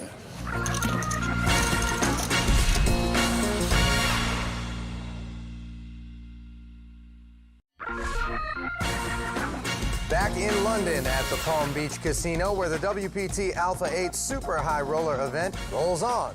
10 world-class players still going after the title. Our action is currently divided between two tables as we send it to the outer table, where we find Swedish super high-stakes cash game player Victor Blom, involved with Tobias Rankenmeyer. And we've got an all-in and a call. Tobias shows pocket tens, and Victor shows ace-queen offsuit. Victor opened the pot with ace-queen. Toby 3-bet from the button with tens. Victor 4-bet and then called when Toby went all in. Pretty standard race situation for two such high-caliber aggressive players. Oh, look at this flop, ace-jack-jack. That's not what Toby had in mind with pocket tens. He doesn't get any help on the turn, and he's got two outs to eliminate Blum. The six is not one of them, and that's not the kind of thing you want to do if you're Toby, giving chips to Victor Blum. Let's get back over to the feature table, where two members of our German triumvirate are involved in heated battle. Fabian with 8-5 suited in the cutoff made it 6,000 to go, and the action is on Max Altergott with 9-7 suited, and he's 3-betting it to 15,500. Yang folds, and it's back over to Fabian. What's going on here? Yeah, so the small blind is a tough position to play. A lot of players play relatively tight, and then every once in a while will throw in a 3-bet, a lot of times with big hands, and then also with hands like this to try to mix it up and deceive their opponents. What's your play, Max? 120. Fabian and Max know each other very well, so Fabian is going to be very aware that occasionally Max will be bluffing from this situation. It doesn't look like he wants to fold his 8 high, even though it is a pretty weak hand. Yeah, not only does he not want to fold, but he wants to put in a 4th bet. Quick fold from Max, and looks like Quas's spidey senses were tingling. Yeah, 8-5 is really just too weak to call a 3-bet with, and so Fabian instead decided to 4-bet. Really aggressive play there by Fabian. Richard Yang has queen 6 suited, and he's showing signs of boredom potentially as he makes it 6,000 to go. Pocket deuces for Quas in the small blind, and he throws it away. It's another interesting illustration of just how tough the small blind can be to play. He decides to fold a pocket pair to just one raise. Gruesome, meanwhile, with ace-9 offsuit. Okay, Richard, one for me, huh? And Philip from the big blind getting a good price, and ace-9 is just way too strong to fold, so he decides to see a flop with Richard. The blinds are at 1,500 and 3,000. 6,000 is a min raise, and the flop is 9-deuce-jack. We see how conservative certain players are from the small blind. Fabian folding a pocket pair, pocket deuces, would have made a set here, but decided to just let it go before the flop. Philip has the best hand with a pair of 9s, and he checks it over to Richard Yang, who has flopped the queen-high flush draw. Really interesting flop because neither player has a huge hand, but both have some piece. Yang has bet 10,500. Gruesome calls, 37,000 in the middle, and the turn card pairs the jack. Now this is a card that I think will probably slow down both players. Personally, if I have a queen-high flush draw, I actually like this card and will bet it just because I think my opponent will give me a lot of credit here. But most players like to check, not wanting to bet in a potential 3 of a kind. And on the river, a 9, and Gruesome has a full house. Yeah, now if Richard had a better hand, even a hand like ace-high, he might consider calling here, assuming that Philip bets his full house. When he bets the river, though, Richard can't do much with just queen-high. And gives Philip a look at a 6.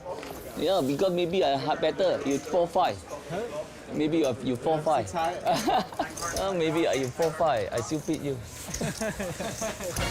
Over at the outer table, Bill Perkins finds himself all in with ace-6 suited up against Victor Blum's ace-king. And the flop is not a good one for Bill. King high. His ace-6 is in a world of hurt, and on the turn is drawing dead. River just a formality, and Bill will say goodbye. Looks like Bill had a tough task ahead of him. The rest of the outer table looks incredibly tough. Toby, Victor, Scott, and Igor, an absolute death trap here. It's like a poker think tank. Yeah, I can't imagine many players have an edge in that table. Yeah, the loss of Bill Perkins gets us down to just 9 players, and you know what that means. Yep, that means that they consolidate to one table and they redraw seats, and they go from playing short-handed to now playing more normal poker nine-handed.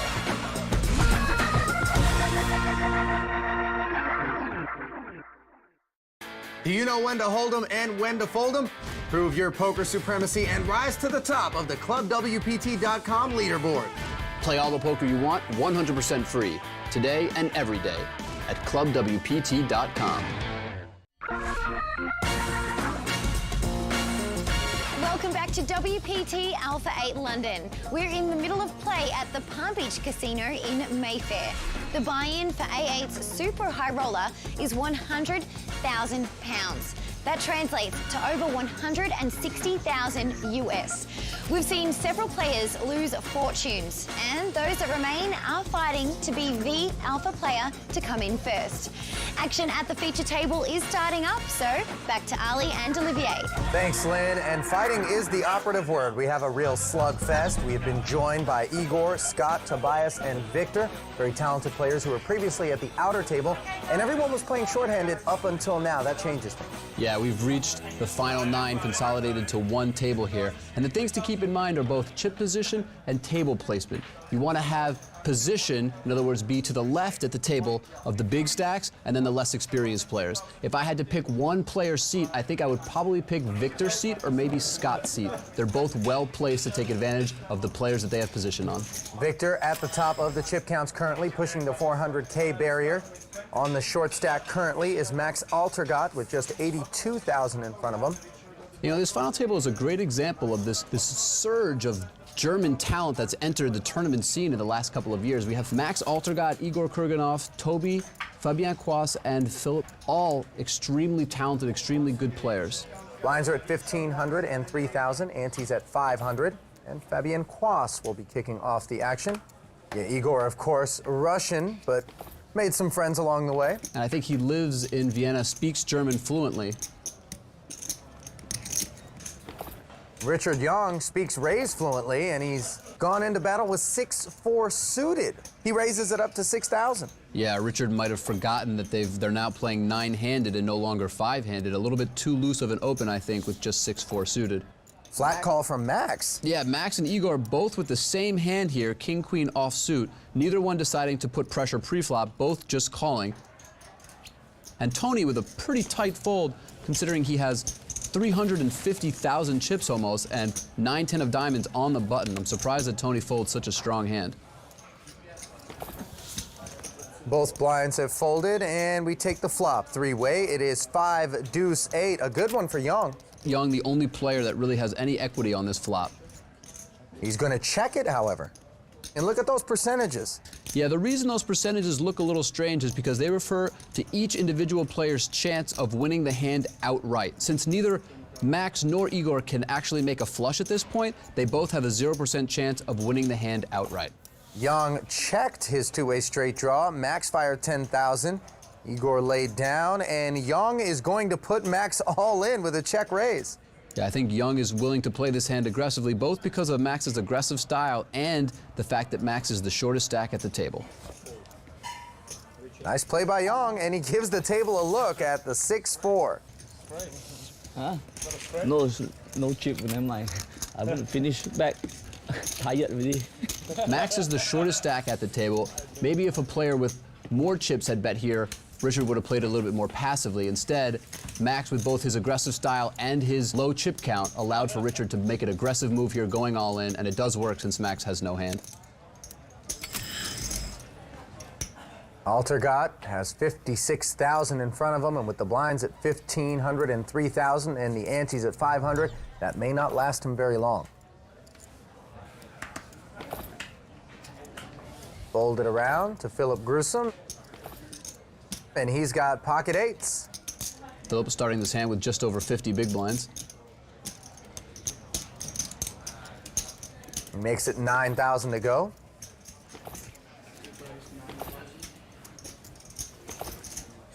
And it's pocket queens for Tony G. And this is especially dangerous for Philip because Tony is such a unpredictable and aggressive player. Philip's going to put him on a wider range than he would some other players. Tony has made it 22,000 total. Gruesome calls. And Philip at least has position here. Is that too much of a commitment to make pre-flop by just calling rather than either folding or pushing all in? No, I think Philip with 50 big blinds can definitely afford to call and see a flop. And the flop.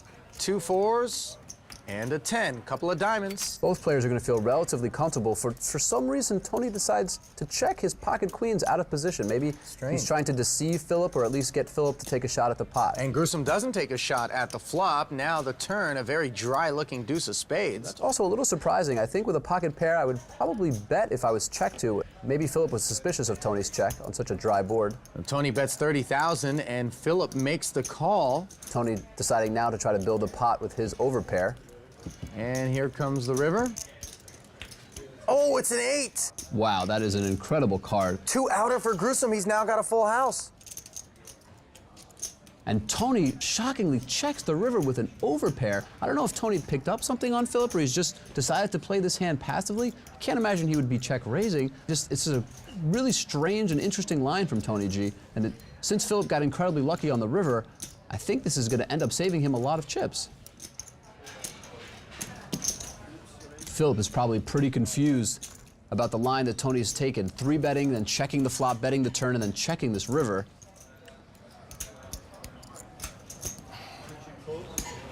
Full house. He bets 55,000 and gets called, and Tony doesn't appear to like it. Oh, queens, well done. It looks like Tony played this hand like a genius since he lost so few chips, but I'm not sure if he played it the most profitable way he could have. Beautiful. Well, Tony G may be getting a small helping of some of what he's dished out.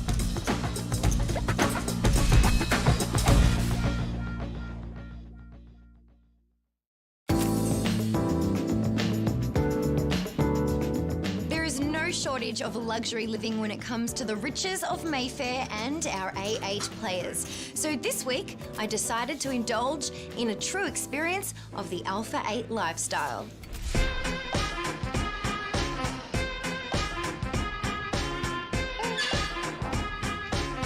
Welcome to Ebony Suite. Please come in. This is amazing. You just don't see places this big in Europe. This will be our lounge, and we have a lovely balcony here, this way. A terrace in London, now that's a rare sight. I wouldn't mind having a party up here. And now I would love to take you to where the magic happens. Bedroom, let's go. Oh, wow, this is the sexiest bedroom I think I've ever seen. It is very comfortable. And from this side, it has an open bath. Oh, there's a bath and the lights are pink. It's pink. It's a pink bath. It changes color depending what you feel like in your mood. What, there's more? Oh, Okay. yes. The toilet. Everything is automatic. You don't have to do nothing in this toilet. It works with sensors. There's no limit in this toilet. I mean, dry it, massage it, give it a heat. Massage? Yes. There's a remote control for the toilet. What happens with the massage? Oh, no need to touch. She's very smart. She is smart. She does the whole thing for you. That's why it's a she. How much is this worth, this toilet? Around 10,000. 10,000 pounds? Yeah, below for the... Now that is a royal flush. Really? A royal flush? Really? Meanwhile, looking at the chip counts where nothing is happening by remote control, Tobias Rankenmeyer up top, followed by Victor Blom. The short stack currently belongs to Max Altergat. Button will be on Tony G, Scott Seaver and Tobias Rankenmeyer in the blinds. Action on Victor. He makes it 8,000 to go with pocket fours. And Altergat has ace-king off. Not going to get much better than that. Yeah, great spot for the short stack. Altergat sitting on 14 big blinds. Very happy to pick up ace-king and get his chips in the middle. And when you say his chips, there's not a lot of them out there, but Trust us, it's still over 55,000. I always like keeping the lower denominations. Gives me a sense of I've got an actual stack. Looks more intimidating. Yeah. Victor, not again. It looks like Blum is elected to call with pocket fours. It was a pretty big re-raise from Max. Yeah, it was 14 big blinds. I think it's pretty close for Victor. Victor probably pretty happy to be in a race. Well, Victor's ahead heading to the flop, but you can see by the percentages that Alter got actually a favorite to win this pot as we go to the flop, and it's 3, 7, and an ace. Team Germany. That'll bring a smile to Max's face. And a fist pump. Only 1-4 left in the deck. Turn card is a queen, and Alter should be able to get away with this, right? One out or never. That never happens. Never say never. I just said never. It's another queen on the river. Chippy, chippy. And Max is looking a little happier than he has for the last few orbits. Ooh, a little Miyagi hand rub. Now some playability. I can free bet, I can call, I can check raise. Now I can do all kinds of again. Yeah, Max just 22 years old, showing his youth a little bit with that enthusiasm. He's pure. He's still pure. He's not as jaded as some of the older poker that's players. Right. Now, Victor is a young player as well. He's only 23 years of age, but he looks like he's been through a little bit more. Yeah, you know, it strikes me how calm and composed some of these guys are, playing for such huge amounts of money, and especially at such young ages. You know, they're going through these really massive swings, literally millions of dollars that they're winning and losing on a semi-regular basis. And, you know, they're calm, they're relaxed, they're enjoying themselves. It's really nice to see. I always wonder, though, is it a function of not having enough perspective to understand the value of the money that they're throwing around? Or is it just they're old souls and they're just not as emotional as the average person in the early 20s? I mean, I think some of them are emotional and just have learned to control their emotions, and it's a skill, being able to detach yourself from the money that's, you know, that you're playing for, and it's a skill that takes development. A lot of these guys are used to these stakes, and they've trained themselves to be able to kind of take it in stride and not get too high with the highs and too lows with the lows. Well, speaking of highs, Fabian Quas has pocket kings and has come over the top of Richard Young, who opened with pocket sevens. The total amount is $18,000 to play, and you saw Victor Blum lay down ace-queen offsuit from the small blind. All in.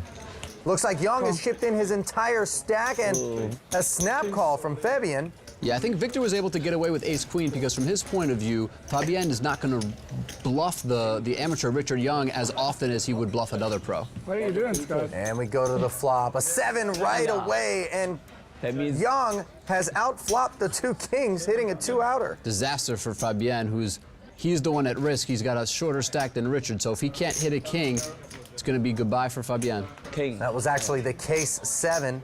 Tobias folded a 7 before the flop. I buy some insurance. You want? 18 to 1. Yeah. 2 to 1?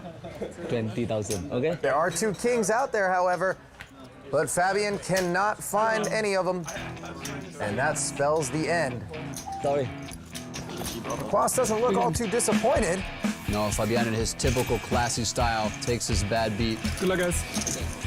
Well, Young is certainly pleased with that outcome, but so are a few of the other players at the table. Yeah, the table just got a little bit softer as the very tough Fabian Quas got unlucky and busted in 9th place with pocket kings. Not to mention that Richard Young, the amateur, has built his own stack. Yeah, they're licking their lips out there, looking to prey on Richard's newfound chips. As we're down to the Alpha 8, Olivier, anyone stand out, somebody to watch for?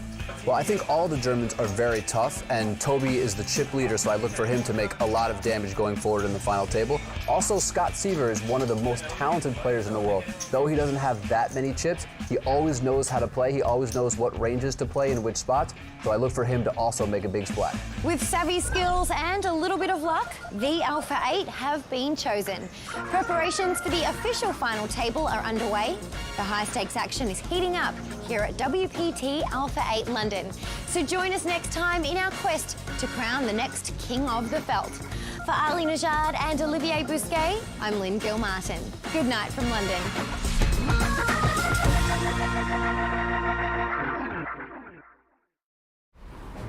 Get a free entry into a $5,000 guaranteed tournament and play online poker for real cash and prizes at clubwpt.com. Sign up for free today using bonus code YT21.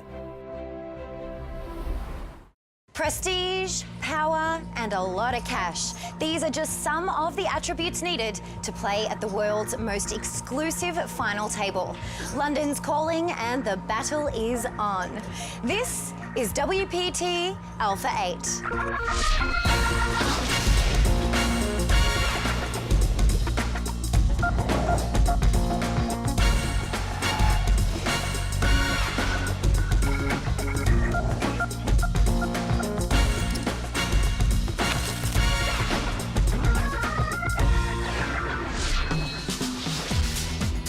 Welcome to the Palace of High Stakes Poker here in London, the Palm Beach Casino in Mayfair.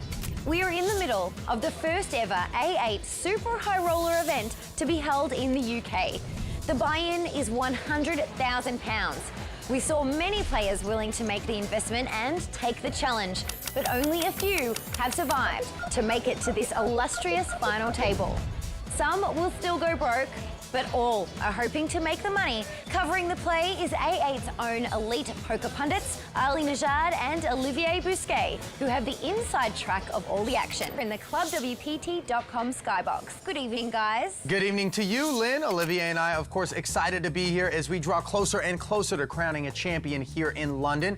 Now, as tempting as it may be to believe that if you're among the 8 players at our final table, you've got to be a high-stakes poker professional, we know that that's not the case. We have a Malaysian entrepreneur by the name of Richard Yang who is sitting on a healthy stack right now, Olivier. Is there any chance he's going to be able to beat this lineup and be crowned champ? Well, as we all know, in live tournament poker, anything can happen. And Richard is actually no stranger to high-stakes poker. He plays in high-stakes cash games all around the world. I feel like he's played pretty well so far this tournament, and if he can get a little bit of luck, he'll have a decent chance at making a deep run here. It was a little bit of luck that sent Fabien Quas packing when Richard held pocket sevens against Fabien's 2 kings, so we know that luck is always a part of it, but skill is certainly a much bigger part, and there's no shortage of it here at the final table. Looking at the rest of the field, who stands out? Well, I'm keeping my eyes on Victor Blom. Victor burst onto the scene a couple years ago on the internet. It's really a treat to get to see him play live. He doesn't play that many live events. Yeah, and he's joined by folks who he probably has no shortage of experience playing against, some of the other elite players in the world who play these kinds of stakes regularly. As we send it down to the final table, here is the prize pool. Almost £2 million were collected, and first prize will be 862,000 of them, which at today's exchange rate is about $1.25 million. Not too shabby. Blinds are at 2 and 4,000. Antes are at 500. Can't really complain about that payout. All you got to do is beat some of the best players in the world, right? Speaking of best players in the world, Philip Grusom looks down at King, Queen suited. And when you give the chip leader premium hands, that's going to be tough to beat. He makes a raise to 9,000. Folded around to Igor Kurganov, and he has pocket queens. I think Igor really has 2 legitimate options here. He can make a very small 3-bet, or he could just decide to put all his chips at risk. He elects to put in that very small 3-bet to 20,000.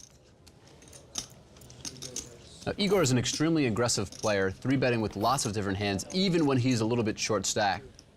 Is this suspiciously small in Philip's mind? No, I think no matter what Igor's hand is, he would make it this size. He only has 25 big blinds, so he doesn't have that much room. All in. Cool. Oh, Grusom has moved all in. Igor snap calls.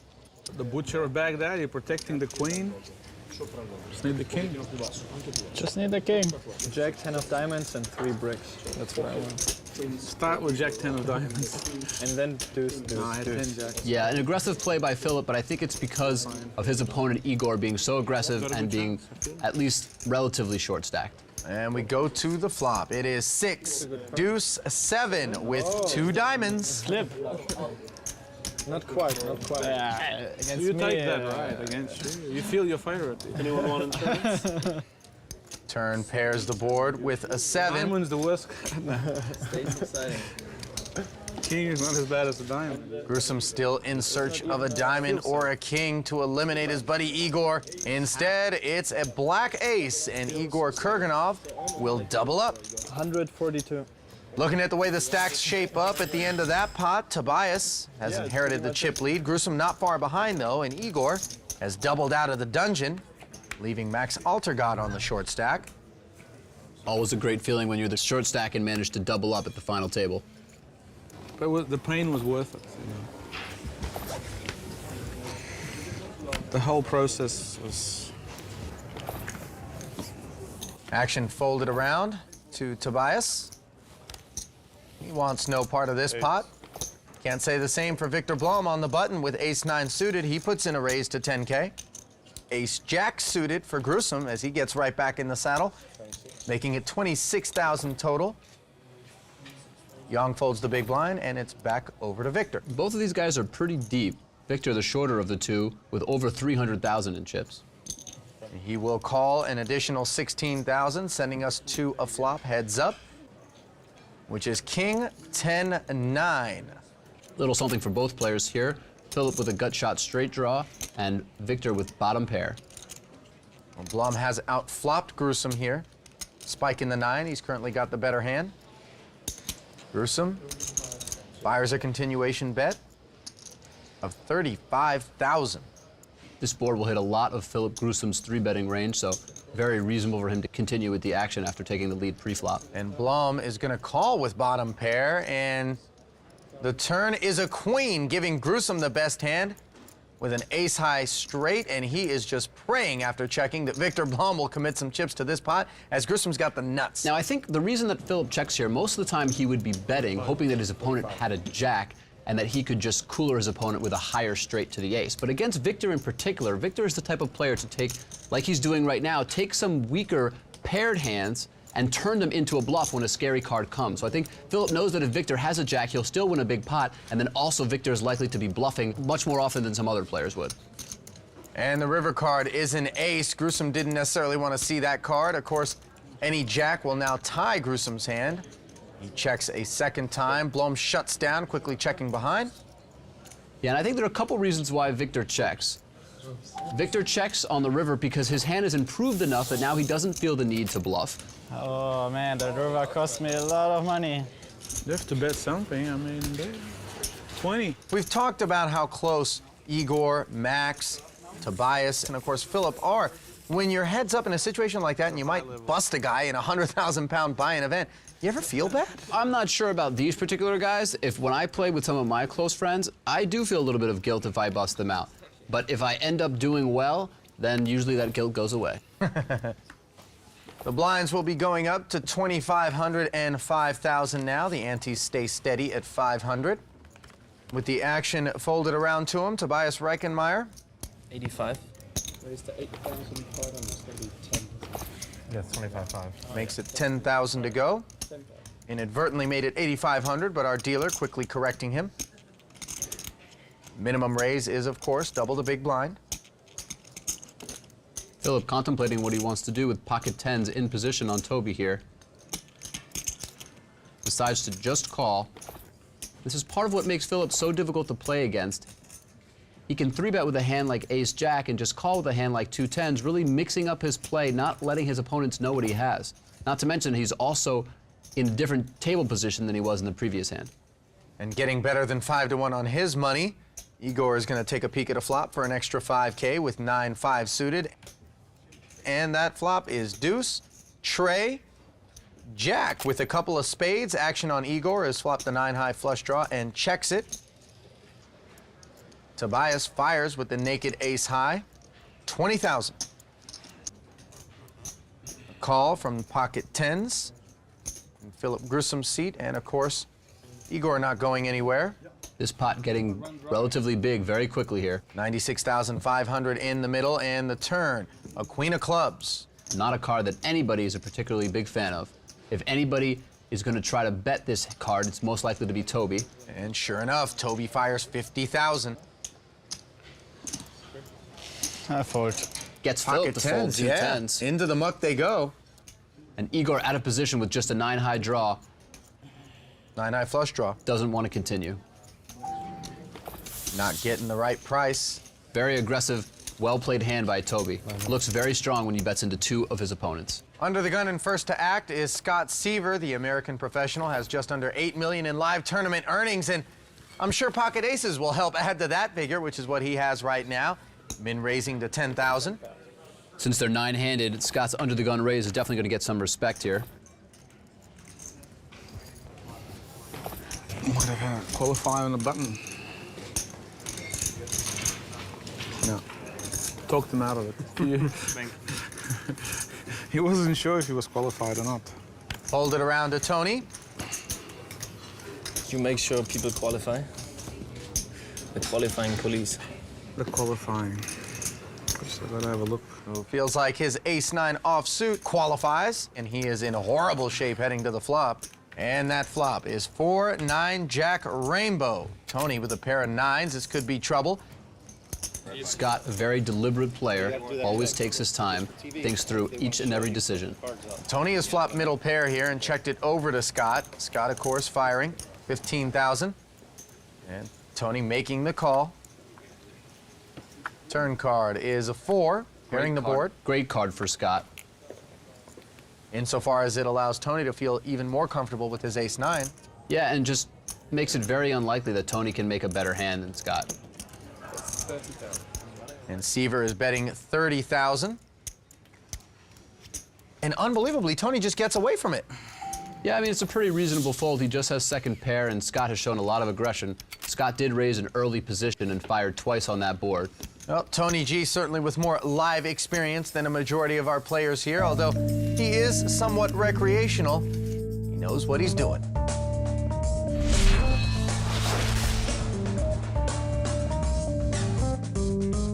Alpha 8 is brought to you by ClubWPT.com. Fun, exciting poker you can play for free. When you play prestigious tournaments like the Alpha 8, you see the same 20 to 30 faces all the time. If I'm registering for these tournaments, it's because I want to beat them all. It's a really wild dynamic. We all know each other very well. We've played a lot of poker together. You can't escape anyone and you can't look for anyone. You're gonna have to play against and beat every single player to get to the top. And honestly, it's just a fun atmosphere because we're all friends too. It's really the most you could hope for from a tournament. You're playing for a lot of money and you're having fun. I don't know about the friends part, though. They left him hanging when Scott was on fist bump mode. Yeah, but I agree. I've played a number of these super high rollers, and they are a lot of fun. There's a very collegiate atmosphere. Everyone has a high level of respect for one another, and it's, you know, it's very relaxed, very casual. A lot of people having fun. Hard to imagine that being the case, considering how much money is at stake. Yeah, and as you get closer to the money, the tension definitely rises, and that collegiate, casual atmosphere generally gives way to a more intense and serious tone. Mm-hmm. Pocket jacks for Scott Seaver. And he'll try to make some friends with this particular hand. He is raising to 10,000. Hold it around to Blom, and Blom has ace-king offsuit. Re-raises to 26,000 total. All in. Seaver moves all in. I call. Blom says call, and it's a classic race. Ace-king against 2 jacks. Seaver looking to hold on and send the Swede packing. Look at this flop. That's a flop. 10, queen, king, all spades. Oh my god. I actually think you're gonna win, Scott. I do too. Seaver has an open-ended straight flush draw, but Victor currently has the best hand with kings. Oh, well, he bumps up to aces and kings, but gives Scott a straight in the process. Seaver now in control. Victor can win the pot with an ace or a king on the end to fill up, though. Not gonna hit. Straight flush. Oh, this is Straight flush. A little bit of overkill. 7-5. Good game, guys. Victor, I think you have some. Victor, I think you have some. You have pretty much exactly the same stack. 177.5. Well, Blum is getting up from the table right now, but Scott is asking for a count. I don't think he's got Victor totally covered here. Yeah, Victor actually has about 25,000 more chips than Scott. They were very close, though, and obviously Victor is crippled here. What's really important is to be able to keep your composure and still play well. I thought Victor played very well, just couldn't win the races when he needed to. It's not going to be a matter of playing well moving forward for Victor. He just needs to get lucky and double up 2, maybe even 3 times before he has some breathing room. Peeking. I mean, I was peeking before that hand. Yeah, exactly. So, of course, I'm super peeking here.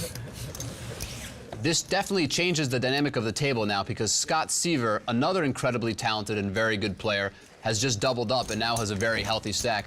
I look for him to start putting even more pressure on the other players, especially the shorter stacks, as he tries to make a deep run to get in the money. Action on Seaver, and he folds king high on the button, leaving Tobias to do the dirty work. A little surprised that with king high, Scott decided to fold with Victor in the big blind, just 4 big blinds.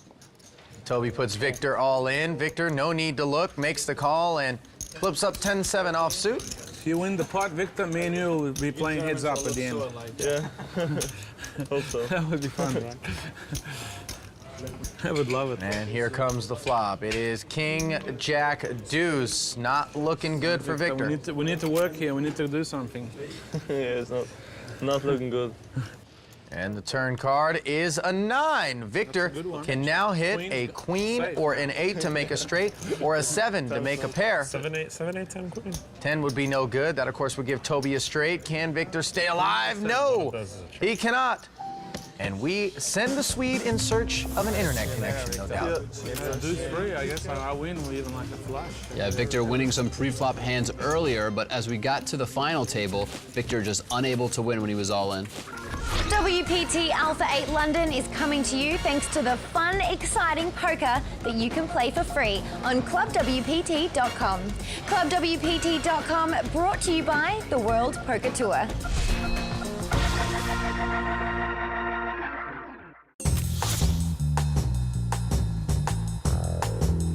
I'm joined by Gurchan Sahota, the world's very best car detailer and most expensive for that matter. We are at his workshop surrounded by some of the most incredible vehicles. This is a Mercedes SL Pagoda. So this car we've spent 2 days on so far. That was just underneath the car. Just underneath? Yeah, that's a Morgan, that's a British car. The wheels can be a nightmare though to clean. Okay, this is one of the natural waxes that I use. This costs about £8,000. £8,000? And how long would that last you? This will do around about 50 cars. Oh, okay. Yeah. Bargain. This is a Bugatti Veyron. I've never seen one of these in real life. This is a £1 million car. However, this is relatively cheap compared to some of the cars I've worked on. Really? Yeah, some of the cars I've worked on, you could buy 10 of these. How much do you charge to wash this Oh, car? no, this one, the 50-hour one will be about 3,500. 3,500 to wash your car? Yeah. What is it that makes it so expensive, is it? Quite a few of the things. The time it takes, the chemicals we use are expensive, and also we check the paintwork on a micro level, so when we're removing the fine scratches, you have to make sure you don't remove too much, because if you remove too much, then you've damaged the car and then you have to respray it. And to respray this car will cost close to £100,000. So it's not really something you want to mess up. Wow. All right, so one of our Alpha 8 players, Sam Trickett, pretty sure he owns a Ferrari. If he was to bring it down here, what would that cost? Well, I would do him a really good deal, so £50. £50? That's cheap. Bargain! Bring my car down. Yeah. £50 is just for the estimate. Now the work, that's a whole nother story. As we look at the chip counts, you see currently chip leader Tobias Rankenmeyer with almost $500,000 in front of him. Max Altergott on the short stack with 116,000. Meanwhile, Richard Young with ace queen offsuit has 277,000, and he's put 12 of those into the middle. Good for a min raise. Action on Scott Seaver with 6-7 suited. He looks like he's got an idea here. Scott, having recently doubled up, probably feels flush with chips. And he's gonna put 28,000 of them out there, 3-betting. Trying to isolate the amateur? Trying to isolate the amateur, along with, the hand might, from Scott's point of view, might be a little bit too weak to call with, so instead he decides to 3-bet, giving himself the additional fold equity. He's heads up in position, heading to the flop, and that flop, ace, queen, 4, Young with top 2 pair. He checks it over to Scott. And Seaver, with 69,000 in the middle, is going to continuation bet. Scott has 2 backdoor draws, backdoor straight and backdoor flush draws, not to mention this flop is going to hit a big part of the range that Scott normally is 3-betting with. Betting a call of 25,000. The turn is an 8. I like Richard just checking and calling on the flop. It disguises the strength of his hand, along with allowing him to play a slightly weaker hand in the same way.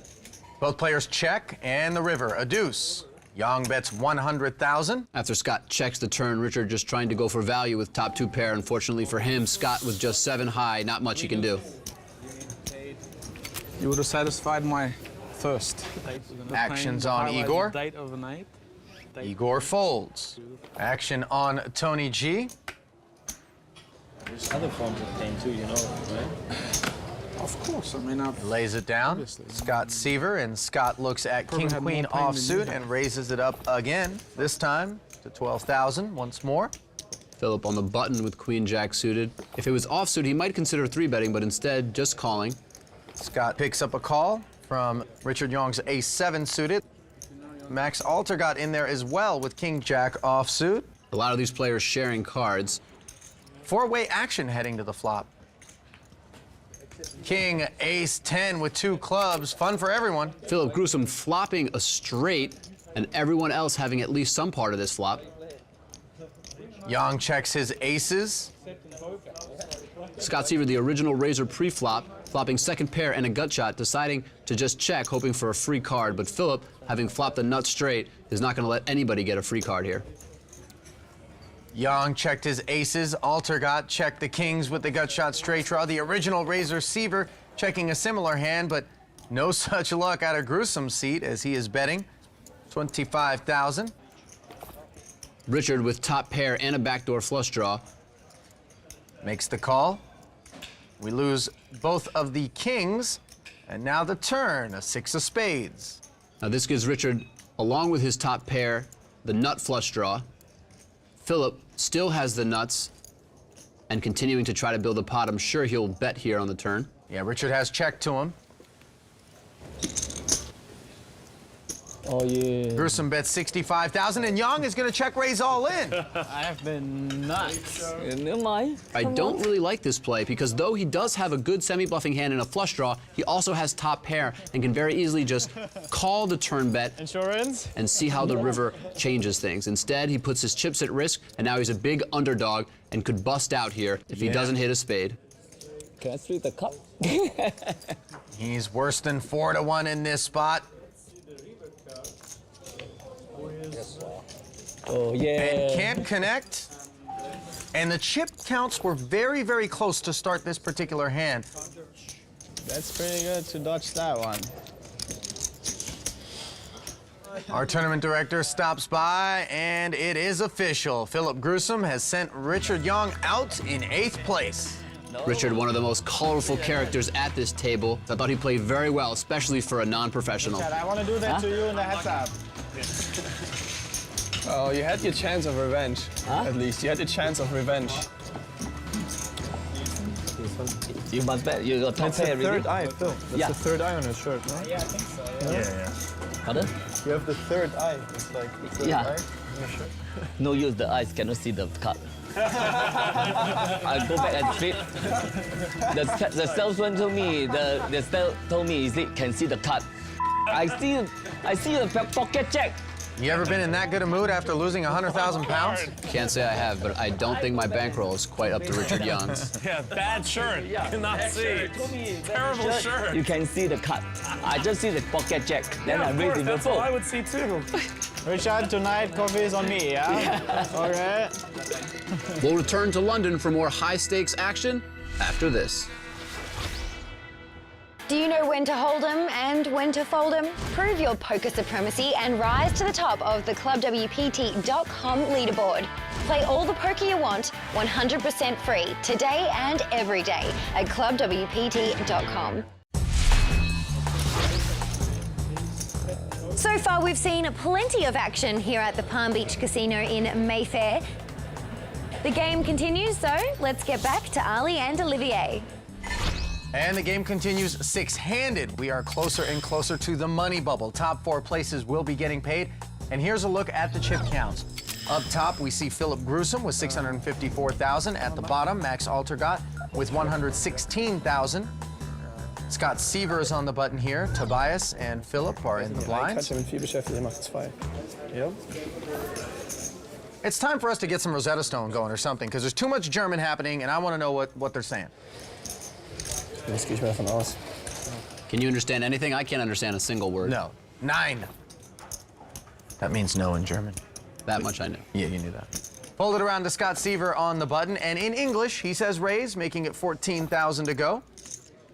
Yeah, 5-3 suited, obviously not the best hand, but Scott on the button and a very aggressive player, going to play a relatively wide range from the button. But two deep stacks to his left in Toby and Philip, both of whom are excellent players, maybe a little bit wider open than he needs to be. Yeah, I don't think I would have opened here, but Scott's a little bit more active of a player than I am. Gruesome, with 2 7s in the big blind, defended, and the flop has come king 3-4.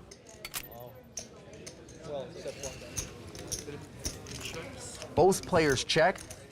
Turn card is a queen. Scott does make a pair, but not strong enough in his view to bet, and decides to take a free card. Philip, confident now after Scott's check, even though the queen is also not a great card for Philip's hand, bets for value here on the turn. And that bet, 17,000. Can't imagine Scott folding a pair at this point. Well, why not? Why can't you lay this hand down?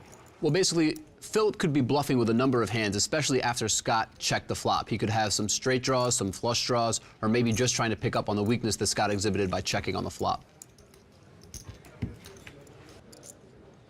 All right, and the river is a 9. Neither player is going to like this card. Some of the semi-bluffing hands that Philip could have had, like 9-10 or Jack-10, have now made a much stronger hand. And looks like he bets on the river. This is very surprising. In my view, his hand is a little bit too weak to bet for value, but too strong to bluff, so I'm not sure exactly what he's doing. Scott looks like he just doesn't believe Philip and pays him off with just a 3. And the way Philip turned his 2 7s over, he looked very confident that he had the best hand. Looks like it was just a straight value bet. Really impressive by Philip Gruesome to understand the situation, know his opponent, and bet for value with such a weak hand. I'm a little surprised that Scott Seaver paid off with such a weak hand, but again, there's probably a lot of history between these players that we don't fully know at this point. What kind of impact does having Gruesome turn his hand up the way that he did, suggesting that he knew it was good, have on a player like Seaver? I mean, that's pretty disheartening. Not just Seaver, but the whole table is going to understand just that Philip's on his game. It's kind of intimidating when someone makes such a thin bet and is so confident and right in their own play. Ace-9 offsuit, and Max Altergott moves all in for his last 102,000. I'm all in. And now Seaver with ace-queen suited moves all in over the top of him and shows him the bad news. Altergott's gonna need some serious help here. Not too much Max could do. Moving in with 100,000 when the blinds are 3 and 6,000. He could have decided to just min-raise and fold if someone put some pressure on him, but him deciding to put his chips at risk is definitely not a terrible play given his stack. And here is the flop. 5, ace, 9. Oh my goodness, Altergott has hit aces up here to take the lead. He's turned sauerkraut into Spätzle. A very fortunate flop for Max, but he's not out of the woods yet. As we see, the turn card brings another heart, giving Scott Seaver the nut flush draw. We have some interesting spots all the time. So many ways for Max to lose this pot. He needs to avoid the minefield that is the river. Okay, go. Max can't take it anymore. Let's see the river card. Here it comes. It is the 3 of hearts, and Seaver has made the nut flush, and that is the end for Max Altergott. It's always brutal when you start out behind, catch up on the flop, but still end up losing. Not a fun way for Max to get eliminated. Altergott finishing in 6th place, one of 2 players to re-enter in this event, which means he spent 200,000 pounds and ended up with nothing. What a turn. I was not praying for this turn.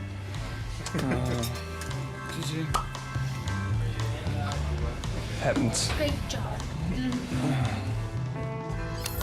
Down to 5 players, we are officially on the dreaded money bubble. So Max isn't the last player that's gonna go home empty-handed.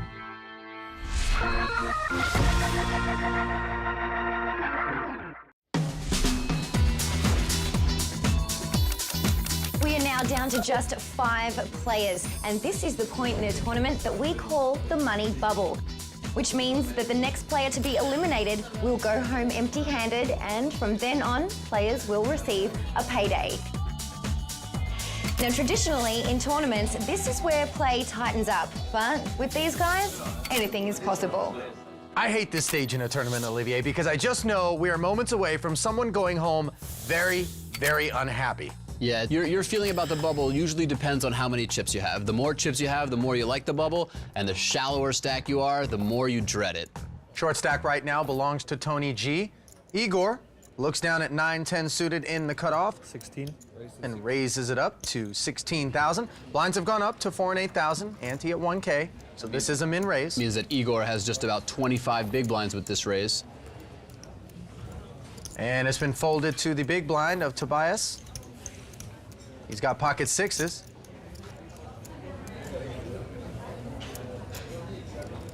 And he wants to put Igor all in. Not much Igor can do there with just 10 high. Protecting a friend. Protecting? Well, you don't want him to call, right? I guess that's the only thing. That's not a nice protection I want to have from my friends, Tony. I mean, if you got a big hand. I didn't have a big Next time, if you protect me, please, just call. if I had a really big hand, I would have 3-bet hoping that he moves in. But I wasn't that strong. I was very happy with it. You have bad friends, Tony. What's Tony G upset about? I think Tony's just upset because he's the short stack, and he was hoping Igor would somehow bust and Tony would would get into the money. Toby giving Tony a little poker lesson on how to play on bubble strategy.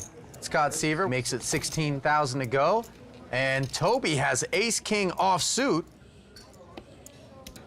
You expect a raise here, right? Yeah. Oh, no, he just calls. I would normally expect Toby to 3-bet on the bubble with ace-king. Oh, and look at this. Philip Gruesome has 2 aces, and he's made it 48,000 total. Igor folds. Tony folds. Seaver's hand quickly hits the muck, and what do you do if you're Toby? Yeah, I mean, at this point, I think it's definitely the right play to just call. They're both pretty deep stacked, and even though Toby has a big hand here, there's no way he wants to put his tournament life at risk when there's 3 stacks much shorter than him. He can almost guarantee to get paid if he just plays a little bit more conservatively than usual. In a different situation, he may have moved all in and taken his chances, in a but different not situation, right now. This is a huge pre-flop cooler, and I can't imagine these players not getting all in. But Toby, being the smart and aware player that he is, playing a little bit more cautious with just ace-king offsuit in this very, very critical spot. And that caution continues. The flop is 3-4-8, and Toby has checked it over to Philip, who has fired a bet of 45,000 with his aces. Now, 8-4-3 is relatively dry, and Toby does decide to take a card off here. He doesn't have a pair, but he does have the strongest non-pair hand possible. 5 on the turn. Both players pick up a wheel draw. Only one needs it, though. That, of course, Toby, who's way behind. He checks it over to Gruesome. But since Philip has 2 aces, I'm sure he'll bet again. And the bet itself does change the situation. There's one thing to continuation bet on the flop, but it's another thing entirely to bet twice, especially after your opponent has called you on the flop. So Toby does see this bet by Philip as a sign of strength and decides to let go without a pair. That was special. Yeah, 120K too rich for Toby's blood, and he'll lay it down, allowing Gruesome to add to his chip lead. There's more to the UK than just high-stakes poker. Log on to clubwpt.com and join Lynn as she discovers the wonders of London on the A8's Clip of the Week. clubwpt.com. Fun, exciting poker you can play for free. Finding myself around this Alpha 8 lifestyle, fine dining naturally comes with the game. So I felt it was fitting to get some well-needed advice, and who better to turn to than an English butler. So, Neil, I need a little bit of help, all right? I guess you could say I'm a little bit of a country girl from Australia. Okay. I've got this amazing gig on Alpha 8 with these fancy boys, Ali and Olivier. What are some of the mistakes that someone makes when they sit at a fancy table? What we wouldn't do is put our elbows on the table. We would sit, yeah, exactly like that, your hands on your lap. Probably fork in right hand, pushing the food around. Like when I start to... Yes, we would never do that. Why is that? It's just not the done thing, really. Now, the correct way to eat the soup is to scoop away from you and then to drink or eat the soup from the side of the spoon. Really? Indeed. Why away from me? I would assume it's so we don't slop it on our lap, but... Oh, there you go. How do I hold a wine glass? Whites and champagnes, you can take the stem, because if you're holding the glass, you're going to increase the temperature of the wine. If it's champagne or white wine, you of course don't want to do that. Never knew that. Your champagne, madam. Thank you very much. Pleasure. Cheers to you. Ali and Olivier, I'll see you at a fancy restaurant. Well, not if we're rolling with Tony G. He has a little bit of attitude on him right now. He's talking to the tournament director, apparently still upset about that pot that involved Toby and Igor. You mad, Tony? No, when Tobias moved all in, when there's only 30 in the middle and he's moving in for... Tony, are you really serious? No, I'm just saying, I'm not thinking, I'm just saying, I saw it. I'm just saying what I saw. You saw it too. What did you see? No, when you moved all in, I didn't like it, that's all. I mean, that's just, I'm saying it. I'm saying it straight away. When you moved all in, I didn't like it. Because it was too much. It was a heavy overbet to say. I mean, I would like to see what you had that hand and then what you had. I tell you, at pocket sixes. Okay. That's fine. That's fine. I mean, I wouldn't have been happy if you had like queens or kings. Yeah, I would have been upset. I would have never done it with queens in my whole life. Okay, it's just weird because look, it's just weird. I'm being honest. It's okay. I'm not gonna bring it out. I know you guys are very good. You know what? I This don't is have a not good for your problem. parliamentary campaign. This is not Well, good but for you your- got to be honest with what. I mean, I'm just saying it was just weird. That bit of action was weird. That's all. I didn't like it because you don't really do that. You never do it, so I didn't like It's that a different situation on the bubble, though. Will like. Okay, all right. He's not often in situations. That's it. That's it. I where, mean, you I know, just didn't he's like playing it. I against would the have. friend. Come on. Pretty serious allegation by Tony. Yeah, I don't know if Tony is outright making an allegation, but the implication that Tony's making, I think, is completely out of line. It seems like he's upset that Toby moved all in when Igor raised pre-flop. Igor, at that hand, only had about 25 big blinds, and Toby was in the big blind himself.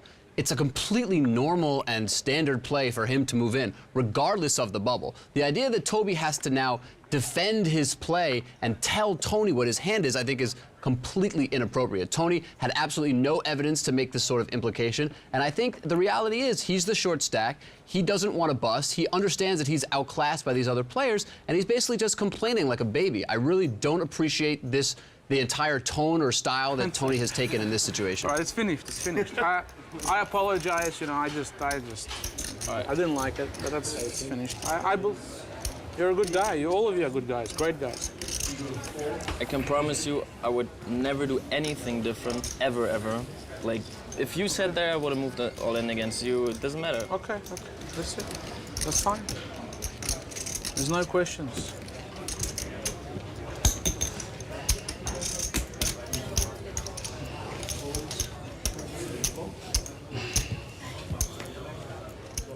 Meanwhile, we have a pot in progress between Tony and Philip Gruesome. Both players checking on the 6-deuce tray board. Gruesome with a pair of threes has the best hand. Turn is a jack.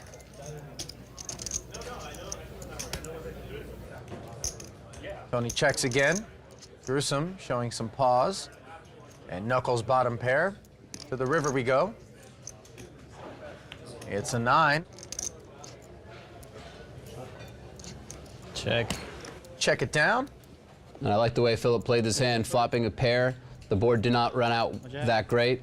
Didn't have enough of a hand to value bet, but still enough to win, so he just checks it Now, down. just to put a button on that discussion we were having about Tony, Sure. the inference that he is making is that he's saying because they're friends, Toby was helping him out by going all in and thereby conferring the information that he had a strong hand.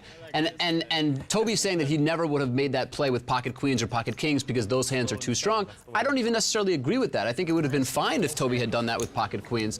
I think Tony was just out of line and basically just whining because he's the short stack and surrounded by 4 players that have him outskilled. Well played, too. Ace-3 offsuit for one of those skillful players, Scott Seaver, who min raises to 16,000. It's one of the unique dynamics of the bubble is that the player that makes the first initial aggression has a very, very strong advantage. So though Scott doesn't have a very strong hand in ace-3 offsuit, they are 5-handed, and since he's made the first aggressive play, he's going to get a little extra respect. Tony G wants to take a peek for an extra 8,000, sitting on Jack-10 off. And the flop, 10, 8, 4. Top pair and a jack kicker for Tony, who checks to Scott. Scott probably continuation bets a little bit less frequently than some other opponents. The 10 and the 8 are not a great combination for Scott because Tony in the big blind is going to defend with a lot of hands that hit. 7-9, 8-9, 10-jack, queen-jack, all those types of hands. And we saw Scott check behind on the flop and then check behind on the turn after having made the best hand with a pair of aces. River card is a 5, and Tony is leading out for 16,000. Yeah, at this point, after 2 checks, Tony thinks his 10 might be good, bets for value, but frustrated to see that Scott actually very deceptively checked when he made a pair of aces on the turn. That is not a happy poker player. You can see the frustration mounting in Tony G as just nothing going his way. And this is the kind of thing you really don't want to be doing. Everybody's taking note of this.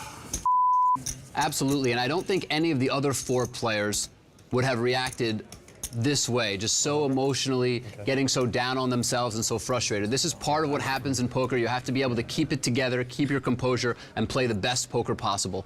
Otherwise, especially against such a tough level of competition, you're just going to give away too much and not be able to come back.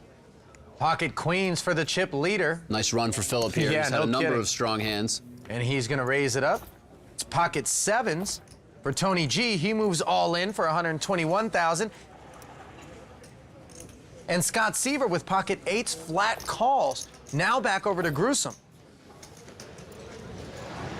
I'm all in. Wow, it looks like Philip has gone all in after Scott called with pocket queens. I can't imagine Scott calling here with 2 8s. Okay, fold. Fold. Fold. Showdown. You're ace-king. That's smashed. I'm out. Fold. Tony already resigned to his fate. Obviously, he does have a chance to win with a pair. What could I do? Yeah, jacks? No, just under. 10. Easy fold. Yeah, I just need to think it through. I don't know. Ace-king would have been better. How do you wake up with it, you know? I just think it through. Like, maybe he didn't. Maybe he had king queen. 8, 9, 10 on the flop. Oh, that's the 10. Oh, yeah, Tony. Scott would have flopped a set of 8s here. Right, now obviously that's draw. Results-oriented thinking, draw, but right? it's always hurts when you fold a pair and then see that you would have flopped a set. Yeah, Tony, meanwhile, has an open-ended straight draw. The jack would be no good. I'm out, right? And that's exactly what comes up on the turn, and the board pairing on the end. Tony, good game.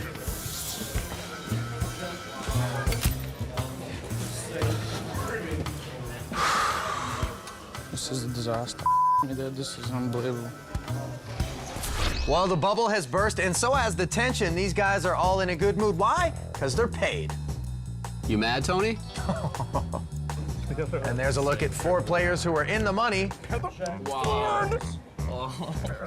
Board. He had 10s. One of them is suggesting he folded pocket 10s.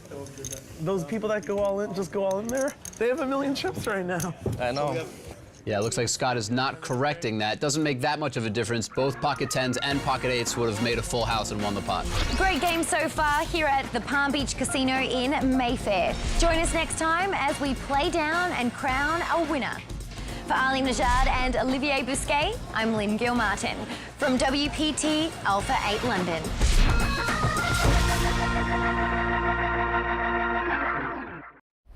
This could be you. Get a free shot at winning a seat into a WPT main event at clubwpt.com. Sign up for free today using bonus code YT31. The world's richest and most daring players have braved the competition. And tonight, we will crown a winner. This is WPT Alpha 8.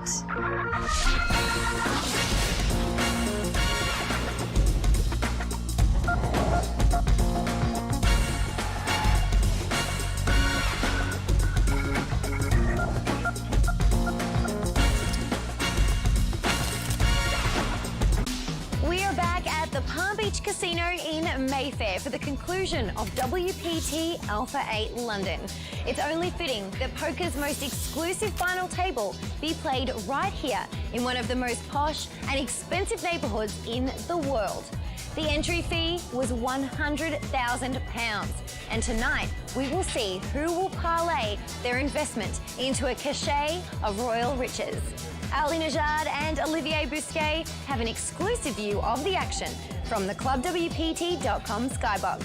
Good evening, guys. Good evening to you, Lynn, and to those of you at home who are joining us. You know, we began our London event with 18 players, and We're now down to just 4, all of whom are in the money, so it's not so much a matter of whether or not they'll be paid, Olivier, but just how much they're going to be taking home. And in looking at those 4 faces, what can we expect? Well, the blinds are relatively high, so I expect some pre-flop aggression.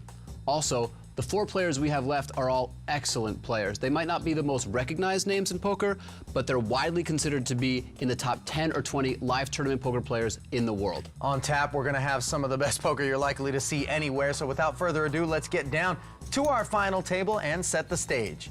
Prize pool was almost £2 million. 4th place will be taking home 235,000 of those. First is going to take home over 862,000 pounds. And let's get a look at the chip counts. Philip Grusom is on top, 1.25 and change in front of him. Second in chips is Tobias Reckenmeyer with 336, Scott Siever in third with 225, and Igor Kurganov with 180,000. You guys are bidding, or? Button will begin on Tobias. No pair for you? Philip and Igor are in the blinds. And there's a good start for Scott Siever. Pocket kings, and he just limps in. Now, this play might look very suspicious, but I suspect that four-handed, short-handed in general, not only Scott, but a number of these players has started to limp in more than you would normally expect. So he's probably doing this having already limped in with some weaker hands, and now this trap looks like it's going to work since Phil Grusom has ace-jack offsuit here. All in. And moves all in. Call. I was so sure you have it this time, man. Snap call from Scott. Why did you do that? Oh, an instant remorse by Philip. Too nice of a hand. Yeah, Philip's hand definitely strong enough to move in. Scott only had about 22 big blinds, but he said that he had a specific feeling in this particular case that Scott had a big hand. Sometimes in poker, you get those feelings and you hope that you can trust yourself, but it's very difficult to go against the kind of standard strategy that you know to also be correct. Well, let's see if ace-jack can get lucky against 2 kings. A king right away on the flop. Ace-jack in a world of trouble here. Definitely not. Siever the one at risk, however. He can ice things on the turn unless Philip gets some help. Queen. Well, the jack is no good. No way for Philip to win the pot now. And they'll count it down and double Scott up. Nice start to four-way action for him. Philip's still the overwhelming chip leader with over 1 million chips, with no player even at half his chip stack at 500,000. First real misstep we've seen from Philip Grusom. And I really can't call it a misstep. I mean, it was really a cooler pre-flop four-handed ace-jack to pocket kings. He's just frustrated with himself because he had inside him an intuitive feeling that probably Philip, the type of player that normally trusts those feelings, just in this particular case didn't do it, and ended up Scott had pocket kings and Philip doubled them up. Pocket fours for Igor after Philip raised it to 26,000. Igor with about 15 big blinds doesn't have much of a decision with a pocket pair here. It's just got to move in. Well, he's just 3-betting it to 100,000. Yeah, 100,000 is basically the same as moving his chips in. I don't think the players will think anything differently of this. So why make it 100 and not just move all in? Honestly, I'm not sure. Maybe it's just those were the chips that were in front of him and he just felt like throwing them in there. Well, Toby is looking down at ace-jack suited. All in. Kings, Toby? Pair? Woo! Oh, call. Call. Yeah. No, he folded. And even though 2-4s are the best hand right now, look at those percentages. Given the hands that have been dealt and all the cards we've seen, ace-jack suited is actually a small favorite. I wanted a straight. Here comes the flop. It's 5-8 ace. Toby jumps out into the lead. Deuce 3, 6, 7. Yeah, ace-jack a slightly bigger favorite now that he's flopped an ace. Oh, I don't know about slightly. I'd say it's a much bigger favorite. And the turn card, a 3, not bad for Igor. Yeah, not so fast. Igor picking up a straight draw. Any 2 or 4 on the river would keep Igor alive. And he hit one of his 6 outs. He cannot. And Igor Kurganov will be the first player to cash in the WPT Alpha 8 London event, finishing in 4th place for 235,200 pounds. It's one of the reasons that it was so relaxed after the bubble burst is that really there are no bad payouts. 4th place, like you said, the first person to cash still making a great sum of money. And then there were 3. You're either on the button or in the blinds at this point. And Toby, first to act on the button, looks down at Jack 3 suited. Not exactly premium, but he's got position and he's going to put it to use, raising it up to 26,000. Chip leader folds and it's back around to Scott Seaver, who takes a peek at ace deuce offsuit. And he will defend. We'll see the flop heads up.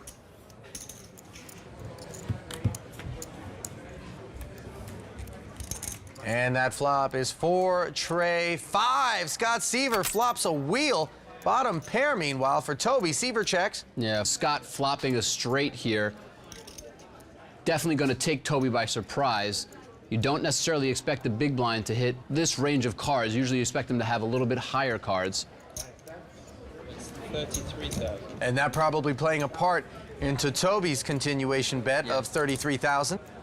Toby with just bottom pair deciding to bet, also because his pair is obviously very vulnerable. Any card that comes off is bad for Toby's pair here.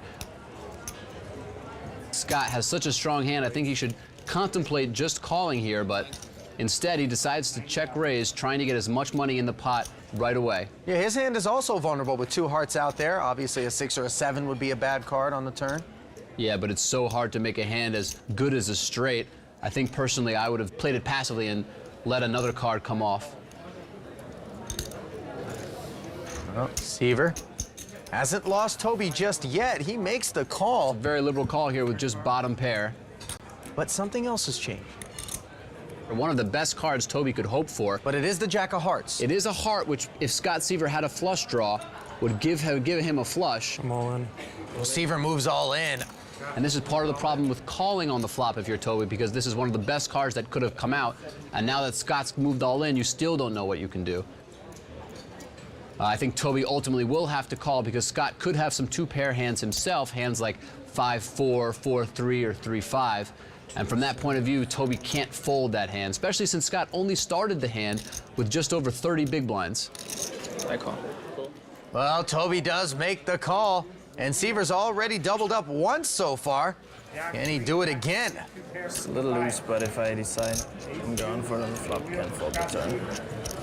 2 pairs, Jack 3 for Tobias with 1. You know, I don't mind calling the flop with bottom pair, but just not when it's such a connected flop with 3 cards in a row like this. You could definitely be drawing dead. Well, Toby's hoping for a Jack or a 3 to get it down to heads up and move up in the payout. Instead, it's a 5, and Scott Seaver 275, right? is going to double up. Just like that, Scott and Toby switch places. Toby now the shorter stack, and Scott comfortably in second position. 4. And with that flip-flop, Toby, now the short stack, as you mentioned, with 332,000 in chips. Scott nipping at the heels of chip leader Philip Gruesom's 876 with 792,000.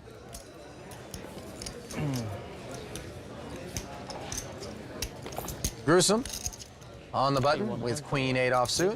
Yeah. It's all right. Don't worry. Raises it up to 27,000.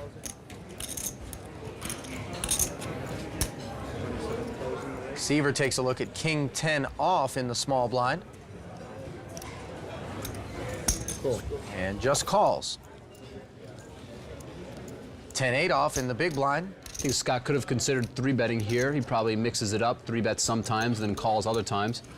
Maybe even folds occasionally with King 10 from the small blind.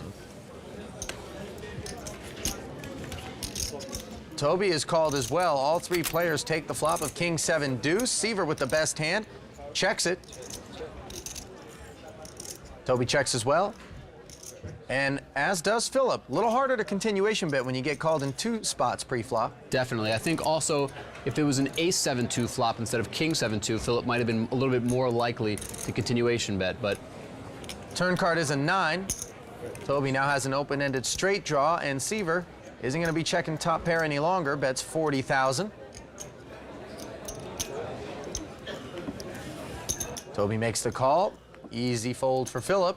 I think Toby's calling not just to hit the straight, but also since he's in position. If Scott does check on the river, I think Toby would take a shot regardless of whether he hits. Well, he does hit as the jack comes off, and look at the way Toby's staring at Scott. Yeah, a little bit suspicious there. Scott not paying attention to Toby, so nothing he can really pick up. Although he's not betting his king 10 anymore. Yeah, he might have picked something up, you never know. I think personally I would like to bet for value here with king 10. It's a very strong hand. Toby could definitely have some weaker hands himself, and if you are beat, you can control the size of the pot by controlling your bet size. Instead, Scott does instantly call and allows Toby to control the bet size. Big hand. I said I'm taking my one back. I tossed one. Big hand. Big hand. River card cost Scott $85,000 on top of the investment he had already made. Tell myself, no jack, no jack. We'll return to London for more high-stakes action after this. Alpha 8 is brought to you by ClubWPT.com. Fun, exciting poker you can play for free. We are down to just 3. WPT Alpha 8 London. These guys are now guaranteed to at least triple their money. But of course, all eyes are on the trophy and over £860,000 that comes with it. Back to you, Ali and Olivier. Well, these three guys have so much money at this point, you wonder whether or not the trophy isn't the real lure. I mean, they probably got some pretty impressive cases at this point. You'd be surprised. Poker's a tough game to make a good living at, even though these are 3 of the best players in the world. Well, looking at their resumes, Philip Gruesome already with over $5.5 million in live tournament earnings. Scott Seaver, just under $8 million. And Tobias just under $7 million. That's pretty impressive. Let's get a look at the chip counts. Philip Gruesome on top, not far behind is Scott Seaver, and not far behind him is Tobias Rankenmeyer. And no real short stack here. He looks down at pocket fives. Blinds are currently at 8 and 16,000 with a 2K ante.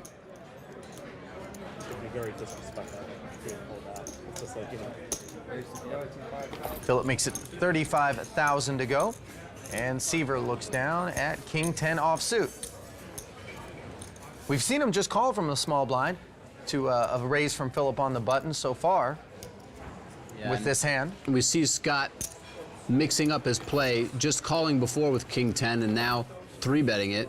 Making it 115,000 total. I'm all in. Philip moves all in here. Scott has over 40 big blinds. This is a really big shove here. And Gruesome didn't take very long to move all in either. Yeah, I mean, Scott had a lot of chips there. I don't love that move in there from Philip, but easy game.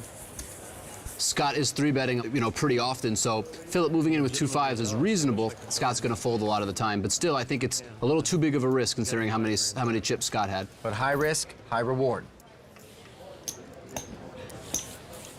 King Jack suited for Toby on the button now. He makes it 35,000 to go. I'm all in. Schmetterball. And Philip is going to move all in with king queen off. Schmetterball. What would Timo Bull think?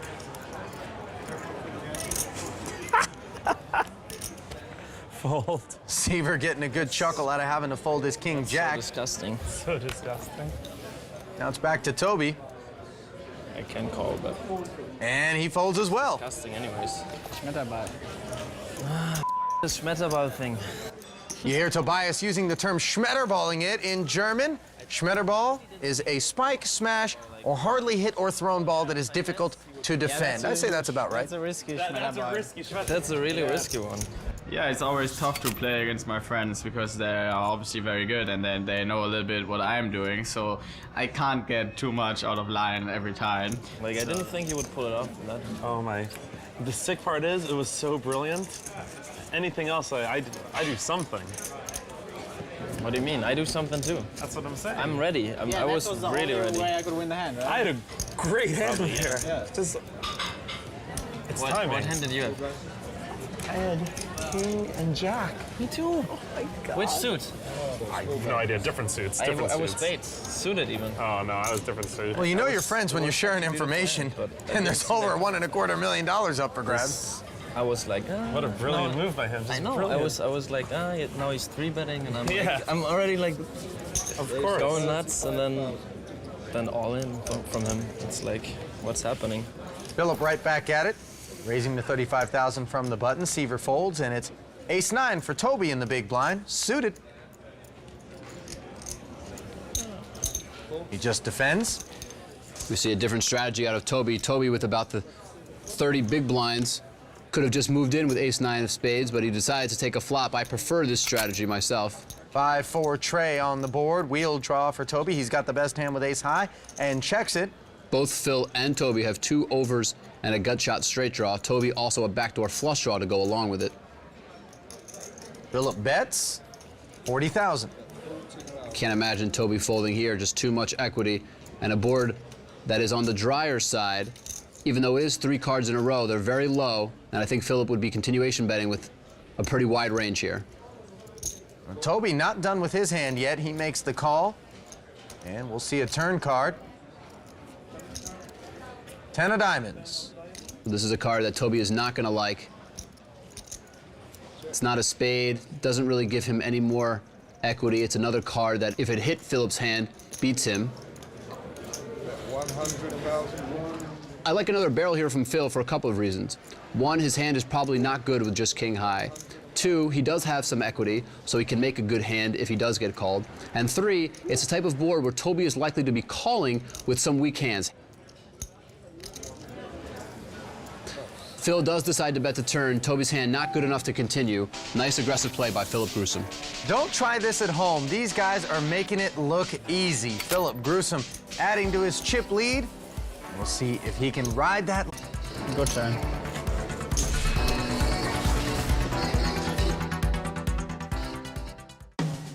Looking for high roller excitement without the high roller risk?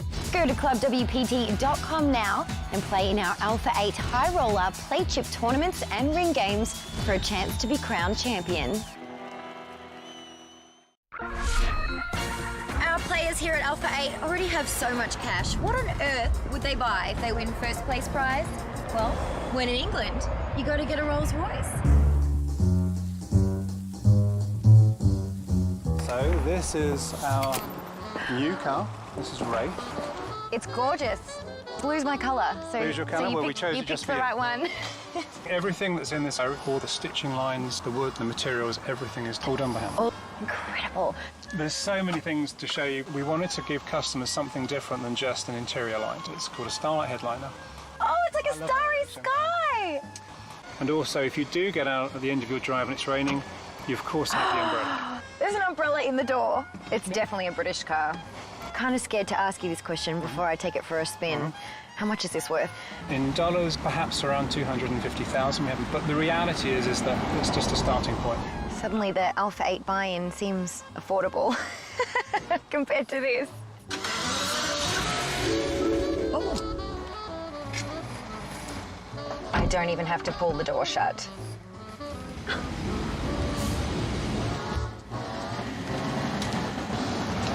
This is when you know you've made it, when you can own a Rolls Royce.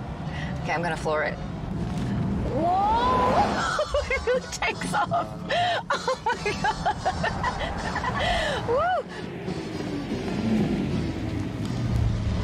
Wow. Now it all makes sense why these are the best cars. They really are. Incredible. Now it all makes sense why Lynn is in always such a good mood. Look at that. She gets to play with Rolls Royces and I get to tell you what the prize pool is. But you know what? That's not too shabby because it's enough for a Rolls Royce, over 350,000 pounds, going to third place. But of course, first is what these guys have their sights set on. Philip Gruesome still the chip leader, Scott Seaver in second, Tobias in third. Tobias Rankenmeyer with pocket queens. Raising on the button to 35,000. Probably feels a little bit closer to first when he gets dealt such a big hand on the button. Mm-hmm. Philip out of the way, and it's back over to Scott Seaver with 10-9 offsuit. Pretty standard defend from Scott with his chip stack.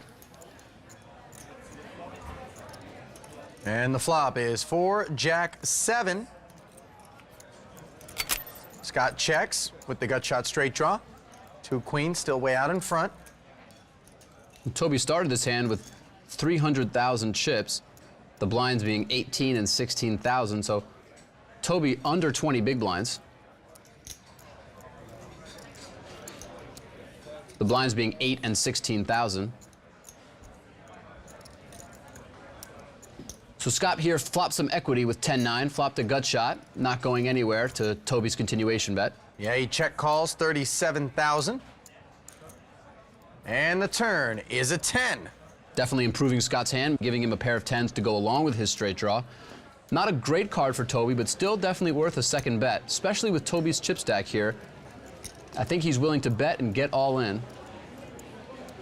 158,000 in the middle. Toby's thinking about how much he wants to fire. And he settles on 65,000.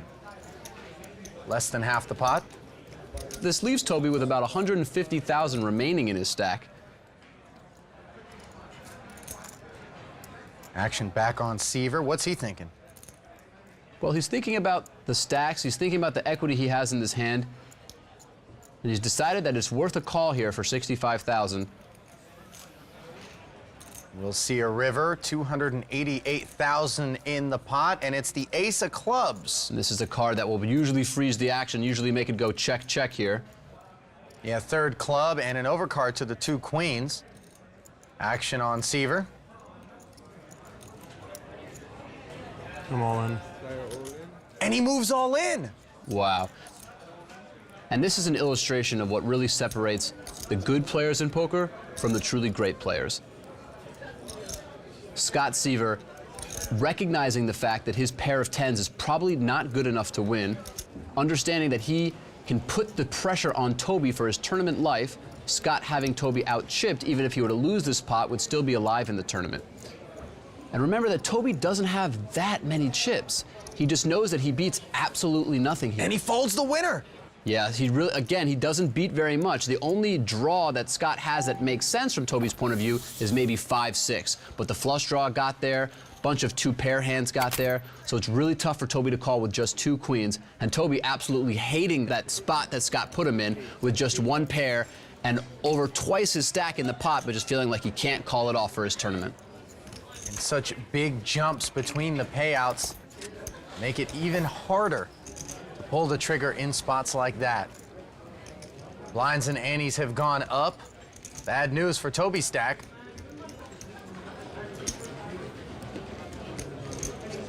All in. Toby now under 10 big blinds, which is why he moves in with Queen 2 suited, not a premium hand. And Seaver looks down at King Jack suited. Call. Also in hearts, makes the call, and it's a big uphill climb for Toby if he wants to avoid elimination. Toby a little bit fortunate that he's not dominated. Both his queen and 2 are live. The deuces are hot, right? No? Oh, you're not rooting for me, but I'm not rooting for you, by the way, now. I'm not rooting for you either. They're not rooting for each other. And the flop is 9 Queen 7, Toby. Fortunate to make the best hand here. Not sure why they felt the need to point out that they weren't rooting for each other. I don't think anybody assumed that they were. Scott with a gut shot straight draw and an overcard, either a 10 or a king would give him the win. Any other card, and Toby's going to be doubling through. What about a 7 on the river? Here comes the river. It's a jack. Seaver makes a pair, but not big enough. Toby is going to double up. Almost heads up against me, Scott. So close. What are you talking about? That's very disrespectful.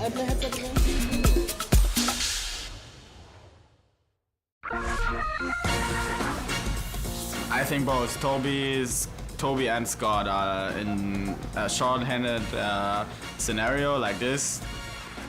Top 5 in the world, at least, if not even better. And yeah, so this was like one of the toughest lineups possible, I think. And so I hope we will get to see those lineups more often.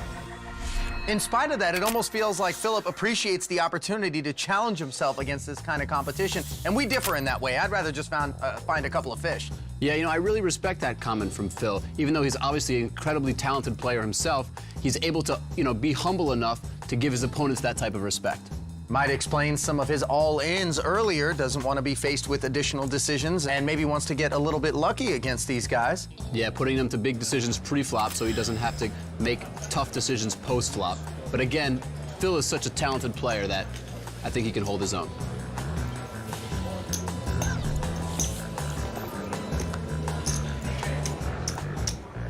He throws the 9-4 offsuit in from the button, giving Seaver a chance to just limp in with ace-10 off. So how much do I even have? One.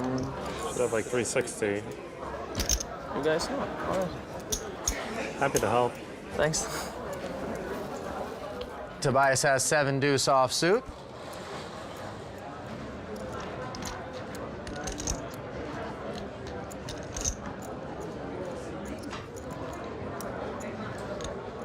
Oh, but that's not going to stop him from trying to win this pot right now, raising to 55,000. I'm all in. And Seaver moves all in, making quick work of that bluff. Yeah, Toby subscribing to the strategy of making aggressive moves with both the top and bottom of his range. Unfortunately for him, Scott had a big hand and he just had to let it go. Well, Scott second in chips right now. Philip in the lead, Tobias in third.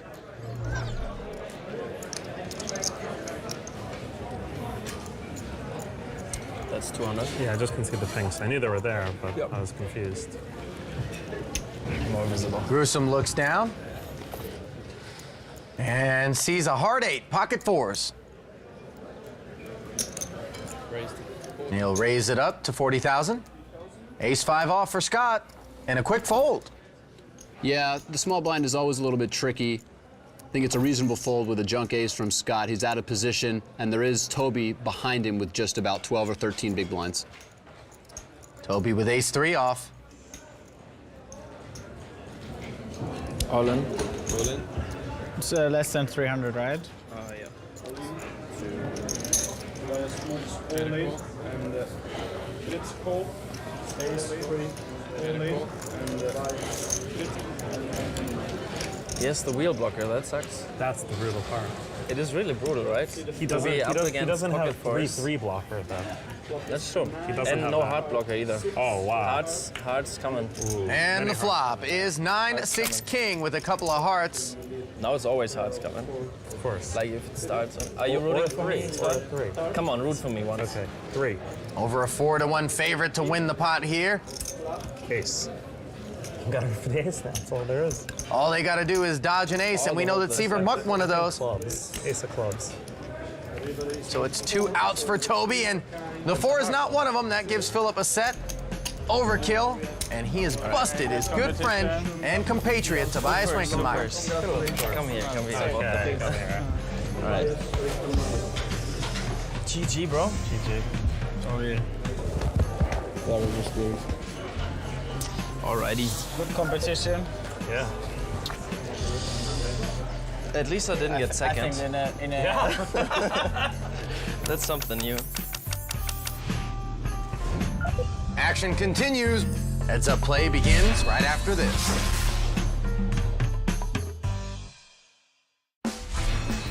After 2 grueling days, 20 entries, and almost £2 million in play, we are now heads up. Philip Gruesome versus Scott Seaver. Who will be the one to conquer Alpha 8 London? Scott Seaver is one of the toughest opponents in this field. He likes to bluff, he's creative, and he also has like good fundamental understanding what's going on.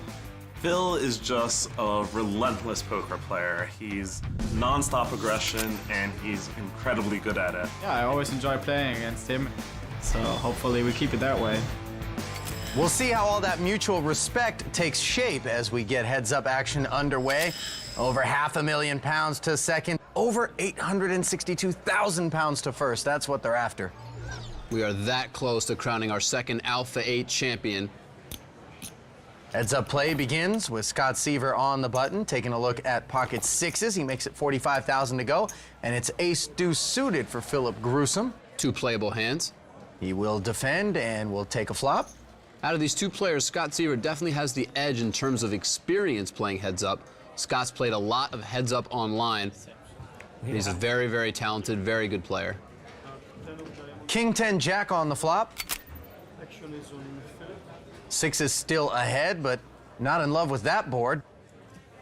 Both players check. Not a great flop for either player. And the turn is a 6. Seaver with a set of 6s now, but Gruesome has picked up a draw. Yeah, Philip Gruesome turning the nut flush draw to go along with his gut shot and ace high. He's gonna lead right out 65,000. I actually wouldn't mind a raise here from Scott. It would look so odd to check the flop and then raise this card. But Scott electing to just call. 130,000 more into the middle, and the river card is an 8. Now, if I was Philip and I had bet the turn with my draw and not gotten there, I would feel committed to betting the river. It's tough to just give up. But that's exactly what Gruesome has done. Knuckling over to Scott, who has to feel comfortable with a set of 6s. Oh, yeah. Maybe Philip picked up something on Scott. It's hard to tell. That's 150,000. Philip normally relatively aggressive, but Scott, with his huge set of 6s, does bet for value on the river, and Philip, with just ace high, can't call. So advantage Scott Seaver in the early going. Gruesome now looks down at ace queen. Huge hand, heads up.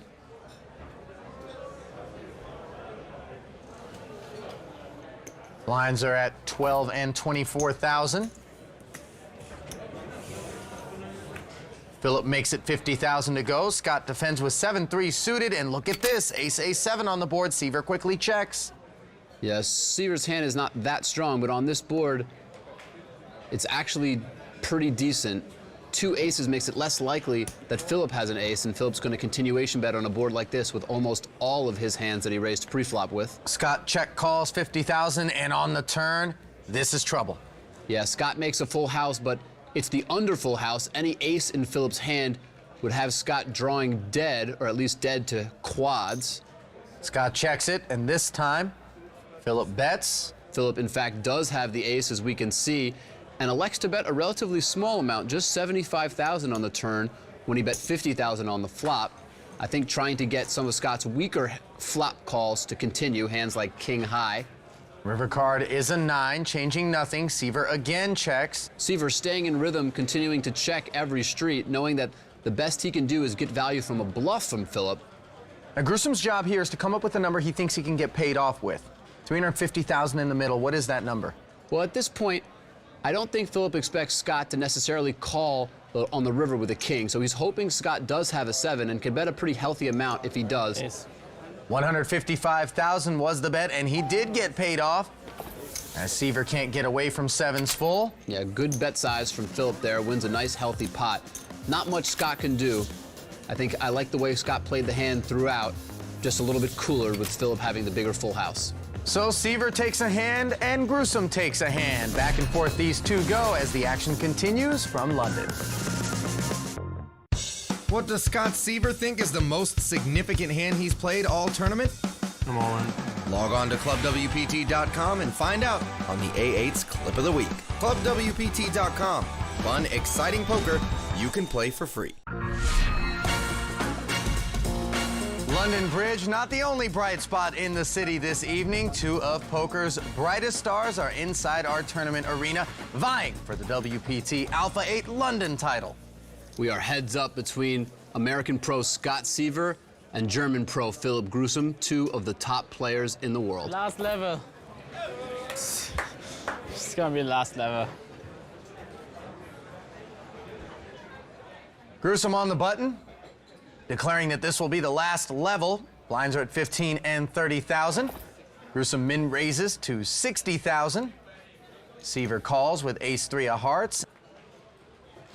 And the flop is deuce, queen, jack with a couple of hearts. Yeah, big flop for both players. Scott flopping the nut flush draw and Philip Gruesome flopping top pair. We could even see it getting all in here depending on how Scott decides to play his flush draw. Well, he has checked it over to Philip, who is betting 70,000.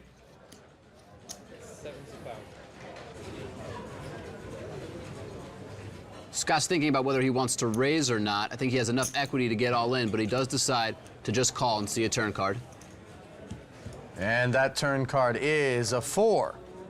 The 4 is actually a good card for both players. Scott turns a straight draw to go along with his flush draw.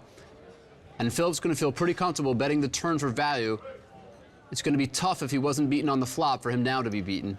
Scott did check it over to Philip, and with 260,000 in the middle, Gruesome is going to bet 145,000.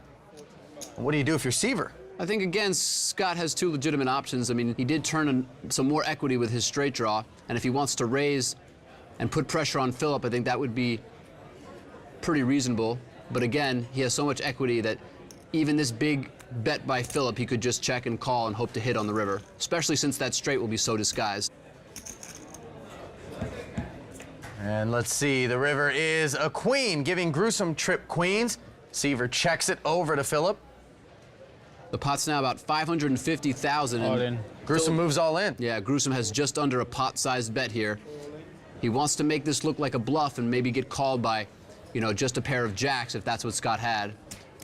Now, Scott, thinking about it with ace high, I don't think he's genuinely contemplating this call. He does beat some hands because Philip could be bluffing with a missed flush draw of his own or maybe a missed straight draw. But ultimately, I think Scott has too many bigger hands in this spot to call with such a weak hand. Unless he gets a physical read from Phil, it's tough to make a call here with such a weak hand. And Seaver is going to let it go along with a significant number of his chips, which slide over to Philip Gruesome, adding to his chip lead. Bad river for me. Bad river. Very, very, very bad river. Oh, yeah, flush draw. Very bad river.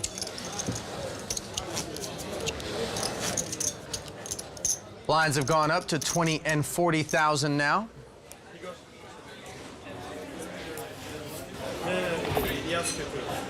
Seaver looks down at ace-7 offsuit and limps on the button. Yeah, you see players limping a lot more once they get under, 30 big blinds heads up. Scott has shown that he's willing to limp with very strong hands, so Philip with king-jack offsuit deciding to play it cautious and just check behind. I actually like this play by Philip. King-jack plays pretty well in this spot. He can flop 2 big pairs. 4, 6, 7 on the board. Swing and a miss for Philip, but he's reaching for chips. Seaver, meanwhile, has top pair with an ace kicker. Yeah, good flop for Scott, and I don't love this lead by Philip. This board is going to hit a decent amount of Scott's limping in range, and Philip really doesn't have much equity of his own. 55,000, bet and called. Not to mention Philip is, of course, out of position versus Scott. The turn is a 9 of spades. So if Philip was leading with a flush draw, he's now hit it. We, in fact, know that Phil just has 1 spade in his hand, the king of spades. So he's gone from not much equity to now a king-high flush draw. He bets 115,000. This card not great for Scott Seaver. Scott having just a pair of 7s. If Philip was leading with a flush draw, like we said, he would have a flush, or with a straight draw, he would either have a straight or potentially even a pair of 9s, which would also beat Scott's pair of 7s. And the river is a 3, puts 4 to a straight out there, 420,000 in the middle. And what do you do if you're Philip Gruesome? You've been called not once but twice. Can you fire a 3rd barrel? Yeah, I mean, that's another one of those tests between the good players and the great players in poker. The great players are able to fire that 3rd bullet. And personally, there's no way in Philip's mind that he can think he's good here, so he does feel the need to bet to win. And from Scott's point of view, the 3 is just another terrible card. Now, any 5 is a straight, and he doesn't really beat much. And Gruesome bets 175,000, and Seaver folds the best hand. Yeah, you can't really blame Scott for folding there. He doesn't really beat much. I don't think he was expecting Philip to necessarily be bluffing 3 times in a row with such a weak hand, or a hand that had so little equity on the flop. Scott, what do you think is who is the best live hold'em heads-up player? No limit. I don't know. Live? I don't know. Tough question there by Philip. One of the reasons is that heads up is played so much more often online than it is live. A lot of these guys don't get a chance to play that much heads up live, so Scott probably doesn't have that much experience playing heads up live against that many different opponents, and most opponents just haven't played that many hands to build up a sample size. All in. Raise all in. Okay, here we go. Oh, looks like the time has come. Scott Seaver sails off with King Queen off. Look at this. Oh, and for you, Richard. Richard Young and Igor step to the table. Who against who? What's happening? Who against who? I have a smart question. No, which hand against which hand? Which hand's against which hand? Who is Ace Jack against? Where's my Richard? Where's my group? Hey, sure. Where's my group of people? We get to the flop, which is 9, Jack 4. Hey guys, I'm winning. Who has what? Spade. Spade, yeah, 10. I just wanted spade. I just said spade, but Richard says 10. 8 of spades. 8 of spades. Spade. Turn card is a 5. Spade. Scott looking for a king, queen, or 10 to stay alive. Otherwise, Philip will be our champion. Are you on? Here comes the river. It's a 4. And Philip Gruesome is your WPT Alpha 8 London champion. Well, Scott Seaver certainly did his best, but it felt like tonight it was just destined to be Philip Gruesome. Yeah, Philip, with that dangerous combination of great play and a good run of cards, seemed pretty much unstoppable tonight. And he's joined by Lynn. Well, Philip, congratulations. Alpha 8 London champion, £862,000. That's almost 1.4 million US dollars. Huge prize money. What's going through your head right now? I'm very happy. I'm stunned that I beat this competition. It was the toughest table I've ever played. Absolutely. And now you have this amazing trophy. It's huge. Yeah, we won't have an 888 in our apartment. I told that before. Yeah. Oh yeah? You're gonna get 3 of them? Yeah, we're trying. Okay. Well, huge congratulations to the Alpha 8 London champion, Philip Gruesome. For Ali Najad, Olivier Bousquet, I'm Lynn Gilmartin. We'll see you at the next Alpha 8.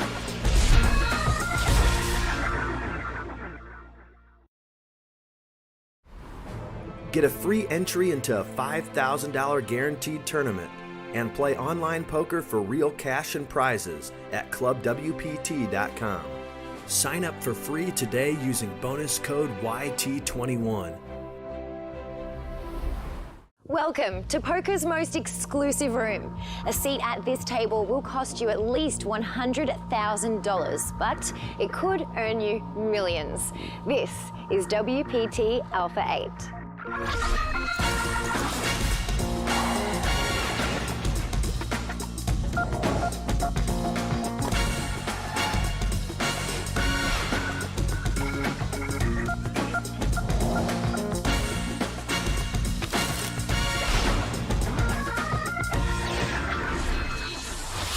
We are at South Florida's hottest gaming destination, the Seminole Hard Rock Hotel and Casino, for the first in our series of super high roller events.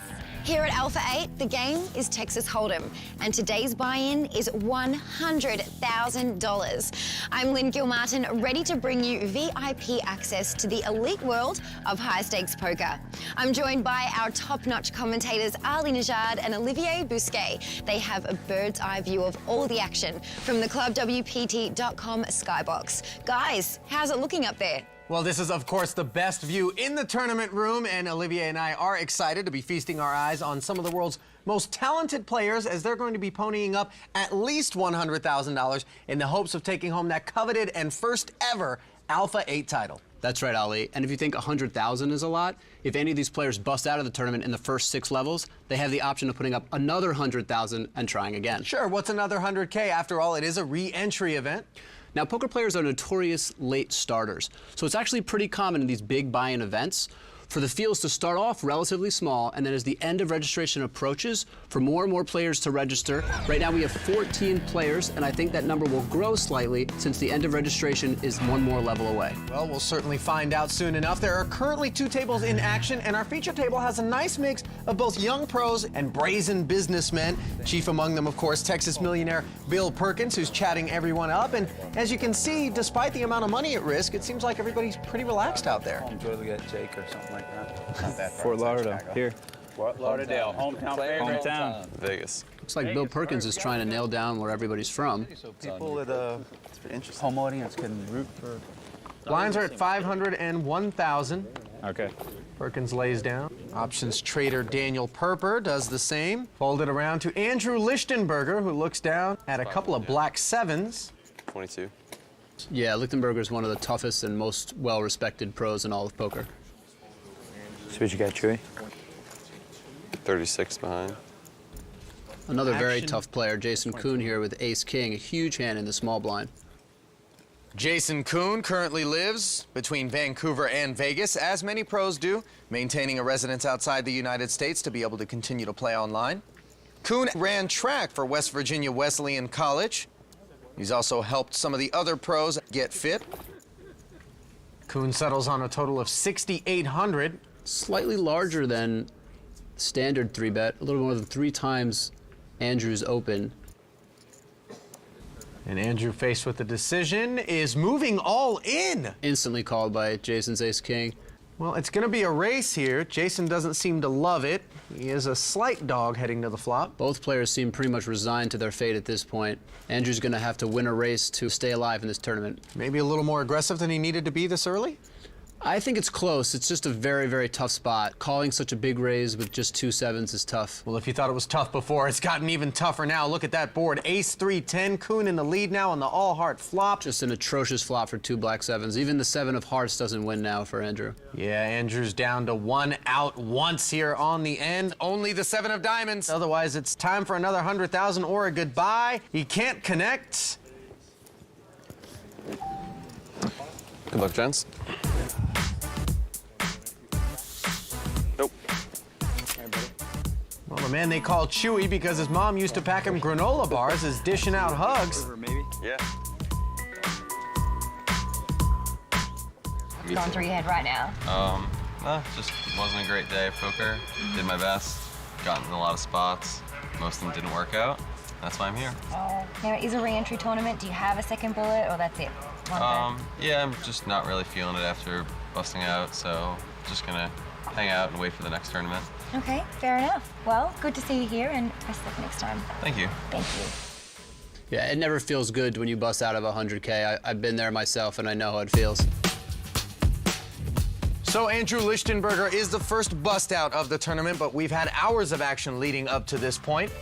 It began with a single table of 7 players, each boasting over $1 million in live tournament cashes, including options trader Dan Perper, seasoned pro Jeff Gross, cash game phenom Isaac Haxton, and poker prodigy Steven Silverman.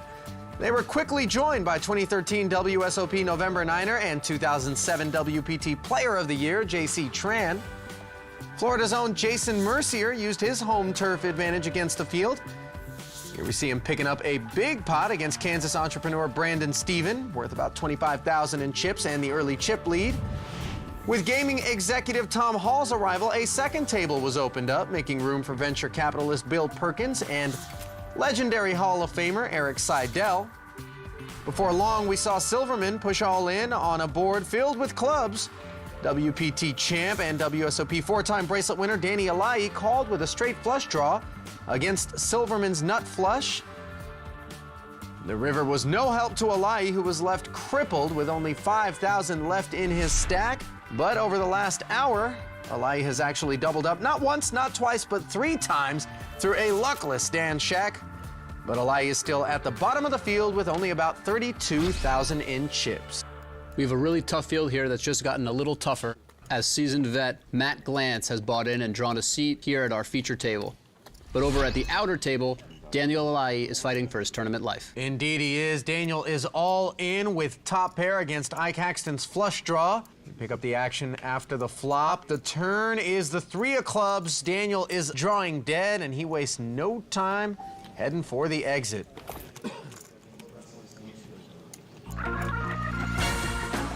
Yeah, it looks like Daniel's day might be done unless they've upped the maximum withdrawal limit at the ATM. I don't think you can get 100 grand out all at once, though. Yeah, we'll just have to wait and see if he re-enters. Meanwhile, the action's been folded around to J.C. Tran, who takes a peek at ace-king of hearts, and he's going to raise it up to 2,200 from the button. Absolute monster for JC. And here we see Jason with an ace in the small blind. It's kind of an awkward position for ace-8 offsuit. I think you can make an argument for really any of the 3 plays. I think you could even fold here. You could 3-bet, It looks like Jason's going to decide to just call. I think part of his motivation for calling is that Mac Lance in the big blind is a little tighter than some other pros, and he's a little less likely to squeeze. He's got queen 7 of diamonds here, but he doesn't like 5-1 on his money and pitches it. That's a very conservative fold there in the big blind. I don't think many pros would have made that fold. Well, we've got some ace-on-ace violence coming up. Queen high board, glance what a flop top pair. Instead, Jason's checking his ace-8 over to JC. And though there's a flush draw, this board is relatively dry. Looks like JC's going to take a shot with a continuation bet, even though he doesn't have a pair here. 2,300 into a pot of 6,100.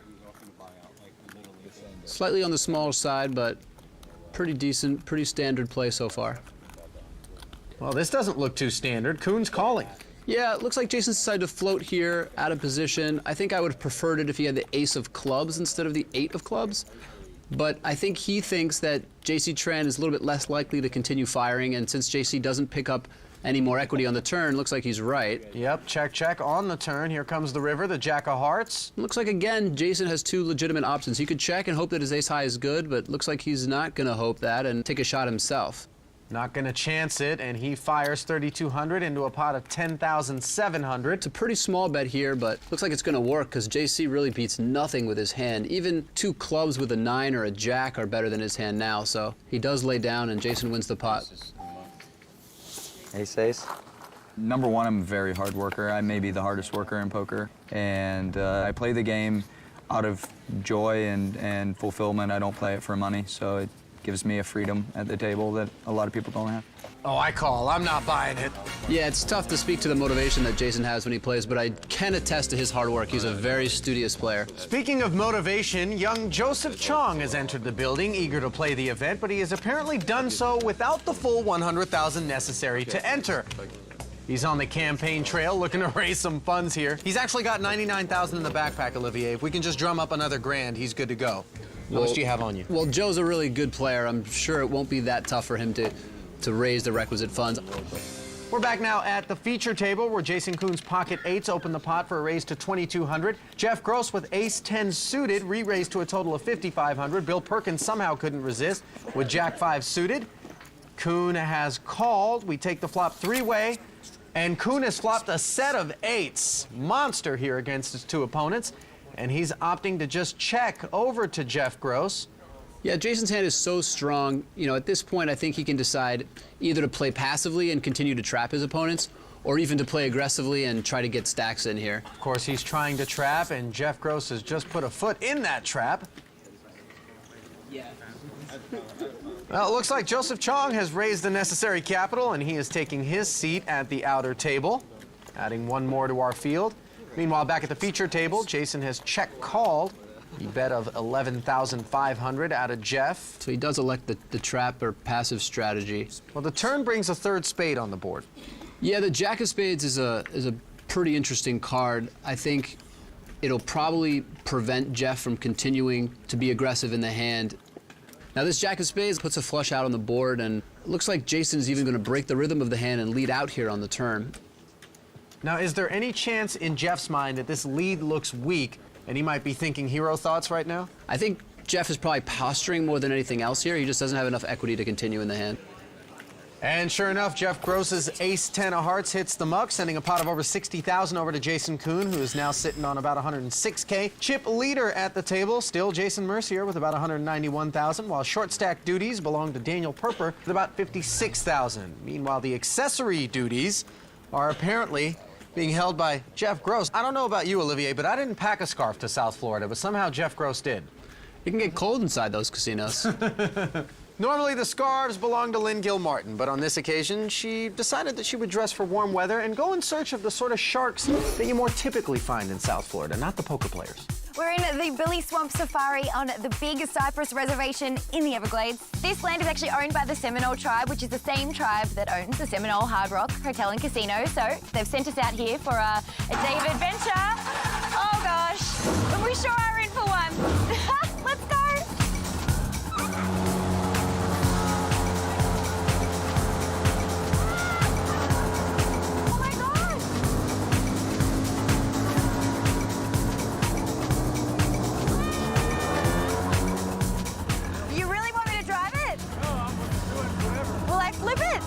I'm driving a boat through do that every day.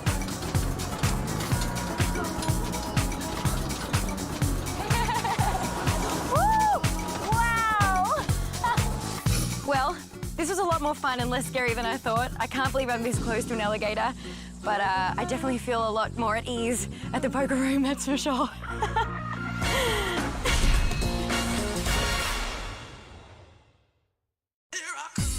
I'm joined by ClubWPT.com VIP member Artie Rodriguez.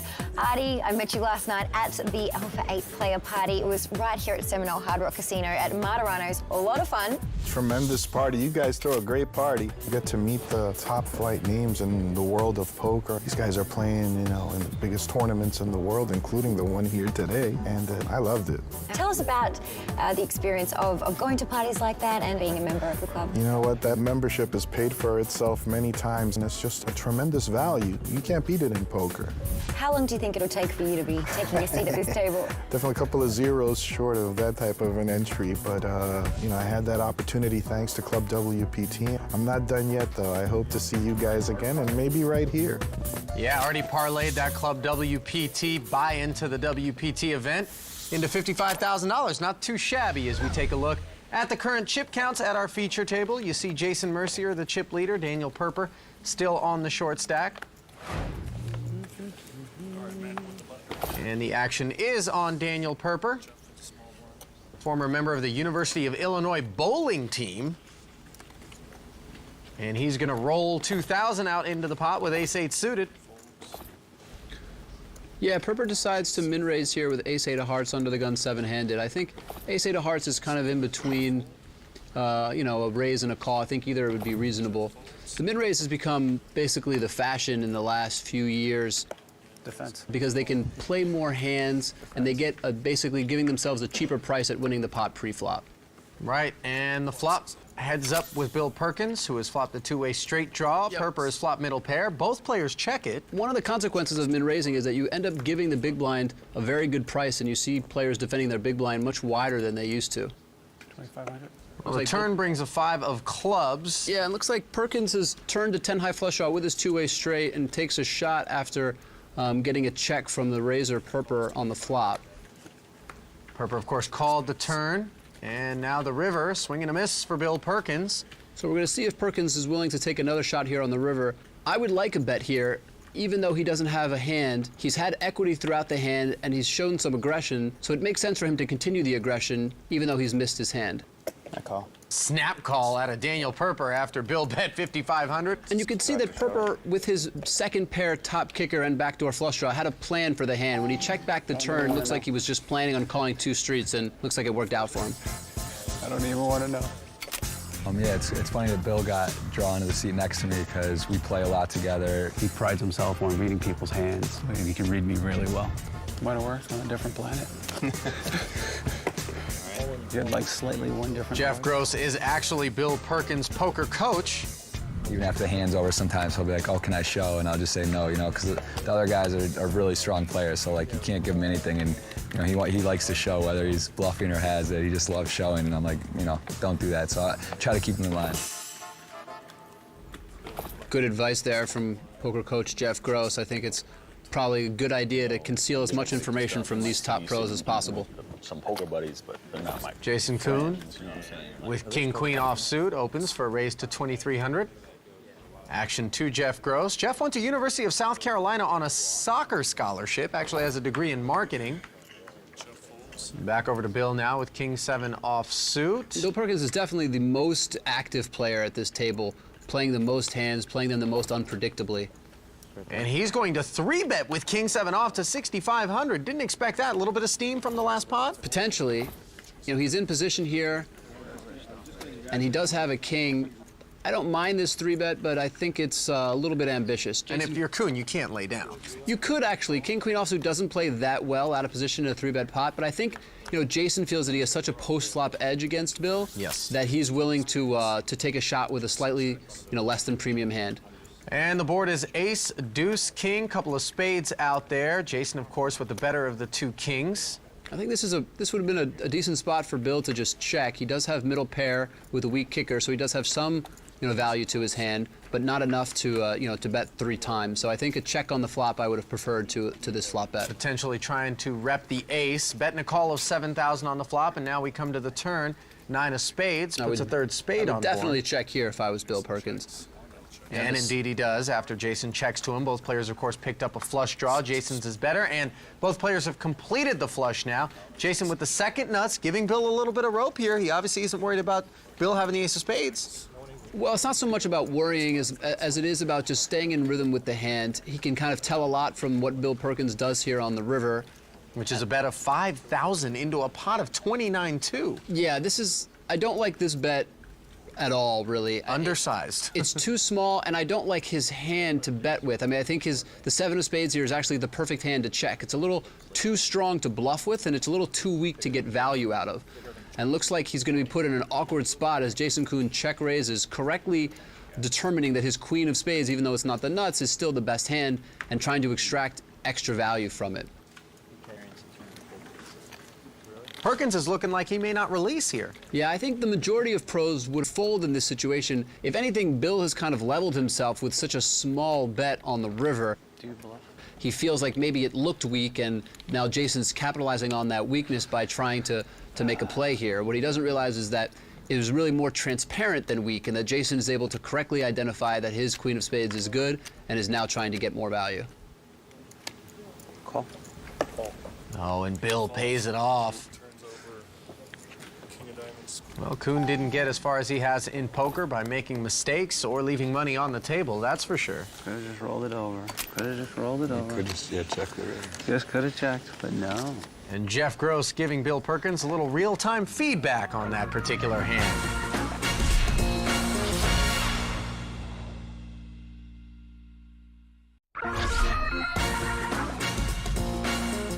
Welcome back to WPT Alpha 8 Florida. We're in the middle of day 1 at the Seminole Hard Rock Hotel and Casino, where a collection of talented poker pros and impressive tycoons have invested $100,000 each in hopes of becoming the Alpha 8. Registration is actually still open to new players, and re-entry is open for those who have busted out as well. But is there any chance either of those things happen at this point? Well, for players who have busted out, sometimes it takes, a little bit of time to kind of regroup and then decide to re-enter. So I could see that happening. In terms of late registration, you see this a lot in big buy-in tournaments, and frankly, I don't really get it. The only strategic reason I could see is that people who feel less comfortable with deeper stacks might want to enter, but otherwise I think you're just giving up value the later you register. Well, we're back at our feature table where we pick up the action post-flop. Bill Perkins in a 3-way hand. He raised pre-flop and flop top and bottom pair. Now we're at the turn. Perkins' ace is up, still the best hand. Perper in a bit of trouble with ace-queen. Yeah, I think Perper's hand here is definitely worth 2 bets. Matt Glantz, I'm pretty sure, will just fold his hand after taking a shot on the flop. The key will be the river. If a king, 8, or queen doesn't come off, will Perper be able to get away from just top pair good kicker here? Well, against a guy like Bill Perkins, he may not, and we've seen him play this sort of passive, allow Bill to control the action approach against him already. A little over 40,000 in the pot. Value time for Perkins, and he comes up with 25,000. Snap call from Dan Perper. Big pot, big bet there from Bill, and gets paid off by Perper. Like you said, I think Bill's reputation as a very active player, bluffing rivers, got him paid off there. I think Perper could have reasonably found a fold, but it's tough in this particular situation. Lots of things were big about that last hand, including the look of disappointment on Perper's face, who is now down to 24,400, while Perkins is up to 126K. Perper entering that desperate zone of about 25 big blinds. He still has a little bit of time to be patient, but he should be looking for certain spots to get his chips in. King 6 offsuit, not going to be one of them, as he folds over to the chip leader, Jason Mercier, and he min raises with 7-5 suited. Yeah, I think Jason is taking advantage of his chip lead. He's going to open a little wider than usual with a lot of chips. And also, he's just such a good post-flop player that 7-5 suited, not the strongest hand in the world, but can make a lot of interesting hands, and he feels comfortable playing in position. King Jack offsuit, certainly worthy of a defense from Jeff Gross in the big blind. And Jeff is flop top pair on the Jack 9-7 board. Meanwhile, bottom pair for Mercier. Jeff could have decided to 3-bet pre-flop. King Jack is actually a pretty good hand to 3-bet with. Action goes check, check on the flop. Don't like this check on the turn by Jeff. Definitely worth a bet there, and he does let Jason get there on the river. Yeah, Mercier turned the gut shot straight draw and has now hit it on the river.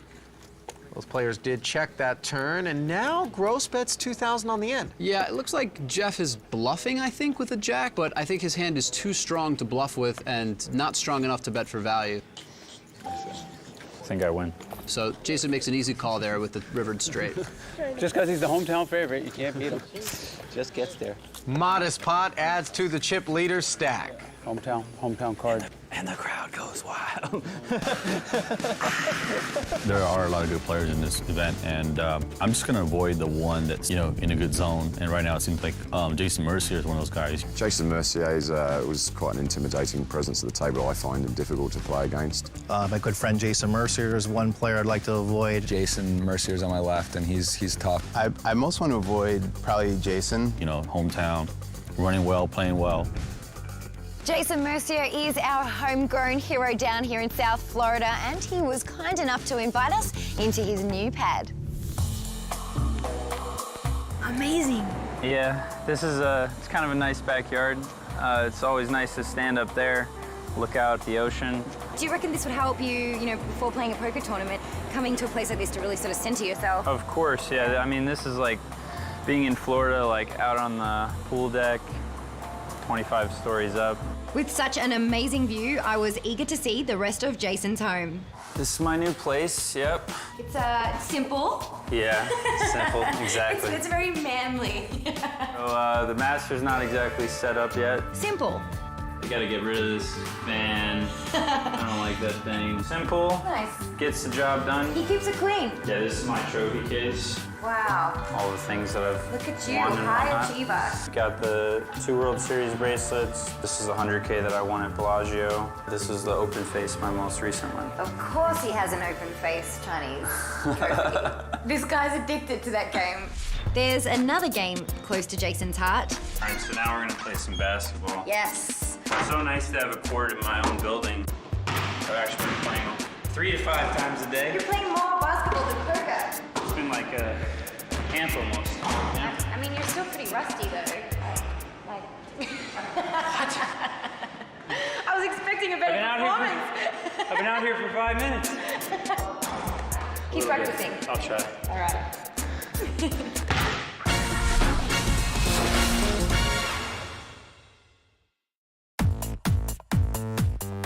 Blinds and antes have gone up to 6 and 1,200. Jason Mercier has cleared the 200K mark and maintains the chip lead at our feature table. Bill Perkins is going to kick off the action in this hand with Jack 9 suited, making it 2,500 to go. Here he comes, the hometown favorite from 15 minutes away and a pool on a roof. Oh, man. Jason Mercier getting a little bit of a hard time. Not so hard a time for JC Tran, who's been gifted aces on the button. Just goes in set mining and just holds. JC on the button here with pocket aces. This hand is going to look less than premium because he's on the button, 3-betting a very active and less experienced player in Bill Perkins. And look at this, Jason Kuhn with pocket kings in the small blind. This is just a disaster for Jason. It's 6,100 total for Jason to call, and he's bumped it up to 14,500. Well, fold. Pretty trivial fold here for Bill. And now back over to JC. What do you do in this spot? Do you try to get it all in now, or do you wait and try to let your opponent bluff off the rest of his stack? You know, I would probably just trap and call here in position with aces. It looks like he does decide to 5-bet, and this is almost always going to be a disaster for Jason Kuhn. It really would make no sense for him to make any other play besides just going all in here with 2 black kings.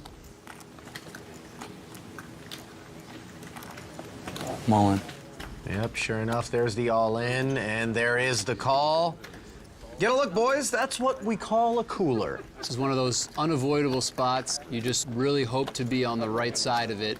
Yeah, I'm all in. Jason, the good news is you can't get knocked down. Thanks, buddy. The second good news is you have 5 cards to come. That is good news. Glad the hand isn't over yet. And we know that 2 of the kings have been folded, so the only way Jason can win is if he hits some sort of flush or straight with one of his kings.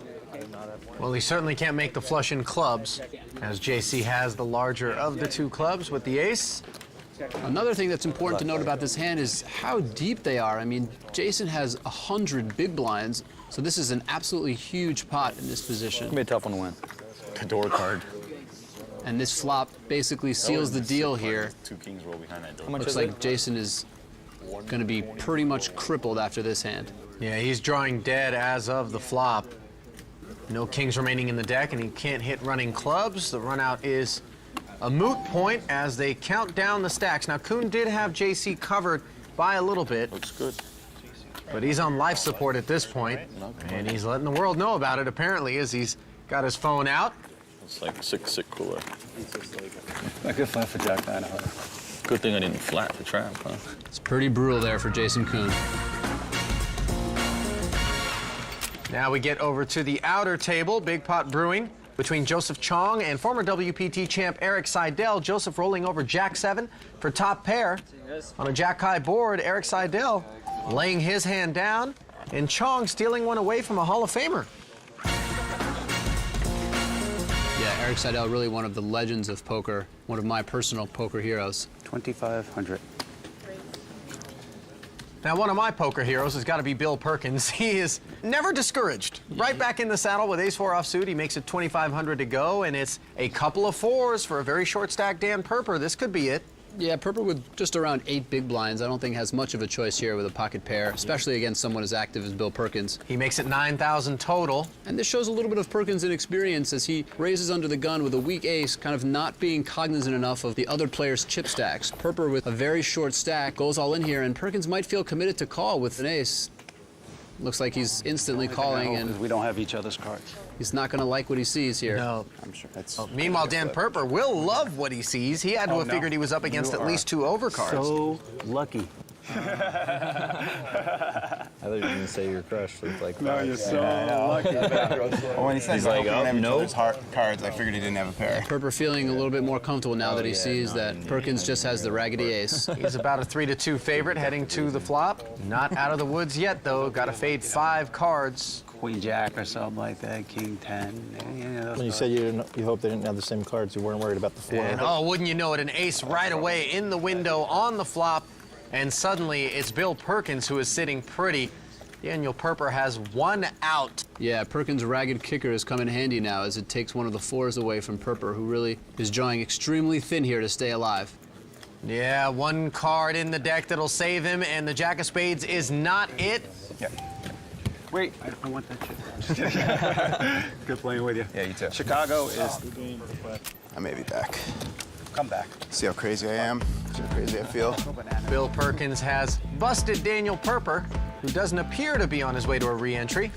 So Daniel, I'm sorry to see you be eliminated, but you seem like you're in high spirits still. Yeah, Tell us I feel what okay. happened. I just didn't go my way today. I'm thinking about coming back, so that's a little part of the reason I'm not so dejected. Yes. But it's a lot of money, so I have to decide how crazy I feel, and yeah, we'll see what happens. I don't know. Are there any sort of true deciding factors about other players that might enter, or what will be the pushing point for you? I'm just gonna see if my wife talks me out of it or not. Okay. That's the plan. Fair enough. All right. Well, very best of luck. I hope we see you come back. All right, thanks a lot. Thanks. Take an exclusive look at how Bill Perkins gave Jason Mercier and the other pros a run for their money. Log on to clubwpt.com and check out the A8's clip of the week. clubwpt.com. Fun, exciting poker you can play for free. Welcome back to the Seminole Hard Rock Hotel and Casino here in sunny South Florida as our inaugural WPT Alpha 8 event rolls on. Current chip counts, JC Tran is your new chip leader with over $250,000 in front of him, and on the short stack is Jason Kuhn in that danger zone like you talk about, Olivier, with just around 17,000.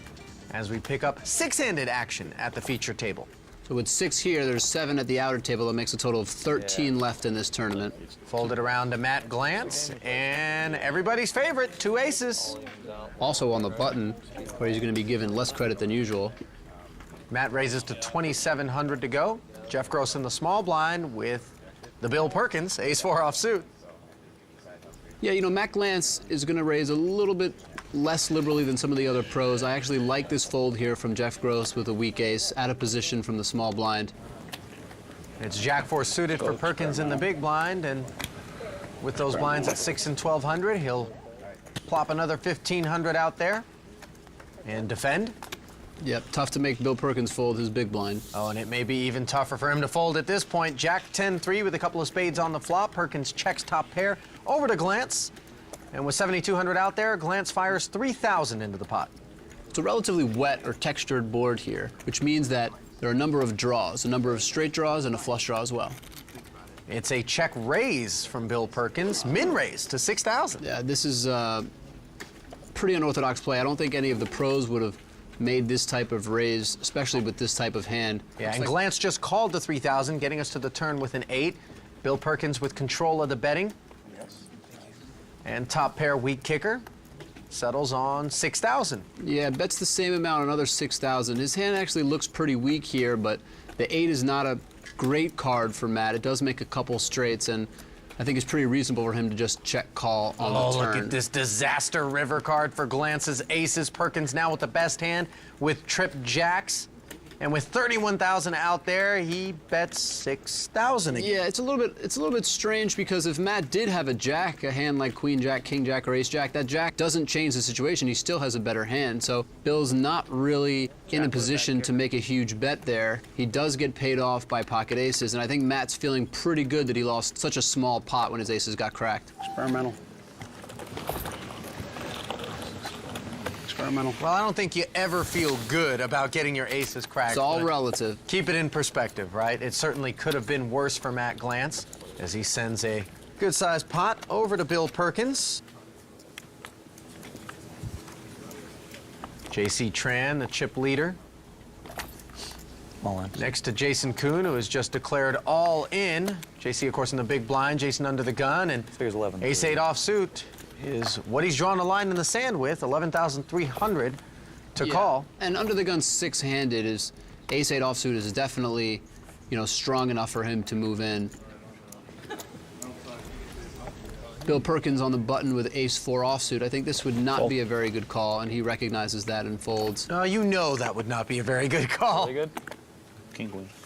JC in the big blind can call a little bit more wide because there's no one after him. Exactly the hand that you were hoping for him to say. When the chip went in that quick, yep. Yeah. You're like, Yeah. Maybe ace-7 suited, but I doubt it. He might have been like, I should have said aces. Yeah. I would have been on the ground somewhere. I'm all in for 11,300 chips. Well, Kuhn's ace-8 ever so slight a favorite against JC's king-queen heading to the flop. JC, of course, responsible for the damage that's been done, and it continues. King-high flop, and JC gives him almost a sympathetic look there. Sometimes in poker when it rains, it pours, and when you're running bad, it feels like you just can't avoid bad beats. Much, does it? Seven of spades. Take it like a red Well, look at this. Kuhn has picked up a straight flush draw. Yeah, 7 of spades will work. Any 7 for that matter will work. Or ace. Can he hit and stay alive? No. Board pairs, and that spells the end of this buy-in for Jason Kuhn. Yeah. Will he re-enter? I'll take one. Just ran into the JC Tran buzzsaw, 2 hands, and Jason went from a great stack to out of the tournament just like that. Wow, today cost him 50,000 a hug. With Kuhn's departure, the feature table is down to 5-handed action for the time being. Jason, tell us what happened. Pretty standard. Ace in the door, and that's that. You can't avoid it, huh? But Yeah. it is still early. It's a re-entry event. Do you have a second bullet? I'll be at the next one. Meanwhile, over at the outer table, Steven Silverman finds himself all in against Tom Hall's ace-king with 2 queens. Classic race, flop is safe, turn is safe, and now all Silverman needs to do is avoid an ace or a king on the river, which he does, and he'll be doubling up through Tom Hall. And because Jason busted and now they're at 7 at the outer table, 5 at the feature table, they're going to move a player from this table to balance out the 2 tables. We'll have to see who that is. Oh, look, everyone's favorite if you're at the feature table. Ike Caxton, just a fish. Yeah, Ike, one of the top online heads-up cash players. Definitely not a sight anyone at the table wants to see. No, bad news for those 5.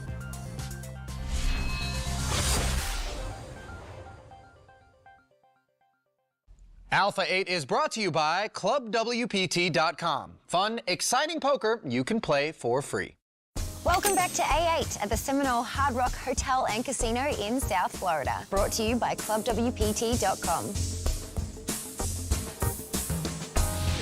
With the blinds steady at 6 and 1200, here's a look at the stacks. J.C. Tran currently the chip leader, and newcomer Isaac Haxton is sitting on about 150,000. Button is on Matt Glantz. Jeff Gross and Bill Perkins in the blinds. Mercier, who is second in chips, first to act, pitches. No, he wasn't then. As does J.C. Tran, and Isaac Haxton looks down at aces. Welcome to the feature table. Yeah, no kidding. Now, he doesn't have a table image yet, but as we know, no one at this table is going to be thinking that Ike is going to be anything other than his usual self, which is super solid. As he makes it 3,000 to go. Bill Perkins going to defend the big blind with Jack-8 off here. For an extra 1,800. He'll be heads up going to the flop. And that flop is King, Queen, 10. Open-ended straight draw for Bill, who checks it over to Ike. Ike has the best hand with the 2 aces, and of course, a Broadway draw as well. This is not the best flop for Ike. There are a number of hands that have connected and have a lot of equity or are either ahead of 2 aces here. Ike makes a relatively decent-sized continuation bet of 5,500. And it's back over to Bill, who looks like he's reaching for chips. Yeah, it's tough for Bill to fold here. I mean, he definitely at least has to call 1 bet with the open-end straight draw. Pot up to 18,800 after a call.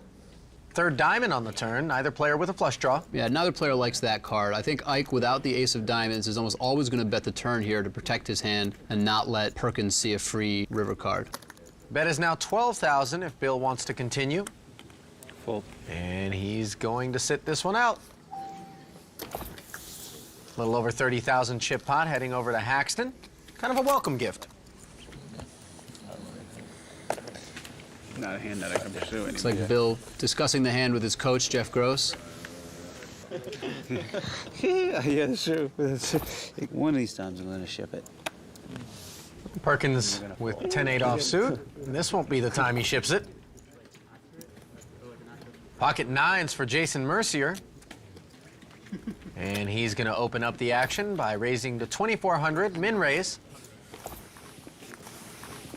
Over to Haxton. He's got Queen 10 offsuit. Now, Ike on the button is going to play a relatively wide range of hands. He's going to feel very confident in his post-flop ability. And Queen 10 off, not the best hand in the world. I think Ike was probably thinking about either 3-betting or calling there, and elects just to call. Couple of 3s for Jeff Gross. I personally like 3-betting with a hand like Queen 10 off, maybe just calling with Queen 10 suited, but Ike elected to just call and see a flop here. 3-way and Jack 9-8 with a couple of clubs. Jason Mercier has flop middle set, and Ike Haxton has the nut straight. Jeff Gross also involved, making it a 3-way pot. His pocket 3s should see an easy exit if there's any action at this point. Yeah, this is just a huge cooler here, and Jason decides to check. My guess is that he's looking for Ike to bet so he can put in a check raise. And Ike, of course, is going to indulge, betting 7,000. Yeah, I don't think he was expecting Ike to have a better hand, though. Easy muck for Gross, and it's back over to Mercier on this highly textured flop.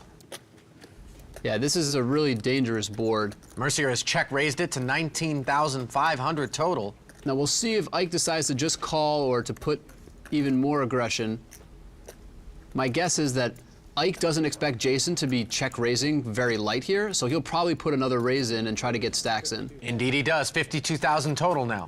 Yeah, and there's not really much for Jason to do. He has to ship it in with middle set. On. All in. And that's exactly what he does. Call. Ike says call rather nonchalantly with the nuts, and Mercier has a look of concern. Yeah, you could see on his face when he went all in, he looked at Ike to see how quickly he would call, because there was definitely at least a possibility that he was beat. Well, the trapper became the trappee. I almost just called, too.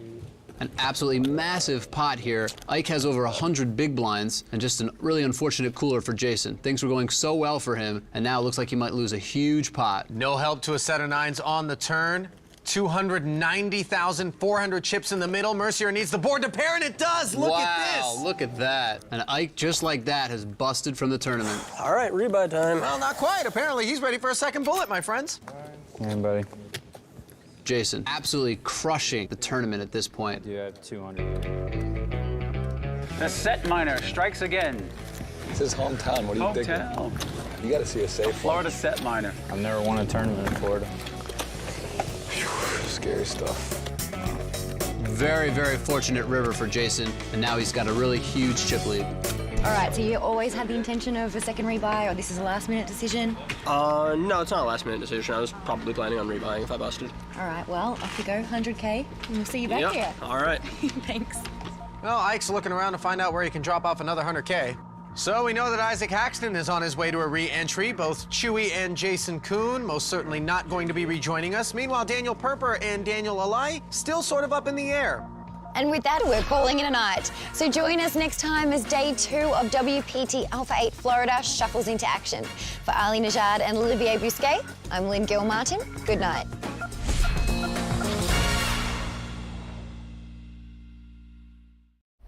This could be you. Get a free shot at winning a seat into a WPT main event at clubwpt.com. Sign up for free today using bonus code YT31. Welcome to the world of high-stakes poker. A seat into our exclusive tournament costs at least $100,000, and you have VIP access to all the action. This is WPT Alpha 8.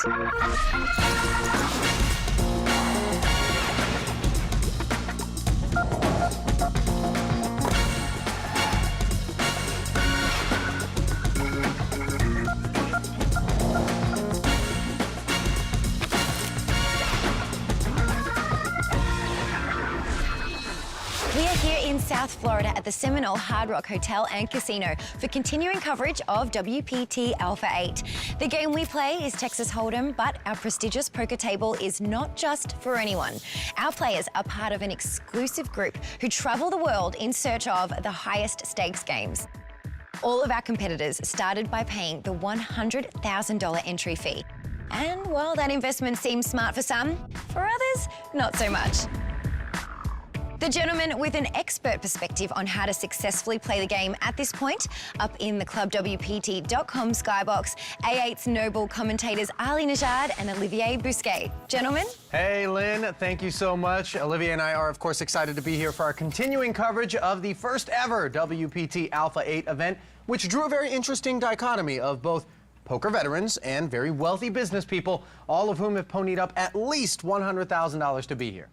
Now, during the first 6 levels, anyone with $100,000 could take a seat at the tournament, and anyone who busted could re-enter. But now we've reached the point where the field is locked in. Basically, if you run out of chips, it's hasta la vista. At last check, we were waiting on both Daniel Alai and Daniel Perper to decide whether or not they were going to re-enter, and they have both made the decision to do so, joining Isaac Haxton as the only 3 players in the event to invest in a second bullet. Chris Klodnicki has joined the action at our feature table and tweeted, just registered the Alpha 8 100K at Hard Rock. Just got to beat 12 people to win. Doesn't sound too hard. Actually, Chris, it's 15 people, but who's counting? And for that matter, it is kind of hard, isn't it? These 15 aren't slouches. Action is underway at the feature table right now, where the blinds are at 800 and 1600. It's on options trader Daniel Perper, whose second $100,000 has produced the very robust 7-4 offsuit. Florida native Jason Mercier, he lays it down, and Isaac Haxton got a quick glimpse at him. He now lives in Malta. Seasoned pro J.C. Tran, who was a season 5 player of the year, lays down. Klodnicki doesn't get a hand he likes to start things off, and it's on to Matt Glantz. The Pennsylvania native with King-Queen offsuit plays the high-stakes cash games over at the Parks Casino. Easy open from the button here with King-Queen. Blinds are at 8 and 1600, so Matt's raise to 3200 is the minimum. Jeff Gross folds over to venture capitalist and energies and commodities trader Bill Perkins. Bill Perkins with 9-8 offsuit. Pretty easy defend there to the min raise. Flop is a 7 and a couple of 3s. Extremely dry flop here. And Bill Perkins makes a very unorthodox and rather bizarre lead into the raiser, Matt Glantz. What's the objective here? You think Matt's ever going to fold? You know, maybe he thinks that without a pair, Matt will fold, but clearly just with king-queen high, Matt is not going anywhere. And he does turn a queen, so he's definitely not folding now. Perfect card on the turn. Bill checks, as though he was only willing to take one shot at stealing the pot. Yeah, it's odd to give up right away. Well, Matt checked right behind him despite hitting the queen. Is that designed to maybe induce a bluff on the river here? Well, if it was, looks like it worked. Yeah. An easy call here for Matt. A little bit of inexperience here, playing a very unorthodox line that does not work. Not his finest moment at a poker table in that particular hand. That was fun. What do you do when you get here? Well, let's get a look at the prize pool. Over $2 million collected between the 18 players. First prize is worth almost $900,000. And fourth, just shy of $250,000. Pretty big bubble there between fourth and fifth place. Yeah, absolutely, from 0 to a cue ball. As we send it over to the outer table, gaming executive Tom Hall is all in post-flop. He has been called by Brandon Steven. Both Joe Chong and Philip Grusom have folded. And Tom Hall is going to roll over 8-5 suited up against Brandon Stevens' pocket sixes. Stevens got a set of sixes, and Hall has bottom pair with an open-ended straight draw. Turn card is a 10, third diamond, neither player with a flush draw. Tom is just looking for a 4 or a 9, and he cannot connect. Looking for the straight, but instead, he's headed straight for the exit. Yeah, Tom Hall, our first player to bust out without the option of re-entering. So we're going to say goodbye to Tom.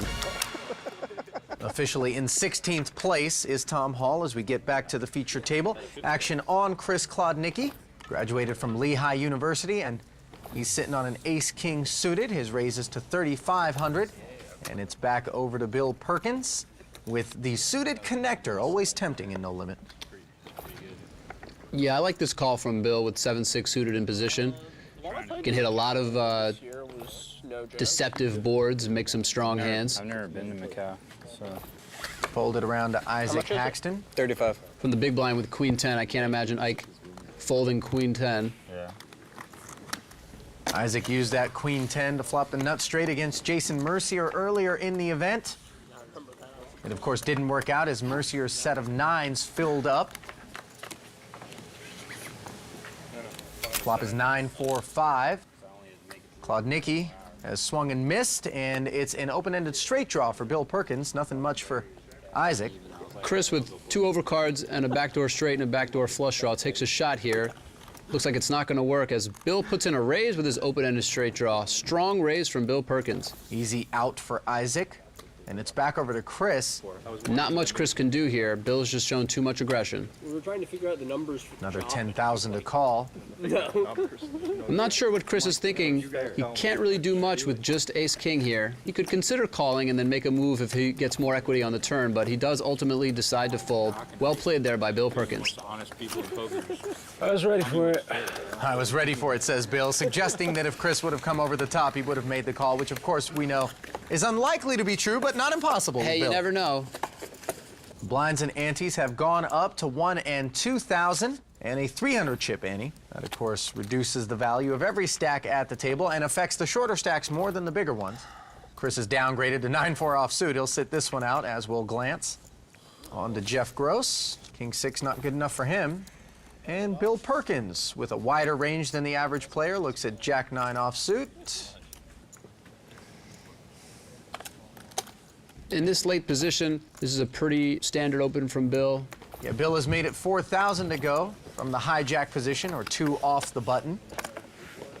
He never folds the big blind. In JC's book, it's like chapter 2.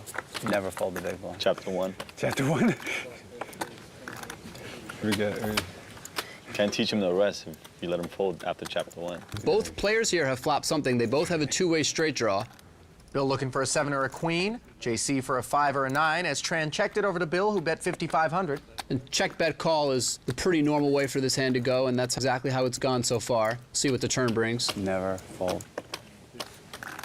22,000 and change in the pot. King of diamonds on the turn. JC again checks. This is a card that's pretty good for Bill to keep firing on. It makes a lot of JC's calling on the flop range weaker. Looks like he is looking for another bet. And he settles on what looks like just 8,000. Yeah, 8,000 is a little bit small. You know, his flop bet was 5,500. 8,000 is not even twice that bet, only about a third of the pot. We'll see how JC responds to this smaller size bet. Check raise from JC Tran with 7 high. A very strong play here from JC. Looks like he picked up on some weakness from Bill and decided to turn his straight draw into a bluff. Tran, two-time World Series of Poker bracelet holder and WPT Season 5 Player of the Year, is getting called. Yep, Bill looks like he likes his draw enough to try to see one more card. Certainly wasn't getting the right price. Yeah, I mean, it depends how you value implied odds. JC, now having missed his straight draw on the river, is not giving up, continuing to fire. And a quick and easy fold from Bill Perkins and successful execution of the bluff from the stone face JC Tran. You know he's doing backflips inside. Yeah, that was a really well-played hand from JC. Picked up on some weakness on the turn, turned his draw into a semi-bluff, missed, but had the strength to continue on the river. And since they both missed, it's really the aggressor who's going to win. And JC bets the river and takes down the pot. I just can't get there. I was like, all right. Action on Jeff Gross, the Baltimore resident, friend of Olympian Michael Phelps, originally from Ann Arbor, Michigan. Looks down at ace-king offsuit and makes it 5,200 to go. That's the Big hand here reason. for Jeff with ace-king, opening under the gun, 8-handed. Wow, Jason folds ace-jack. Most players, I think, would have at least called there. Jason recognizing that Jeff opens a little bit tighter than most players, and in early position, ace-jack just doesn't play that well to Jeff's opening range. 13-5. Queen or 7 comes here. Claude Nicky apparently does not have that same recognition, as he has 3-bet from the small blind to a total of 13,500 with king-queen offsuit, and it's back on Jeff. And king-queen is actually a pretty good hand to 3-bet with. It blocks certain strong hands from Jeff, makes it less likely that he has ace-king, ace-queen, kings and queens. Obviously, in this case, we see that Jeff does have ace-king. And Jeff surprisingly just calls. Chris started the hand with about 32 big blinds. It looks like the perfect opportunity for Jeff to put in another raise. But an imperfect flop for Chris Claude Nicky. This spells disaster for him potentially. Yeah, King tray 5 rainbow, and he's betting out 12,000. This is a horrible flop here for Chris. They've obviously both flopped a very big hand, pair of kings, with Jeff having the ace kicker. And Jeff smooth calls. Yeah, I think raising here would just be unnecessary. In position with ace-king, I think calling down is really the best strategy. Well, you want to extract the maximum from your opponent, and raising gives him a chance to get out, potentially. Board pairs on the turn, and with over 55,000 in the pot, Chris Claude Nicky is coming up with a number. 17,000. Jeff is loving the situation. He decided to slow play ace-king before the flop, hit top pair with the nut kicker, and now he's just calling down, hoping that Chris is willing to put his whole stack at risk. And the river card doesn't change much about the hand. Yeah, Chris has really no options here besides just moving all in. He could consider checking, but it just doesn't make sense. His hand is too strong, and there aren't many bluffs to try to induce from Jeff. All in. And Chris does say all in. I think we probably could have got this over with pre-flop, but... A little bit surprising that Jeff hasn't already called. His hand is too strong to really consider folding in this spot.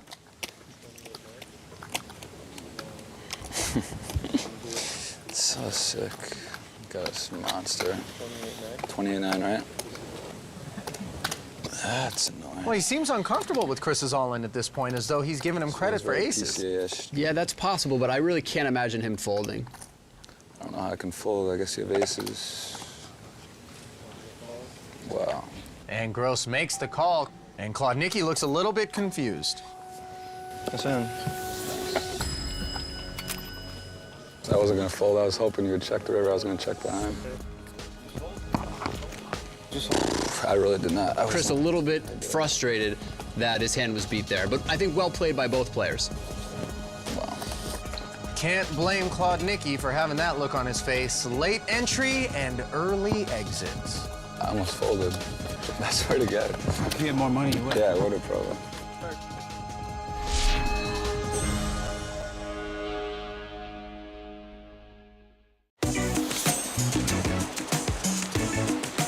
Joined by Jeff Gross. We are in the man cave of the Seminole Hard Rock, Hollywood. This place is amazing. It's like a cheeky cabana. There's a pool, there's a massage table. Check out your mate back there getting a massage. Yeah, he's having fun. Exactly. One thing that I think a lot of people are kind of fascinated about you is your sort of tie with Michael Phelps. Did you teach him how to play poker? We actually met at a poker table, I think 9 years ago. You know, he plays for fun now and again. He's pretty good, so you know, he's not like a soft spot by any means. He's pretty solid. So at what point did you realize you were good enough to play these events? Well, I started playing when I was in high school, and just like any other kid, saw it on TV and got a little money online. And I was like 21, 22, and I got my first decent score. I was like, wow, this is possible. And it's just like, you know, a lot of strategy, but obviously there's luck. And like luck is when preparation meets opportunity, so you're ready for it. And then when it's your time and you do well and you have a chance, obviously you have to get lucky also. You know, having some six-figure scores makes me feel that, you know, I belong and can play with these guys. I'm not intimidated, and I feel like I like my chances in there.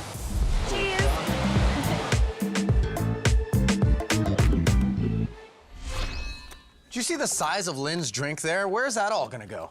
That requires a strong tolerance from Lynn Gilmartin. Action at the feature table, three-way pot, which is raised to 5,200 pre-flop, and Jeff Gross has flop top pair, top kicker, but Bill Perkins has bottom two pair. Action on Jeff, who leads into the pot of 18-7 for 4,500. Even JC has a pair and a straight draw here.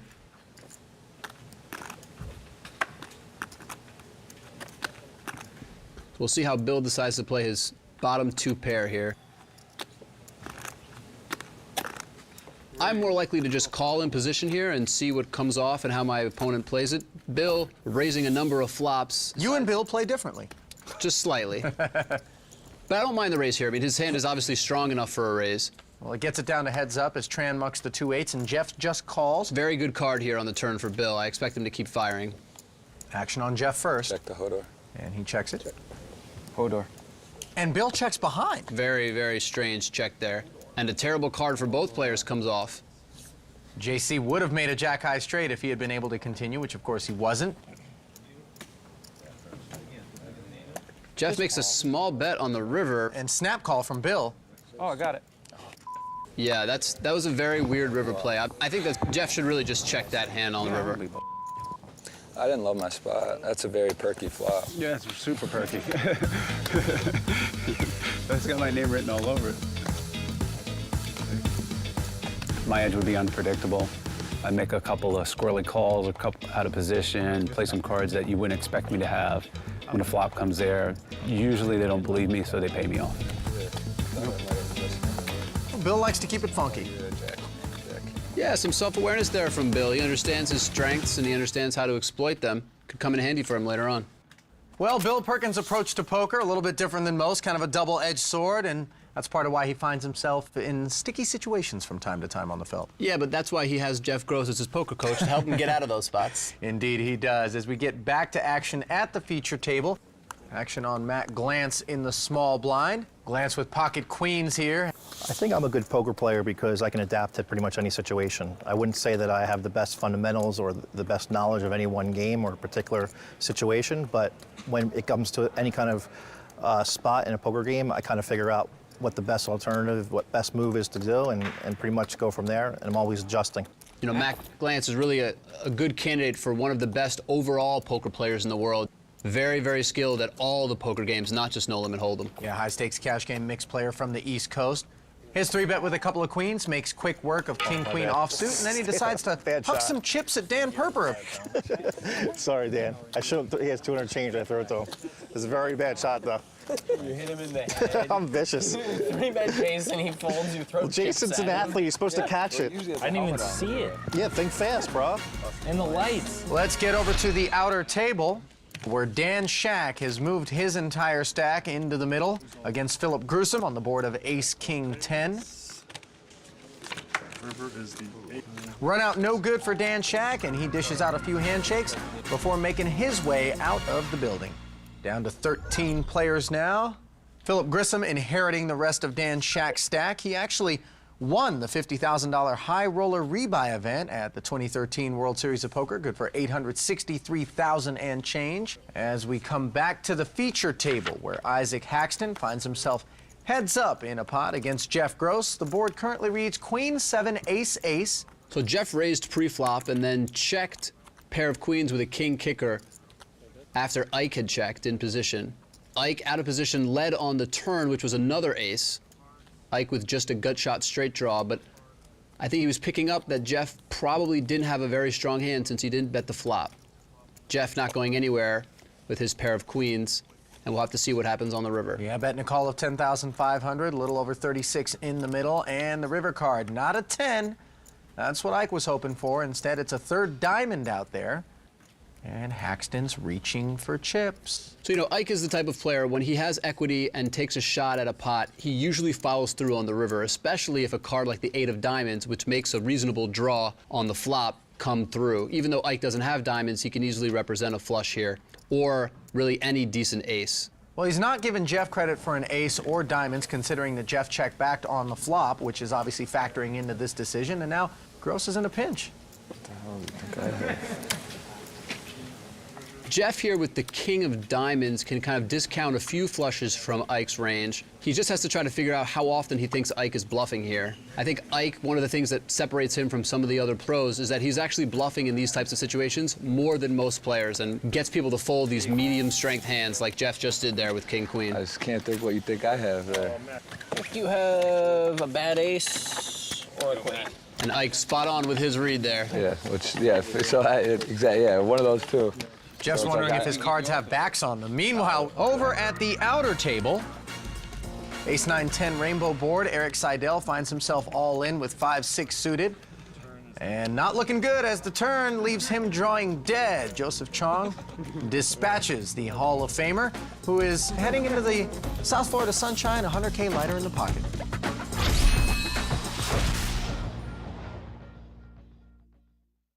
Jeff Gross took a huge prop bet from Bill Perkins. It involves a tattoo and a lot of money. Log on to clubwpt.com and hear what Jeff told us in the Alpha 8 clip of the week. Clubwpt.com. Fun, exciting poker you can play for free.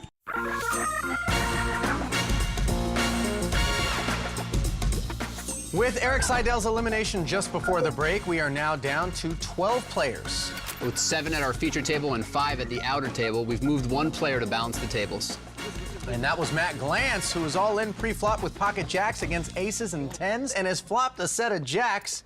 That's exactly how you want to script it, isn't it? It's a pretty good flop there for pocket jacks. He fills up on the turn, still looking to dodge an ace, and he does, making quick work of Brandon Steven. Brandon's probably thinking, you just got here, man, and you're going to bust me?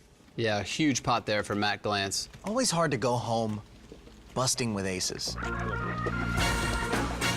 Glantz tripling up there. Philip Gruesome had both players covered, so he emerges relatively unscathed as we get back to the feature table.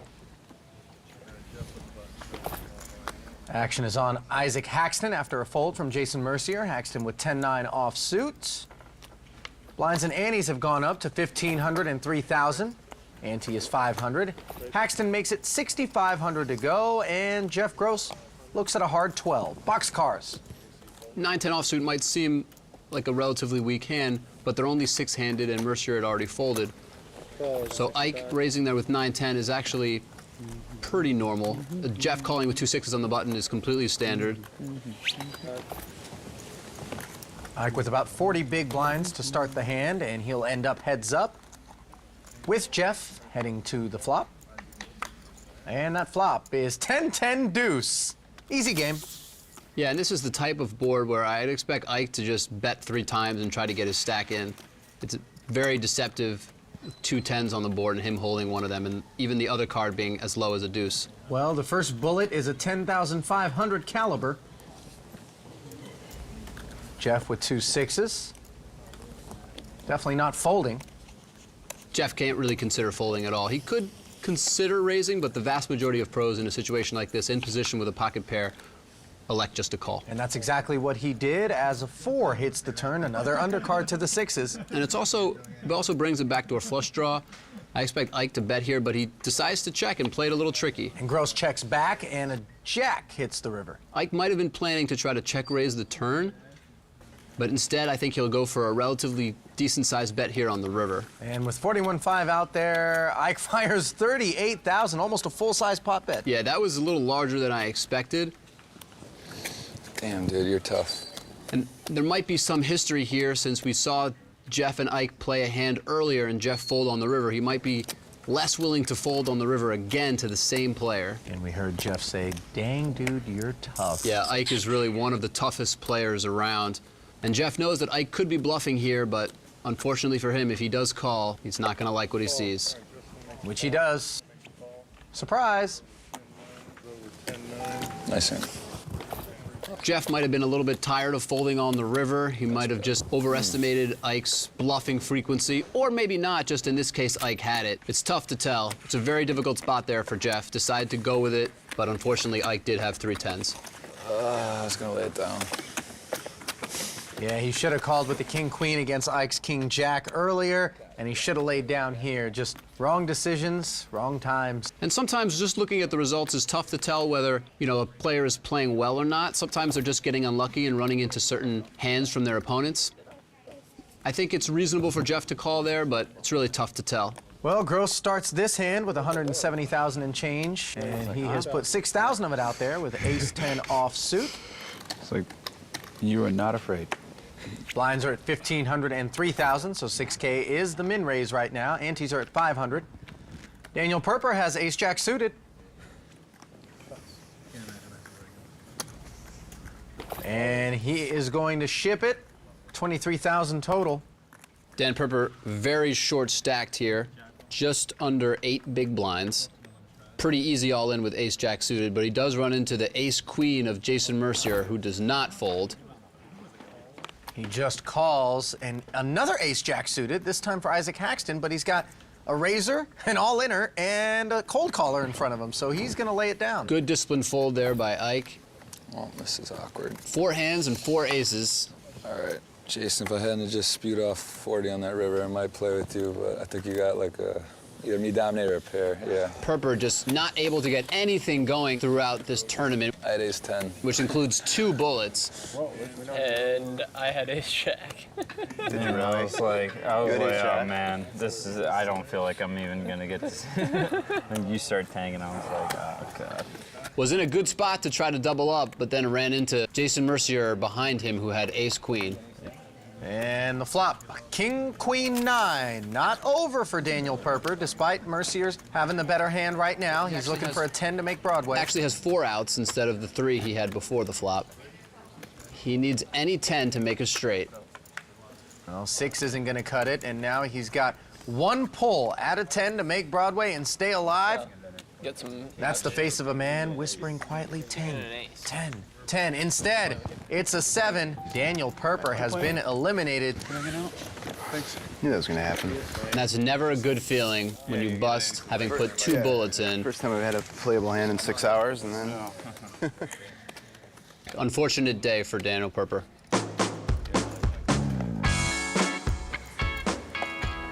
Is that to induce me, or you just want? I mean, if I ship it, you. I don't know, man. I was just hoping everybody folded. I'm hoping you didn't have to make any more decisions. Yeah.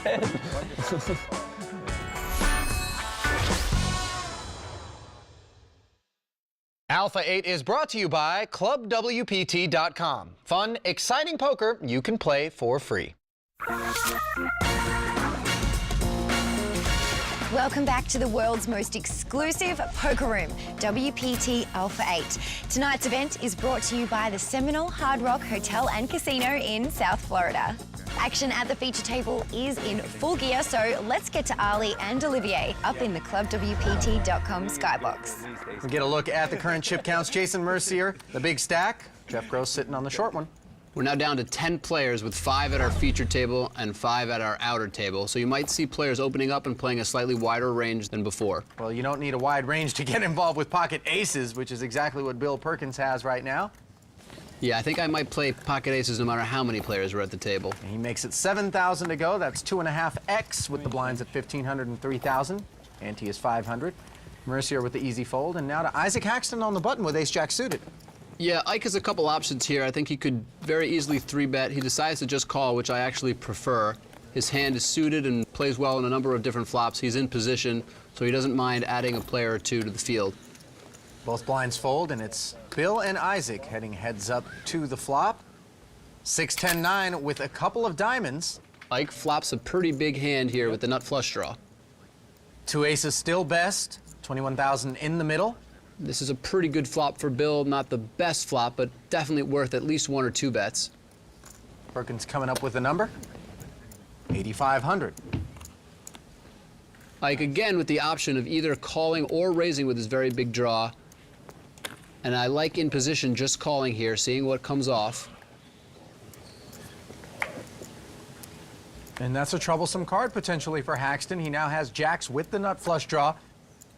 Yeah, Certainly is drawing to beat aces, but is still behind. He's definitely not going anywhere now. And Bill makes another bet on the turn.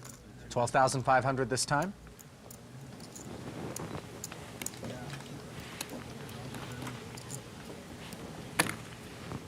Haxton calls the 12-5, pot up to 63 even.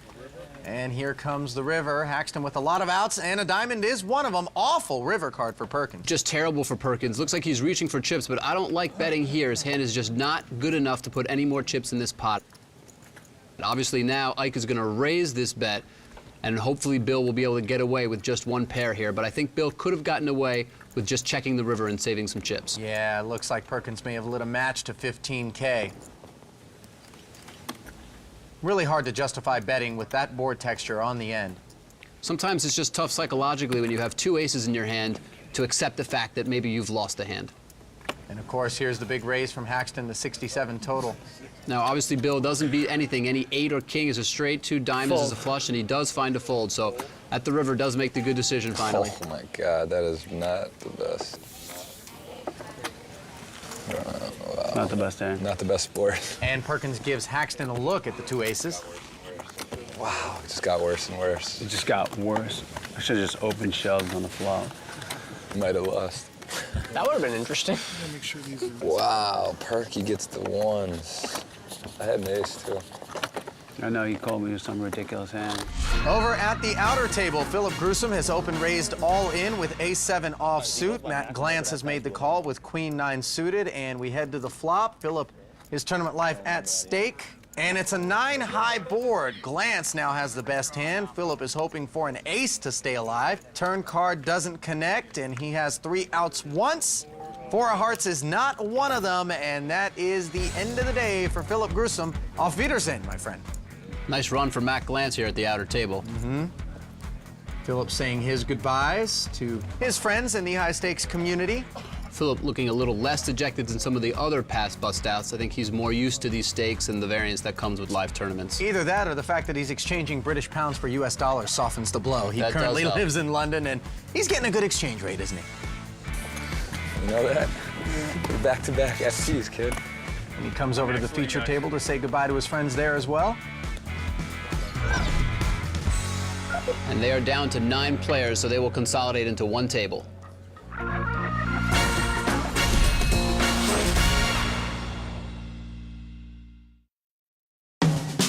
Looking for high roller excitement without the high roller risk? Then go to clubwpt.com and sign up for our Alpha 8 High Roller Play Chip tournaments for a chance to be crowned champion. There's a seat waiting for you right now at clubwpt.com.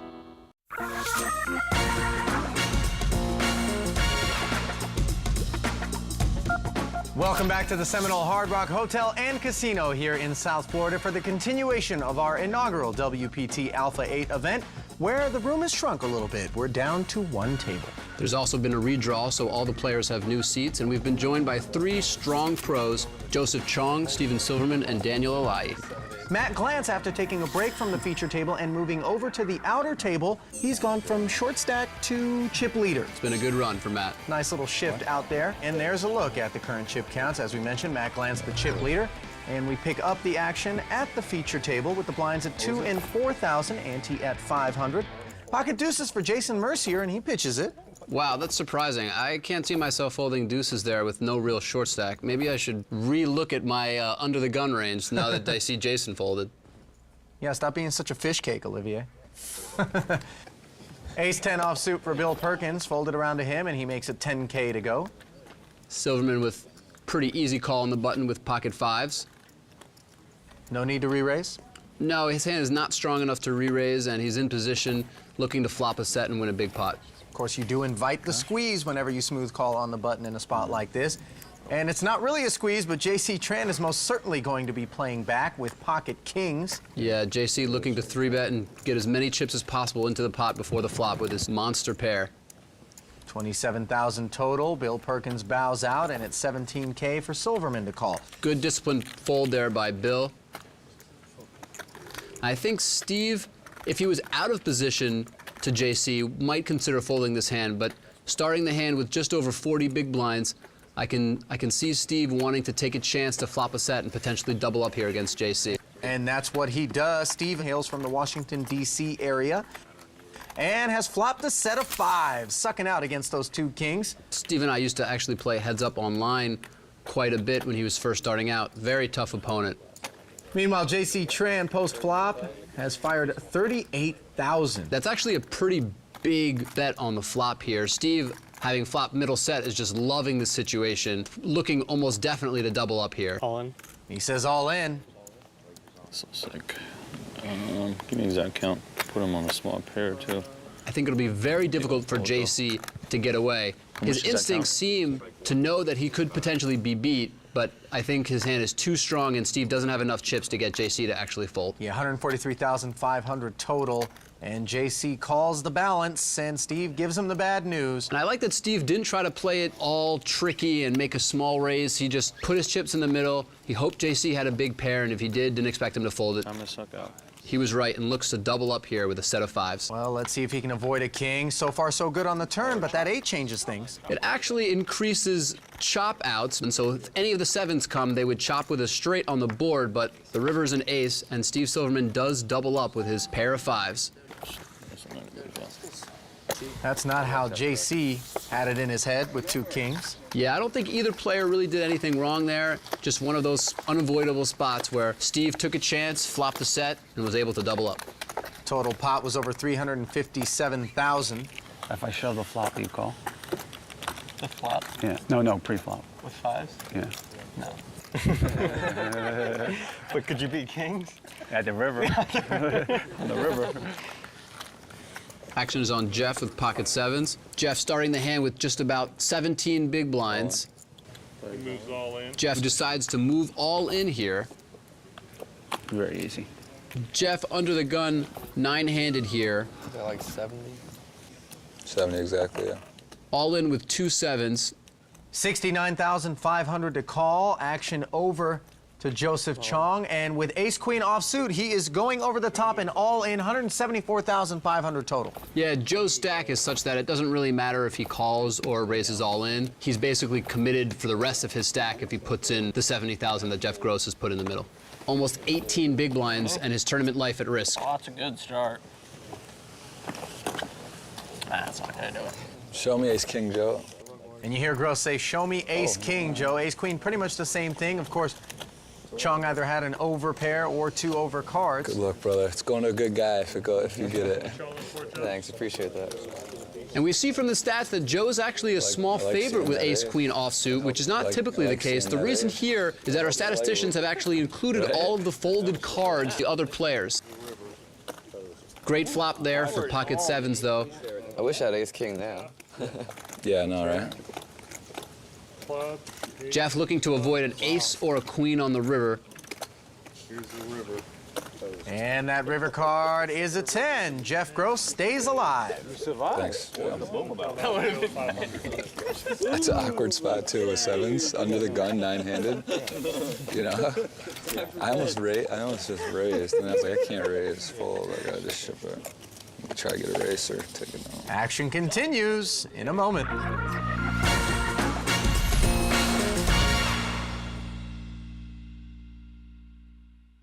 My family are pretty used to the idea of me playing poker for big money at this point. I've been doing it for a few years, and they get it, that this is what I do for a living, and they're not too stressed about it. They just know it's part of the job, and they support me as I go. They think it's a little crazy, but they also think it's fantastic. I mean, my parents love poker. My dad, that's one of his favorite hobbies, and he likes following along, so they're really supportive. My mom likes to follow along and to calculate how much I'm winning or how much what my stake is in the tournament. I just try not to tell my mom. She would have a heart attack, so I don't tell them anything. I like that. Chong is a good son. Why would you want to kill your mom by telling her you bought in $100,000 to a poker event? That's how my mom would feel about it. As we pick up the action here, you see the current chip counts. Matt Glantz still the big stack. Bill Perkins on the short one. Ace-Jack offsuit for Steven Silverman, who makes it 10,000 to go, and it's folded around to Matt Glantz.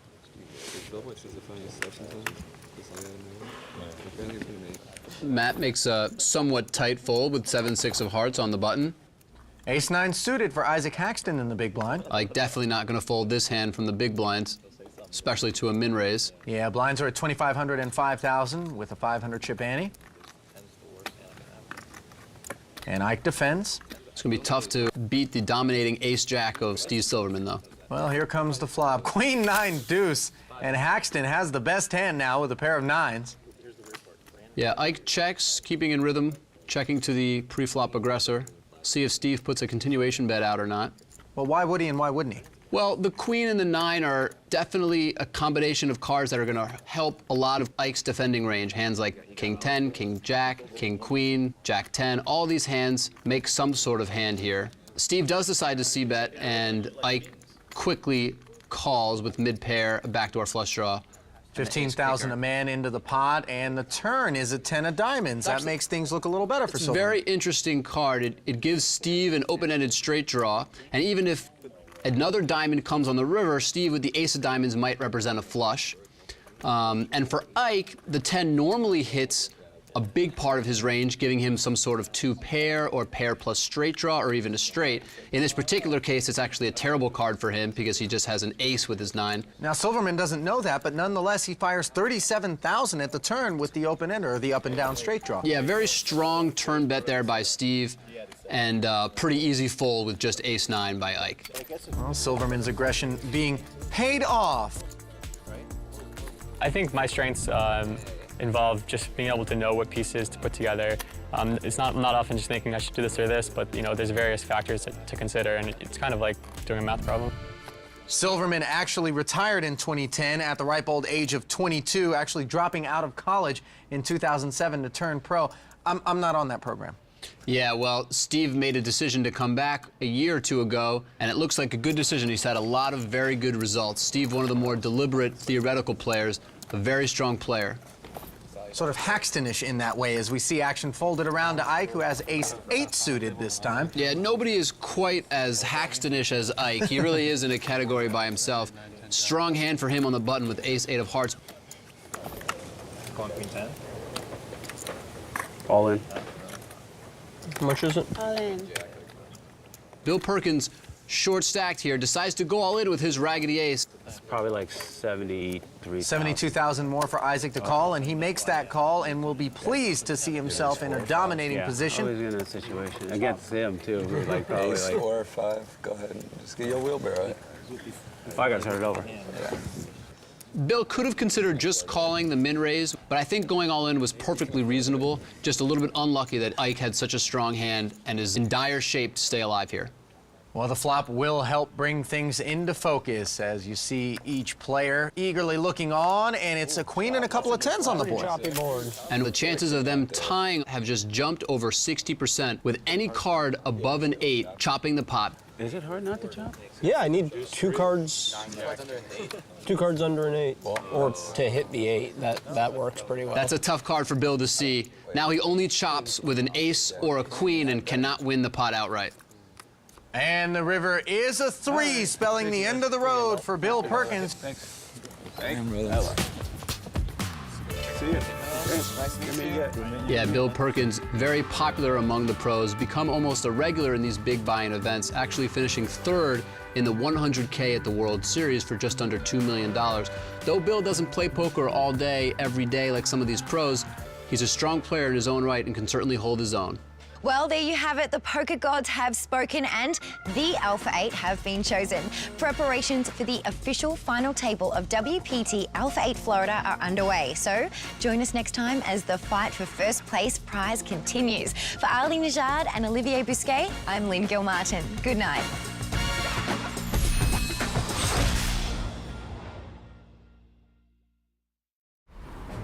Get a free entry into a $5,000 guaranteed tournament and play online poker for real cash and prizes at clubwpt.com.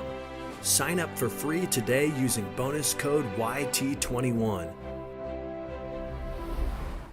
It takes a lot more than luck to make it to poker's most elite final table. Each of our players have paid 6 figures and earned their way to make it this far. For some, it will be a big success, but for others, not so much. This is WPT Alpha 8.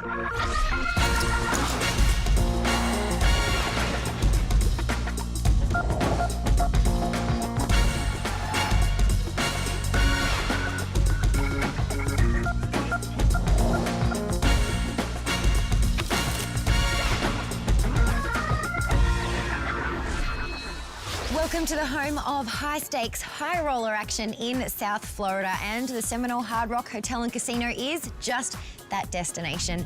We are in the middle of the first ever super high roller poker tournament to be held in this part of the world, and with a buy-in set at $100,000, the game's wealthiest and bravest players landed here ready to show the world that they have what it takes to be an Alpha 8. A8's own elite poker pundits Ali Najad and Olivier Bousquet have a bird's eye view of the game up in the ClubWPT.com skybox. Good evening, guys. Good evening, Lynn. Olivier and I are, of course, enjoying the best view in the building of our Alpha 8, some of poker's elite, and they have each spent at least $100,000 to be here tonight. Now, in looking out at this field, Olivier, is there anybody that jumps out to you as perhaps a favorite? Yeah, if I had to pick a favorite, I'd go with Jason Mercier.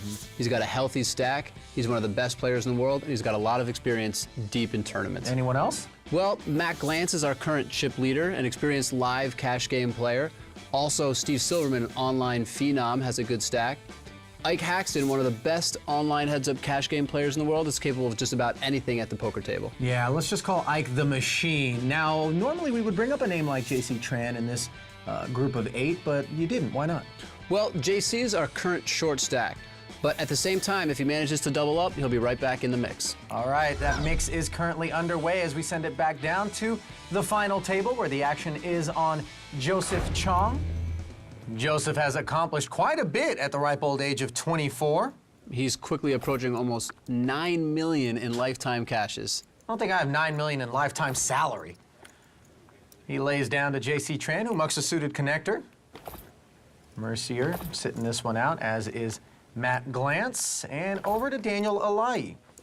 Daniel, Los Angeles native, 4-time World Series of Poker bracelet winner, over $6 million in live tournament cashes, and with pocket threes, he will make it 10,000 to go. That's a min raise with the blinds at 2,500 and 5,000, ante of 500. Haxton and Gross both fold, and on to Steven Silverman. Because of the min raise, people have started 3-betting a little bit less from the big blind and just defending more. Here's the flop, 2 9s and a king. That's gin for Steven Silverman. He's got trips. He's probably happy with his decision to just call now. That's a tempting board for Daniel Alaei, maybe, with the pair out there? I think it's reasonable to either bet or check. Looks like Daniel is checking. You know, he does have some showdown value with a pair and just kind of going to reevaluate. Obviously, Steven with 3 9s is going to lead most of the time here, and it's going to be a question of what Daniel does on the river, because I can't imagine Daniel just folding his pocket pair now to 1 bet. Steven has bet 18,500 after both players check the flop. Any chance Daniel just folds? He could, but I think it's just too weak to not either take a stab on the flop or at least call on the turn. Maybe if the turn had been a 10, jack, or queen, he might fold, but a 5 is a pretty innocuous card. As is the 6 on the river for the most part. Yeah, the 6 makes the 7-8 as a straight, but besides that, doesn't change too much. Now, if you're Steven Silverman, you're trying to figure out what you can get called by, yeah, sizing Steven, your bet appropriately, Steven and he makes comes a up with relatively big bet here. 43,500. Yeah, I think he's hoping that Daniel might have a king that he checked back, and also just for the sake of making the same size bet that he would make with bluffs, is making a healthy bet here with 3 9s. Daniel does get away with his pocket threes, and decent sized pot for Silverman here. Joseph Chong on the button, JC Tran and Jason Mercier in the blinds. Action on Matt Glantz, who has ace-5 suited and lays it down. Yeah, you know, if I'm the chip leader and I have ace-5 suited under the gun 8-handed, I probably open, but maybe that's why I'm in the booth and Matt Glantz is at the table.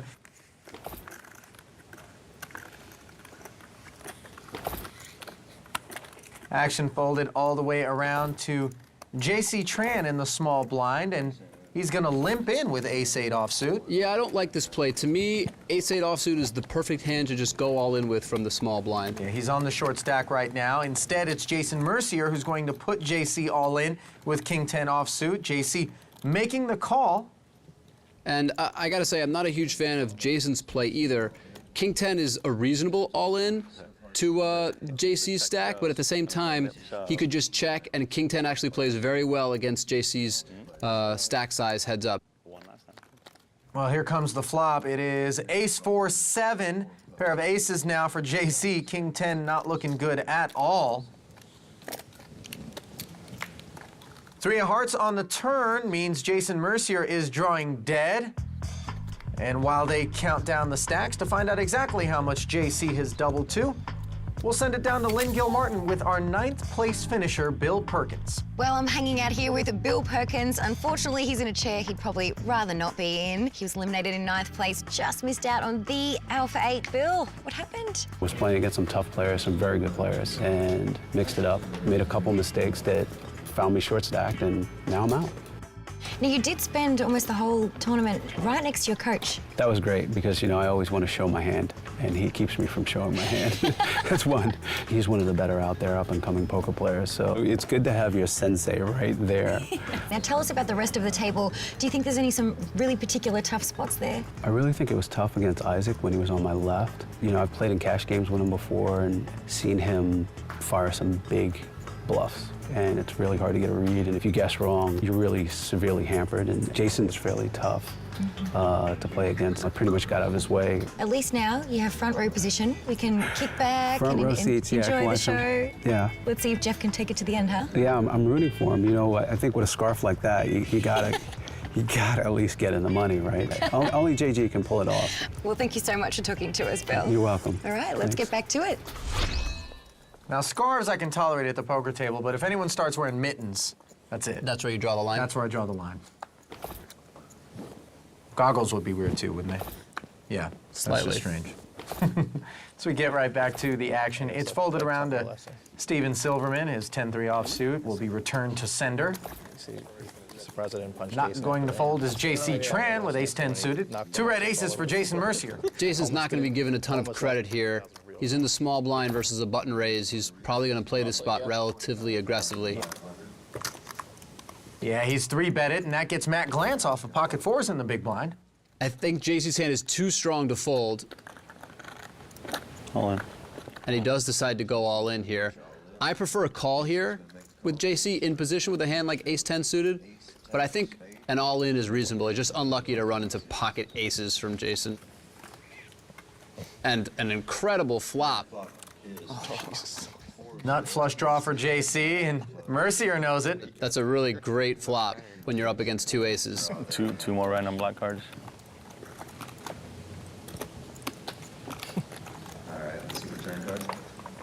It's the 7 of diamonds, and all he's got to do now is dodge a spade. That's right.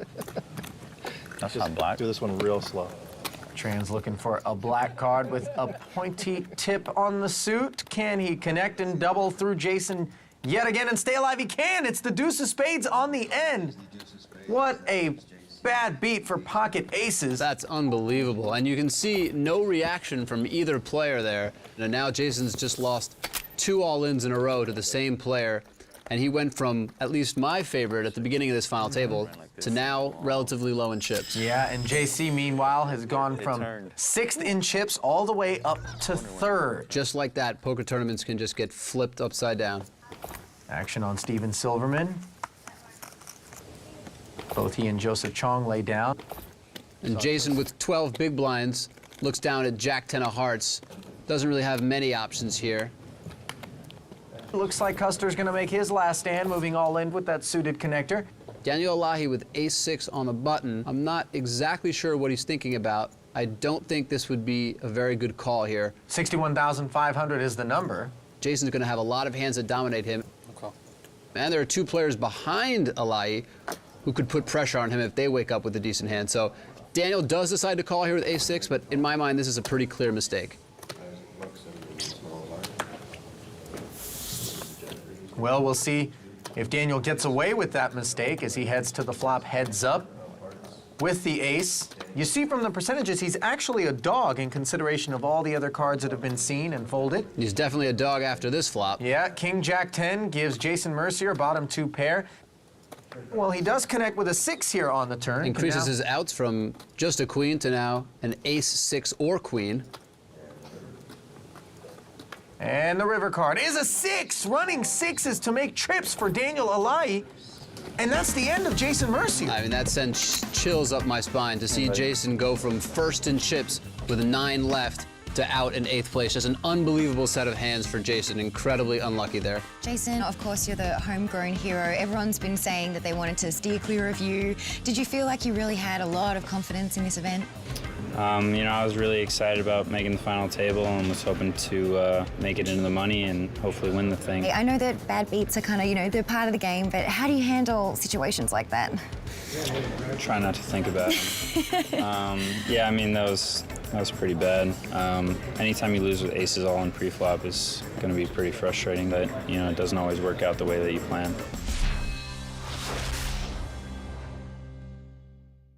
Welcome back to sunny South Florida in the Seminole Hard Rock Hotel and Casino, where when you're not playing poker, there is plenty to do. You hit the beach yet, Olivier? As soon as I bust the tournament, I hit the beach. You just wear your swimsuit underneath your poker attire, right? That's right. My swimsuit is my poker attire. Action folded around to Steven Silverman, who's got pocket 7s. Pretty easy open here for Steve. Blinds are at 3 and 6,000 with a 1K ante, so Steve's raise to 12,000 is a min raise. And it's folded around to Daniel Alaei. Daniel's going to defend his big blind for an extra 6,000 with 8-6 suited. And the flop, 10-4-3 with a couple of spades. Normally this just goes check, bet, fold. Danny really doesn't have any equity. Daniel has checked it over to Steven.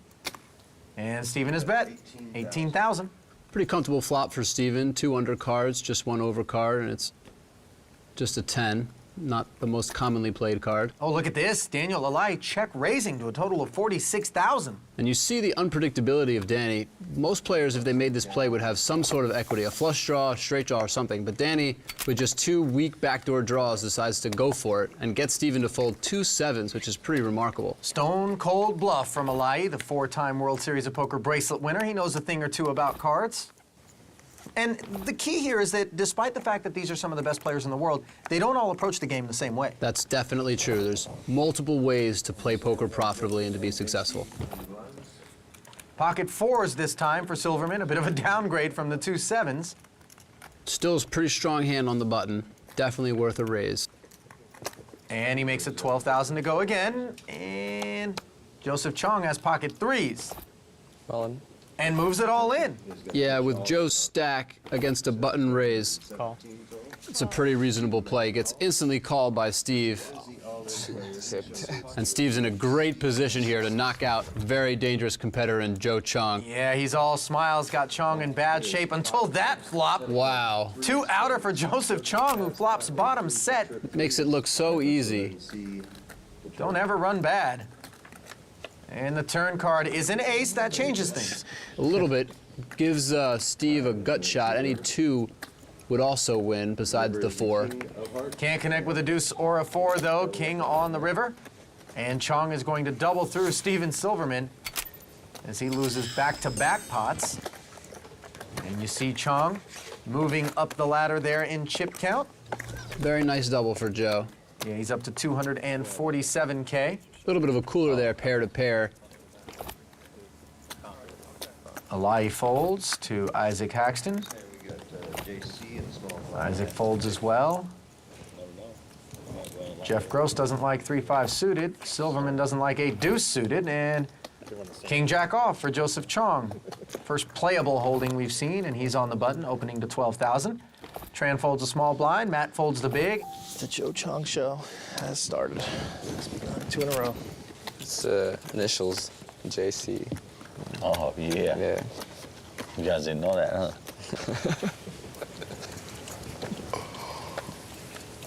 Somebody asked me that, like, once. Apparently, Ike didn't get enough sleep last night. I was just kidding, and I said, just call. And then, like, on one of the sites that had my nickname in it, just call. Come on. I'm like, And Joseph Chong is keeping the accelerator depressed here. 10-8 offsuit. He opens again, raising to 12,000. You're going to see a flop, heads up. 4-5 suited for Alai in the big blind. He defends and the flop. Jack 9-6. Couple of hearts. Open ender for Joseph Chong. Not a bad flop for Joe. Again, no equity at all for Danny here. Really not much of anything. And a much more dangerous board, frankly. Yeah, no hero check raises in Daniel's future. You never know with Danny, but I expect no, and he does fold pretty quickly. And that makes, what, 3 in a row for Joe? Yeah. 3 in a row. I wasn't planning on playing this tournament, but last second I decided to, so I had to find $100,000 to buy in with. So I just kind of walked around hoping one of the guys playing had a rebuy ready that I could just borrow off him. Hey, Tom, what is... You don't have 100 on here? 100? Sure. 100,000 or... Yeah, 100,000. I asked Matt, he said he can't approve it. You're just filming me, walking around begging for money. I have good credit with them. I'm good for it, so I can go around and just ask them to borrow usually. Jing. Yeah. Can you ask him if he can give me $100,000? Sure. And to give to Joe. Is this for you? Yeah. Oh, yeah, for his buying. It's for me. Just kidding. Well, that's buying, and Yeah. I'll vouch for Okay. Yeah, I can get it from, I'm gonna get it from Phil tonight. Okay. So, yeah. All right, thanks. You just said that on national TV, by the way, Joseph, so be careful. So now I can play $100,000 super high rollers.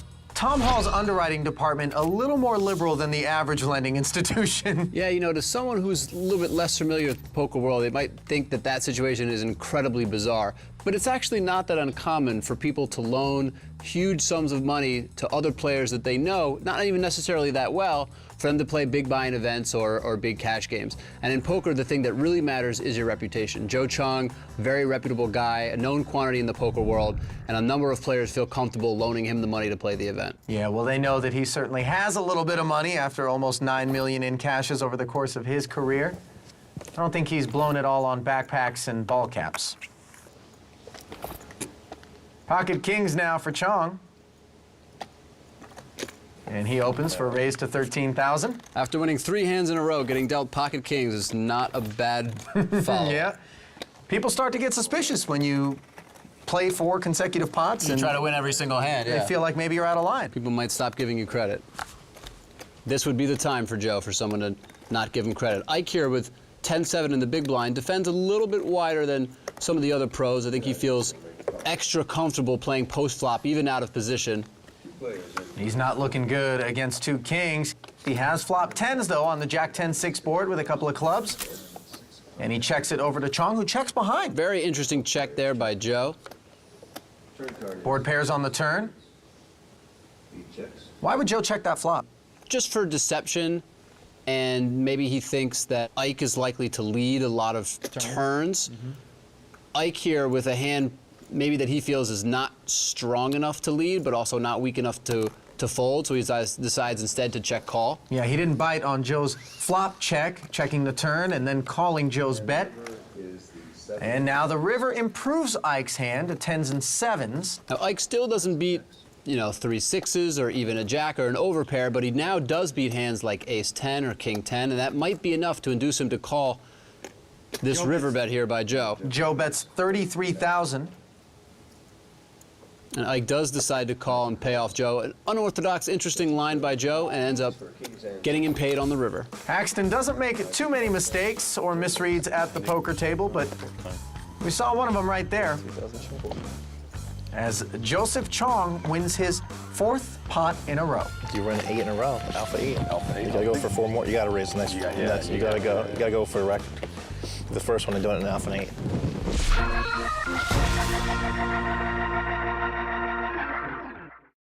Alpha 8 is brought to you by ClubWPT.com. Fun, exciting poker you can play for free.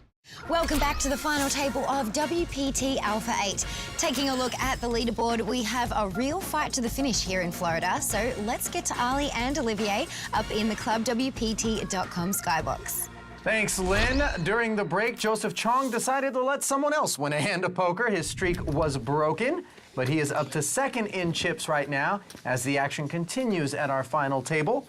Button is on Steven Silverman, Chong and JC Tran in the blinds. Matt Glantz first to act. He lays down the 9-7 suited, pocket threes for Daniel Alaei. And raises to 12,000, min raise. Haxton mucking queen jack off. A couple of more folds in front of Joseph Chong, who has 2 5s in the small blind and calls the extra 9K. Tran looks at king jack offsuit, and he'll call an extra 6. We will take this flop 3-way. And that flop is ace 8-4, all hearts, 43,000 in the middle. And Chong's gonna bet out for 20,000. He doesn't even have a heart here. This is a very surprising lead from Joe into 2 players on this type of board. He doesn't have a heart or any sort of real hand here. JC calls with the king of hearts here, and Alaei raises. This is a very strong play here. Maybe he picked up on some weakness from both Joe and JC, but Alaei himself doesn't have much of a hand, just a pair of 3s and a low heart. He was the pre-flop raiser, so maybe he's trying to continue a story that he, hit that ace maybe with a big heart, the queen of hearts potentially, since we know JC as the king of hearts. Well, JC makes the call, and the turn is a 10 of diamonds. JC adds a Broadway draw to his flush draw, checks over to Daniel, and Daniel quickly checks back. Yeah, this puts a little bit of a hole in Danny's story to check back on that 10 of diamonds turn. River is a king. So it's not the heart that JC was looking for, but it does give him a pair of kings and the best hand. JC checking again, and this time Alaei reaching for chips with 177,000 in the middle. He fires 112,000 with nothing but a pair of 3s. At this point, JC doesn't beat much, and he does decide to let it go. Danny playing pretty unorthodox poker here. And you saw a quick grin on the face of Daniel Alaei, like he knows he got away with one there. Blinds have gone up to 4 and 8,000. Ante steady at 1K. Aren't those the sweetest pots? When you know you have nothing or you're probably beat and you win. The old bluff. Yeah, those feel the best. A relatively tight fold from Matt Glantz as the chip leader with queen 10 offsuit.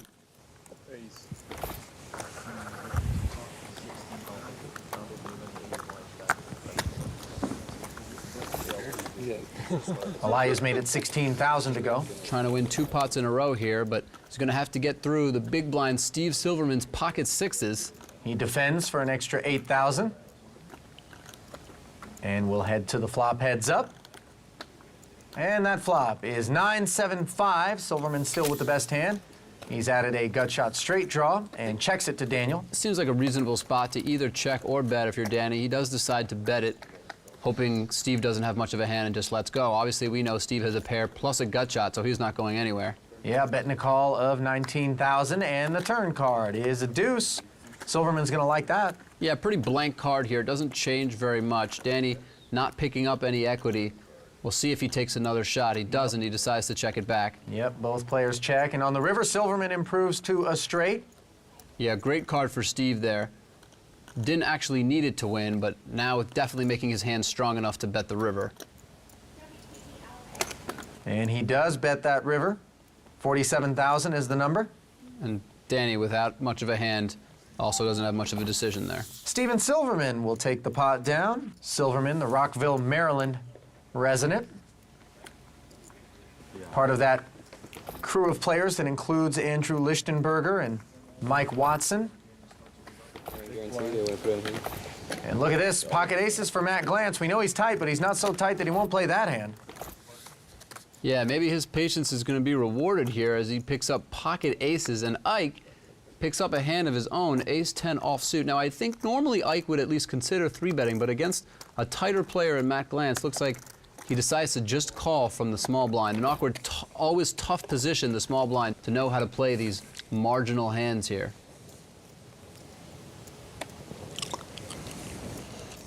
Jeff Gross with 9-6 offsuit. He's been pretty quiet as of late, probably dying to play a pot. And from an odds perspective, what a great opportunity to get in there.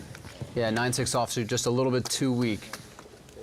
So it's heads up between Haxton and Glantz, and look at this. It's top set for Glantz, top and bottom for Haxton. This spells trouble. Yeah, the case ace with a second pair for Ike. This is an absolute disaster. If a king, jack, or queen does not come off, Ike is destined to lose a huge pot here. Isaac checks it over to Glance, and Glance bets 15,000. Now, having played with Ike a bunch online, I know Ike plays a little bit of a more passive game, especially out of position. He likes to check and call, and he likes to do it with some strong hands as well as some weak hands to keep his hand disguised, and he does elect to just check and call on the flop here. Blank on the turn. Yeah, Ike checks again.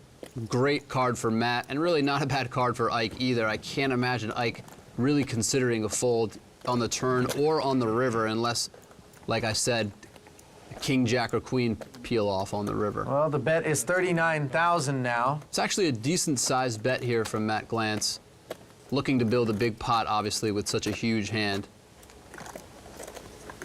And Haxton nonchalantly deposits his call into the middle. Yeah, he's drawing dead here. Completely drawing dead, so any money that he adds to this pot is gone. And this 5 doesn't really change much again. I think it's going to be very tough for Ike to get away here. I actually think it might even be a mistake for him to fold. We can see that Matt Glance has an absolute monster and that Ike had no shot the entire hand, but still, Ike with aces and tens here, probably just too strong to fold. And he does check call that final bet, which was 65,000, and gets a look at top set. He doesn't seem entertained. Big pot heading over to the chip leader. Yeah, a little bit of a cooler there for Ike. I always think he never has it. He gets called and has it in nuts. Yeah, Haxton. That's a look of disgust on his face.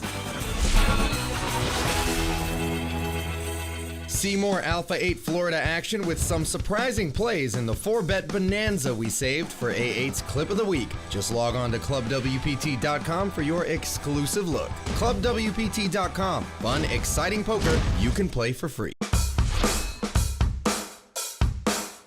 Hi, welcome to Council Oak at Seminole Hard Rock. Thank This you. is our chef's table. Thanks for having us. Cheers to WPT Alpha 8 and to the Cheers. Seminole Hard Rock for hosting us. Grave That's my Knives. name. That's so cool. absolutely. Wow, look at that. Do you have WPT Alpha 8? Do you know how hard this makes it to commit a crime? Well, now I can frame you, Ollie. Oh, look at that. Wow. That is cool. Very cool. Where'd my napkin go? It's not working. What? It's like an ascot. You want me to do an ascot? It's an ass something. I'm good. on. No, really, I'm No, good. no, no. No, please. Oh, no, please, really, I'm No, good. come on. Olivia, I'll take the get a napkin. That's napkin. great. Thank you. I'm on. good. What do we have here? I don't want to welcome you to our exclusive wine room. Hi. Thanks for having us. Absolutely. I can get used to this. I'll tell you that much. Yeah. Right? Cheers. Cheers. Cheers. You haven't lived until you've had an ice ball in your beverage. I just want to point that out. That ice cube was really cool. But it's not a cube. It's a sphere. Good call. I went to geometry class. Meanwhile, back at the action, we see the current chip counts. Matt Glance still your chip leader. Button is on Steven Silverman, and Glance will be first to act here. Pocket nines for him, certainly playable. Open raises to 17,000.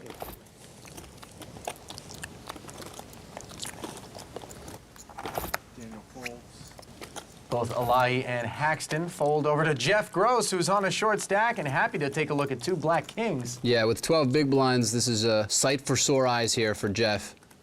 There's nothing that feels better when you're sitting on 12 big blinds than looking down at 2 black kings. And of course, he puts the rest of his stack in the middle, 93,000 total. I can't imagine him not getting called here. Good luck, Jeff. And of course, Glance calls, turns over the 2 nines, and gets the bad news that he has got a 2-outer heading to the flop. Great spot for Jeff. Sacktown, Jeff. Sacktown. One thing's for sure is I won't feel safe to the river, even a king high. You were patient. You deserve to win. I bet it became King Deuce Deuce. You feel pretty safe. Listen, if it flopped 3 tens, you're safe. That's a good flop. Here comes the flop. And it's king high. Jeff Gross sitting very pretty. Matt Glance is going to have to hit running diamonds or running nines in order to win this pot. And the 4 on the turn ices it. Glance now drawing dead, and Jeff Gross will double through the chip leader.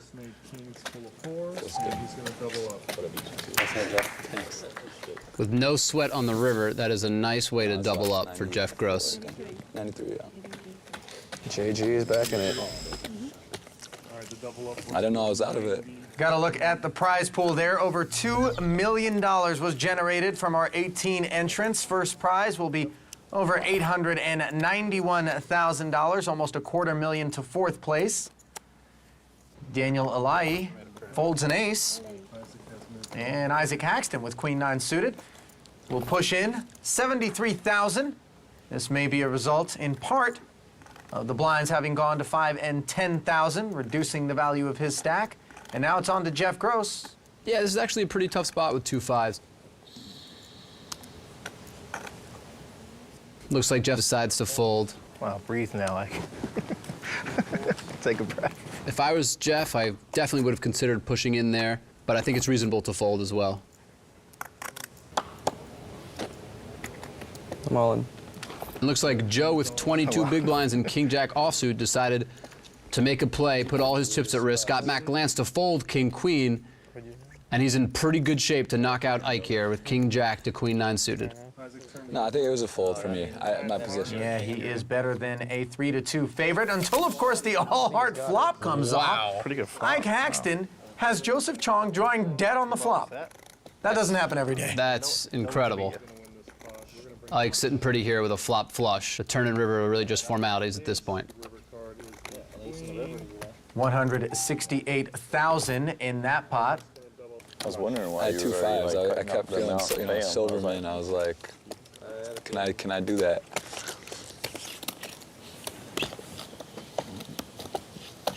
A little bit of wealth redistribution in the last 2 pots. Ace-6 offsuit for Joseph, who is now down to 146,000. A little bit of luck redistribution, too. Yeah. Over to Ike. He's on the button with ace-3 off.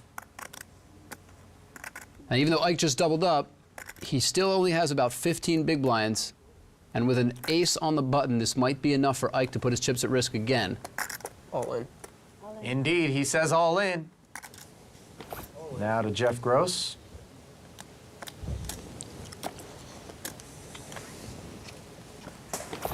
Easy fold with Queen 7 and ace-6 offsuit for Steven Silverman. Call. Yeah, this is pretty borderline, but very reasonable call here. Nice call. I had ace-6 also. Tell me that. Doesn't make a difference. Makes a huge difference. If we chop this one, I won't complain. Yeah, Steven's got to be real happy to see Ike has a worse ace than him. It's not too often when you have ace-6 that your opponent is all in with a weaker kicker. King-Jack 5 on the board. 5 would be fine. Like I said, once you turn a wheel here. No, I don't want the wheel draw. I do like that. Oh, look at that turn card. A 3 gives Ike the best hand and has Steve needing a 6 to win the pot. Oh, how about a third 3 for good measure? What a suck out by Isaac Haxton. And we've now seen Ike double up 2 consecutive hands. Really nice run of cards there for Ike Haxton. And that's going to cripple Steven Silverman's stack.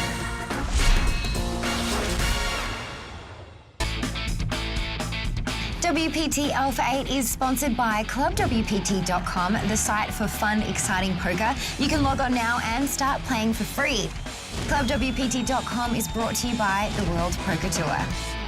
Our inaugural World Poker Tour Alpha 8 event from the Seminole Hard Rock Hotel and Casino in South Florida rolls on. We began the action with 18 entrants, and now we are down to just 7 at our final table, each of whom bought in for at least $100,000, save for 2 players who have re-entered, those being both Daniel Alai and Isaac Haxton, who are in for $200,000 apiece. Your current chip leader is Matt Glantz, and currently on the short stack is Joseph Chong with $135,000. The blinds are at 5 and 10K, the antes are at 1K, and the action is on Danny Alai. Alahi looks down at ace-7, sitting on $227,000 in chips. Danny sitting on about just under 23 big blinds. Going to open for a min raise here. And it's 2 9s for Isaac Haxton on the button. You know, Ike might normally decide to just call with 2 9s here, but I think because Danny has 23 bigs, he's probably going to 3-bet and hope that Danny can go all in so he can get heads up with him. Well, you are right, my friend. $50,000 is the total amount of the 3-bet. Haxton starting this hand with $300,000 in front of him. I think Ike will be disappointed, though, because ace-7 offsuit doesn't strike me as a strong enough hand for Danny to put his tournament life and 23 big blinds at risk. Both blinds fold, and it's back around to Alai. Folding certainly not an option, and just calling not very attractive. So Alai is going to sail off for the full amount with ace-7 off. I call. Yeah, I think this hand is a little too weak to make this play with. Maybe if he had a hand like ace-10 or ace-jack. You know, everybody knows that Ike is an aggressive player, but I think Danny is misplacing some of his perception of Ike's aggression. Yeah, this seems to have more to do with the situation and the opponent than with the actual holding for Danny Alai. Two nines, here's all in with the ace-7. There's the flop. Now Danny's looking for an ace, and he gets one, but unfortunately it comes with a 9 as well, giving Isaac Haxton a set of 9s and putting Danny Alai way behind, just 2% to win this particular pot. He needs to see a 4, ace, or a 7 on the turn, otherwise he'll be drawing dead, and sure enough, a queen on the turn draws the curtain to Danny Alai's day and to $200,000 in investment. Overall, though, I felt Danny played pretty well, a little bit unpredictable, just didn't get enough good hands when it mattered. Welcome back to the world's most exclusive poker room, WPT Alpha 8. Tonight's event is coming from the Seminole Hard Rock Hotel and Casino in South Florida. Thank you, Lynn. And inside that exclusive poker room, we are down to just 6 players with the loss of Daniel Alai in 7th place. At the top of the leaderboard right now is Matt Glantz with $743,000, followed by Isaac Haxton in 2nd place with $462,000. J.C. Tran with $378, Jeff Gross $245, and the 2 short stacks at the table belong to Steven Silverman and Joseph Chong, respectively, $158 and $114. A couple of folds in front of Matt Glantz, who from the cutoff, or 1 away from the button, has raised it to $21,000. Blind steady at 5 and 10 with a 1K ante, and Isaac Haxton with ace-10 offsuit has called. Small blind folds, and now it's to Steven Silverman with Jack-8 suited. Tempting. Yeah, I think Steven's almost always going to call here from the big blind. I was a little bit surprised to see Ike just call with ace-10 offsuit. Both him and Matt are relatively deep. I think I would have considered 3-betting there with ace-10. From the big blind, 3 players to the flop. As it stands, 3 players will be taking this flop, and it's ace-jack-5 with a couple of clubs. Everyone's got a piece. Silverman with middle pair, Glantz with middle pair, and a better kicker and a flush draw. Meanwhile, best hand belongs to Isaac Haxton with ace-10. But as you can see by the percentages, Glantz actually a favorite to win the pot right now. He bets $31,000. Haxton calls, Silverman out of the way, and we're down to heads up. Yeah, pretty standard so far. It'll be interesting to see how Matt decides to play the turn here. Queen rolls off, and Glantz checks to Isaac. Haxton checks back. Isaac checks. Matt's conservative and tight image is definitely giving him a free card there on the turn. Meaning Haxton more often than not would have fired that turn card against I think other against some other opponents he would have. And look at this. Jack. Gets checked all the way down, and Haxton content to roll over his ace-10 and give us a look at what's on his mind. Juicy. Juicy flop. Could have been a raise and a re-raise. And wow. Yeah, I think Ike just decided to not go for thin value against a player like Matt, who he didn't think would call particularly light, but might check some kind of tricky, strong hands. But I certainly would have tried to go for value there on the river. We, of course, always have the benefit of seeing a hole cards. These guys have to play a little bit of guesswork, and against the caliber of opponents that they're faced with here, it's a little bit more difficult than on average. Action on Steven Silverman, who's having separation anxiety with his king-8 offsuit. Finally says goodbye. Well, Ace-5 suited for Joseph Chong. And that might have been the reason that Steven decided not to open. Joe, pretty active player in the short stack. half the prediction came true. We'll see the other half. Tell me the first card first. First card's average. Okay, so you have like 11 outs.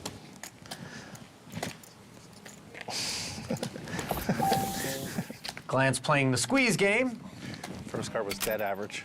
Hearts are pretty good, though. Did you want me to find an ace under the 8?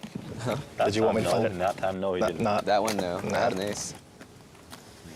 A suited ace. Ace 5 suited. Yeah. Chong telling the truth, somewhat of a rarity in the poker community, at least at the table when it comes to what hand you had. Yeah, I think at the higher stakes buy-ins, if players talk about their hands, they actually tend to be pretty honest. Paxton out of the way, and now Jeff Gross, with 239,000 in front of him, takes a peek at Queen 4 suited. Looks like actually let's hold it to... You gotta believe that Jeff Gross's gum is just all out of flavor at this point. He has been smacking that thing hard since the top of the event. And he is going to make it 20,000, min raise. Pocket deuces for Silverman in the small blind, showing pause. There's 6 players left out of 21. I bet you Bill will re-enter right now for 220. Special case. And he's going to just lay it down. Back to Joseph Chong. Joseph only with 134,000 to start the hand.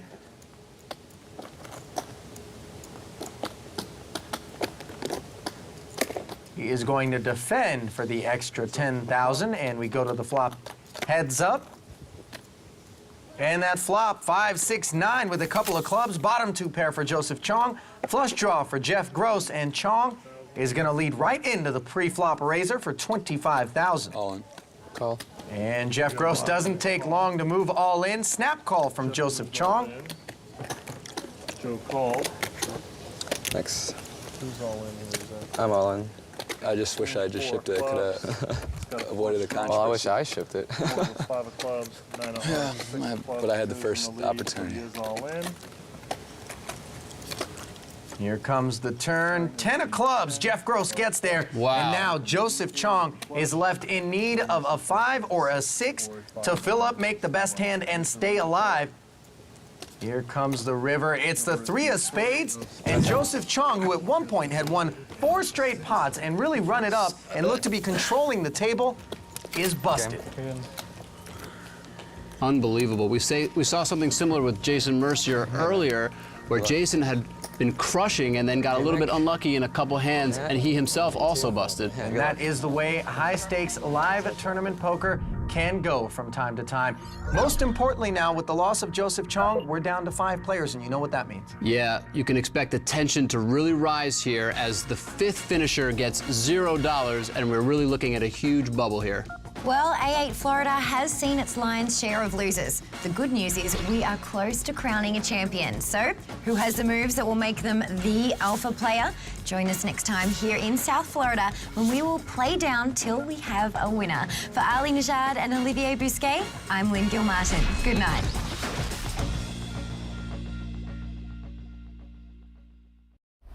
This could be you. Get a free shot at winning a seat into a WPT main event at clubwpt.com. Sign up for free today using bonus code YT31. The world's richest and bravest players are competing in poker's most elite final table. And tonight, we crown our champion. This is WPT Alpha 8.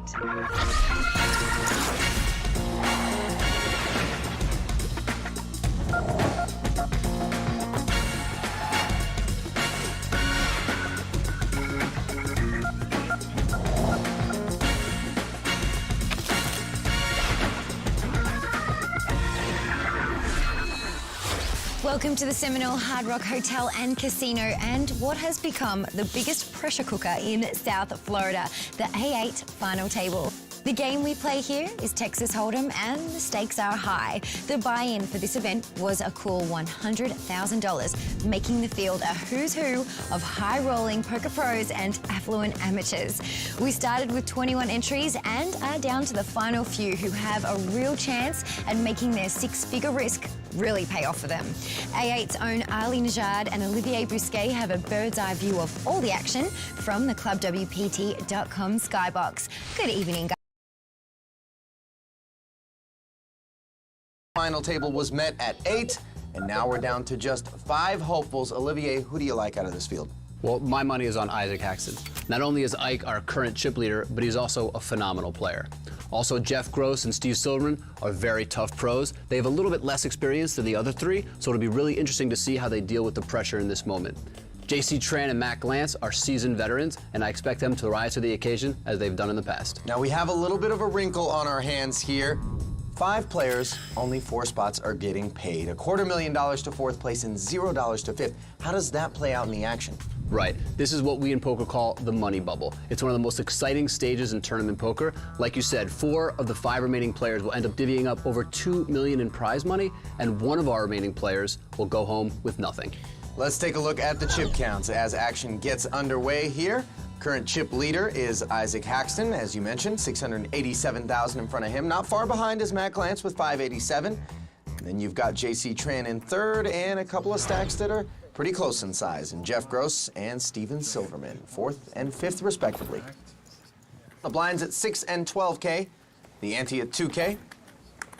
Couple of folds in front of Matt Glantz, who kicks off the action, raising to 25,000. And Isaac folded the small blind. It's over to Jeff Gross with 10-9 suited, certainly playable out of the big. The suited connector actually plays really well. I think most players would defend here from the big blind. Can't imagine a fold. All in. Oh, but an all-in, that's a little unexpected. 270? I think 260, so. Jeff Gross showing right off the bat that he is not afraid. You're good. You're good.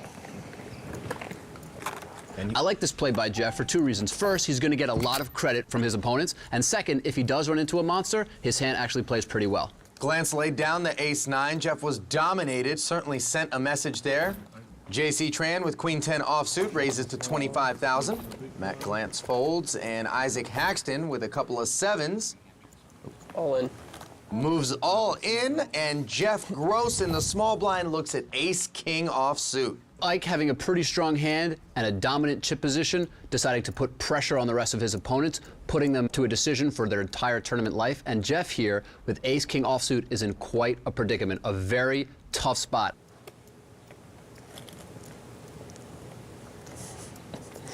This is getting comical. Every hand, so. You seem to have pulled back a chip from your small blind. This is true. With ace-king, I don't know what I would do. I'd probably take a long time, probably eventually call, but this is a really tough spot here. Sorry, when you guys see my hands, you'll understand. Jeff really deliberating here, referring to what he considers a number of difficult decisions that he's had to deal with in this tournament. It's pretty common when you're playing with such a tough level of competition that you're going to be put to real tough decisions. Jeff ultimately deciding to play it safer and folding ace-king. I want that hand.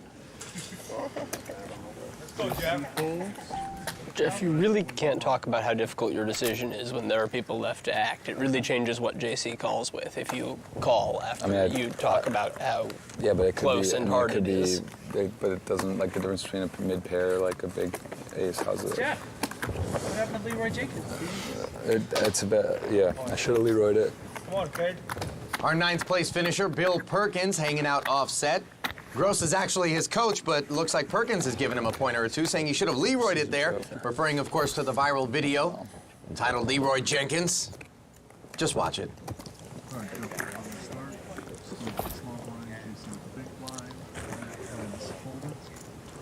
I was just thinking, let me have your hand. Yeah, you would have done something different.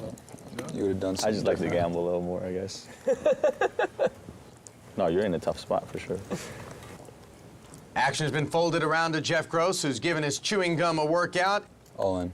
And with ace-jack offsuit, he's a little bit more comfortable in this situation, opening up the betting, moving all in for over 300,000. So again, we see the difference with him as the aggressor, deciding to play it a little safe, not see a flop. You're right, though. I shouldn't say that. Sorry. It's okay. I mean, I understand it. I mean, I think it's pretty, obviously I take that long. I mean, it's a pretty tough decision, but you're right. So. No, it's not so much what happens if you take that long and then fold, but if you take that long and then call, it's a lot easier for JC to call with jacks or 10s than if you... I see your point. I'm just saying it's like, in my mind, I'm looking at like it's obviously they're like, yeah, but he whatever. could be saying the same thing with queens. Yeah. It's not easy for me to... It's not like he knows I have either a big ace or I have a pretty big pair. It's like, But a player as sharp as JC, I don't think it matters, but you're right, in a normal scenario, it might influence them. So the player's talking about the etiquette, Ike making the point that you want to keep the information to yourself, not give the other players a clue as to what your hand might be. So I can't wait to hear from my friends about this one. They're probably having a field day in there, especially to you, but all in. Action is folded around to JC Tran, who moves all in with an ace-jack offsuit of his own. Matt Glantz without a decision in the big blind with just 9-3 offsuit. And it's another tour of duty with ace-king offsuit for Jeff Gross. He's had some premium hands to start off the action this evening. And Jeff has raised it up. Jeff Gross has some experience in big buy-in events. $10,000 2012 World Series of Poker heads up. He finished 8th. In 2013, he played the six-handed event, $25,000 buy-in, finishing 12th. It's like Ike's chosen to defend with ace-10 of diamonds. And not the best board texture for ace-king as the flop comes 7-4-8. Ace-10 suited, certainly not thrilled with the board either, as Ike checks it over to Jeff, who checks behind.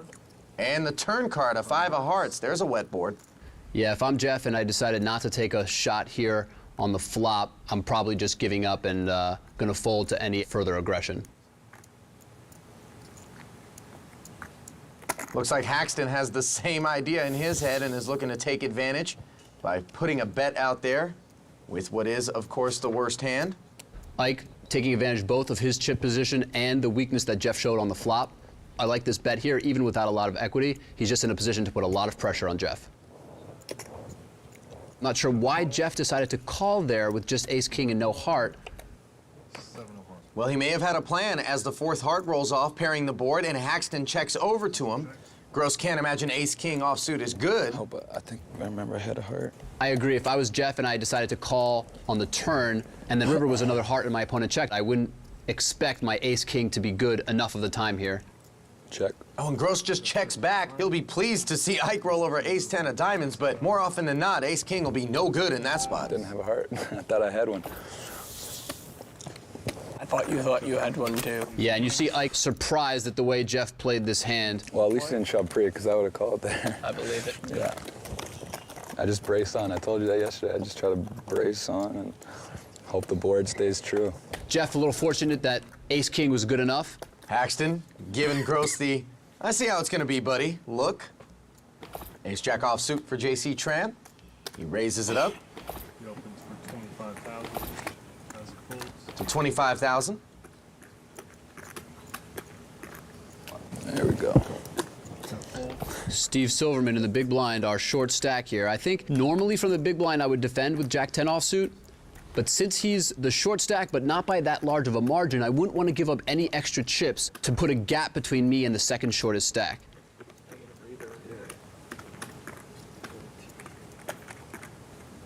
Steve calls out of the big blind. Silverman has opted for just a call. But look at this gin. An ace and two tens. Silverman has JC crushed with trip tens. JC with just aces up. And both players check. Conservative but thoughtful check from JC. Relatively dry board and doesn't think he can get much action. I don't like this check on the turn by Steve. I think he's getting a little too tricky planning a check raise. And Tran not biting, checks back on the turn. And River's the best hand with aces full. Disaster for Steven Silverman. Yeah, this is a huge turn of events here. Steve, by all accounts, must think that his hand is best here, and looks like he's going to come out with a bet. I do think he should be able to get away from the hand, though, when JC moves in, because there's just no way, from Steve's point of view, that JC will be bluffing here. All in. And that's exactly the way the script plays out. Silverman bets out, JC moves all in rather short order. And there are two reasons I think JC is unlikely to be bluffing. One is that it's such a critical moment, and two, it's not that unreasonable that Steve himself has an ace. And if JC were bluffing into an ace, he would just be giving up all of his chips for no reason. Silverman seems to understand what you do as he lays down, and JC picks up a nice pot. We'll see if Steve Silverman can recover from that small misstep as the action continues from Florida. Alpha 8 is brought to you by ClubWPT.com. Fun, exciting poker you can play for free. We are cruising down Millionaires Row in Fort Lauderdale, where all of these houses are multi-million-dollar mansions. I'm up here with Captain Gary, First Mate Pablo. These guys live the dream, cruising around the canals of Fort Lauderdale all day, every day, and today they're taking us with them. This is the largest marina south of Annapolis, Maryland. All the boys come down with all their toys just to show off their yachts. Oh, look at that. What would that be worth? Yeah, it would be somewhere around 120. $120 million to buy that yacht. Steven Spielberg charters his for $1 million a week. Wow, So, $1 million a week. Yeah, $1 million, but he's a $220 million yacht. The house coming up belongs to Michael Mann, just a one-bedroom house. I wouldn't mind staying there. Yeah. Well, that was an awesome tour, and now let's get back to the poker action. How come we don't get invites to that stuff? I know, we're stuck here talking about poker and Lynn's out seeing million-dollar Seriously. yachts. I thought we were friends, Gil Martin. As we get a look at the chip counts, Isaac Haxton still with over 600,000, and Steven Silverman very short stack with just over 100. Button is on Matt Glantz, and Steven Silverman will be first to act. Looks down at 9-7 offsuit. Steven, the one-time roommate of Andrew Lucky Chewy Lichtenberg, who also played in this event. Meanwhile, J.C. Tran, four-time World Series bracelet winner, has King 10 offsuit and has raised it up.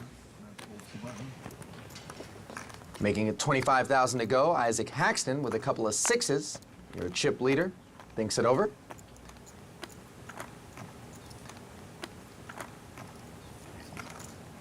He's going to just call from the small blind. The main reason Ike decides to just call instead of move in is because Jeff Gross has moved up so much in the chip count that now Ike would be putting more at risk by moving in. So it's heads up to the flop. And that flop, King, King, 4 with a couple of hearts, a pesky one for pocket sixes. JC is flop trip kings, and Ike is staring at a paired board with an undercard to his sixes. He's probably thinking that it's such a tense moment on the bubble that he has JC out chipped and that therefore JC will play pretty straightforward. So this bet will give him all the information he needs rather than just checking and calling and potentially seeing a disastrous turn card that would give JC a better hand. So this is not necessarily the type of line Ike would take with the pocket sixes, but given the context, he elects to do it this way, and JC is playing straightforward, right away raising up to 125,000 total after the lead for 42. And JC picks up a nice pot. It's really important to have a good mindset coming in and, good stamina, especially at my age now. I feel like I'm pretty old. I'm 36. Wow, 36 is old. What does that make us? I know.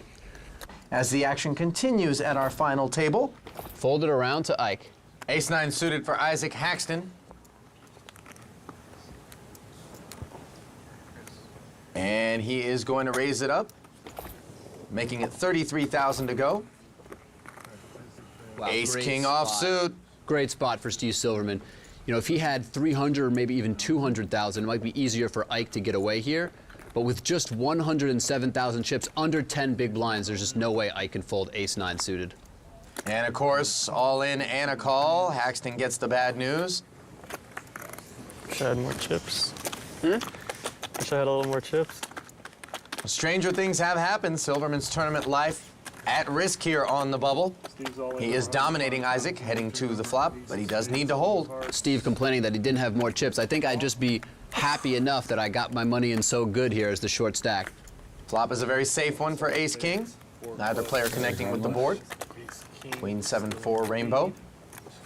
And the turn card is a 6. All Silverman needs to do is avoid a 9 on the river to double through Haxton and stay alive. And easy enough, 3 on the end. Solidifies the double up. I think Steve was probably the only person rooting for himself there. All the other players hoping to burst the bubble and guarantee themselves a nice payday. They do it quietly, though. Well, with that, we do have a new chip leader. Take a look at the board. J.C. Tran has inherited that title with 528,000. Matt Glantz in second. Action is on him. And Ike has managed to move down into 4th place out of our 5 finishers. And with the blinds up on this hand, all in. Ike with 25 big blinds has decided to move in here with 2 10s. You can see he's not messing around on the bubble, just wants to take the pot pre-flop. This is a really big all-in pre-flop, though. Yeah, Ike always has a very strong hand when he does this. I would say 2 9s or ace-queen minimum. Call. And JC takes a look at ace-queen and says call. There will be a new chip leader. Good luck, guys. Wow, when you think about that range that I just described from Ike, ace-queen is probably a fold. And right now, Ike is in the race of his tournament. If he loses it, he will be out and the bubble boy. And a queen right in the window on the flop. JC jumps out to a huge lead, but Ike knows he can hit a 10 or a jack to take over control of this pot. Or another 10 to the turn. Tension mounts, 8 on the turn. And now, our one-time chip leader, Isaac Haxton, needs to hit a 10 or a jack to double up and stay alive. Anything else, and we have burst the bubble. Can Haxton hit? No, he cannot. And that's it. Minus 200K for the effort. And you see him rolling his eyes, and you can't blame him, Olivier. Yeah, a really tough set of hands there for Isaac Haxton. Probably the toughest player that was remaining. All the other players are just elated to now be guaranteed money and to have one of their toughest competitors out on the bubble. An absolute brutal set of hands for Ike, who was our chip leader with 5 left and now goes out in 5th place with no money. That is the way the poker cookie crumbles sometimes. I'm joined by Isaac Haxton. You have been eliminated just shy of the money. I know that's such a tough spot to handle, especially for this amount of money, but you still seem to be in good spirits. Yeah, you know, you show up for a 20-player tournament, you're going to bubble it about 120 times, so I'm reasonably content with what I did. All right, well, thank you so much for talking to us. So sorry to see you go.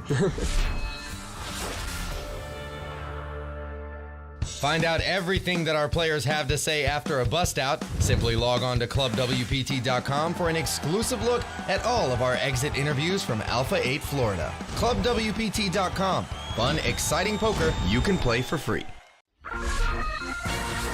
All 4 of these players in the money right now. They can breathe a little bit easier, but the pay jumps are significant, of course.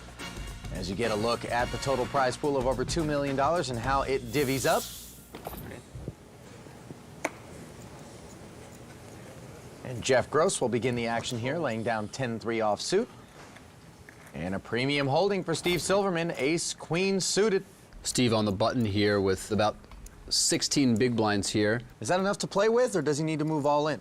I like either, a small raise or just an open shove. I think either play works fine with this hand. Min raise from Steven, and ace-jack offsuit for JC, who is 3-betting it to a total of $68,000. Yeah, button versus small blind, ace-queen suited against ace-jack offsuit is really just a cooler. Not much either player can do here besides just put their chips in and hope that their hand either holds up or gets lucky. All in. Silverman all in, and is there any chance JC's hand hits the muck? I don't think so. I think JC is just making sure that under 300, right? Steve has the same number of chips that he thought that Steve did, and it looks like, yeah, he is going to call here and going to get the bad news when Steve flips up ace-queen. So JC's choice to make a 3-bet there pre-flop was certainly predicated on the understanding that if Silverman played back, he was going to be in a position to call the entire Right, stack. he had a plan. He knew that Steve was likely to either fold or go all in, and he had a plan to call if Steven did go all in, which I think is the exact right way to play this hand. Just a little bit unlucky for JC that Steve has such a big hand on the button. That's a good card. That's one of the ones you were thinking of. That's a good card. The board is paired on the turn, and Tran can potentially chop if he hits an 8 or a 10 on the end. Pretty good card on the turn, gives Chan some additional good cards on the river, but the 3 is not one of them, and Steve does double up, moving up from 4th all the way into 2nd place now. Just do it. Steven had just about 100,000 in chips at one point in time, and he is up to 520,000 in his stack. It's really such a confidence boost when you're under 10 big blinds on the bubble, double up twice, get in the money, and now you're in 2nd place. I really look for Steve to make a strong push here at the end. JC folds. Matt Glantz with ace-9 offsuit raises it up to 35,000. I think Jeff should at least consider playing queen 10 from the small blind to a button open. I think throwing it away is acceptable some of the time, but definitely should consider playing others. Well, Silverman does have a bigger stack than he did just a hand ago, right behind Jeff. 35. He's elected to put some of those newfound chips to work with 6-7 offsuit out of position against Matt. They head to the flop heads up. And as we've seen before, with such small raises before the flop, the big blind getting such a good price defends with relatively wide range. 5-5 tray on the flop. Silverman checks over to Glance. Very dry board here. I expect the pre-flop raiser to bet most of the time, but Matt Glance checks back. Sometimes, I can't tell if Matt is just really nitty or has a great live sense, because Steve actually did have equity, and as we see by the turn, Steve has now turned the nut straight.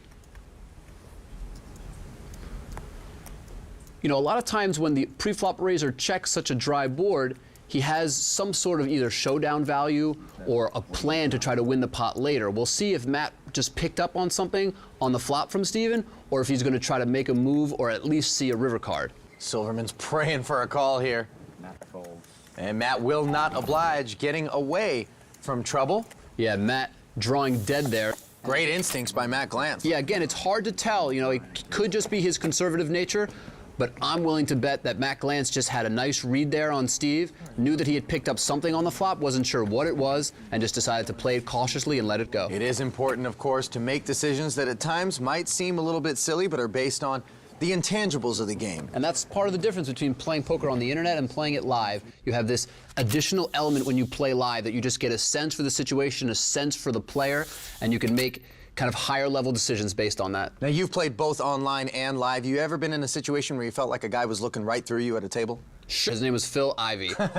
Those eyes. Glance folds. Actions on Gross. It's interesting to note that Jeff Gross folding a raggedy ace on the button. The button is really the strongest position at the table. I think that's too strong of a hand to fold. Maybe Jeff is looking to move up in the pay jump. King Jack suited for Steven Silverman. Silverman raises. And we see a raise out of the ace-10 offsuit of J.C. Tran to a total of $41,000.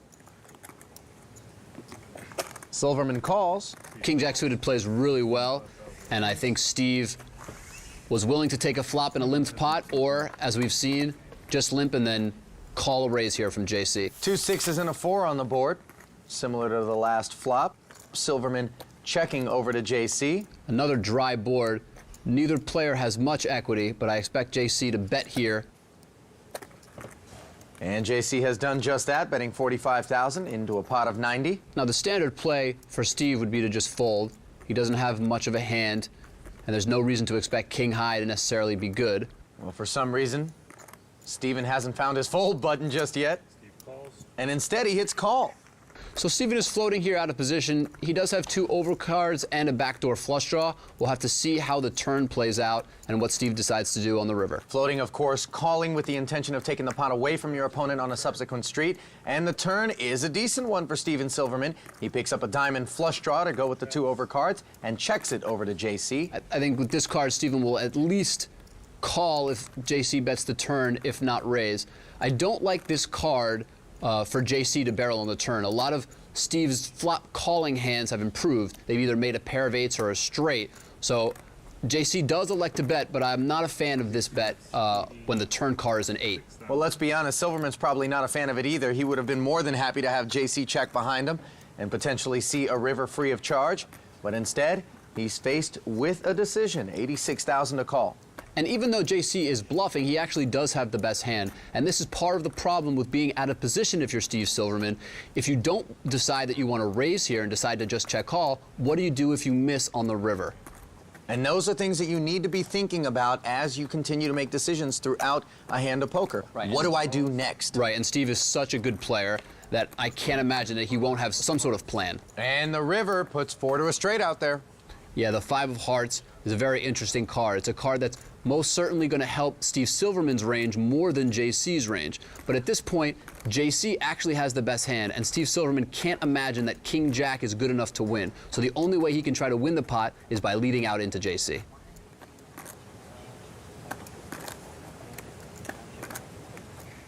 And we see that Steve has now elected to lead into JC, representing the 7. He missed his flush, but he still had a plan to try to win the pot, and out of position, his only option was to just lead right out into JC.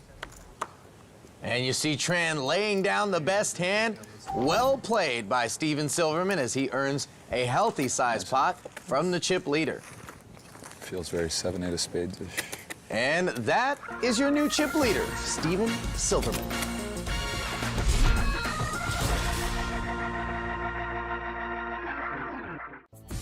Welcome back to the final table of A8 Florida, coming to you from the Seminole Hard Rock Hotel and Casino.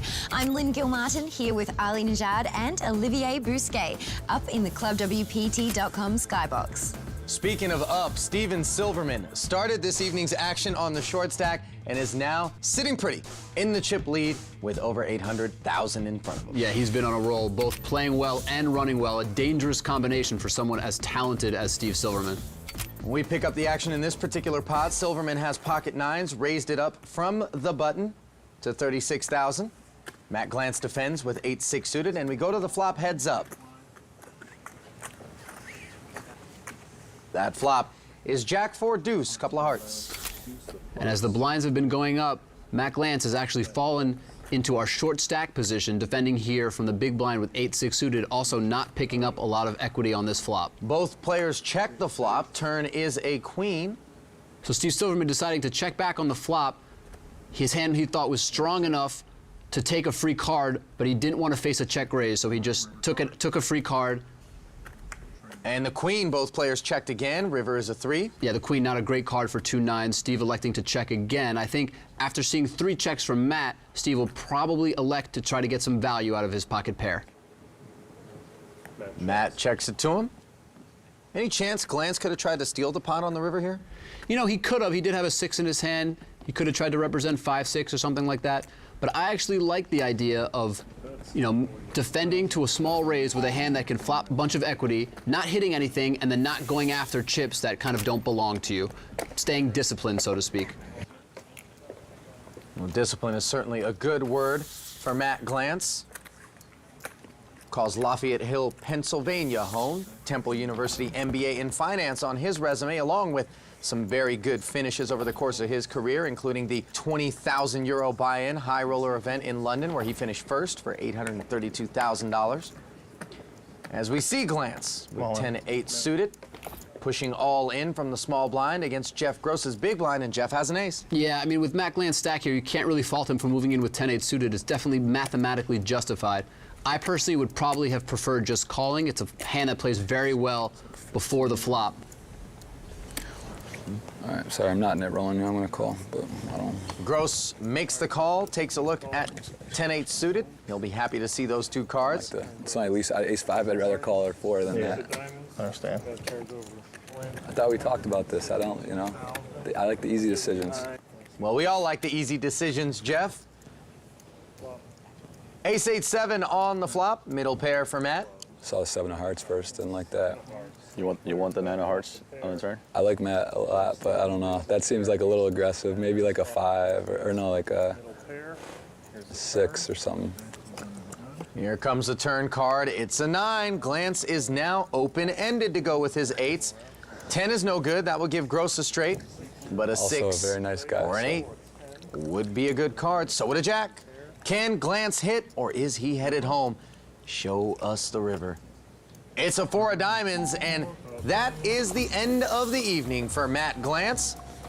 One-time chip leader will shake some hands and head over to the cage, where he'll be collecting a cool $243,180. I thought Matt Glantz played really well throughout this tournament. At the end, when the blinds got up, you know, there wasn't really much he could do. He didn't get a lot of good hands, and he did his best. Well, Matt, congratulations. $243,000. You have won in 4th place. You came into this final table as a chip leader. Tell us about your journey here. It was a great time, great experience with Alpha 8. A bunch of real great guys that played this event. I mean, I know them all, and you're playing with the best in the world, so you have to make a lot of decisions they're not used to making, and this is a more challenging experience. So we're down to just 3 players at this point, Olivier. Has that changed the action at all? Yeah, every time you lose a player, the hand ranges start to get a little bit wider. I think as the blinds being as high as they are, this probably favors both Steve and Jeff, a little bit more experience playing shallow than JC. Of course, when you're 3-handed, you're either on the button or in one of the blinds, and JC Tran finds himself in the small blind here with King 5 suited.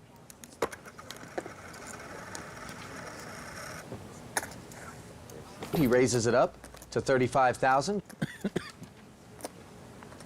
Jeff Gross is defending with 10-9 offsuit. And the flop.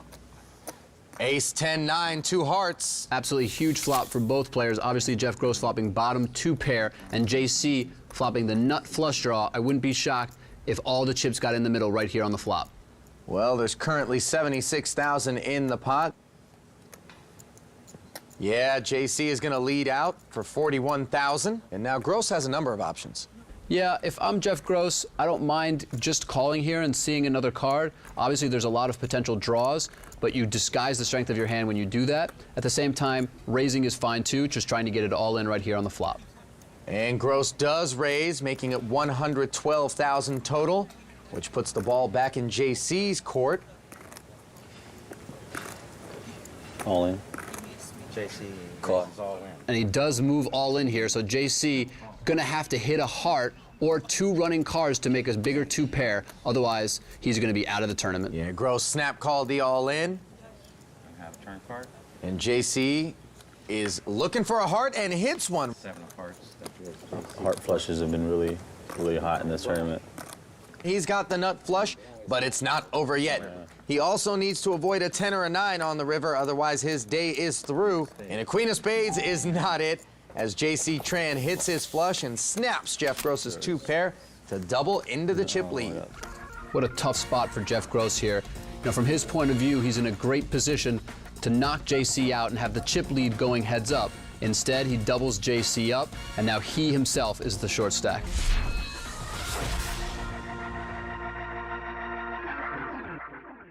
Do you know when to hold 'em and when to fold 'em? Prove your poker supremacy and rise to the top of the ClubWPT.com leaderboard. Play all the poker you want 100% free, today and every day, at ClubWPT.com. Welcome back to the world's most exclusive poker room, WPT Alpha 8. Tonight's event is coming from the Seminole Hard Rock Hotel and Casino in South Florida. 3 players remain, and that's what it looks like. JC Tran with $1 million in front of him, Steve Silverman with 844, and the short stack of Jeff Gross takes a peek down at King 10 offsuit. Jeff sitting on 16 big blinds. We'll have to see how he decides to play it. Can he limp? Can he just min raise? He could probably consider either one of those. I don't think folding is an option, but looks like Jeff has decided to go all in here with King 10 offsuit. Makes quick work of the Jack 10 offsuit for Steve Silverman, and it's over to Queen 9 suited, showing pause in JC Tran's hand. Queen 9 suited feels close, but ultimately I don't think you can really call here. Maybe if he had Queen Jack suited, definitely King Queen, but Queen 9 suited is kind of on the borderline. You have Queen 10? Worse. Oh, okay, well, you're a good fold. What's that? I just don't think, I can't find where I can really dominate. Yeah, I wanted you to call after you, when you were like, it's a good one, and then I knew you didn't have an ace, so I was like, I had a king high. Probably better king than you, I'm guessing. No, I didn't have a king. Oh, yeah, I had king high. I kind of wanted to call. Wouldn't mind getting off to the races again. Blinds and antes have gone up to 10 and 20,000. Seems fair. fair. 3K ante, diminishing the value of every stack at the table, including that of Jeff Gross, as he looks down at King 10 offsuit. All in. And he's going to move it all in. With the blinds moving up, Jeff sitting on 12.5 big blinds. Not a lot of choices with this hand, and looks like he's run into a monster hand in the small blind of Steve Silverman. All in. And Silverman moves all in over the top. Wow, this is it right here. This might define how good I'm gonna run. And JC gets to play the squeeze game. Oh, I thought you'd already looked at this. No, I haven't looked. Show me ace 10, or ace jack. Oh, that's not good. That's a good hand. Taxi cab. Where's Perky? We got taxi cab. Steve Silverman is dominating Jeff Gross here. In Houston, that's the nuts. I know that. I can't lose that. And if we're in Houston, I can't lose this. I think I got the queen 5, I believe. Well, it's King 10 off against Ace King. Jeff Gross is in bad shape for his tournament life. Come queen and end it. And he's in even worse shape now. Oh, wow, he's got the club too. That's a tough one. That's gonna be a tough one to win. Let's do a jack first. Asking for a jack, and he gets one. Looking for a queen to double up and stay alive. Queen. $4,000 tip to you with the queen, red queen. Oh. It's a king, a pair, but not a big enough pair. And Jeff Gross will shake a couple of hands, and head to the cage to pick up a very healthy $364,770. Can't be too disappointed if you're Jeff Gross. Could easily have bubbled this tournament, but instead picks up over $350,000. Yep. Jeff Gross, your biggest career cash in a tournament. Congratulations. How are you feeling right now? You know, I think I ran okay, and I think I played well, and I'm happy, and amazing tournament. I'm going to try to play all the Alpha 8s this year, and so this was a lot of fun. Of course. Well, it was a lot of fun watching you, and you, of course, are a brilliant player. You've done yourself proud, and the rest of us. It was great to watch you. We'll see how it all plays out when we come back. Welcome back to the Seminole Hard Rock Hotel and Casino in South Florida, where we give you a look at our inaugural WPT Alpha 8 trophy and, of course, the bundle of cash that these two are playing for. And Olivier Bousquet, you know a little something about Steven Silverman. My guess is you're favoring him in the spot? Yeah, I have to say, you know, Steve has played a lot of heads-up hands online. He was one of my toughest competitors a few years ago before he took a break from poker. I'm sure he's happy that he's come back. He's had a great year thus far.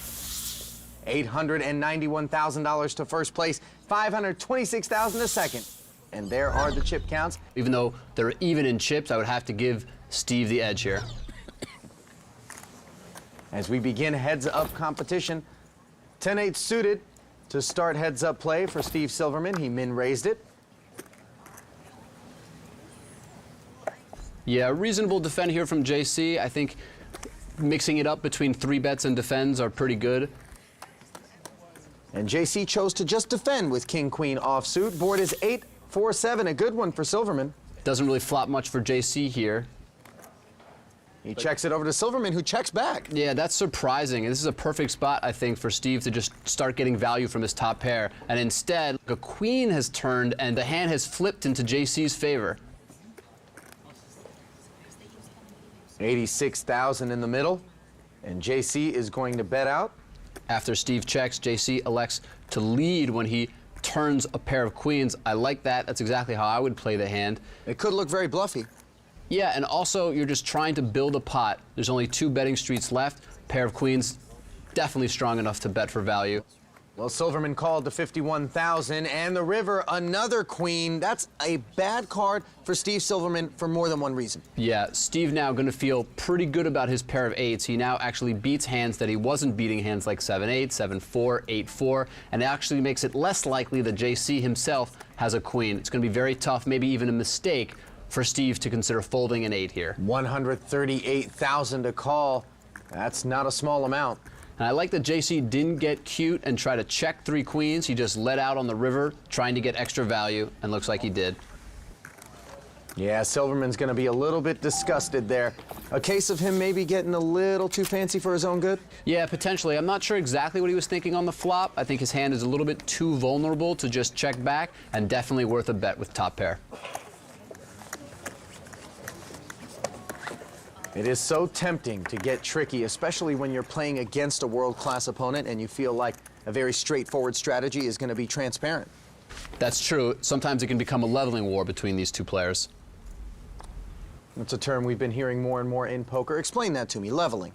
It basically means you think your opponent knows how you play and how you think, so you try to go up a level and try to exploit the information that you think he has on you. Ace-Jack suited for JC Tran on the button. He min-raises, and it's 2 9s for Steve Silverman, who 3-bets it to a total of 135,000. 2 monster hands here, Ace-Jack suited and pocket 9s. I wouldn't be surprised if it gets all in here. It's really going to depend how JC decides to play his Ace-Jack suited. I wouldn't mind if he wanted to call the 3-bet, maybe even 4-bet and then call an all-in. All in. Call. Looks like he's decided to go all in himself. Snap call from Steve Silverman, and these 2 turn him up. They look pretty relaxed out there, Olivier. Yeah, I mean, when you get to these stakes in poker, especially heads up when you're not that deep, you just know that it's potential that you're going to get in for most of the chips as a race. That's exactly what's happened here. The board reads 4-5-7, a good one for 2 9s. Makes it more fun when I hit it and turn the river, right? So far, so good as the turn pairs the board with a 4, and now JC Tran is down to 6 outs once to double up and stay alive. He cannot hit. Silverman continues now with a massive chip lead after sticking JC Tran on the short stack, and Steven Silverman will be first to act. All in. And he's going to lean on him with Queen 9 suited here from the button. Queen 8 off for JC. This is kind of a big all-in by Steve Silverman. Definitely justifiable. I think Queen 8 is a little bit weak here. JC could have been a little bit more patient. Also a little bit unlucky that Steve had him dominated with a bigger queen.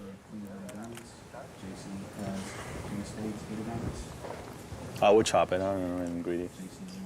I'll just flop a flush. That'd be cool. Clear the board. Can he make it happen with Queen 8? Apparently he can, as he hits the 3-ball corner pocket. 8 right there on the flop. Steve not dead, though. He's got a 9 or a jack that could give him the lead. Got shot straight draw. Oh, and there is the 9, and Silverman has now regained the lead in this particular pot. Jack for the chop. Yeah, you were calling for the chop. A jack would make this a chop pot, and 8 would give JC the win outright. Instead, it's a queen. Both players make 2 pair. Silverman's is best, and he is your first ever WPT Alpha 8 champion. Congrats to Steve. He really played great throughout the tournament. And you can see what a roller coaster ride that is tournament poker. Steve Silverman at one point under 10 big blinds on the bubble, seemed like he might not even cash, and instead becomes our first champion. Stephen, you are the Alpha 8 here in Florida. Tell us about your experience at this final table. And the players that made the final table were all, great players. I mean, everyone that played the tournament was really great, and Okay, of course he gets distracted by this thing. It's huge. Do you have space at home for that? I'll make space. I'll find a next level. I got a lot of space in my room. You guys don't Well, that wraps up our coverage here at the Seminole Hard Rock. So for Ali Najad, Olivier Bousquet, I'm Lynn Gilmartin, and we'll see you at the next Alpha 8.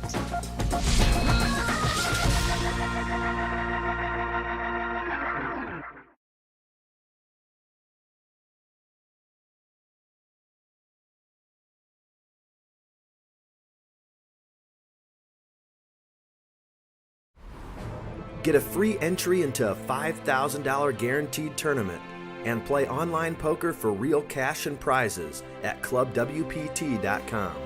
Sign up for free today using bonus code YT21.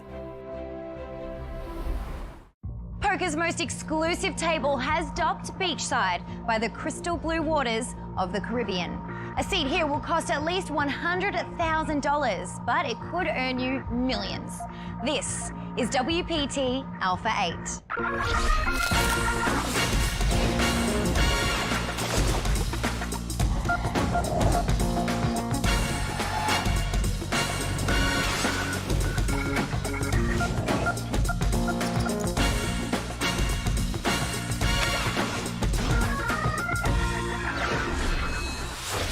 Welcome to St. Kitts, a gorgeous vacation destination cherished by the well-off.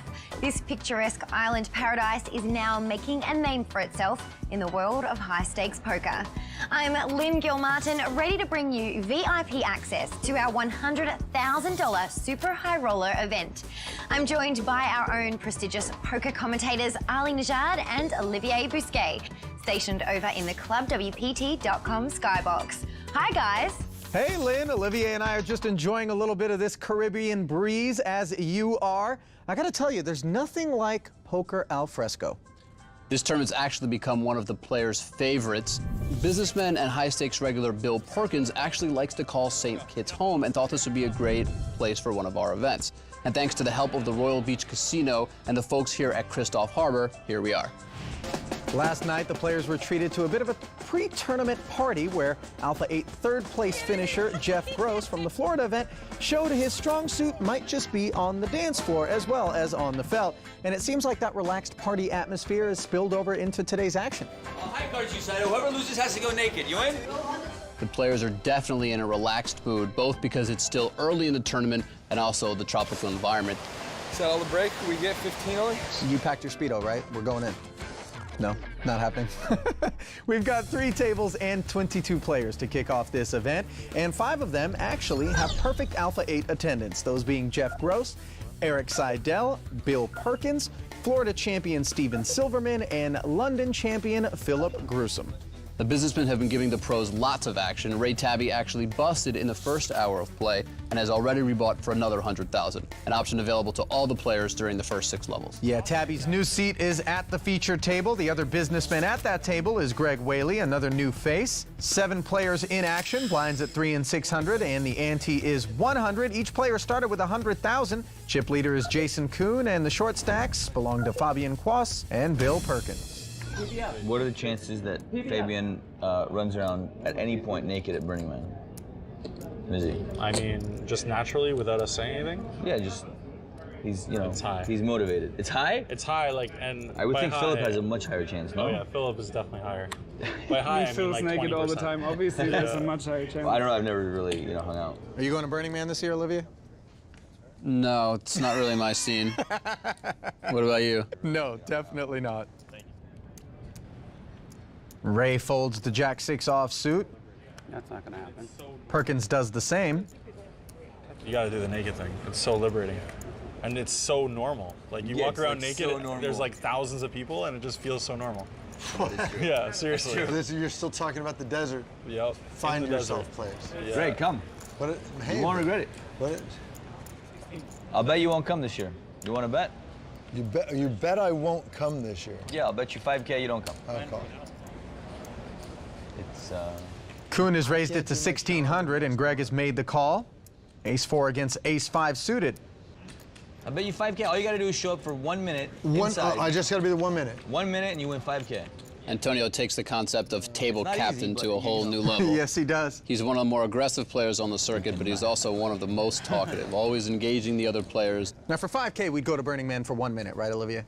I wouldn't. You can send me a postcard. It's metagame, though. There's method to the mayhem. I think there's definitely a strategic element to it. I think Antonio engages the amateurs to try to build a rapport with them to exploit later on. It's very cash gamey, huh? And then he also engages some of the very good players to try to distract them and get them off their game.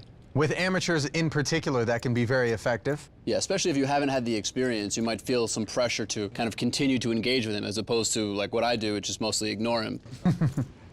Flop is Ace-Jack-6 with a couple of spades, both players with a pair, and Jason checks. Yeah, after taking the initiative pre-flop, Jason kind of wants to see where this amateur is at. He's got top pair, but not a great kicker, so he doesn't want to put too much money in the pot. Kuhn is so calm and collected and good. And Greg has bet 2,000, and Jason calls. Easy call for Jason. Calm, collected, and good, you know? Look at that. Doesn't even crack a nudge, nothing. Turn is a 7. Kuhn checks again. 7 of diamonds adds a couple draws there. Some straight draws and a second flush draw. 5,000. And Greg bets 5,000 this time. And Kuhn just lays down the ace. Yeah, that's a pretty conservative fold by Jason. And you just walk around naked in the desert? It's always the same. 5K bet Burning Man. A lot of pros, when they are playing hands with amateurs, they tend to take the more conservative route because they think that they have a post-flop advantage. Bill Perkins with 8-5 suited. Can't resist the temptation, and he's going to pop it to 2,000. Yeah, that's a big raise, more than 3 times the blind, and with a, it's probably a function of the fact that his hand is not that strong. I think it's probably better just to fold 8-5 suited than try to steal the blinds with this. But it's really important, if you are going to raise to 2,000 with a weak hand, that you also take 2 aces and make the same raise so that you don't give up any information pre-flop. Yeah, it helps to not be transparent, but I think the best solution is just to fold 8-5 suited in early position. It's just not strong enough a hand. And after a cold call with Jack-9 offsuit by Greg Whaley, Sorrel with Ace-King offsuit has made it 7,000 total. So Sorrel with a big hand and in position, an easy 3-bet here. Bill adds insult to injury with his 8-5 suited by calling out of position a relatively large 3-bet. Greg laid it down, not wanting to make the additional 5K investment, and the flop is 7 deuce 4, all spades. Perkins checks to Sorrel, who's got the nut flush draw and 2 overs. Yeah, this is a pretty good flop for Sorrel without hitting a pair. He's got the ace of spades, and Bill with just a gut shot and 8 high can't continue. Well, to Bill's credit, he understands when his hand is not in great shape, and he check folds the flop. I never thought perky money was so easy. It's not very easy. He's just calling, fishy, just trying to get it in, kid. Can't get a flop where I can get it in. We send it over to one of our outer tables right now, where Timothy Adams and Jeff Gross are locking horns on the board of Jack-9, Ace, Queen, King with 3 hearts, and Jeff Gross has made a runner-runner flush against top 2 pair for Timothy Adams. Wow, that's a very strange play by Adams to move in here. I think it's because he has the ace of hearts that he's trying to represent a flush. This is a clear bluff by Timothy Adams, hoping maybe that Jeff just has a 10 and will fold. Well, Jeff does indeed have a 10, but he's got a 10 and an 8, both hearts. 48. Yeah. 48 and 1. This is so brutal. Like the nuts and then more. Yeah, I'm really not sure what Jeff's thinking about. He has the second nuts here. Obviously, he loses to an ace-high flush, but that's the only thing he loses to. He can't really consider folding. Can understand showing a bit of pause. Yeah, I think it's more a question of in the lower stakes, people aren't bluffing as often, so he just doesn't expect his opponents to be bluffing as often as they actually are. But Gross is going to look him up. Adams is a good enough player that he'll be bluffing sometimes. I do. That's bad. I mean, yeah, I know you have ace hearts, just matters together. And that sends Timothy Adams in search of a second bullet or maybe a pool chair. Yeah, I'm not a huge fan of that bluff. It's an interesting play with the ace of hearts, but I think Jeff is not a player who will be bluffing that often in that situation. So I think it's a dangerous play, and Timothy Adams, probably partly because it's also the rebuy period, decided to take a shot there. I don't know. I have mixed feelings about the bluff, but I don't know. Sometimes it goes through and you feel really good, and sometimes it doesn't and you feel stupid. So right now I feel stupid. But Oh no. Well, the good news is it's still early, so the re-entry period's still open. We're gonna see you come back? yeah, I'll jump back in. Back over to the feature table where an 8th player has joined the action. What's up, Mike? Hey, how's it going? And that would be Mike McDonald, who goes by the name Timex. And I understand you two know each other, Olivier. Yeah, Mike and I are pretty close friends. I think he's one of the better players on the circuit. He's a regular in these big buy-in events. Actually started playing when he was really young. I think he was the youngest winner of an EPT event ever. He won over $1 million when he was just 18 years old. So he's actually been playing for these stakes for a while now, even though he's still in his mid-20s. Taking a look at the feature table leaderboard, Jason Kuhn comfortably at the top with 149,300, and the two short stacks belong to Fabian Quas and businessman Bill Perkins, hovering around 53,000. Pull-ups are so hard. I'll bet you can't do 20 pull-ups at any point in the next 5 years. Wow. Okay. How much? How much? I'll bet you $100. I'm a fat guy. You should snap that. Not enough incentive for Sorrell to start working out all the time. No, but the ace-queen offsuit, enough incentive to make it 1,500 to go. Antonio folds. Ray Tabby with 7-8 offsuit makes the call, a little liberal. We continue to see amateurs playing a wider range of hands than the pros. To be expected. In a tournament like this, yes, the amateurs tend to be, wealthy enthusiasts who can afford the tournament, and even during the rebuy period can afford a rebuy. Both Perkins and Kuhn lay down, as does McDonald. Pocket fours for Greg Whaley in the small blind. He makes the call. And with 8-6 offsuit in the big, Fabian can't resist the pot odds. He'll come along for the ride as well as we take the flop four-handed, and that flop is 8-6-7. Top and bottom pair for Fabian, and top two pair for Ray Tabby, who's got him in a world of hurt. Check. Greg checks, and Fabian bets right into the field, 5,000. I don't love this lead by Fabian. I think if I were to make a lead like this, I would tend to have either a stronger hand or a weaker hand. Maybe a hand like a straight or a set, or maybe a weak hand like just a 9 or maybe pocket 5s, something like that. Sorrell lays down, and Tabby makes it 15,000 total. Action on Greg Whaley, and he lays it down. It'll be interesting to see how Fabian decides to move forward. 10,000 to call after Ray made it 15,000 total. And Fabien's in a strange spot here. He's out of position. He doesn't have a lot of experience with Ray. He knows that since Ray is an amateur and has been playing a number of hands already, that Ray's range is going to be a little bit wider than some of the pros. I feel like I can go up to Perky and just hug him. Yeah, anytime. Yeah. Anytime. Table talk focusing around the huggability index of other players here at the event. The least huggable person. Oh. And Eric Seidel was like the least. That's correct. It is correct, right? It's like the perfect answer. We gotta start. Can you hug And Eric? Fabian's going to call the extra 10,000. A lot of cards that he doesn't like might hit the turn, and the Jack of Hearts isn't necessarily one of them. No, and I think that's part of the reason why Fabien decided to call. If a 9 or a 5 or a 10 did roll off on the turn, Fabien would have a much easier time getting away from his hand. I want to see you hug Seidel and break. Will you give that to us? It takes a special moment because it's Seidel is the kind of well, guy. yeah, but you can't. So you can't just go up to him and say, I would like a hug. I did not. Could Because you? you got to be on Seidel's. Like you got to catch him at the right time. Yeah, that's true. Give me a teddy bear. Yeah. I might have to, like... And he's going to lead out a second time into Ray, this time for 13,000. Yeah, this is a little bit of a strange play, especially considering Fabien's stack size. He's got about a pot-sized bet remaining, so this lead just strikes me as bizarre. I don't think he would have made this play against another pro. This is part of the dynamic that emerges when pros play against amateurs. They play a little bit funky, a little bit different than normal. Tabby has made it 40,000 total. Would Mike be more towards most huggable or least huggable? Not huggable. Not huggable? No. How do you feel? That's feedback, Mike. How do you feel about that? I thought I would have been a top 10 least huggable person. Least huggable? Yeah. Would have been my guess, yeah. Your energy is not like, come hug me. Not super positive No. or anything like that. No. Standoffish. It's not standoffish, it's just not huggable. Yeah, so now Fabien has to make a decision for his tournament life. Personally, if I had made a lead like this, I would have already decided before I bet what I was going to do if I was raised all in. Oh! Fabian makes the call, and he's going to get the bad news. Call. He's in a world of hurt, praying for a 6 on the river to win the pot outright, or a jack would give these two a chop. And the river is a 3. No help to Fabian. See you later. And he is going to head in search of a second bullet. I think part of the reason Fabien was willing to call off here was because it's still in the rebuy period, and he knows if he busts it, he'll have another chance. From what you were saying, the Germans tend to buy in again. Yeah, the Germans come to these tournaments deep-pocketed. I expect to see Fabien definitely rejoin us at some point later on today. Well, we'll let him hit the hotel room safe and step away for a moment.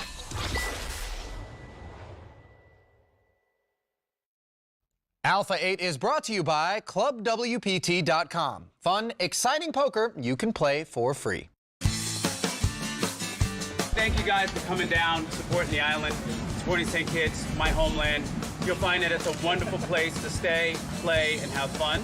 Located 1,300 miles southeast of Miami, situated between the Caribbean Sea and the Atlantic Ocean, St. Kitts is a wonderful